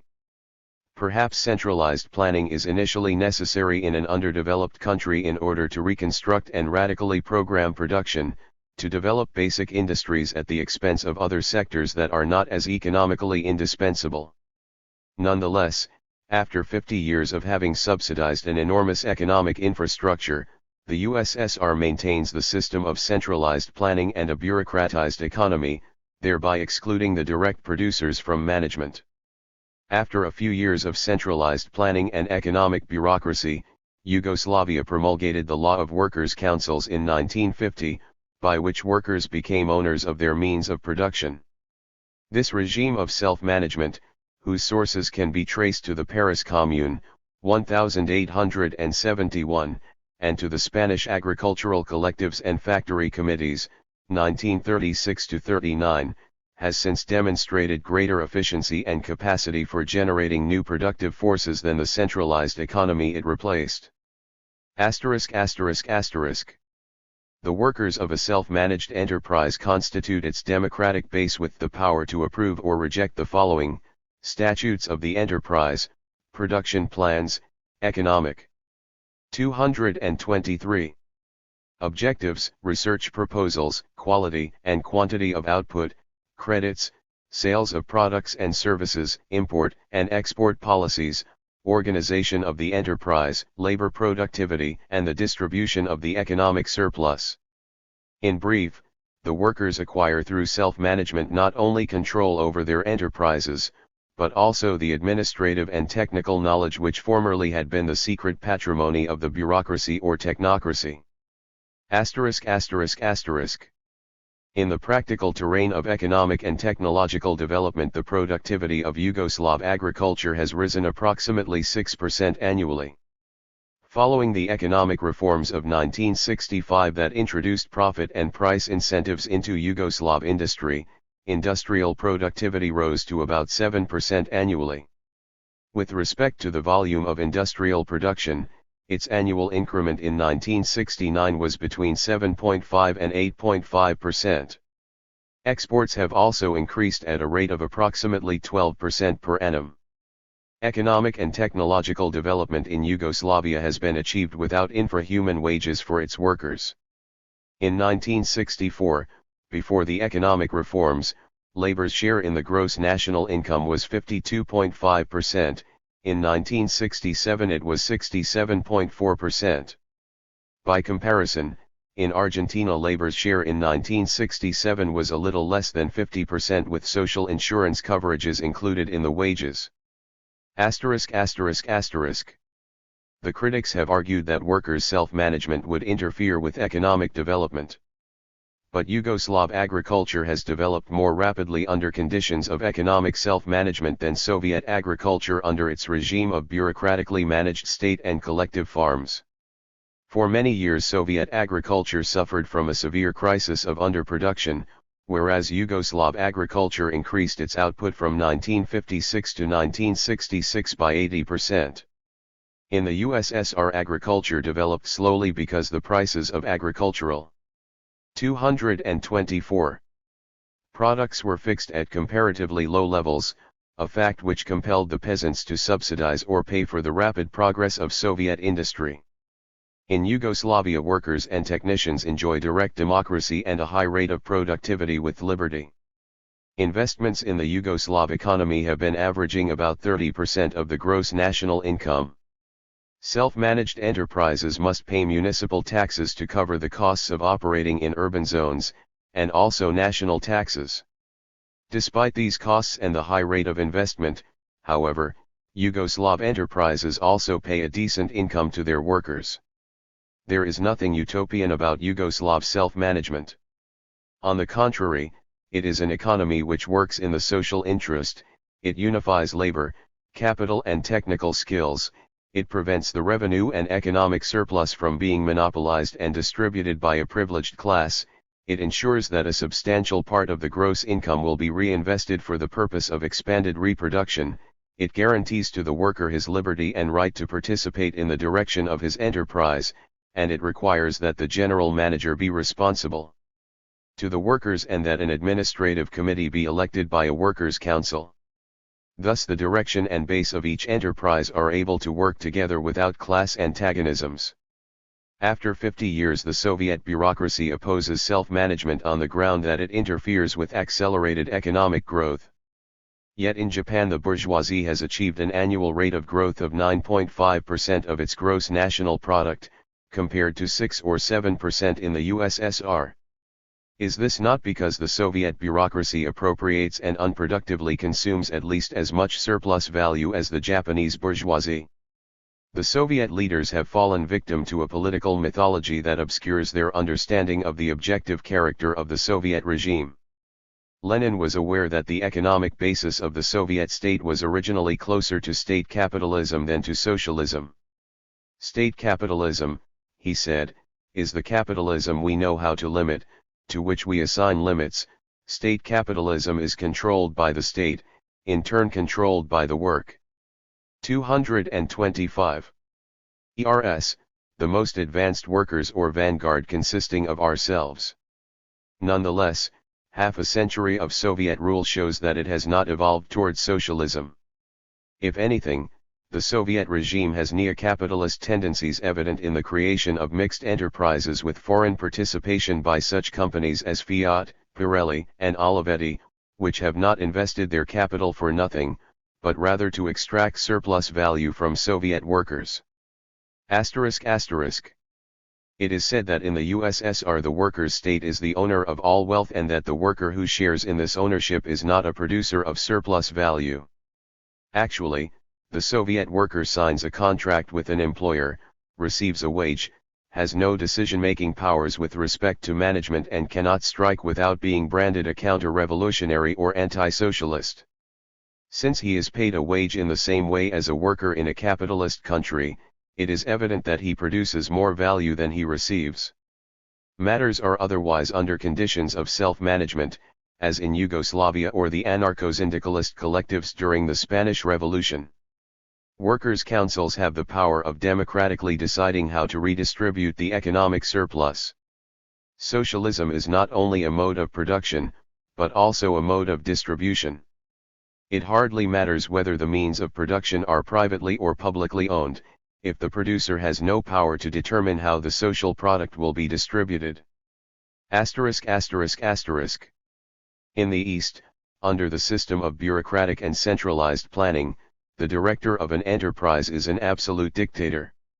In the West, the employer behaves like a monarch, likewise excluding the workers from sharing in the management. Despite the fact that workers and technicians produce the goods and services without which society must perish, in both cases, under state capitalism or monopoly capitalism, the worker is a zero on the left. The practice of direct democracy is more in accordance. 226. With the expectations of Marx and Engels. In order to overcome the alienation of living labor and the reification of objectified labor, they called for an end to the antagonism between labor and capital through the direct management of enterprises by freely associated producers. Although Yugoslavia represents only the initial phase of socialist society, its self-managed economy is closer to achieving communism than the bureaucratic and technocratic management of production characteristic of state capitalism.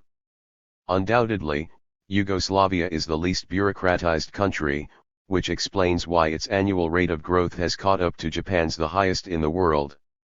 In 1969, its overall or combined rate of growth was more than 10%. This achievement cannot be denied by any dogmatic ideology. It is convincing to anyone who is not alienated or politically mystified, who has respect for science, empirical evidence, historical results, and economic and sociological objectivity. Part 3. Strategy of the Urban Guerrilla. Chapter 9. Problems of Revolutionary Strategy.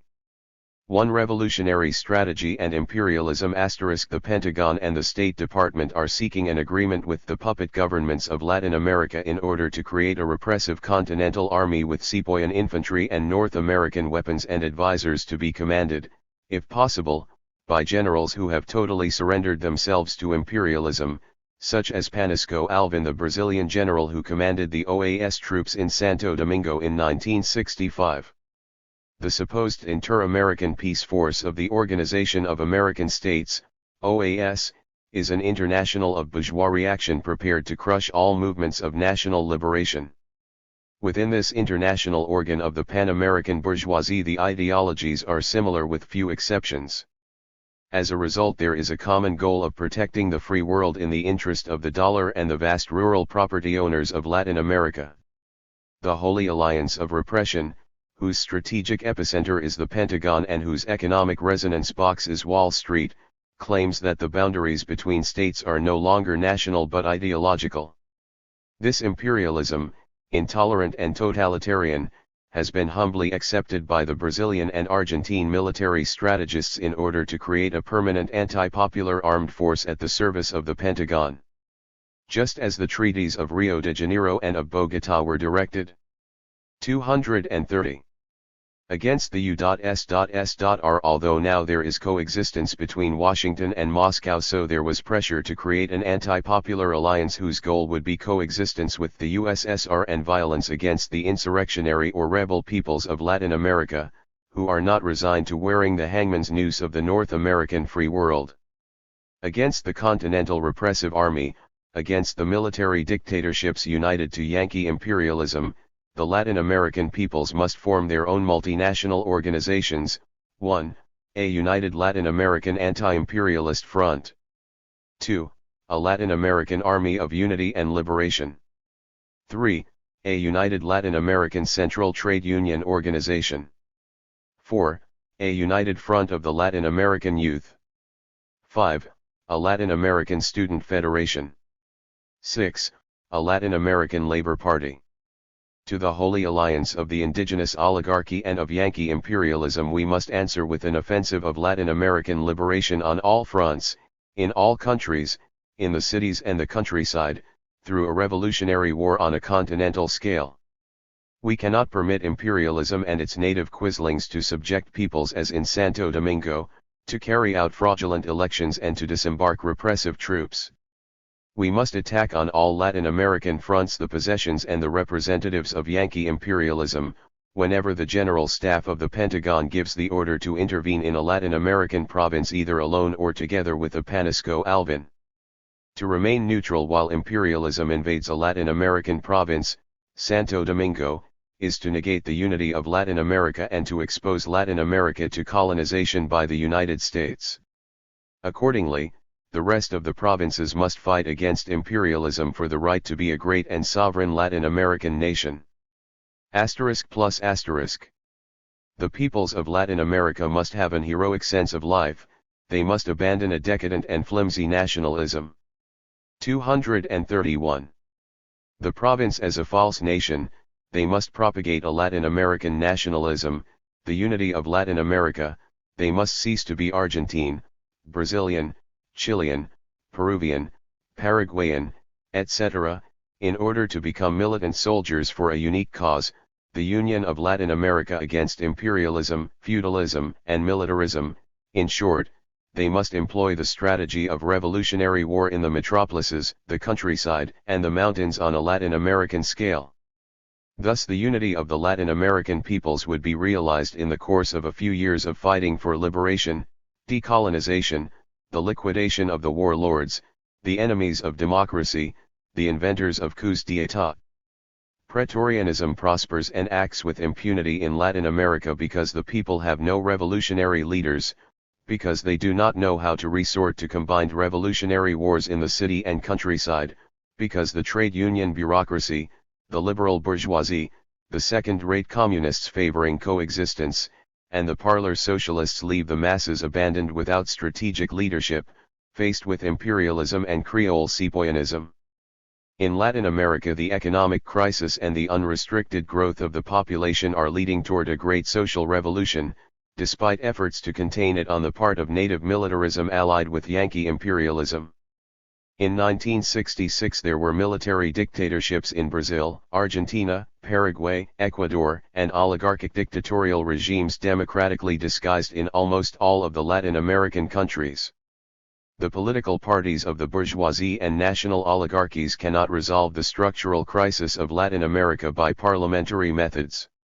Under such conditions, in order to place the cost of the crisis on the urban proletariat and rural lumpenproletariat, to put brakes on inflation, to settle the foreign public debt with the help of international finance capital, military dictatorships have substituted the force of bayonets for the feeble parliamentarianism of the national bourgeoisie and petty bourgeoisie. For a time, before the economic crisis was to convert itself into a social and political crisis, the general staffs of the Latin American armies held power but not the government. Now. 232. With accelerated inflation and squeezing by international bankers, military men have displaced politicians in Brazil, Bolivia, Argentina, and Ecuador, not to mention other Latin American countries in similar circumstances. The army, the armed forces, now appear as the governing political parties. The final act of the Latin American tragedy is about to arrive. There are guerrillas in Colombia, Venezuela, Guatemala, Peru, Bolivia, etc. But there is not a continental revolutionary strategy capable of defeating the Pentagon and the Latin American military. An army of Latin American liberation must be formed in each country, but with a continental strategic command. The army of Latin American liberation in countries with military dictatorships must struggle for basic liberties, the Constitution, political and trade union rights, for national sovereignty against imperialism, residual feudalism, and militarism, for a direct democracy of the workers, intellectuals, and the economically emaciated middle classes. Should the program of a war of liberation also include the aspirations of the national bourgeoisie who have been replaced in the government by the military, then the national bourgeoisie will provide support for the urban and rural guerrillas. The general staff of an army of liberation must not forget that the ancient strategy depended entirely on dominating a territory. But a popular army has to control the population. Space without a favorable population is an absolute strategic void for the defeat of an unpopular, repressive, anti-democratic army compromised with imperialism, the corrupter, divider, and violator of Latin American sovereignty. Between a favorable territory and a favorable population, The Army of Liberation must choose the population and not the terrain. Only a guerrilla force with the support of the population is able to bring about the revolutionary war of the armed people against which the most powerful regular army is helpless. In Vietnam, despite the enormous economic and military power of the United States, what is decisive is man and not brutal military force supported by the myth of modern military technology. 233. Confronted by a powerful army with numerous troops, one must cede the territory no less in the cities than in the countryside, but one must continually gnaw away at the enemy until its morale is broken. In a war of liberation, the final victory is not decided by arms, as in imperialist wars. In a revolutionary war, that side wins which endures longest, morally, politically, and economically. In the old strategy, the factors making for victory were firepower and the number of combatants. In revolutionary war, if one knows how to employ strategically the factors of time and space with the support of the population, the side that knows how to or can endure the longest will ultimately win. A Praetorian army which oppresses and self-colonizes its own people will never achieve victory, but rather the most definitive and crushing defeat, that is, should it be forced to engage in small battles, compelled to waste away and to become demoralized by the time factor, and forced to strike in the void by the guerrilla's rational and strategic employment of the factor of space. The initial revolutionary force, a small army of liberation, must be employed where it leads to the most strategic results and has the most possibilities of mobilizing the population, so that the people become the subject of history instead of passively submitting to almost all military coups. To organize a small revolutionary army and to isolate it from the popular masses in a mountainous terrain, without a territorial organization to support it, is to expose it to the implacable destruction by the air force, to bombardments of napalm and to encirclement and annihilation, as was the case of the guerrillas under Luis de la Puente in 1965 in Mesa Pelada, Peru. There is no strategic possibility of creating liberated republics like Marktalia, Colombia, as guerrilla bases, if the repressive Praetorian army is not also attacked in the urban zones, in the weak points of its rear guard. Helicopters, napalm, the 57mm and 75mm recoilless rifles, contradict many of the classical guerrilla theses concerning revolutionary war. Today the epicenter of the revolutionary war must be in the great urban zones, where heavy artillery is not as efficient as in the countryside for annihilating guerrillas tied to the land. 234. Like the Peruvian guerrillas under Luis de la Puente or the peasant republics in Colombia. If a city is not liberated in the course of a mobile revolutionary war, if the population is on the side of the forces of liberation and space is symbolically in the hands of the reactionary army, in this situation and until it is both politically and strategically convenient to liberate the whole city, the enemy cannot employ its heavy artillery without firing at its own forces. There is the possibility of forming guerrilla bases in high mountain and wooded zones, provided that these are numerous and well implanted not only in favorable terrain but also in the midst of a favorable peasant population, but it is also necessary to count on a vast urban guerrilla force to give to the revolutionary war a political dimension. Revolutionary war must consist of surface warfare that is in all parts at the same time and nowhere permanent or tied to the terrain, until the second and the third phase of a popular war can count on military units strong enough to destroy enemy battalions and to disappear instead of remaining in a fixed position. What is important is not to win space, but rather to destroy the enemy and to endure longer. Now then, if a people is in a ready condition to embark on insurrection owing to a unique historical occasion, it is absurd to engage in mountain guerrilla warfare when the revolution can be decided in a few hours or days in the cities, example Spain in 1936, Santo Domingo in 1965 and Russia in 1917. The war of urban and rural guerrillas must contribute to creating all the conditions in time as well as space for victory, following a general insurrection as in Madrid in 1936 or Petrograd in 1917.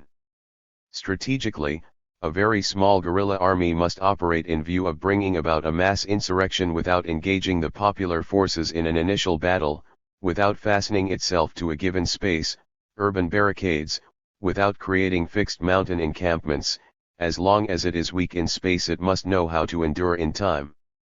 The example of the rural guerrillas in Colombia, which have now lasted more than 15 years without being able to advance to the stage of forming an army of liberation in D 239. Indicates that an exclusively peasant foothold or a unified rural movement without massive support from the urban population, without an urban guerrilla force, will not succeed, nor will it be capable of going beyond the second phase of a revolutionary war.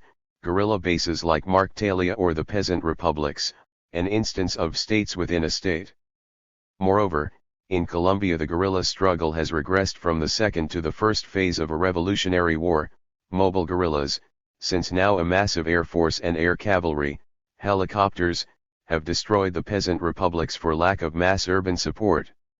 To neutralize these weapons it is more effective to make use of the guerrilla model of the MR-13 movement in Guatemala, which combines urban and rural war, than the model of rural guerrilla warfare in Colombia, which is incapable of surmounting the stage of dispersed peasant guerrillas.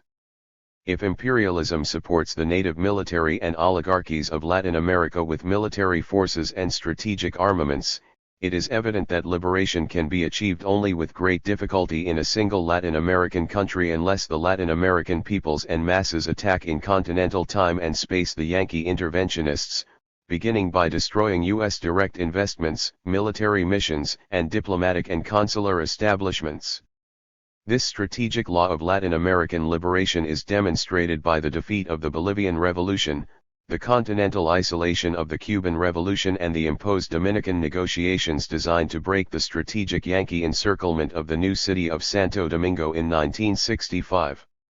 In this city victory was possible for the oligarchy and the native Praetorians supported by the disembarkation of the Yankee Marines, because the popular masses of Latin America did not unleash a continental revolutionary action against imperialism to force it to release its prey.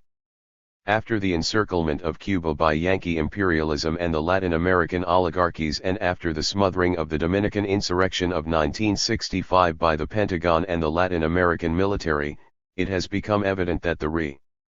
236 Formist communist parties and the Latin American leftist organizations are not able to confront imperialism. As a consequence, those parties and organizations have ceased to prevail as positive political forces in leading the masses. The low-key socialism, the pro-Soviet communism of peaceful coexistence, and the passive leftist movement in Latin America are all superfluous to the politics and history of a continent which, through the OAS, upholds a black international. Throughout Latin America communism has become a petty bourgeois and measly nationalism without a revolutionary contribution to the Cuban or the Dominican people. The Inter-American Conference of Rio de Janeiro, 1965, acknowledged the necessity for the creation of an Inter-American peace force. That was the force at work in Santo Domingo, helping imperialism to regain its privileges by slaughtering the insurrectionaries. Confronted by the Continental Army of Repression directed by the Pentagon with the support of the Latin American Praetorian forces, one has to create a popular Latin American Army of Liberation, a central Latin American trade union organization, a Latin American Front for Liberation, a Latin American youth organization, and a multi-state party for the liberation of Latin America. Without a continental strategy to expel imperialism and liquidate the oligarchies, the Latin American people are incapable of liberating a single country from their Praetorians, the landed aristocracy and Yankee monopolies. 2. Strategy and urban population *. Each system of production has its own law of population.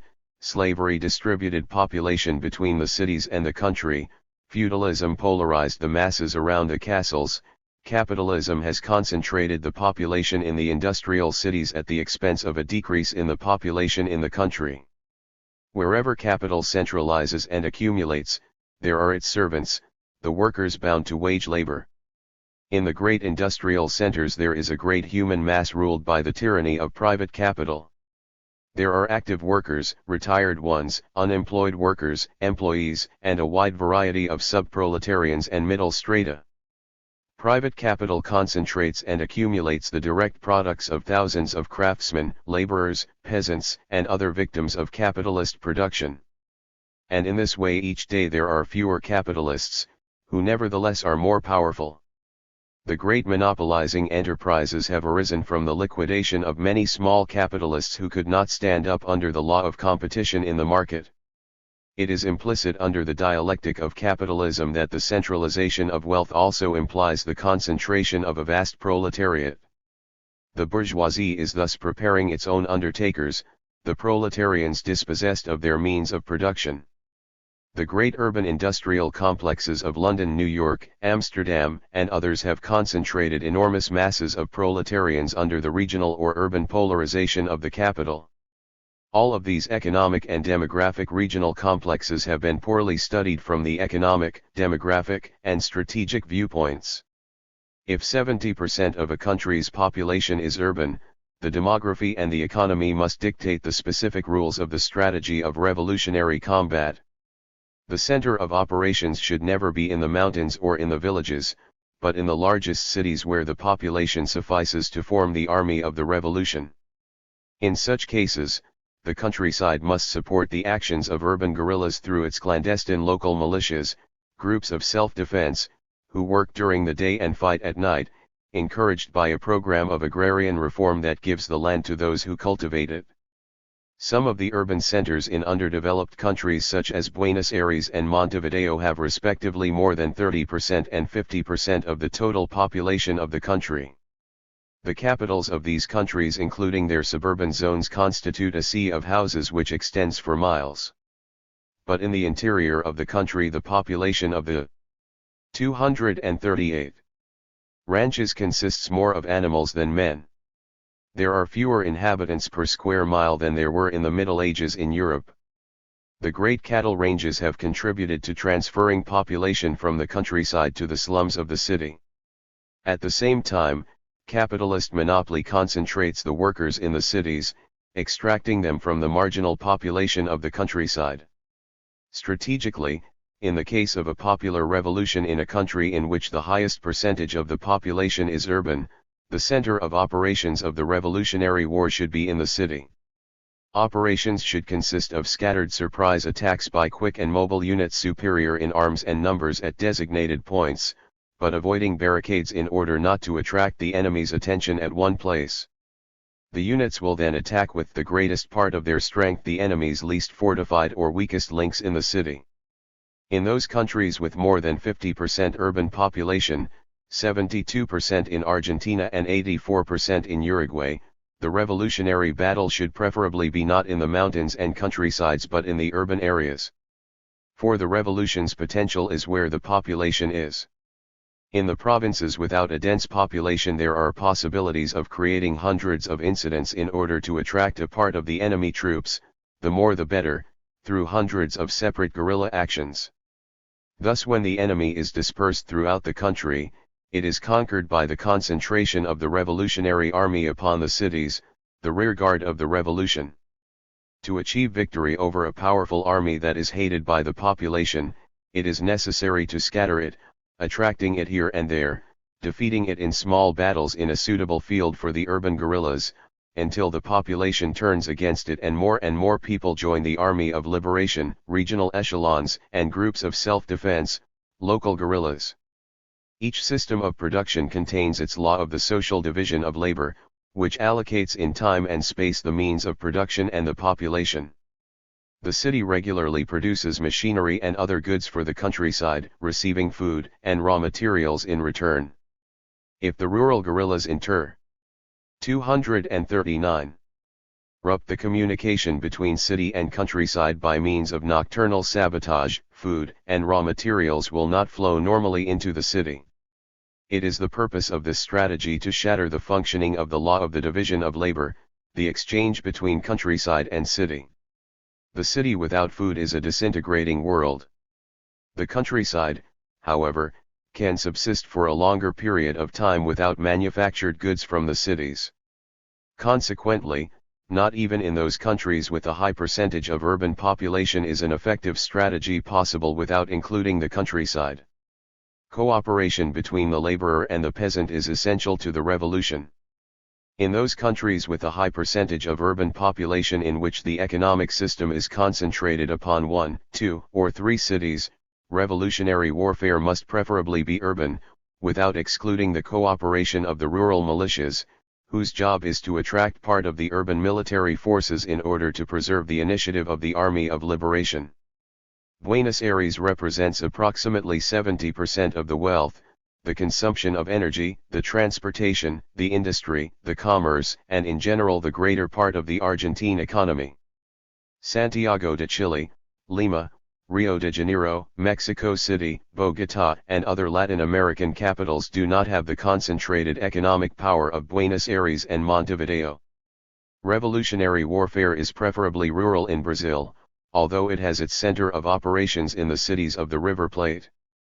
Brazil is a country in which the war must be conducted against an enormous mass of counter-revolutionary troops, while Uruguay and Argentina must undertake prolonged urban warfare based on many small military victories which together will render the final victory. When a country is integrated by great regional industrial complexes or by a great capital city and its suburbs with little rural population, it would be poor strategy to carry the epicenter of the revolutionary conflict to the countryside as the peasants did in the Middle Ages. Strategy is not created by 240 geniuses or by generals, but by the development of the productive forces, the logic of events and the weight of history. If the urban masses find themselves without work and are discontent, it is not a question of encouraging them to demonstrate in the streets just to be trampled by the horses of the police. They should be placed in guerrilla units which strike unexpectedly here and there with superiority of arms and numbers in order to disarm the agents of authority who have been dispersed. In this way the liberation army grows as the repressive army diminishes. Disarming one enemy agent is worth far more than temporarily stopping thousands of them by a barricade, risking a total loss of materials, ammunition, and men. Slight damage to the enemy is better than making him run. The damage can be inflicted persistently until a giant surrenders to a dwarf. Goliath was defeated by David not by strength but by cunning and skill. The giant trusted in the strength of his arms, but David's sling killed him from a distance simply because the giant blindly trusted in his own victory. For a politics of the people to be effective under conditions of a Praetorian dictatorship, it is necessary to resort to an urban strategy that upsets the political apparatus, replying to violence with violence. But for a small armed minority to endure in the struggle against despotism, it must lead a consistently clandestine existence with the support of a favorable population in the neighborhoods where the police and the army will be misinformed and harassed from all sides. Nonetheless, some of the urban guerrillas will have to be situated in bourgeois or petty bourgeois neighborhoods, but on the condition that they live separately rather than together. The basic strategical principle of the guerrillas has to be, live separately and fight together in order to elude police repression. Under no circumstances should the urban guerrilla ever leave a suburb densely populated with houses and reside several months in a house outside the city where he is easily identifiable. If he does not wish to expose himself to detention early or late. 241. The urban guerrilla will have to remain, like a fish in water, within a favorable urban milieu. And in order to endure he will have to change his domicile constantly, never settling in a given place. In a large city where there are 100 guerrilla cells of 5 persons living separately and fighting together, the police will be unable to control matters. It will have to cede terrain, especially at night, in unfavorable population zones where no policeman dare appear separately or in small groups. If at night the city belongs to the guerrilla and, in part, to the police by day, then in the end the war will be won by whoever endures longest.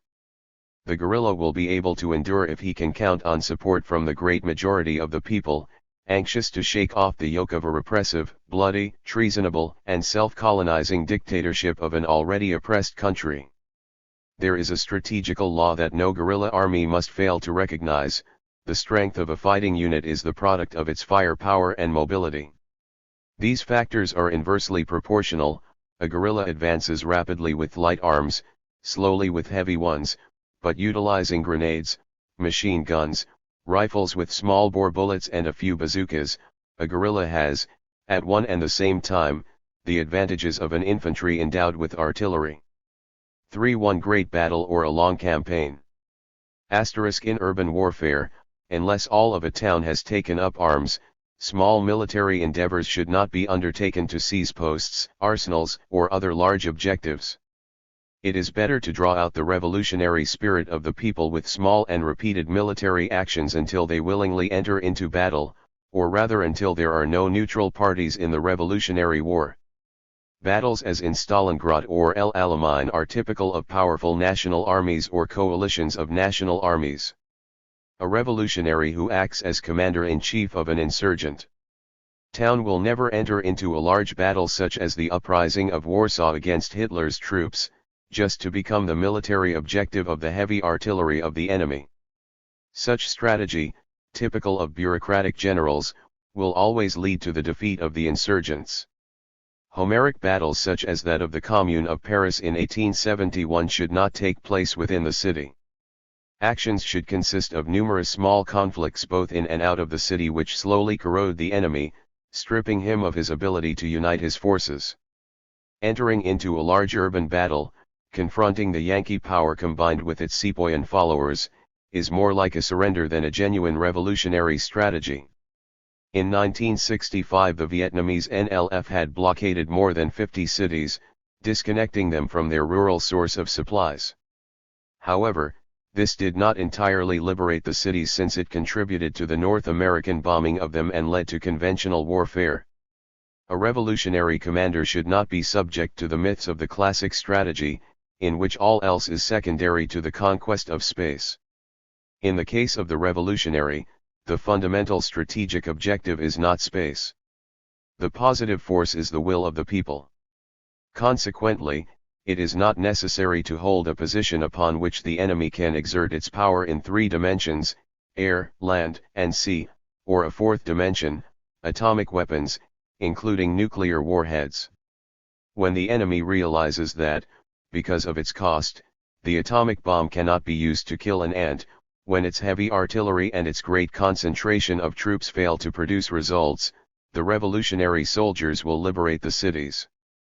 Meanwhile, guerrilla warfare is necessary, even taking many troops from the cities to the countryside in order to revolutionize them. The strategic error of Colonel Camano in the rebellion of Santo Domingo in 1965 was based on the following factors. During the first and second day of his coup d'état he should have rushed to defeat the internal enemy. However, after 3 days the North American Marines landed and changed the allegiance of powers in a way unfavorable to Comeifo. He should have sent a part of his troops quickly to the interior. 243. Of the country. In this manner the Americans would not have been able to surround them in the small perimeter of the city. If the followers of Camano had controlled the interior of the country, the Yankees would have had to negotiate with them or else embark on a prolonged revolutionary war such as that in Vietnam. The U.S. was not morally and politically prepared for such a war, lacking the support of the Latin American masses, who were solidly behind Camano, not to mention lack of support from its own citizens. A revolutionary command that does not fall into strategic mistakes must conduct itself as in Madrid, 1936, or in Petrograd, 1917, provided that the people are in the streets and the military establishment is in a state of disorder. To give up the taking of a city when no military resistance is found would be absurd and against the basic rules of strategy. Once the city is taken over, it must be defended against enemy attack by moving part of its population to the countryside. A different strategy is required by the people in the event of foreign intervention. If the invader should attempt the capture of a city, that action must be repelled not by defending one firm, strong position, but rather by going into light guerrilla formations and inflicting persistent casualties to the invaders through evening attacks or even by daylight ambushes wherever the terrain allows. But it is most important to preserve the morale of the people. When confronting an enemy equipped with superior arms and forces, revolutionary warfare must not concentrate on the defense of one position. With the fall of the Paris Commune, the victorious enemy appropriated 400,000 rifles and approximately 1,500 pieces of artillery. Had that materiel been well distributed in the interior as well as in Paris, the Commune could have destroyed the forces of Versailles. That is how the Paris Commune failed in its strategy and in its politics of coordination of the peasant forces and other provincial communes. The alliance of workers and peasants is fundamental to the revolution. The peasant must accept the aid of the urban laborer to assure him the land. To attempt to gain it on his own is to remain in the condition of a pariah. The urban laborer needs 244. The peasant to upset communications, to sabotage and harass the enemy. The peasant must be part of a territorial organization, regional or provincial paramilitary group and unit of self-defense, working during the day and fighting at night. The secret of revolutionary victory lies in the unity of country and city under the same strategic direction in the Revolutionary War. This war must not be fought only in the countryside nor must it be fought only in the city. Each must complement the other. Victory will not result from urban strategies as in Warsaw, nor will it be a product of classic peasant fighting dispersed and disconnected between regions. On the contrary, both countryside and city must be unified under the same military command and one commander-in-chief. For the May student revolt * coincident with a period of relative economic prosperity, the students in neo-capitalist Europe have launched a revolt without waiting for a grave economic crisis, massive unemployment, or the fall of a political regime in consequence of defeat in war. In the situation faced by Russian Tsarism, 1917, and the German monarchy, 1918, the people were in the streets, the armed forces, demoralized. Such historical conditions are absent today in Latin America, where armies do not make war but engage in large-scale, repressive police actions and counter-guerrilla tactics against their own people. Students have liberated themselves from the myths of technology, from the fragile capitalist world of comfort, from bourgeois abundance that conduces to economic crisis and war, from the cult of personality in the East, from the old bourgeois parties and from the pseudo-Marxist ones whose talk is on the left while their practice is on the right. Psychological and sociological explanations in the style of North American social science, the economic and political rationalizations of businessmen and bureaucrats, the semantic idealism which converts the class struggle into peaceful coexistence and the scene of the North American trusts into the free world, the subordination of science, engineering, philosophy, literature, art, and information to the interests of the dominant powers in the East as well as the West. All this has antagonized the students who experience alienation in their own flesh and spirit and want to transform the bourgeois university into a critical one in the service of the whole people. The students are now in the vanguard of the revolutionary struggle for redeeming the old generations domesticated by publicity campaigns, by false patriotism and by the proliferation of consumer goods. The students, the youth, have yet to be leashed by the conservative responsibility of maintaining a home, of having to be present at the sound of the work siren.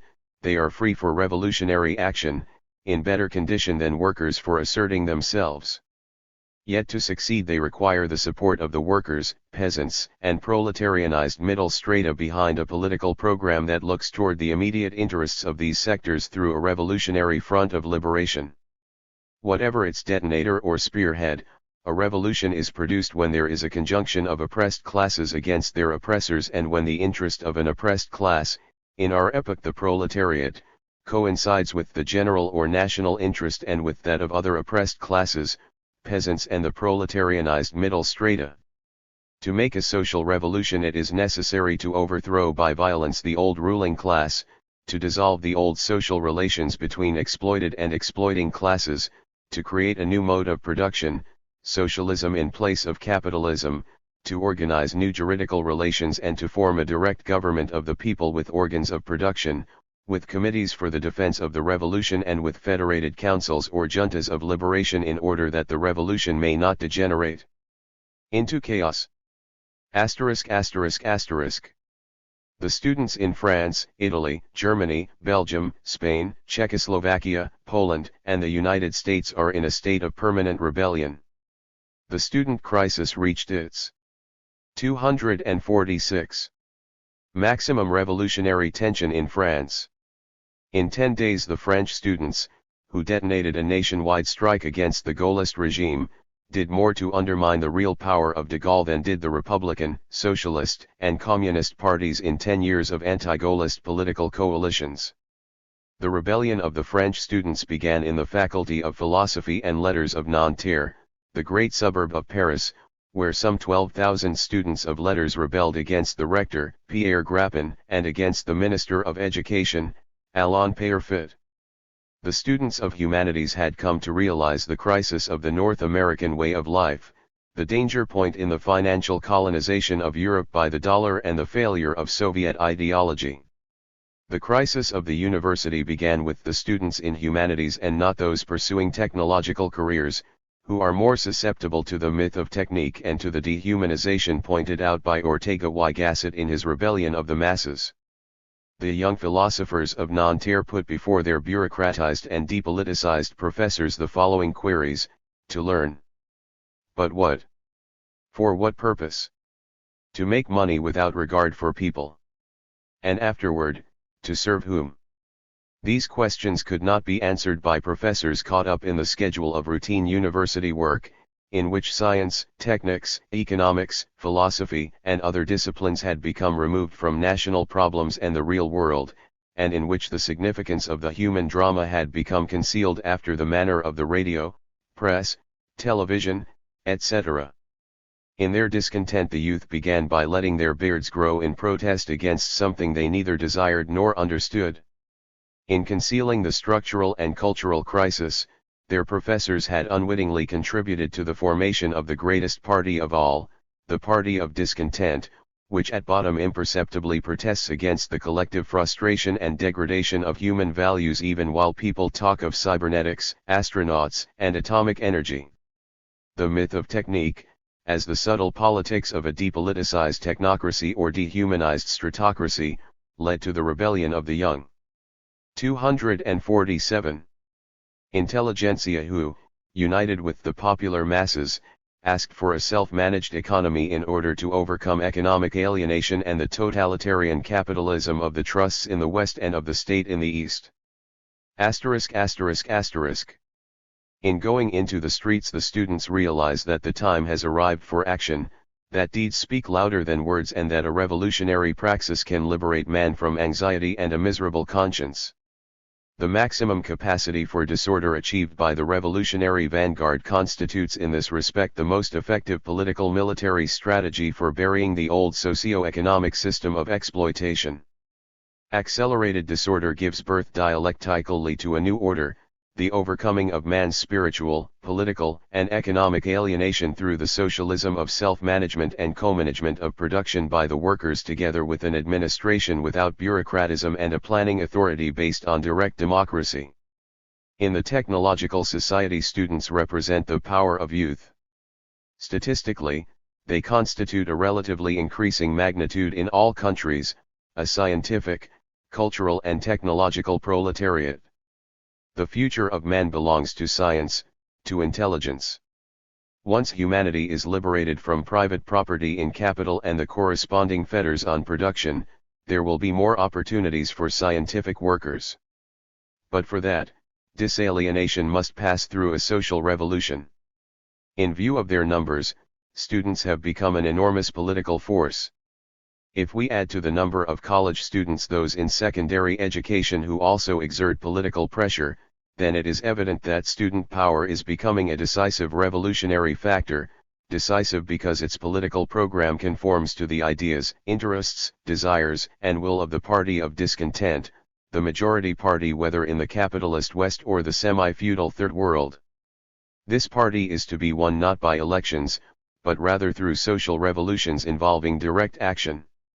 In the dialectic of contemporary history the commanding 248 forces are centered in the countries of greatest economic, technological, and cultural development. The countries that do not reach the stage of nuclear energy, astronautics, and the automation of manual, intellectual and administrative work remain in a neocolonial world of increasing dependency because of scientific rather than economic underdevelopment.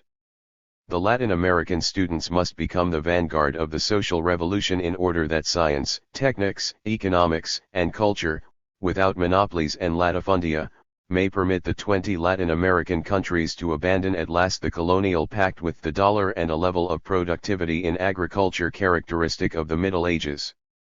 The Latin American students must become the vanguard of the economic decolonization of the continent from the vassalage of Wall Street. The technical and scientific underdevelopment of Latin America is evident in relation to North America. In 1964, 5 million students had matriculated in universities in the United States, as against only 796,000 in Latin America, which is to say that 20 nations are not the cultural equal of one. To put an end to scientific and cultural underdevelopment, there must be a continental revolution unifying the revolutionary efforts of workers and students against residual feudalism, the imperialism of the dollar and sepoyan militarism. Without a supranational struggle, there cannot be full-scale liberation for the Latin American peoples. During May 1968, in France there was a great unfinished revolution, which will continue as a political and historical process despite the breaks imposed by the reformism of the French Communist Party and the trade union bureaucracy of the CGT. In Latin America a similar revolution has yet to occur because students and workers have not fought together on the same battlefront. In the years ahead, when the economic, social, and political crisis reaches a higher level at which a social war between the two Americas might explode, the imperialist North against the neocolonial and underdeveloped South, this conjunction of revolutionary forces must emerge. 249. The May Revolution in France could not be an exclusively working-class one. Industrial civilization has contributed to the development of a tertiary sector which consists of salaried employees but not workers. In France, workers as such make up 7 million of a total of 37 million voters. Consequently, the seizure of power with or without violence is a utopia unless students, workers, peasants, and salaried employees converge on a revolutionary united front. This same revolutionary scheme applies to Latin America. The revolution will occur on a favorable occasion that may arise at any moment, but will be successful only under conditions in which several hundred professionals in revolutionary warfare have prepared in advance for this eventuality. +***. The Second French Revolution was a sublime event. The urban combat of May 11 was worthy of the great classical battles with phalanxes and legions. Altogether 75 cars were set on fire, 72 barricades were constructed, 300 fires were made in the frontal zone of the urban war, 5 police stations were assaulted and, following a prolonged struggle, 72 policemen were wounded and 1,500 persons arrested. In this linear battle of confrontation similar to that of the ancient soldier, there wanted only peripheral guerrilla units to call upon the repressive forces from many places at the same time in order that the dispersed police should not be strong in any given one. In order to defeat the enemy, a revolution or civil war has to be made conformable to strategies and tactics that yield for the people more victories than defeats. The battle in the streets of Paris represents a new form of doing politics by revolutionary means. There will be many more situations like that of May 1968, produced in the great cities, but victory will depend on the combination of a guerrilla force of several hundred men who attack everywhere in order to disarm and weaken the enemy, giving cover to the regular formations of the people deployed on semi-mobile fronts of barricades and street struggles. Paris, like any other large modern city, has a central area. 250. And numerous suburbs. If revolutionary urban war does not spread to more than one district, then it involves a linear battle that lends itself to defeat before the massive use of tanks, light artillery, cavalry, and infantry. But taking the war to all districts and preferably to those with a favorable population, the urban guerrillas have the opportunity of developing into an army of liberation, that is, to the extent that they mobilize and arm the population against the repressive government hated by the people. In order to defeat the enemy, the space of a city has to be studied strategically in the same way as mountain terrain or the cultivated countryside. The conquest of space is less important than the defeat of the enemy, the winning of more and more of the population by deeds, the force of example, to the point of converting the guerrillas into the armed fist of the people. In revolutionary war nothing is more important than the political consequences of our actions. everything else is secondary, proper to generals for whom the art of war consists in compelling the adversary to retreat. A large subversive though unarmed mass can and should engage in a great public demonstration or take up positions behind barricades, like the students in the Latin Quarter of Paris in 1968, but parallel to these stationary forces which attract the enemy there must also be urban guerrillas who move in time and space, who attack the enemy from different positions simultaneously or successively, thereby changing the strategic locus of popular subversion as often as they like. Since revolutionary war is never decided by arms but rather by winning the political support of the people, it is important always to take the initiative, to demoralize the repressive forces almost without fighting the enemy, compelling it to strike in the void and continually to change its operational plans. Important to a revolutionary war is not a lightning victory when the people are not in the streets, but rather small and frequent guerrilla actions which prepare them for the moment at which they arise en masse like an enraged lion. The strategy of the artichoke is the most prudent or safe one for urban or rural guerrillas, to eat the enemy bit by bit, and through brief and surprise encounters of encirclement and annihilation to live off the enemy's arms, munitions, and paramilitary effects. The strategical paralysis of the adversary can be achieved by an insurrectionary populace combining three combat echelons: a. Local militias, which fight in only one zone of operations; b. Provincial militias, which fight in several zones as permanent paramilitary forces recruited from the district or departmental combat echelons; c. A popular army of liberation, which fights in all parts of a country with the cooperation of local and provincial militias. Thus it is always possible to wage surface warfare, calling the enemy from all parts in order that it will not be superior in numbers and firepower, in a place chosen by the guerrillas for applying the tactic of encirclement and annihilation, and in order to provision themselves at the expense of the enemy. Plus es**. As an historical event, the insurrectional strike movement of May, 1968, in France is important for the capitalist West. Complemented by a guerrilla tactic, it constitutes perhaps the most appropriate model of revolutionary war for demolishing the power of the Western plutocracies on the urban front. The nationwide student and worker strike of May represented the shortest road to power for the masses of workers and consumers exploited by the industrial and commercial monopolies. It is evident that students and workers had arrived at a new model of the social revolution. The strike paralyzed the bourgeois state, causing it to become separated from the people by an immense political, economic, social and communications vacuum. b. A political strike. The general strike mobilized the major part of the French population against the government. c. The existing correlation of forces favorable to the people did not culminate in a great revolution because the general strike could not count on 50 urban guerrillas capable of holding out and pushing the struggle to the brink of a revolutionary war. ASA. 5. Politics of the urban guerrilla * without going beyond a trade union framework, without acting politically in the name of all the oppressed classes, student and worker strikes cannot make the social revolution. Statistically, workers do not represent the majority of the population in the countries of the Third World, where peasants and the middle class constitute the greater part of the population. Only the highly industrialized capitalist countries have, practically speaking, two great classes, the proletariat and the bourgeoisie. The solution of this antagonism does not give rise to class coalitions or fronts as in underdeveloped countries, example against oligarchy and imperialism. In the industrialized countries the revolution has only one objective, the suppression of the bourgeoisie and capitalism for the purpose of immediately installing socialism.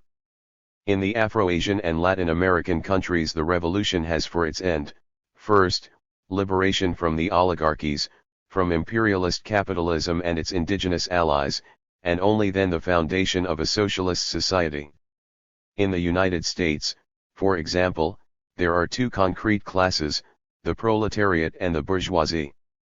In Latin America there are 5 distinct classes, the workers, the peasants, the middle class, the native bourgeoisie and the landed oligarchy. For a Latin American revolution to succeed through worker, student, and popular struggles, there must be a national front of 3 classes against 2, the workers, peasants, and proletarianized middle class against the large native bourgeoisie and landed oligarchies supported by imperialism. Within the bloc of the Latin American bourgeoisie it is possible to subtract that part that produces for the internal market. It fears the foreign competition of imperialism and is consequently inclined to struggle alongside the people against imperialism and the oligarchy.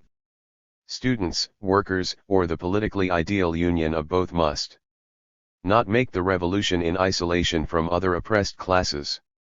In an underdeveloped country, students or workers alone are unable to command a favorable population that is sufficiently large. As much as 80% of the population is necessary for combined urban and rural guerrillas to carry forward a general insurrection, a vast surface revolutionary war in all parts of a national territory, or continental one in the case of Latin America, and to defeat strategically the sepoyan armies supported militarily, directly or indirectly, by imperialism. Only in this manner can one defeat the landed oligarchy, the native bourgeoisie tied to international finance capital along with the imperialist invader, but only on condition of forming an anti-oligarchical and anti-imperialist popular front based on a program of liberation that brings together workers, peasants, the proletarianized middle class and even a section of the native bourgeoisie fearful of being pushed to the wall by imperialism. In this perspective, the strategy of revolutionary war is essentially political. If it does not begin with a broad front of liberation, the guerrillas will lose the war strategically, regardless of tactical successes, from failure to obtain the support of the great mass of the population of an underdeveloped country. Though imperialism and the sepoyan armies enjoy a strategical superiority of 1,000 to 1, the guerrillas can win the war, provided they have 80% of the population on their side. For in a given place and at a given time the guerrillas can be stronger than the enemy in numbers and firepower, as 5 to 1, on condition that a favorable population reveals the presence of isolated and hostile forces small enough for the guerrillas to encircle and disarm in order to provide themselves with munitions, arms, and military equipment. If they aspire to a revolutionary role, students and workers must represent the general interest. For that, it is necessary that the workers' trade unions and student associations become part of a broad insurrectionary front including a clandestine army of liberation as the armed detachment of the people, b. a united front of peasants, workers, and the democratic middle class, c. a solid worker-student alliance. In the Latin 254 American countries, the insurrection must be continental in scope. Although the revolution begins by being a regional one, the struggle must spread or become choked by the imperialism of the dollar, whether militarily or through an economic and diplomatic blockade. In Latin America we must either liberate all or perish together before the indigenous oligarchy and its imperialist sustainer. *****. A revolution in a given country or region can only be made under particular historical and political conditions in which the ruling class has lost prestige, when it is responsible for wars, for social and economic crises, for financial speculation and immorality, thereby incarnating all the crimes, disgraces, miseries, and frustrations suffered by the popular classes. Furthermore, it can only be made by a majority class representing at the same time the general interest of society and the other oppressed classes. Only then, and provided this class is aware of its historical mission of liberation, can it lead a revolution to victory and to the ultimate political, economic, and social consequences of a total transformation of society, i.e., the overcoming of anachronistic social relations and institutions. No matter how large a class is numerically, if it does not represent the general interest of society, it will never make a successful social revolution. Without diminishing the revolutionary force of the peasantry, it must be said that throughout the Middle Ages, Renaissance, and Reformation the peasants were unable to defeat either the armies of the nobility in the countryside or the armies of the bourgeoisie concentrated in the cities. If the peasants were defeated in revolutionary wars when they represented 80 to 90% of the population, it would be absurd in our epoch of highly developed urban populations to launch the principal front of a revolution in small villages or mountains under conditions in which the peasants are no longer a majority and there are few logistical resources for modern warfare. 255. If we analyze the Revolutionary War in China, we see that the communist forces of the 4th and 8th Route armies did not emerge from nothing. They originated in the bourgeois democratic revolution of 1911, their war materiel, commanding cadres, and a large part of the troops came from the cities. Without going from the city into the countryside and then returning to the city, Mao could not have defeated Chiang Kai-shek in the Revolutionary War. And without Japanese intervention in China and the Second World War, Mao would have lacked the historical occasion, the key factor conducive to a social revolution and its ultimate victory. Without the war of 1914-18, when the Russian people suffered great hardship, when her soldiers were deserting in large numbers, when the people spontaneously made the February Revolution of 1917 a prologue to the October Revolution, without these revolutionary political, economic, social, psychological, and moral conditions, without this historical occasion, Lenin would not have triumphed over Kerensky and his generals, Denikin and Rgel among others. Without the Spanish military taking the initiative in 1936 through a coup d'état which unleashed a social revolution in response, there would not have been the revolutionary conditions, the historical occasion. However, since the Spanish revolutionaries were unprepared to lead the masses, they lost the revolution. Without the Prussian invasion of France in 1871 there would have been no Paris Commune, a consequence of the defeat of Napoleon III at Sedan. The Paris Commune had its causes, its historical occasion like the Russian Revolution of 1917, but it lacked coherence and an authentically revolutionary party capable of exporting the revolution beyond the immediate environs of Paris. In 1936 the revolutionaries in Madrid did not make this mistake, but sought to win the strategic periphery vital to its defense. In Spain, as in Russia in 1917, the revolution was carried from the city to the countryside. Perhaps for that reason the strategic model of contemporary social revolutions relies heavily on the experience and lessons of the Paris Commune, 1871, the Russian Revo. 256. Lushan, 1917, and the Spanish Revolution, 1936-39, especially in densely populated areas where the urban population is the majority, example the United States and the southern cone of Latin America. 6. The guerrilla experience in Brazil. In a speech delivered to the Central Committee of the Communist League, September 15, 1850, Marx summarized the League's revolutionary failures in Germany in 1848, for the critical conception the minority substituted a dogmatic one, for the materialist conception, an idealist one. Instead of actual conditions, you make sheer will the driving force of the revolution. We say to the workers, you have 15 or 20 or 50 years of civil and international wars to go through, not just to alter conditions but to alter yourselves and qualify for political power. You, on the contrary, say, we must obtain power at once or we might as well lay ourselves down to sleep. Here we have Marx's criticism of what might be called historical impatience or revolutionary voluntarism, which is evident in many Latin American revolutionaries. For them action, as long as it takes a military form, has the quasi-miraculous capacity of unleashing a great revolutionary process in no matter what country. They seem to have forgotten that revolutionary war is the continuation of politics by violent means, that strategy must be subordinated to politics, or, better said, that politics and strategy are conjoined in revolutionary and guerrilla warfare. In his Strategical Problems and Principles, January, 1969, Carlos Marialla admits to strategical doubts or insufficiencies and to the lack of agreement among Brazilian revolutionaries. At the same time, he affirms that, a. the city is the area of a complementary struggle and for that reason the urban struggle, initiated by the guerrillas or by the organized masses and their respective supporting networks, always assumes the character of a tactical struggle. B. The decisive struggle is strategical, that is, in the rural area, and not in the tactical area comprising the city. We have already indicated that under conditions of an urban civilization in which the accumulation and centralization of capital occurs in the great cities, the principal area for strategical maneuvers is not in the countryside. Accordingly, a revolutionary war must be initiated and made in the cities. By assigning a tactical character to the urban guerrillas and a strategical significance to the rural guerrillas, Guerrilla confuses tactics and strategy, thus subordinating the principal to the secondary tasks of the revolution.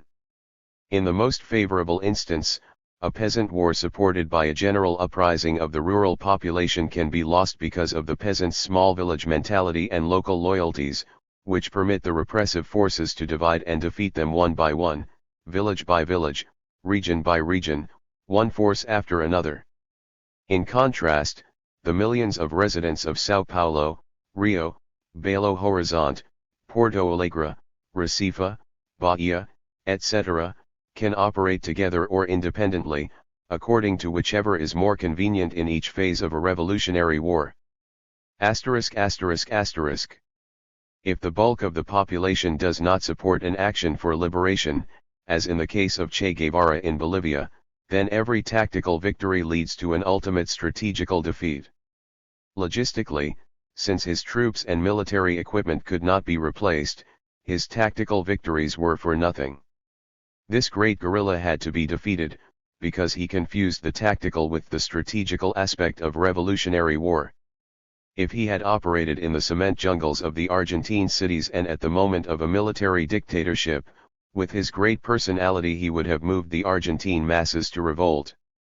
Today these same masses are being stirred by a handful of urban guerrillas who have defied and harassed the powerful Argentine army, an army which, like the Brazilian, is the primary beneficiary of political power and second only to the Brazilian army in representing Praetorian interests in Latin America. 258. Before his assassination in June, 1971, and on the basis of his rich experience with rural as well as urban guerrillas, Carlos Lamarca summarized the Brazilian guerrilla experience as follows. Beginning with Guerrilla's conception, we developed the notion of a guerrilla column combined with other forms of guerrilla organization in the strategical zone, its periphery, and the connecting routes. We recognized, moreover, other areas for regular and irregular guerrillas, for sabotage commandos operating on the outskirts of cities. But this vision of the guerrillas based on a conception of their national character, we now consider to be insufficient. The conception of the guerrilla column as the only mobile force was strategically mistaken in Bolivia, and the conception of its strategical task as creating a liberated area isolated from the rest of the country was mistaken in Venezuela and Peru. These conceptions are characteristic not of national but of local struggles, which permit the ruling class to take political and military measures against the rebels. Precisely because he allowed himself to be seduced by localized struggle, Carlos Lamarca was killed and his column destroyed. In the village of Pintada in the township of Ipipaira he was betrayed by a population unfavorable to the guerrillas. This would not have happened in São Paulo among its 9 million inhabitants. Even if some were unfavorable, he could have stayed among them like a fish in water. In the light of actual events, the revolutionary struggle in Brazil has to be reassessed and restructured along the following lines. There must be criticism and self-criticism. Marx's dialectical method must be applied to all matters including our own errors. After all, if we don't know why we lost a particular battle, we are unlikely to win one in the future. Second, there is an impasse in the Brazilian Revolution. Its political and military aspects have yet to be successfully correlated. The political processes and specific strategies of the Brazilian Revolution are waiting to be discovered. If we have 239. No clear knowledge of the broad Brazilian road to liberation, the Praetorians can remain in power for many years. Finally, when they are weakened politically like the Argentine military, they can call elections in order to forestall one or several revolutions. Third, the only way to destroy the forces of the bourgeoisie and imperialism in Brazil, as in all Latin America, is the revolutionary road. But for the revolution to become a great mass movement, it must not follow old ideologies, it must formulate its own program of liberation which stresses whatever unites rather than divides the forces of opposition. Fourth, there is still no working-class vanguard in Brazil capable of leading a popular revolution against the bourgeoisie and imperialism. That is to say, there is no Marxist vanguard with a dialectical, political, sociological, and economic understanding of Brazilian reality. Such a vanguard must consist of professional revolutionaries, regardless of the class from which they derive. Marx said that when a particular class is called to power and individual members of the ruling as well as oppressed classes join it in the struggle for power, then conditions are ripe for revolution. Marx, Bakunin, Lenin, Fidel, Che were not workers but revolutionaries, sparks destined to set the prairie on fire.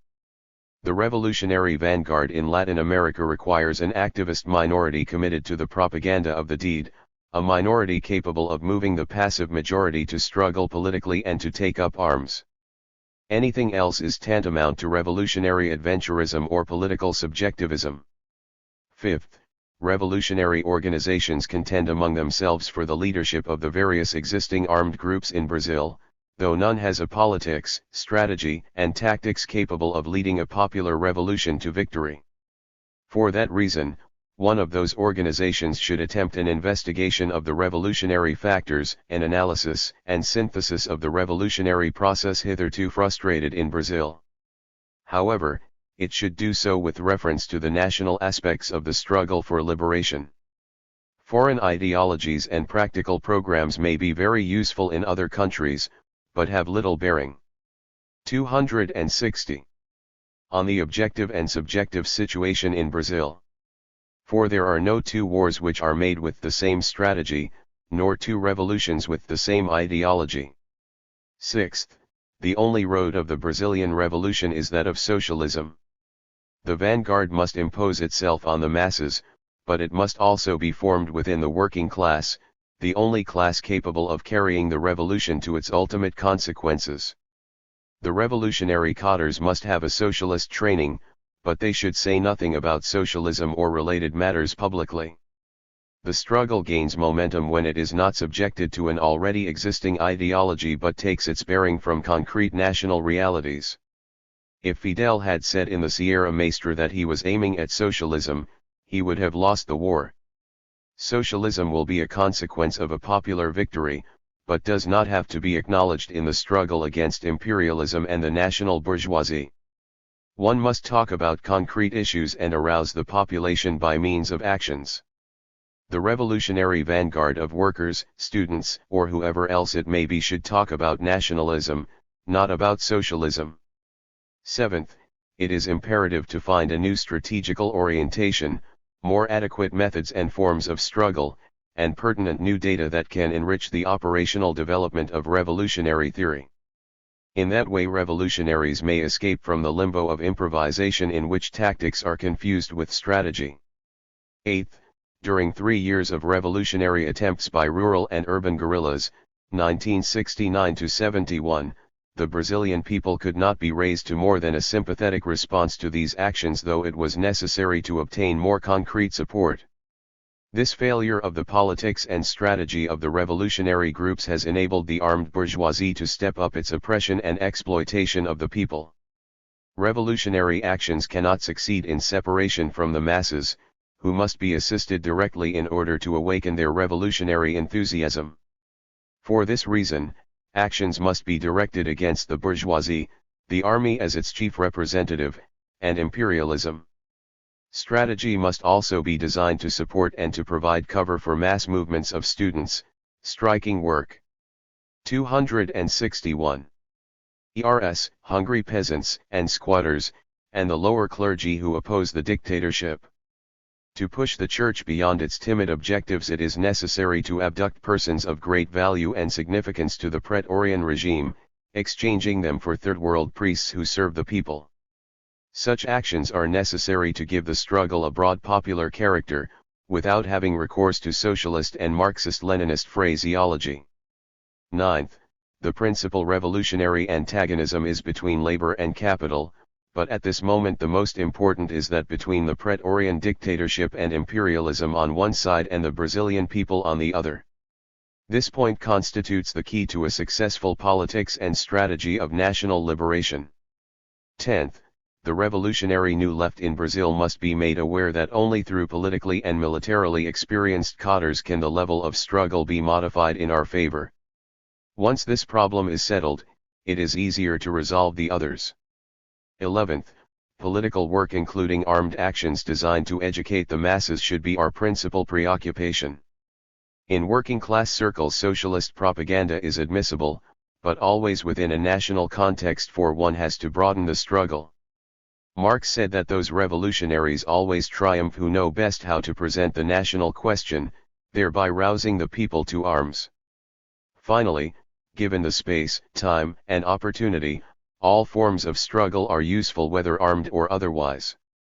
But there must be an historical occasion, or it must be created little by little, in order that the guerrillas may rise above the limits of a localized rebellion to a general conflagration.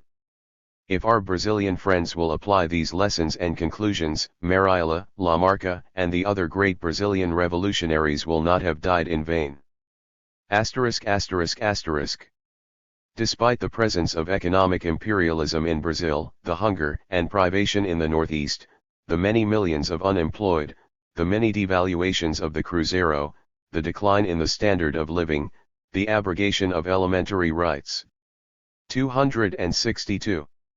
And liberties, the dissolution of political parties, the students in rebellion, the church's refusal to sanction the Praetorian state. Despite all this, the Brazilian guerrillas have not known how to mobilize politically the great mass of discontents in a struggle for liberation against imperialism, militarism, feudalism, and a native capitalism that continues to be dependent on foreign interests. Why, then, have the guerrillas failed? Because they have not known how to exploit these conditions in a revolutionary way. Paradoxically, the weak link in the Brazilian dictatorship is its achievement of a high rate of economic growth. A politics concentrating on wage increases through a chain of strikes would reduce both the payoff and rate of development. The actual growth rate of 11% in 1971 was made possible not only by the accumulation and investment of native capital, averaging 16.8% annually during the period 1967 to 70, but also by annual foreign savings of 8% and by a 20% reduction in real wages since 1964. In defense of the workers, a revolutionary politics must be able to mobilize them to recover their former standard of living with the backing of urban guerrillas, a basic strategical objective. If the guerrilla commanders do not take advantage of the inhumane and self-defeating conditions of economic growth in Brazil, if they do not use these circumstances to create a social and political crisis, then they are likely to become isolated and ineffective like the guerrillas in Guatemala, Venezuela, Colombia, Peru, and Bolivia. As long as the Praetorians have a firm hold on the screws of repression, a rate of economic growth of 11% will contribute to an expansion of the productive forces at a rate 2 or 3 times that under the democratic government displaced by the military coup of 1964. Historically and economically, this constitutes a major justification of the new state notwithstanding its totalitarian and fascist character. Accordingly, the Brazilian guerrillas must revive and energize trade union struggles for the recovery of the 20% reduction in real wages lost under the Praetorian government. They must mobilize the working class into refusing to subsidize an economic growth. 263. Rate of 11% of which almost half, or 5%, is to be attributed to the real wages withheld as a fund for capital accumulation. In effect, they must apply pressure to reduce the economic growth rate to what it was in 1964, thereby creating the conditions of a major economic crisis and the corresponding objective and subjective conditions of a revolutionary situation.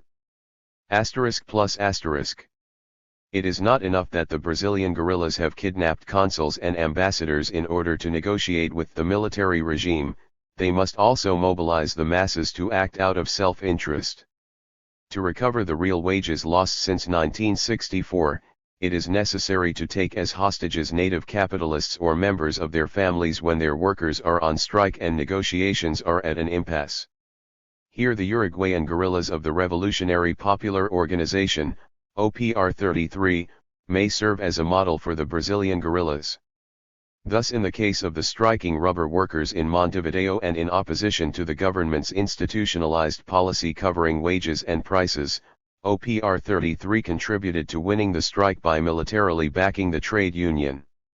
In the case of Brazil, mass demonstrations for an overall increase in real wages of 20 to 30%, supported by the strategy and tactics of urban guerrillas like OPR 33, could put an end to the hardships and sacrifices underlying the 11% increase in the gross national product.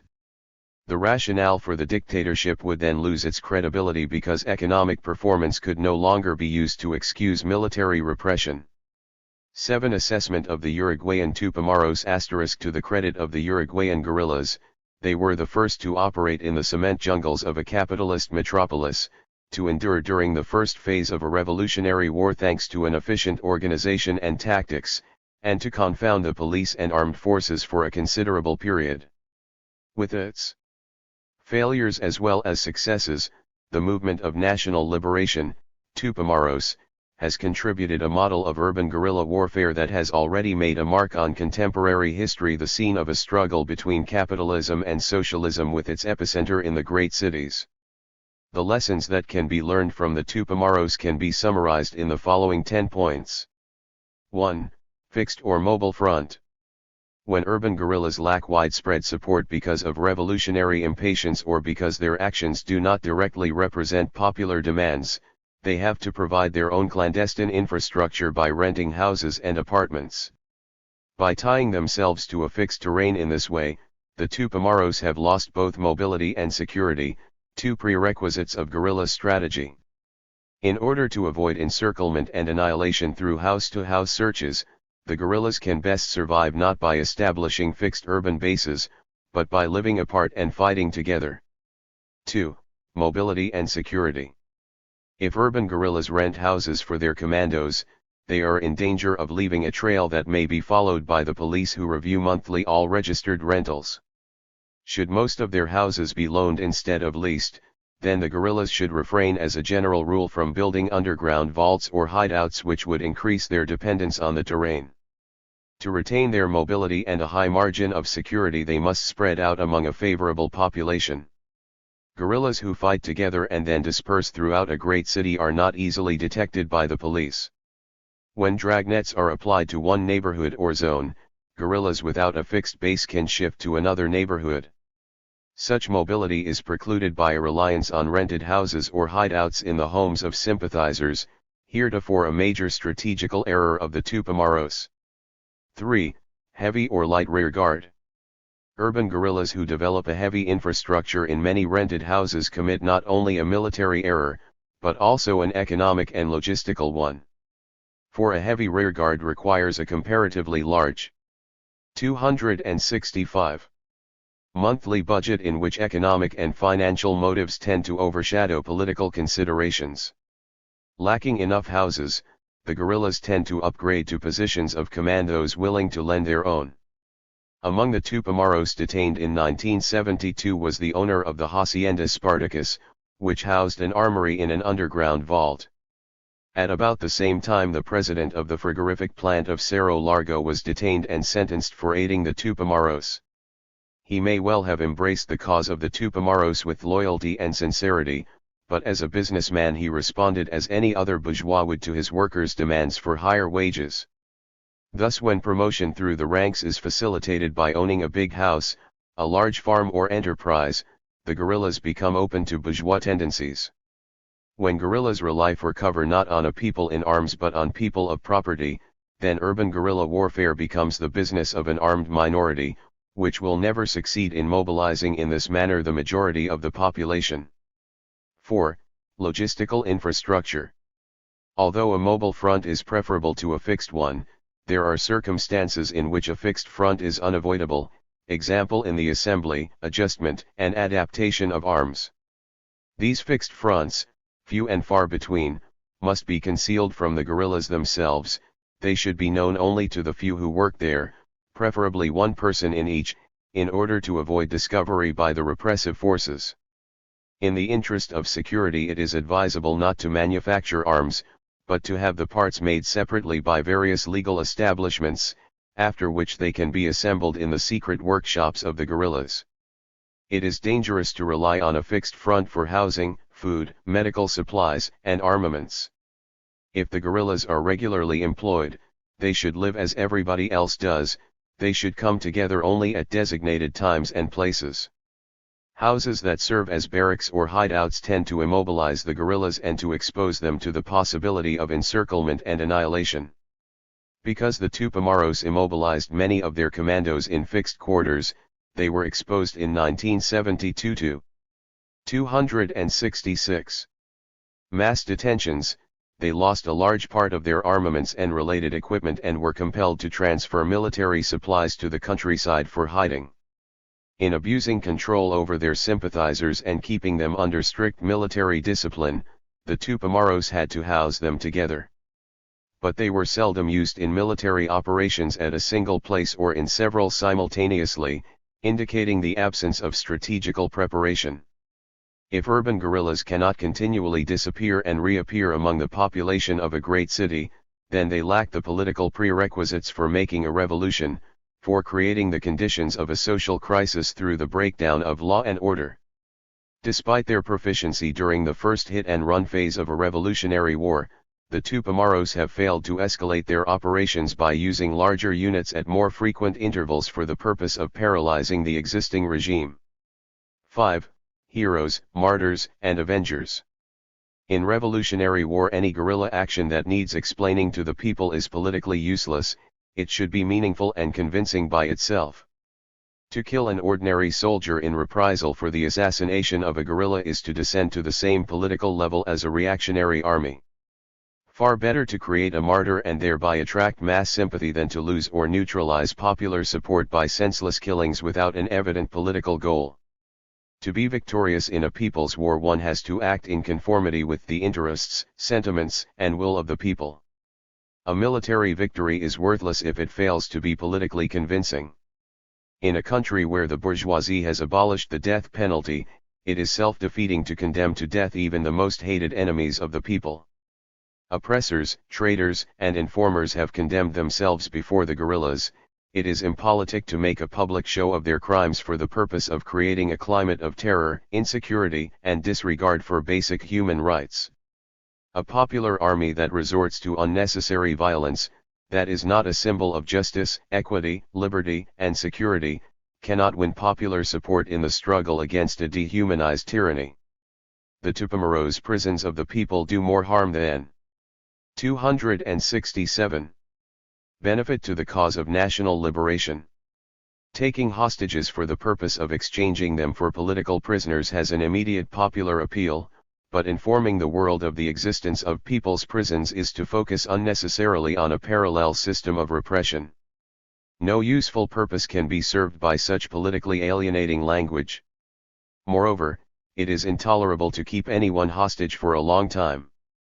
To achieve a political or propaganda victory through this kind of tactic, the ransom terms must be moderate and capable of being met. In no event should the guerrillas be pressed into executing a prisoner because their demands are excessive and accordingly rejected.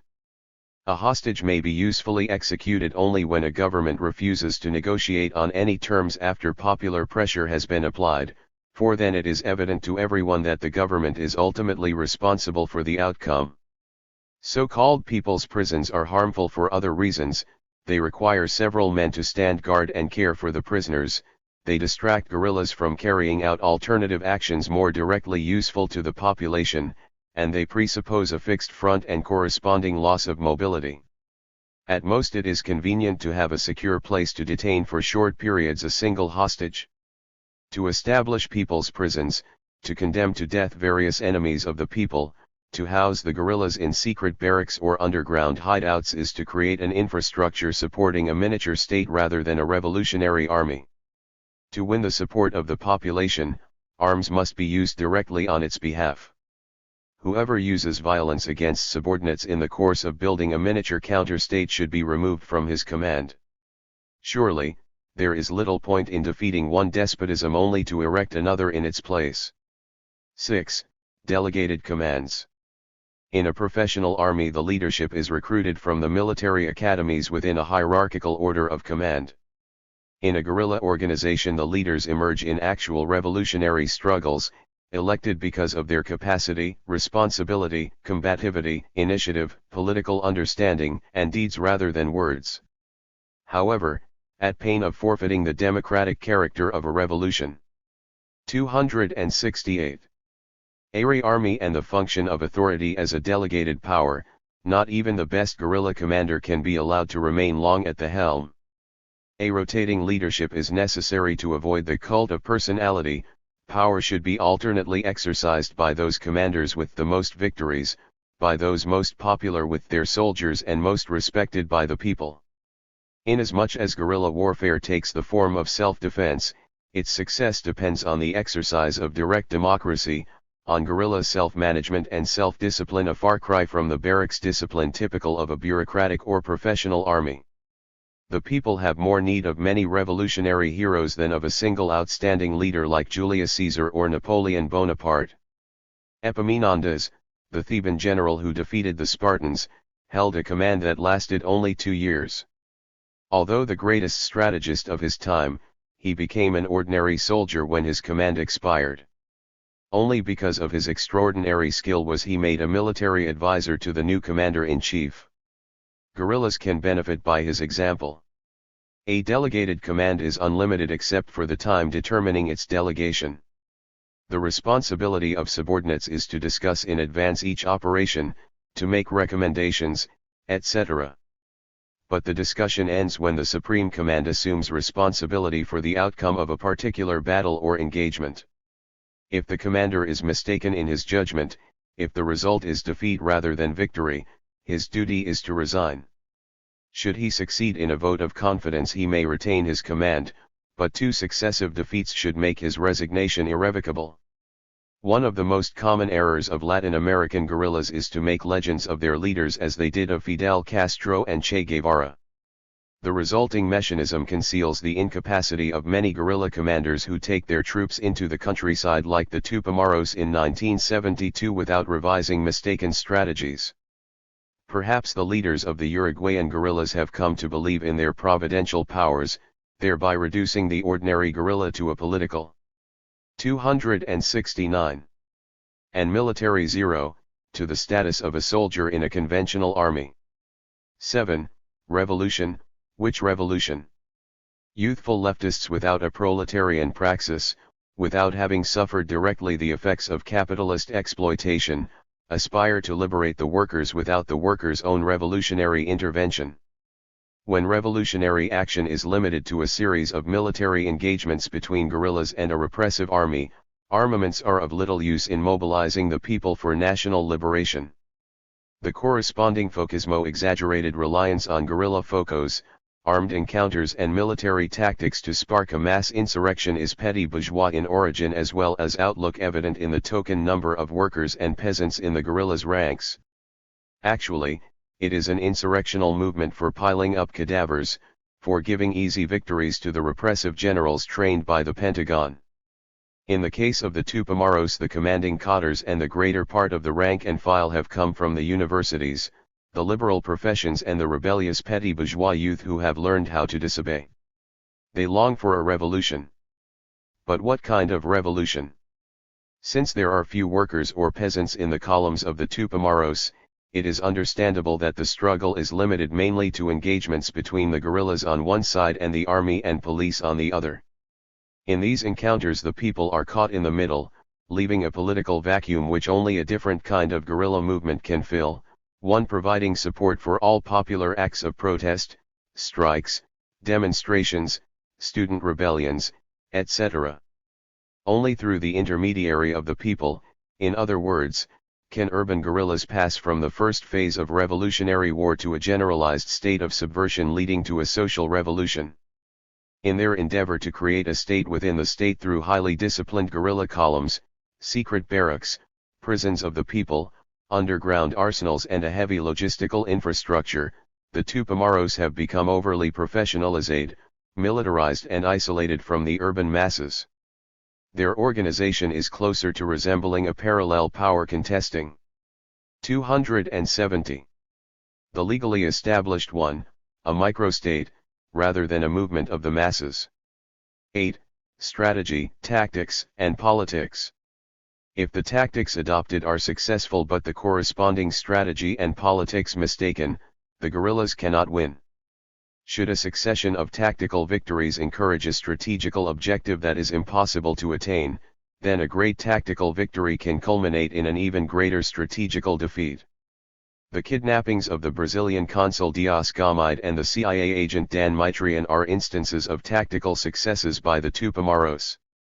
But in demanding in exchange 100 detained guerrillas, the Tupamaros found the Uruguayan government obstinate, in order not to lose face altogether.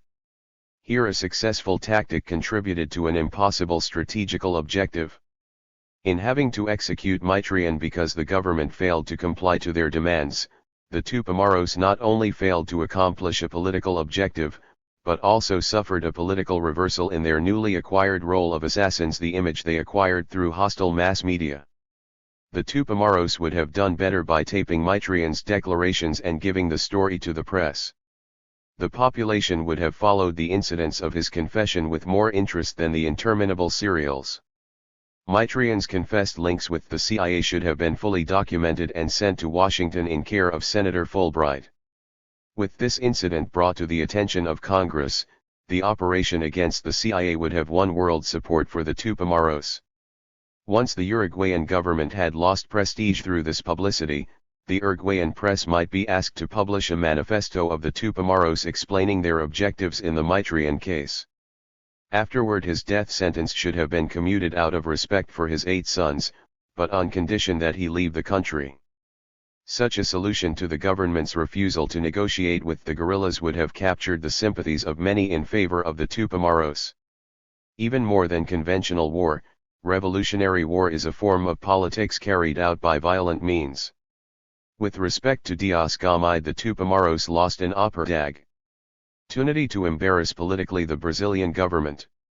They should never have allowed matters to reach the point at which his wife could appear as an international heroine of love and marital fidelity by collecting sums for his release. Every cruzeiro she collected was a vote against the Tupamaros and indirectly against the Brazilian guerrillas.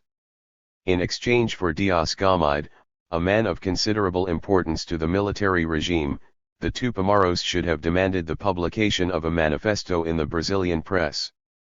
Its contents might have covered the following items: a denunciation of the death squad as an informal instrument of the Brazilian dictatorship, a demand for free, secret, and direct elections, the legalization of all political parties dissolved by the military regime, the restitution of political rights to Brazil's former leaders and exiles including Quadruche, Kubitschek, Brizola, Goulart, and even reactionaries like Lacerda, the denunciation of government censorship of the press, and a demand that popular priests be set free. With such a political response, the Revolutionary War might have been exported to Brazil.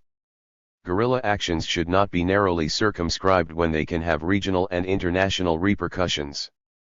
The Tupamaros are perilously close to resembling a political mafia. In demanding large sums of money in ransom for political hostages, they have sometimes appeared to be self-serving. It matters little to the average citizen whether bank deposits pass into the hands of expropriators who do little directly to lighten the public burden, not because they do not want to but because they cannot do so in isolation from the people and without popular support. There is an historical irony about these would-be liberators who indirectly live off the surplus of the people they liberate. 9. OPR 33 and the Tupamaros. Enormous losses were suffered by the Tupamaros in 1972 through more than 3,000 detentions, including those of persons guilty by association. Popular hatred against the government has intensified because of its house-to-house searches and disregard for fundamental rights. If the Tupamaros had as much political and strategical sense as they have tactical skill, they might have achieved in 1972 a new polarization of forces culminating in a truce, a virtual recognition by the government of a situation of dual powers. But the political and strategical mistakes of the Tupamaros, their rigorous centralism and hierarchy of authority, led instead to internal divisions and split-offs that further weakened the organization. The deliberately mislabeled microfaction broke with the movement. This group, politically responsive to the Uruguayan Revolutionary Workers' Party, PRT, a political affiliate of the Argentine People's Revolutionary Army, ERP, would hardly have been permitted to split peacefully were it not for the ERP. The 22nd of December guerrillas likewise split with the leadership, a group concentrating on operations designed to mobilize the trade unions and other mass organizations without the military centralism of the Tupamaros General Staff. Politically, the Tupamaros follow an ambiguous line promising something of interest to everybody. On the other hand, the Tupamaro Courier, a bulletin of the organization, has carried in its pages extracts from the speeches of conservative nationalists like Aparicio Saravia. On the other hand, the Tupamaros leadership forbids its cadres from criticizing the pro-Moscow communists. This political irresolution, indefiniteness, and ambivalence have hurt the Tupamaros in their efforts to gain a foothold in the communist-controlled trade unions. Although they penetrated and won over the leadership of the Union of Sugar Workers, UTA, and the workers of the Frigorifico Fray Bentos, they have shown little skill in directing trade union struggle or introducing workers' self-management. Perhaps they have been unsuccessful in pressing for immediate reforms because they anticipate that seizing political power will resolve everything. Unlike the Tupamaros, the anarcho-syndicalist Revolutionary Popular Organization, OPR 33, uses armed struggle to support the workers' immediate demands without directly challenging the government and armed forces.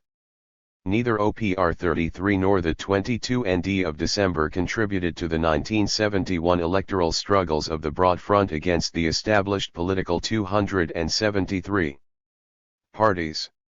While the Tupamaros supported the Broad Front, OPR 33 used its armed units to win the strike at the Portland Cement Company, where workers with anarcho-syndicalist tendencies demanded higher wages. Rodney Arizamendi, Secretary General of the Communist Party, denounced the anarcho-syndicalists as adventurers for allegedly playing into the hands of reactionaries and ignoring the principal task of electing a new president, senators, and deputies. But the Broad Front lost the elections, while the workers at Portland Cement won the strike. Moreover, the railroad workers also triumphed against the bosses, thanks to the armed backing of OPR 33 with the support of the Worker Student Resistance, RO, and the Uruguayan Anarchist Federation, FA. OPR 33 and RO also spurred a series of successful strikes in the metallurgical, rubber and clothing industries. The strike at Cyril, a footwear manufacturer, lasted more than a year. Where the communist-controlled unions failed, OPR 33 and RO succeeded. The anarcho-syndicalists initiated the strike at Cyril, they endured in hunger, asked for collections in the streets of Montevideo and mobilized popular support. But the owner, an ex-worker, could not be moved. Finally, his son disappeared. OPR 33 was apparently behind the operation but, unlike the Tupamaros, admitted to nothing. No ransom was asked, words were unnecessary. In view of the circumstances, it was tacitly understood that the owner, Malaguero, could recover his son by negotiating with the workers. In this way the most difficult strike in Uruguay was won, the workers were compensated for lost pay, their union was recognized as the only legal bargaining agent. Thus during the first 6 months of 1972, when the Tupamaros were being detained by the hundreds, Malaguero's son was lost but reappeared with the resolution of the strike at Cyril. Despite the success of the repressive forces in uncovering the people's prisons and hideouts of the Tupamaros, the boy could not be found. Here was an altogether different style of guerrilla warfare from that of the Tupamaros and also more effective. The strike against the Frigorifico Modelo was won through a similar operation. In the midst of the strike the firm's Preci 274 Dent, Fernandez Lato, disappeared. Thus a second company was compelled to negotiate. In no instance has OPR 33 been pressured to execute hostages. For it has not made demands of its own, but has applied force only to obtain what hundreds of exploited workers have already been asking for.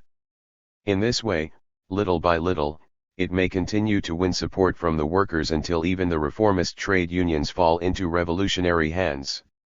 Once revolutionaries are in command of their own house, then they are ready for revolutionary action in depth, the occupation of factories that operate at less than full capacity, the transformation of these into producers' cooperatives or self-managed enterprises, and preparation for the seizure of political power.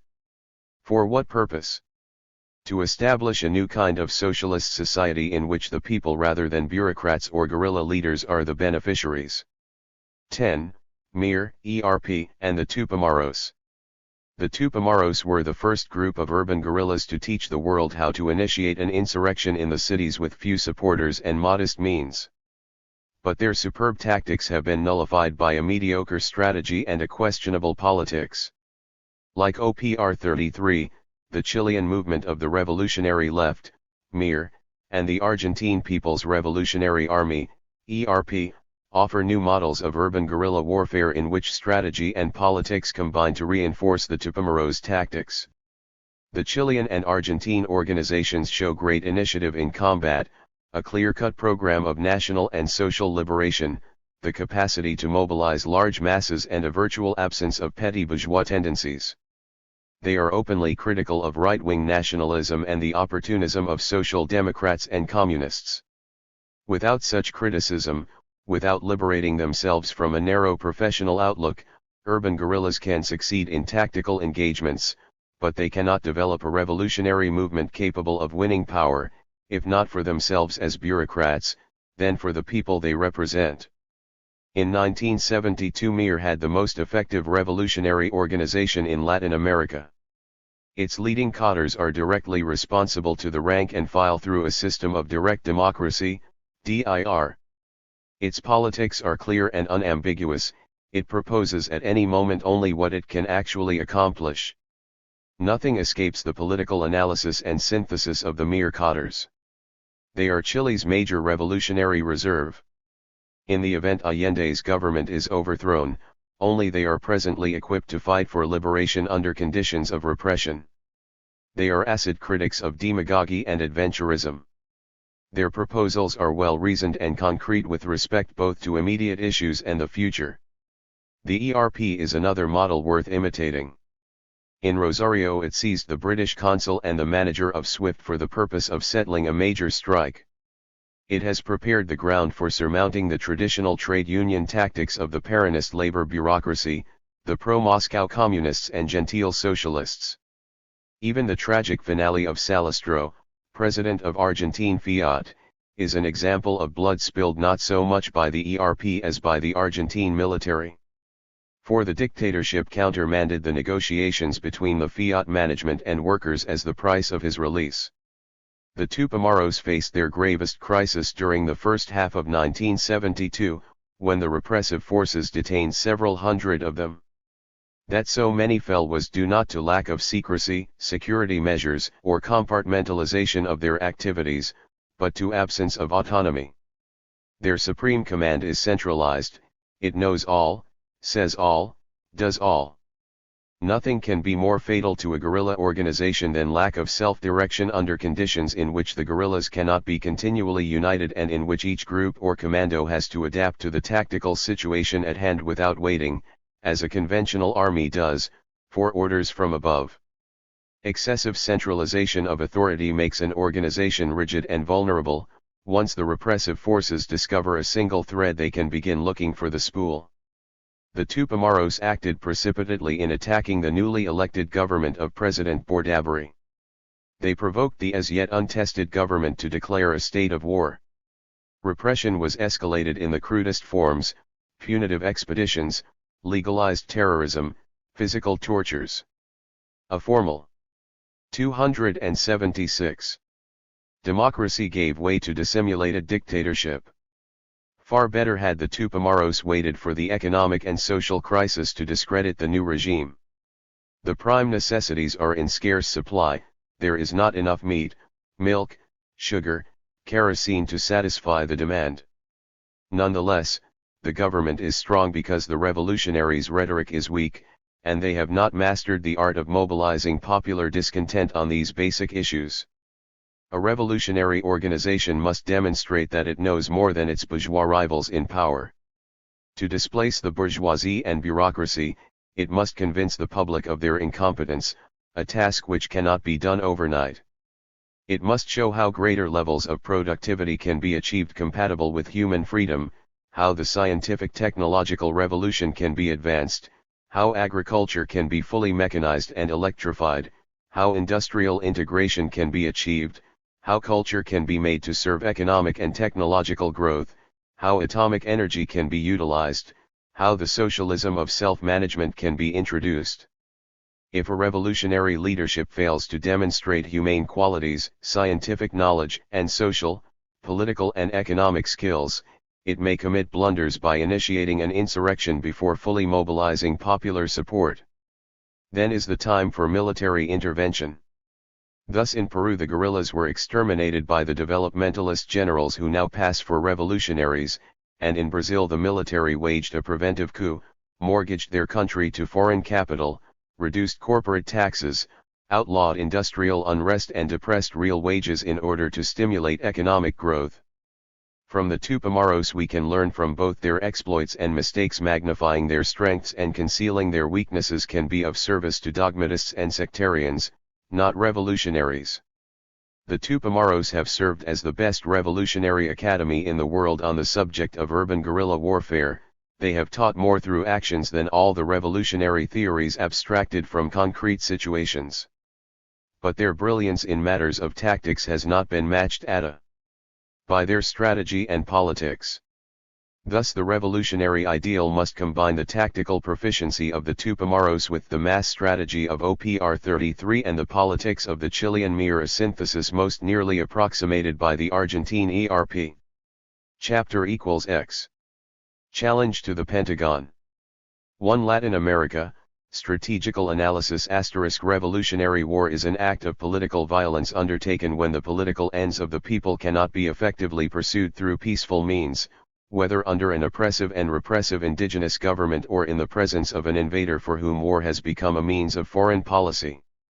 It can succeed against the combined forces of an indigenous government and an imperialist invader, which in our epoch frequently fight together against the people, as in the war in Vietnam. Such a reactionary conjunction of native oligarchies and imperialist plutocracies against the people is one of the political characteristics of revolutionary war in Latin America. Colonial wars, national wars, classical imperialist wars have changed in the historical course of the capitalist world. The wars of a former time were less inhuman than those of our time. The contenders had limited political goals, the victor did not alter the mode of production, dominant religion, form of state, class structure, or property relations of the vanquished. In Vietnam, for example, a popular victory would exchange the existing order of classes, private property, social relations, internal and external politics, and the capitalist regime for a socialist society.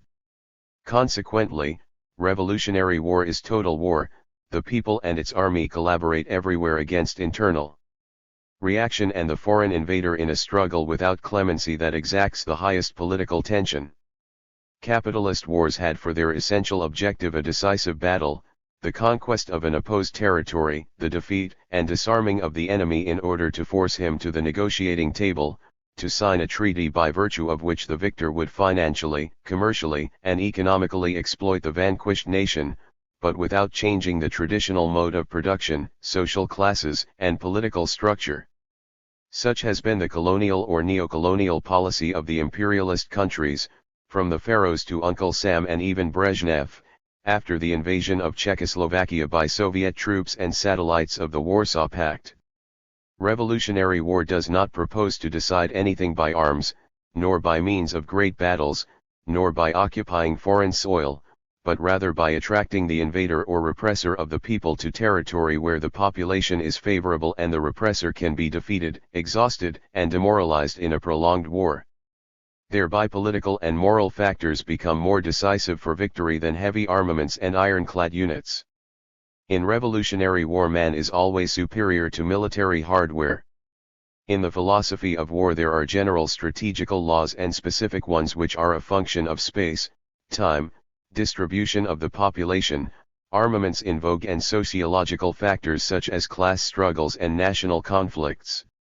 If a war is between countries or blocks of countries for the purpose of conquering spheres of influence but not altering the mode of production and social relations, then it will be open to negotiation. But if the war is between rival classes, it is a revolutionary war to the death, since the victor will be implacable against the vanquished, like Crassus against Spartacus or Franco against the Spanish Republicans. As a function of politics, economics, and sociology, war is total or limited. If belligerents have the same military or economic power, their campaigns will involve regular formations, a continuous front and great battles of which the strategic end is to occupy the enemy's territory. But if one of the belligerents, 280, has a preponderance of power, then the weaker army must practice the strategy of ceding space, as Fabius did against Hannibal, in order to be stronger in the dimension of time. Such a strategy puts a premium on endurance and conduces to a war of guerrillas in the territory of the weaker power. In our epoch this type of warfare was used by Mao Zedong against Chiang Kai-shek, Jip against Navarre, the Algerian guerrillas against the French army, Fidel against Batista, and the National Liberation Front of South Vietnam against the North American Army. Given the natural and social conditions peculiar to Latin America, the strategy of a revolutionary war must take advantage of the following circumstances: 1. A vast neocolonial space, 2. Sepoyan armed forces, 3. The emergence of guerrillas, and 4. A potentially favorable population. In Latin America there are 22 million square kilometers for a population in 1968 of 260 million inhabitants, but of these 40% are illiterate, a fact which indicates a low level of cultural development. Confronted by a powerful external and internal enemy, the Latin American insurrectionary masses can win through ceding territory and prolonging the war with greater possibilities of success than in Vietnam, since there is more space in Latin America than in Indochina for defeating the generals of the Pentagon. Consequently, the first characteristic of revolutionary war in Latin America is that it covers a vast neocolonial space, making it possible to prolong such a war by ceding territory to the Sepoyan armies and imperialist forces. If a guerrilla foco can count on a large territory for attacking in all places without having a fixed front anywhere, in time it will defeat the most powerful armies as long as it continues to win the population because of its politics, its front of oppressed classes against oppressors, against dictatorship, militarism, and imperialism. As an insurrectionary strategy of the people in arms against oppressors from within and beyond their frontiers, surface warfare is more effective than a war of guerrillas. Surface warfare is strategically distinct from linear warfare involving regular formations suited to nations or blocks of nations. Linear. 281. War has only a limited extension, hardly a few kilometers between the opposing armies with their respective advanced and supporting lines. A surface war is in all parts without a definite front, thereby enabling the guerrillas to appear and disappear at will. Should the guerrillas become converted into an army of liberation, then the Revolutionary War takes the form of a leopard skin, with many liberated zones, with such luck that the enemy cannot, at one and the same time, destroy them all or occupy any zone without the army of liberation reappearing in the others. The vast Latin American space has formidable geostrategical zones, a large, high Andean cordillera which can become the Sierra Maestra of liberation, as Fidel Castro noted, enormous river basins like the Orinoco, the Magdalena, the Cauca, the San Francisco and the Plata, extensive forests which cover 44% of Latin America in which rural and mountain guerrillas can cede terrain, win over the peasant population and reduce to impotence the most powerful regular army, industrial and highly populated cities where urban guerrillas can and should attack the enemy from behind when it has been partially whipped in jungles, fields, and mountains by rural guerrillas. Strategically, the guerrillas have to change their tactics according to the terrain. In open countryside they should work by day and fight by night. In the forests and mountains the struggle is a continuing one, with the possibility of establishing liberated zones in dense forests at high altitudes. In the cities the guerrillas agitate, fight and give cover to the masses, but cannot establish liberated zones until there is no longer danger that the enemy will surround, bombard and annihilate them.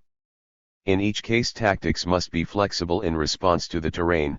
Rather than defend a given space, it is important to destroy the enemy and to arm oneself at his expense. Since imperialism has large investments of capital, captive markets, sources of raw materials and energy, and a strategical geopolitical zone in Latin America, it is evident that a Revo. 282. Revolutionary War will prompt imperialist intervention, as in Santo Domingo in 1965. Actually, there are Green Berets in almost all the Latin American armies, not in defense of the national sovereignty already liquidated by economic dependency, but as shock troops against general strikes, student demonstrations, and rural and urban guerrillas. This repressive function is performed by the Green Berets, conformable to the models of counter-revolutionary war studied in Panama under the direction of the Pentagon, which in this manner defends the investments of Wall Street throughout Latin America. Thus, the second general characteristic of revolutionary war in Latin America is that the national armies are reactionary and their operational plans directed by the Pentagon are in order to repress their own peoples. It is noteworthy that the armaments leased by the Pentagon, such as warships, cannot be used against the Yankees nor any country allied to the United States. Consequently, the Latin American armies employ them against their own working masses.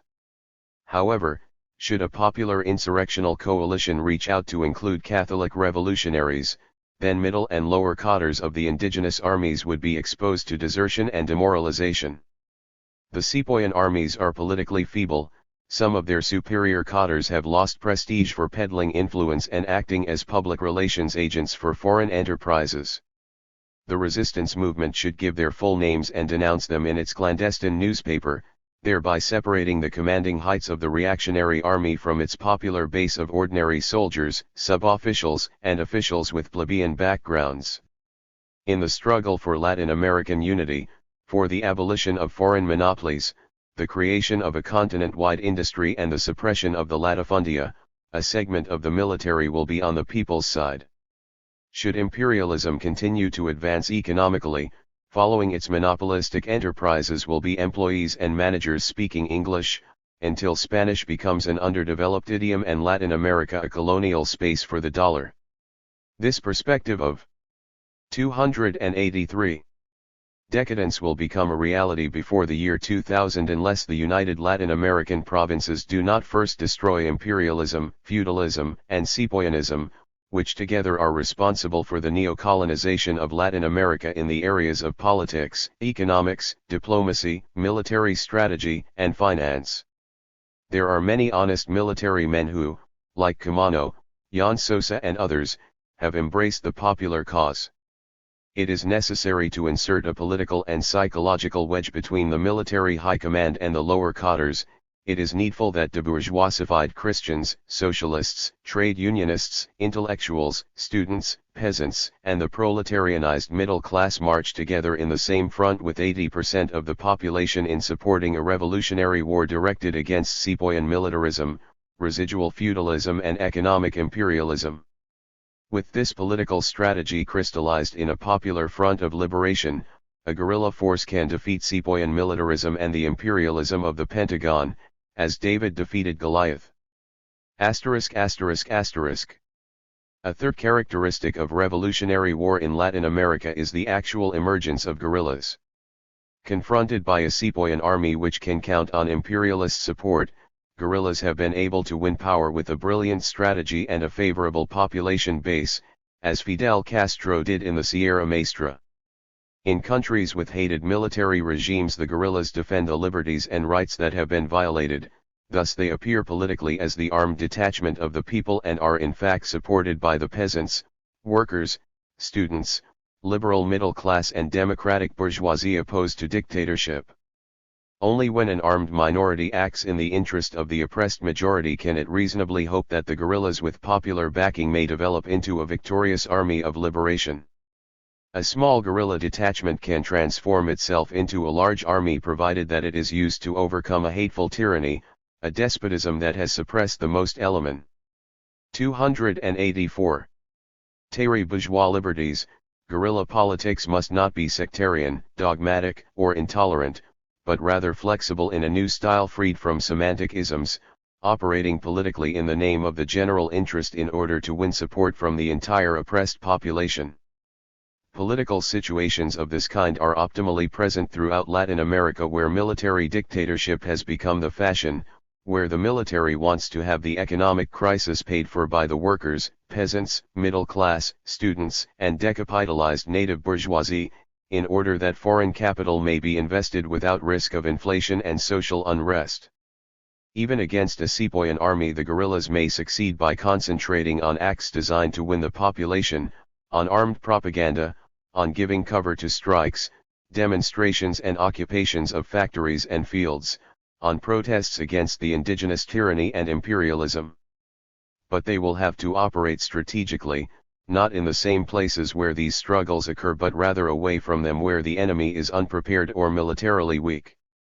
The punishment of a repressive figure, the kidnapping of a military, diplomatic, or economic representative of imperialism, the seizure of arms in isolated or insufficiently guarded places when the enemy is elsewhere repressing student demonstrations, strikes, and occupations of factories may become optimal objectives of the urban or rural guerrillas.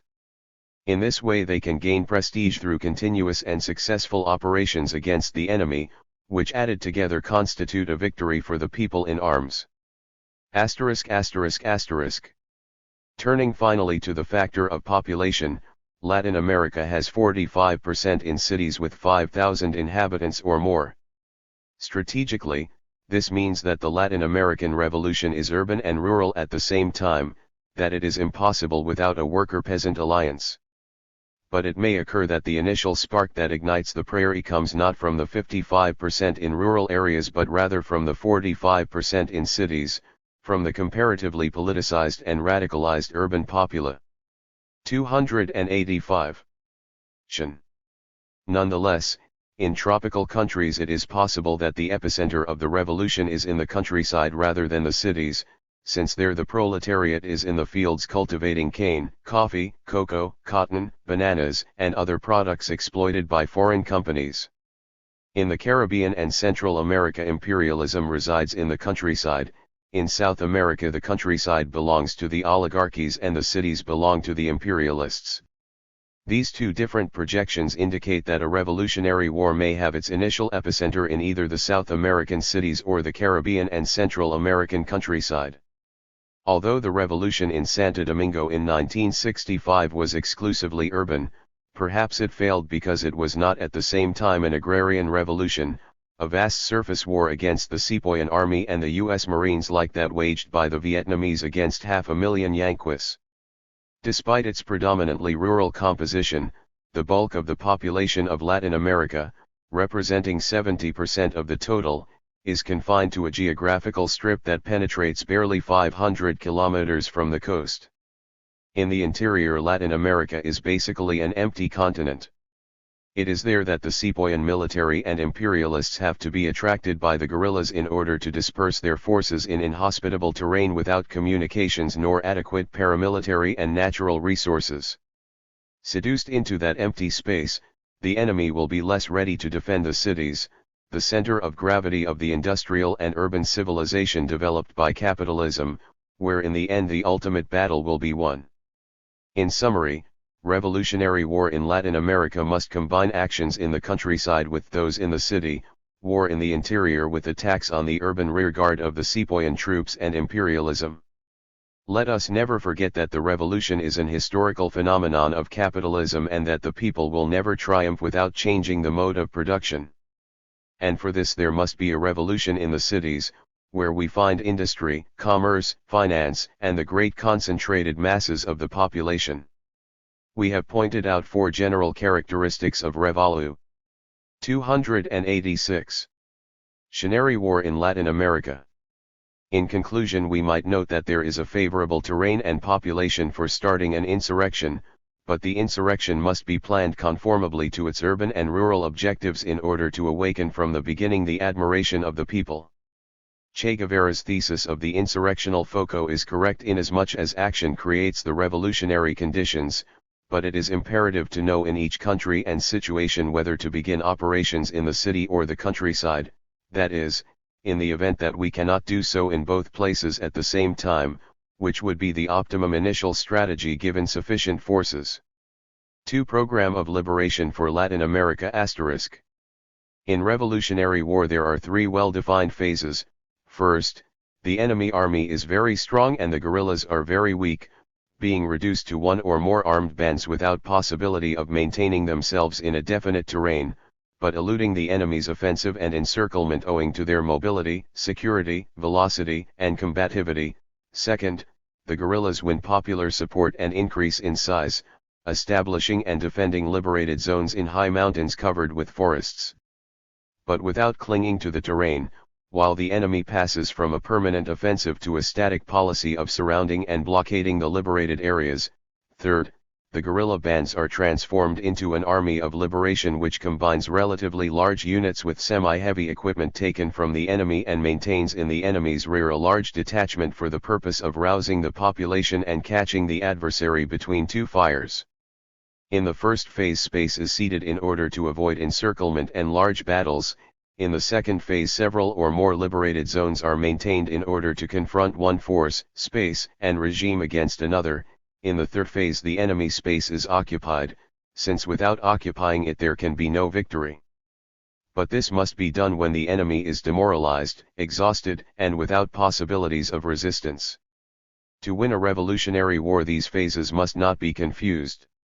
If the enemy collapses during the second phase, so much the better, but in order not to be deceived, it is necessary to know from the beginning of a revolutionary war the enemy's maximum rather than minimum capacity for resistance.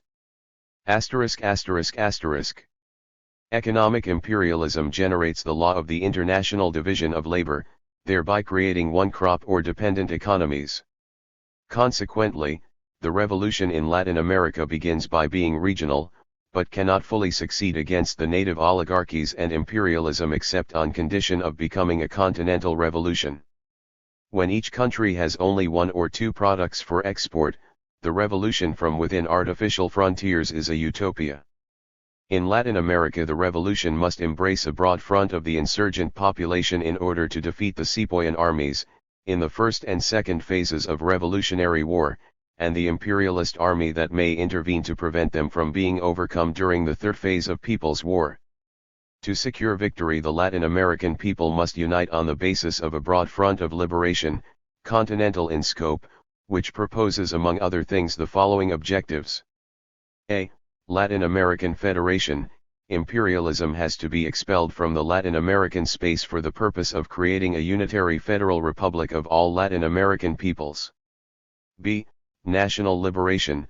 The 20 states of Latin America have a single aspiration based on their common origin and historic destiny, a common language, the ecumenicity of the Catholic religion, the joint struggle against imperialism and the oligarchies, their supranational unity and struggle to overcome neocolonial balkanization. All this must contribute to a broad front of liberation that embraces 80% of the Latin American population.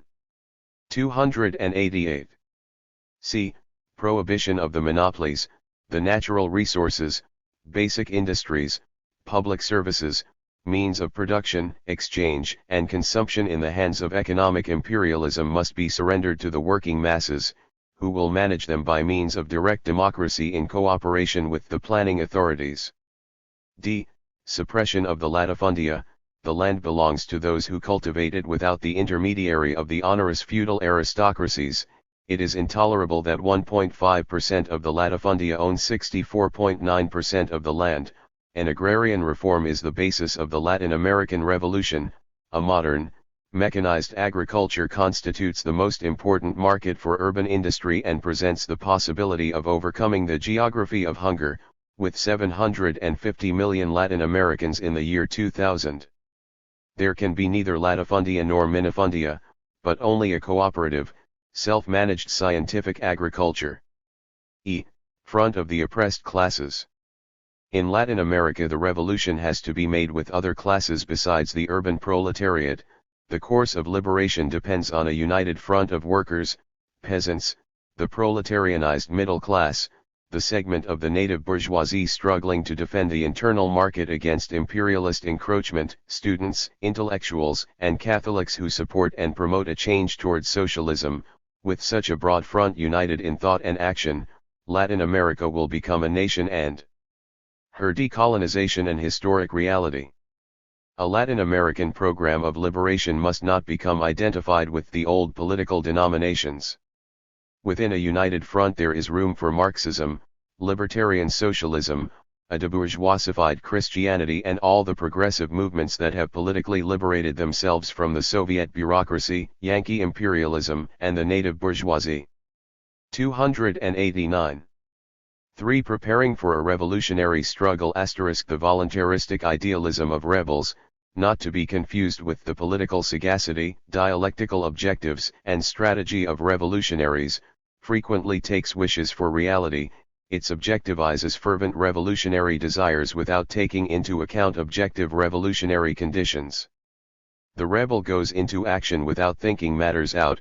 The revolutionary takes action following an economic analysis of the situation, a study of friendly and hostile classes, and an effort to avoid becoming isolated in war through a liberation front directed against the principal enemy, the oligarchy.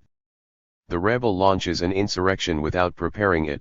The revolutionary starts from a minimal organization as the basis for an armed vanguard, from a clear and sensible program that unites the oppressed classes against their oppressors and exploiters, from a strategy and tactics compelling the repressive army to fight a surface rather than linear war, i.e., to disperse its forces toward its strategic ruin.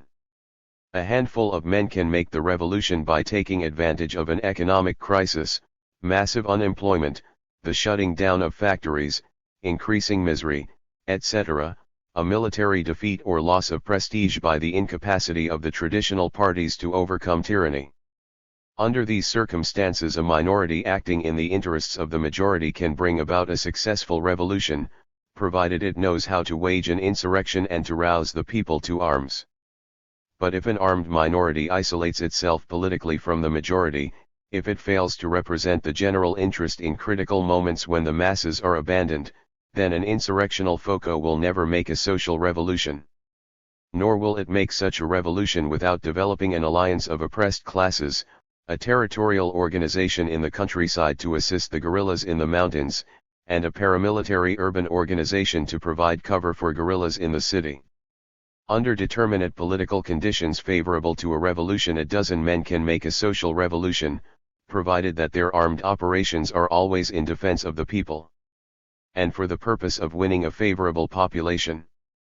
Without the support of a guerrilla movement and an army of liberation, thousands of men involved in strikes, large demonstrations, occupations of factories and universities and struggles behind barricades are easily defeated by the military and police forces of the bourgeois or bureaucratic state. One can always win a war against a reactionary and unpopular regular army by adopting a revolutionary strategy that combines mass actions, strikes, demonstrations, mutinies, occupations of factories in support of the right to work, seizures of schools and universities, and rural and urban guerrilla action coordinated by an army of liberation. An authentic revolutionary war presupposes a total war, which Ludendorff, the German militarist, could not possibly have anticipated. The mountain or rural foco is only one facet of a revolutionary war and not, as Regis Debray supposed in Revolution in the Revolution, its highest expression. A revolutionary war is consummated when it makes use of the following: mountain or rural guerrillas including clandestine militias in small towns, urban guerrillas, combined operations of local guerrillas, regional echelons, and an army of liberation, sabotage, kidnappings, terrorism, and armed propaganda, which is a daily event in revolutionary wars like those of Vietnam, Algeria and Cuba, strikes, demonstrations, mobilizations of women and students, and actions in the cotton fields, cane fields, and mines, where the worker is most exploited. Finally, a revolutionary war depends on a minority's becoming the locomotive that pulls the majority behind it, through the creation of an army of liberation supported and defended politically by a united front. For a minority to become the champion of an oppressed majority that wants to throw off the yoke of militarism, the landed oligarchy and imperialism, it must be based on a movement that cannot be classified in terms of the classical political labels, but rather one that takes a date as the origin of its political denomination and revolutionary action. Example: July 26 movement, Revolutionary Movement of November 13, Guatemala, Revolutionary Movement of October 8, Bra. 291. Zil, etc. In this manner the particular, the guerrilla, becomes a symbol of the general, the people. For an insurrectionary movement to blossom into an army of liberation, it first has to be a people in arms. The party can come later, after the formation of the army and front of liberation. To fall into semantic idealism or to play at words with this or that political color or ideology deprives the armed minority of the assistance of the majority, which has difficulty following stale ideologies. Many Latin American revolutionaries have suffered without understanding this, have been executed by firing squads or jailed for having mistaken tactics for strategy, wishes for reality. In determinate situations, in several hours or days, a few divisions may lose the war, but by ceding territory and gaining time in order to mobilize the people, a guerrilla foco of 10 may win against a large army when it acts in the interest of the oppressed, exploited, and abandoned majority. *****. A revolutionary war should be based on optimal political conditions, where there are hateful tyrannies to be overthrown with the participation of all the people. The most favorable political conditions shorten the revolutionary struggle and contribute to its development, but they can also make it cruel and bloody, as in Colombia, where the guerrillas fight a war in the countryside while the city reads the news or does nothing about it. To launch a guerrilla war in the form of an insurrectional foco in countries that enjoy certain democratic liberties, and before an economic crisis reduces the relative level of life, is to run a strategical risk unfavorable to the guerrillas. In the best of situations the revolution would have many tactical successes: the seizure of arms, the defeat of the enemy in numerous and repeated encounters that have been well prepared. But who would make up for the human losses, and who would use the arms taken from the enemy? As the highest expression of class struggle, revolutionary war cannot prosper when the guerrilla is not supported by a front of the oppressed classes against their oppressors. If at the beginning of an insurrectional action such a front is not formed, then it is because there is 292. Not yet a political loss of faith, a crisis reaching the point of chaos, the maximum of corruption, political crimes of the lowest sort, and a despotism so cruel and immoral that the people say and repeat, matters cannot go on in this way. Enough. In Latin America one is used to the recurrence of guerrillas in countries with an appearance of democracy, while nothing is done where Praetorian dictators have dissolved all political parties, seized power, made themselves the lackeys of imperialism, and placed themselves against the working class, the students, the peasants, the intellectuals, and the liberal bourgeoisie. Guerrilla war has done nothing against these ominous, shameful, and treasonable dictatorships. It was used when there still existed a representative regime, but it is not used now against Praetorian dictatorships. This indicates that guerrillas who are ill-formed politically cannot strategically arrive at a knowledge of the most elementary principles of revolutionary war, but are likely to be seduced by ludicrous, half-sporting, and mountainous heroics that are closer to the movies of Robin Hood than to the practice of Fidel Castro. A guerrilla war in the mountains or rural areas of countries with Praetorian tyrannies does not as a rule give much importance to problems of liberty, which are problems of the intellect and the spirit of man, of urban life rather than rural. In those circumstances the guerrillas are situated beyond the areas of the principal masses and the propaganda designed to win a favorable population. The peasant with his limited horizon neither understands nor suffers in his daily life the problems of social identification and political alienation. The dictatorship employs most of its power in the large cities, and it is there essentially where it must be attacked politically and militarily. If a country oppressed by tyranny has high mountain and forest zones, however, there is a double possibility of attacking the enemy in cities and mountains. Under these conditions, and in order that the city may not become an immense prison for recognized revolutionaries, those whose names and photos have been given publicity should take to the mountains and carry on the struggle in liberated or semi-liberated terrain. 293. Which would constitute for them a kind of liberation. In the fighting cadres of the urban guerrillas, one must always have new faces to employ in favor of the guerrillas' principal weapon and most effective ally, surprise. The incidents against tyrannies that occur in the cities have a tremendous repercussion on national and international news, much more so than reports from the countryside, which are often suppressed by totalitarian governments in order not to foster popular myths about the guerrillas, myths like the one about Fidel Castro, who won over Havana by his actions and gestures from the Sierra Maestra. One should not launch a revolutionary war with only small support from the population.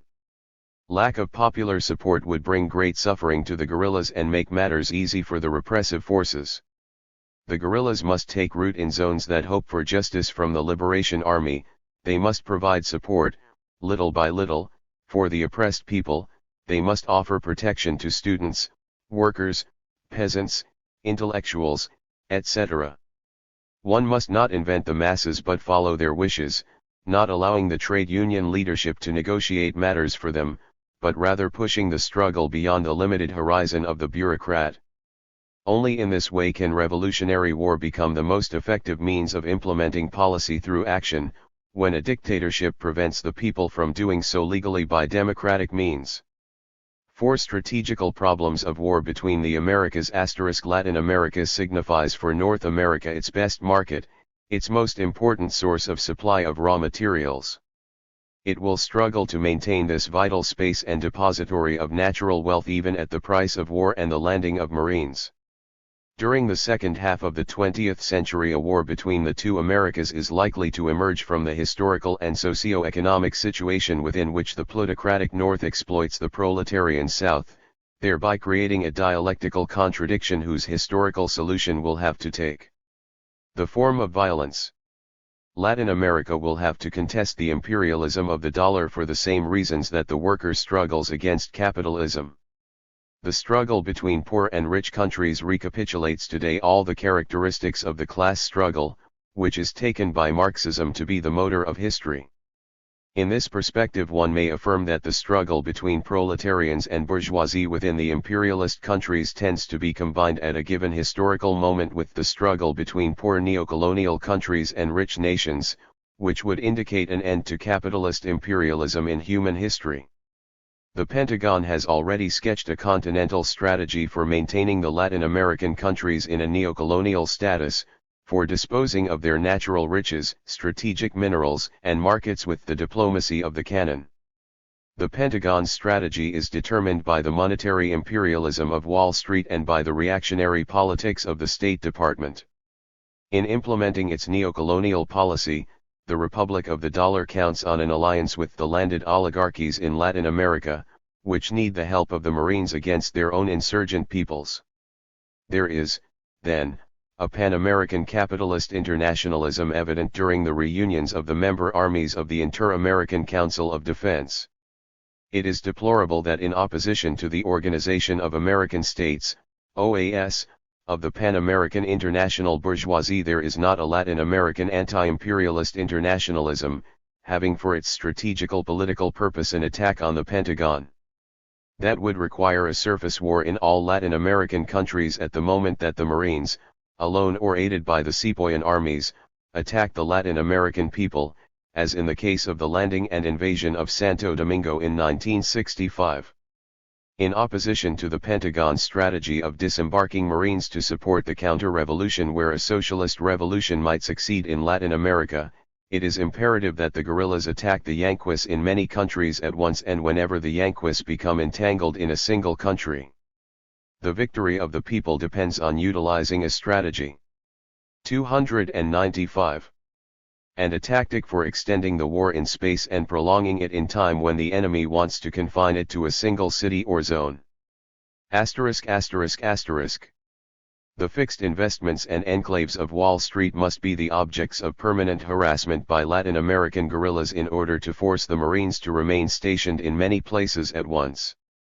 In this way the Marines will not be in the place elected by the guerrillas for waging an offensive of encirclement and annihilation, for seizing booty, for arming themselves from the materiel and munitions factories working for the Pentagon, i.e., for availing themselves of a part of the $80 billion invested in U.S. national defense. The guerrillas do not have their own war factories and for that reason have to live from the materiel taken from the enemy. The generals of the Pentagon will have to become the police of the great North American businesses and monopolists of strategic Latin American minerals. Before abandoning its neocolonial investments in Latin America, the United States will have recourse to war in the form of military interventions justified in terms of anti-communist or, better still, anti-Castro and anti-guerrilla propaganda. In whatever revolutionary conflict that might arise between a Sepoyan government and its popular masses, whether it takes the form of numerous guerrillas or a collective uprising as in Santo Domingo in 1965, the bankers of Wall Street will enlist the Pentagon generals to defend their direct investments. Latin American revolutionaries are politically ingenuous who do not foresee the dialectic of belligerency on the part of Yankee capitalism in Latin America. They deserve to be defeated for not having given a scientific basis to their struggle and program of liberation, a basis in an analytical and comprehensive understanding of events proceeding from the analysis of social antagonisms to their objective resolution through action. The North American trusts will not renounce the petroleum, iron, copper, lead, zinc, manganese, tropical agricultural products and control over the finances and commerce. 296.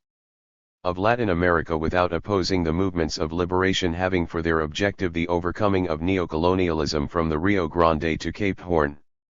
As long as North American big business dominates the Latin American economy, part of the burden of North American economic difficulties will be transferred to Latin America in the form of unfavorable terms of trade, onerous loans, and the dominion of the dollar over local currencies through the International Monetary Fund or the North American banks. If the United States loses its Latin American Commonwealth, a reduction in the North American standard of living will follow. Unemployment will increase and part of its industry will become superfluous, thereby encouraging socialist and revolutionary tendencies within its own frontiers, already convulsed by the Black Civil War, student protests, attempts against the lives of the leaders of the black and white communities and increasing popular discontent over the war in Vietnam. Should the United States continue fighting in Vietnam until 1972, it may perhaps face a civil war situation at home. Nonetheless, the revisionists of the Kremlin would have the Yankees pull out of Vietnam in order to save the politics of peaceful coexistence. Should the guerrillas defeat the Marines, that politics would be undermined. ****** The Malthusians are preoccupied by the population explosion in Latin America. They are ready to make a gift of contraceptive pills, believing that the problem is one of sexology when it is actually a matter of economics and technology. With almost 3 times as much arable land in Latin America as in North America, there is little reason to become preoccupied about an increase in population. With the virgin river basins of the Amazon, the Plata, and the Orinoco, the Latin American subcontinent can feed more than 1 billion inhabitants, but to feed this many it has more need of 1 million tractors and harvesters than of personal automobiles, and more need of investments in science and education than 297. In bourgeois luxuries and an unproductive bureaucracy. During a century in which a single hydrogen bomb has more power than all the Latin American armies put together, nuclear scientists are worth less in Latin America than generals of the cavalry, who belong to a Paleolithic era in military strategy. Yet today military strategy is eminently political, revolutionary war, or it is scientific, nuclear war. In our century the country that does not reach the stage of cybernetics, computerized and programmed automation, nuclear energy, combined economic and strategical power, and astronautics, intercontinental and nuclear capacity of reprisal within minutes, as in the case of Latin America, does not have a right to make history. Latin America spends only 0.7% of its gross product on scientific investigation and education, some $700 million a year, as against 2.5% of the gross revenue of the United States, amounting to $20 billion annually. If 20 countries together are worth almost 30 times less than the United States in the areas of science and scientific investigation, then they are destined to be neo-colonized, but the blame lies on their leaders, who are politically and intellectually underdeveloped. Until when and where can all this last? Latin America constitutes a great colony of the Republic of the Dollar. The Latin American countries depend more today on the United States than they formerly depended on Spain, although Yankee financial colonization is less visible than that under a foreign flag, it is not less onerous or exploitative.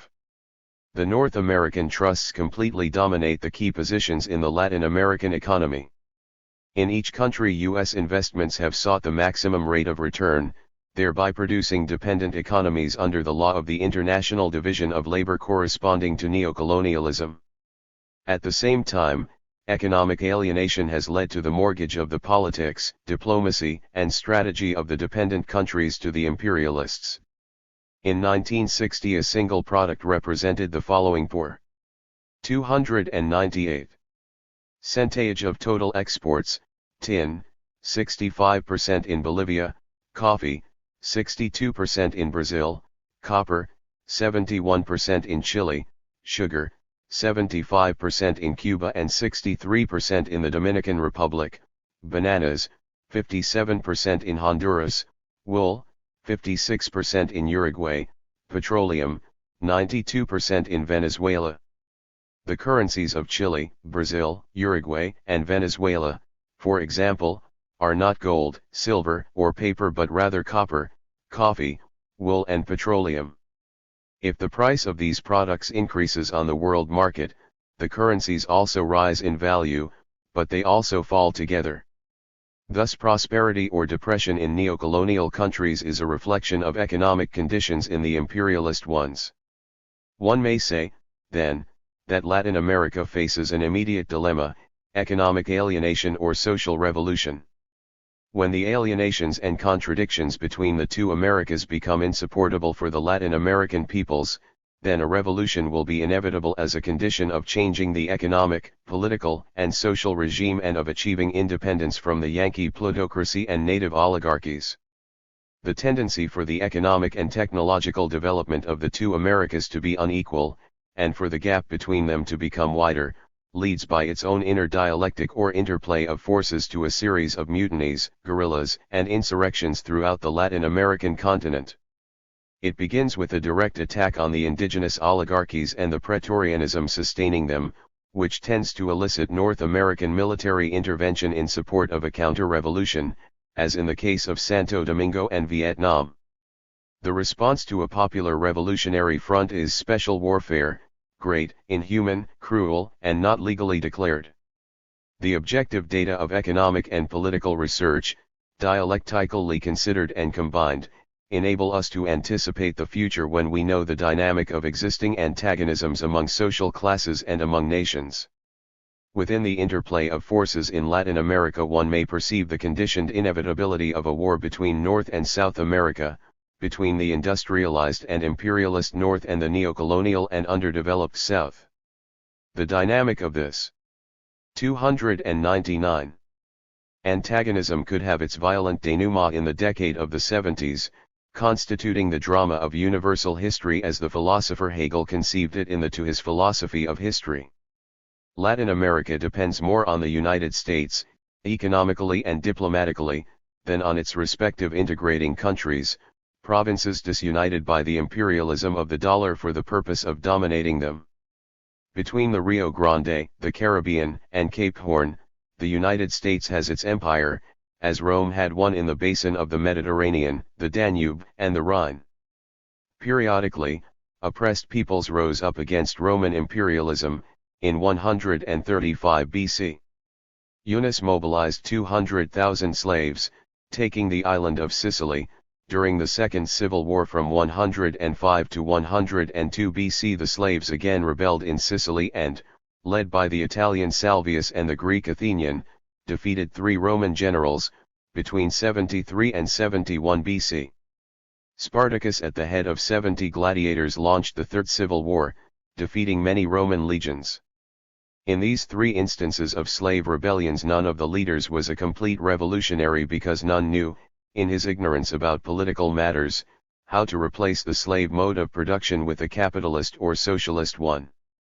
In order to triumph, a revolution has to have a program with a party and leaders who know how to install a mode of production completely different from the one belonging to the defeated regime. The new economic relations must be capable of developing the productive forces, of providing more liberty and felicity for the popular masses, because if they cannot, a return to the past would be justified either in the course of a long struggle or even after victory.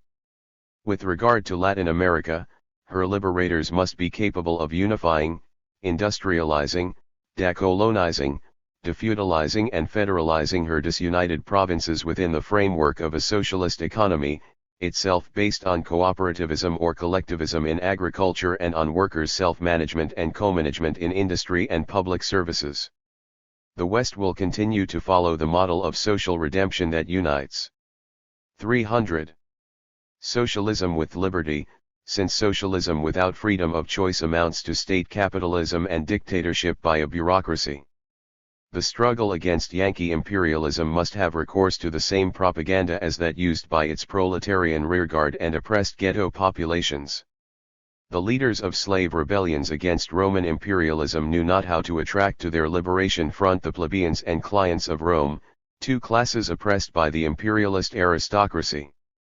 In the strategy against imperialism, it is imperative to combine the actions of the external proletariat in the colonized world with the internal proletariat, i.e., oppressed classes within the imperialist nations. There is only one perspective that offers the political, social, and strategical possibility of this kind of liberation for the oppressed world: socialism. But the traditional class parties and ideologies have no monopoly over its program. All who are anti-capitalists and anti-imperialists can become socialists, all who wish for liberty guaranteed by the public sovereign through the socialism of self-management against the private interests of the bourgeoisie and the bureaucracy. 5. Orchestration of a revolutionary war. In this hour of world history, the great powers seek to adjust or conserve the status quo. The nuclear agreement partially banning atomic tests, which was signed in Moscow in 1963 by the Anglo-Saxons and the Soviets, contributes to maintaining in the world three zones: 1. Russia's strategical and economic sphere of influence; 2. The Anglo-Saxon zone of strategical economic domination; 3. An uncommitted or intermediary zone consisting of various underdeveloped countries and, principally, China. The USSR has reached a détente with the Anglo-Saxons according to which its own sphere of influence will be respected, provided that it not share its nuclear weapons with China and that it exercise restraint. In Southeast Asia, the Middle East, a combined British and North American preserve, and in Latin America, a North American zone. The coming wars of decolonization must be made without the assistance of Russia, particularly in Latin America and Africa. Soviet revisionism is a result of Russian nationalism and of the agreements with the Anglo-Saxons. Like any other great power, Russia will not compromise her national interests to defend another country or revolution when it is not clearly in her national interests to do so.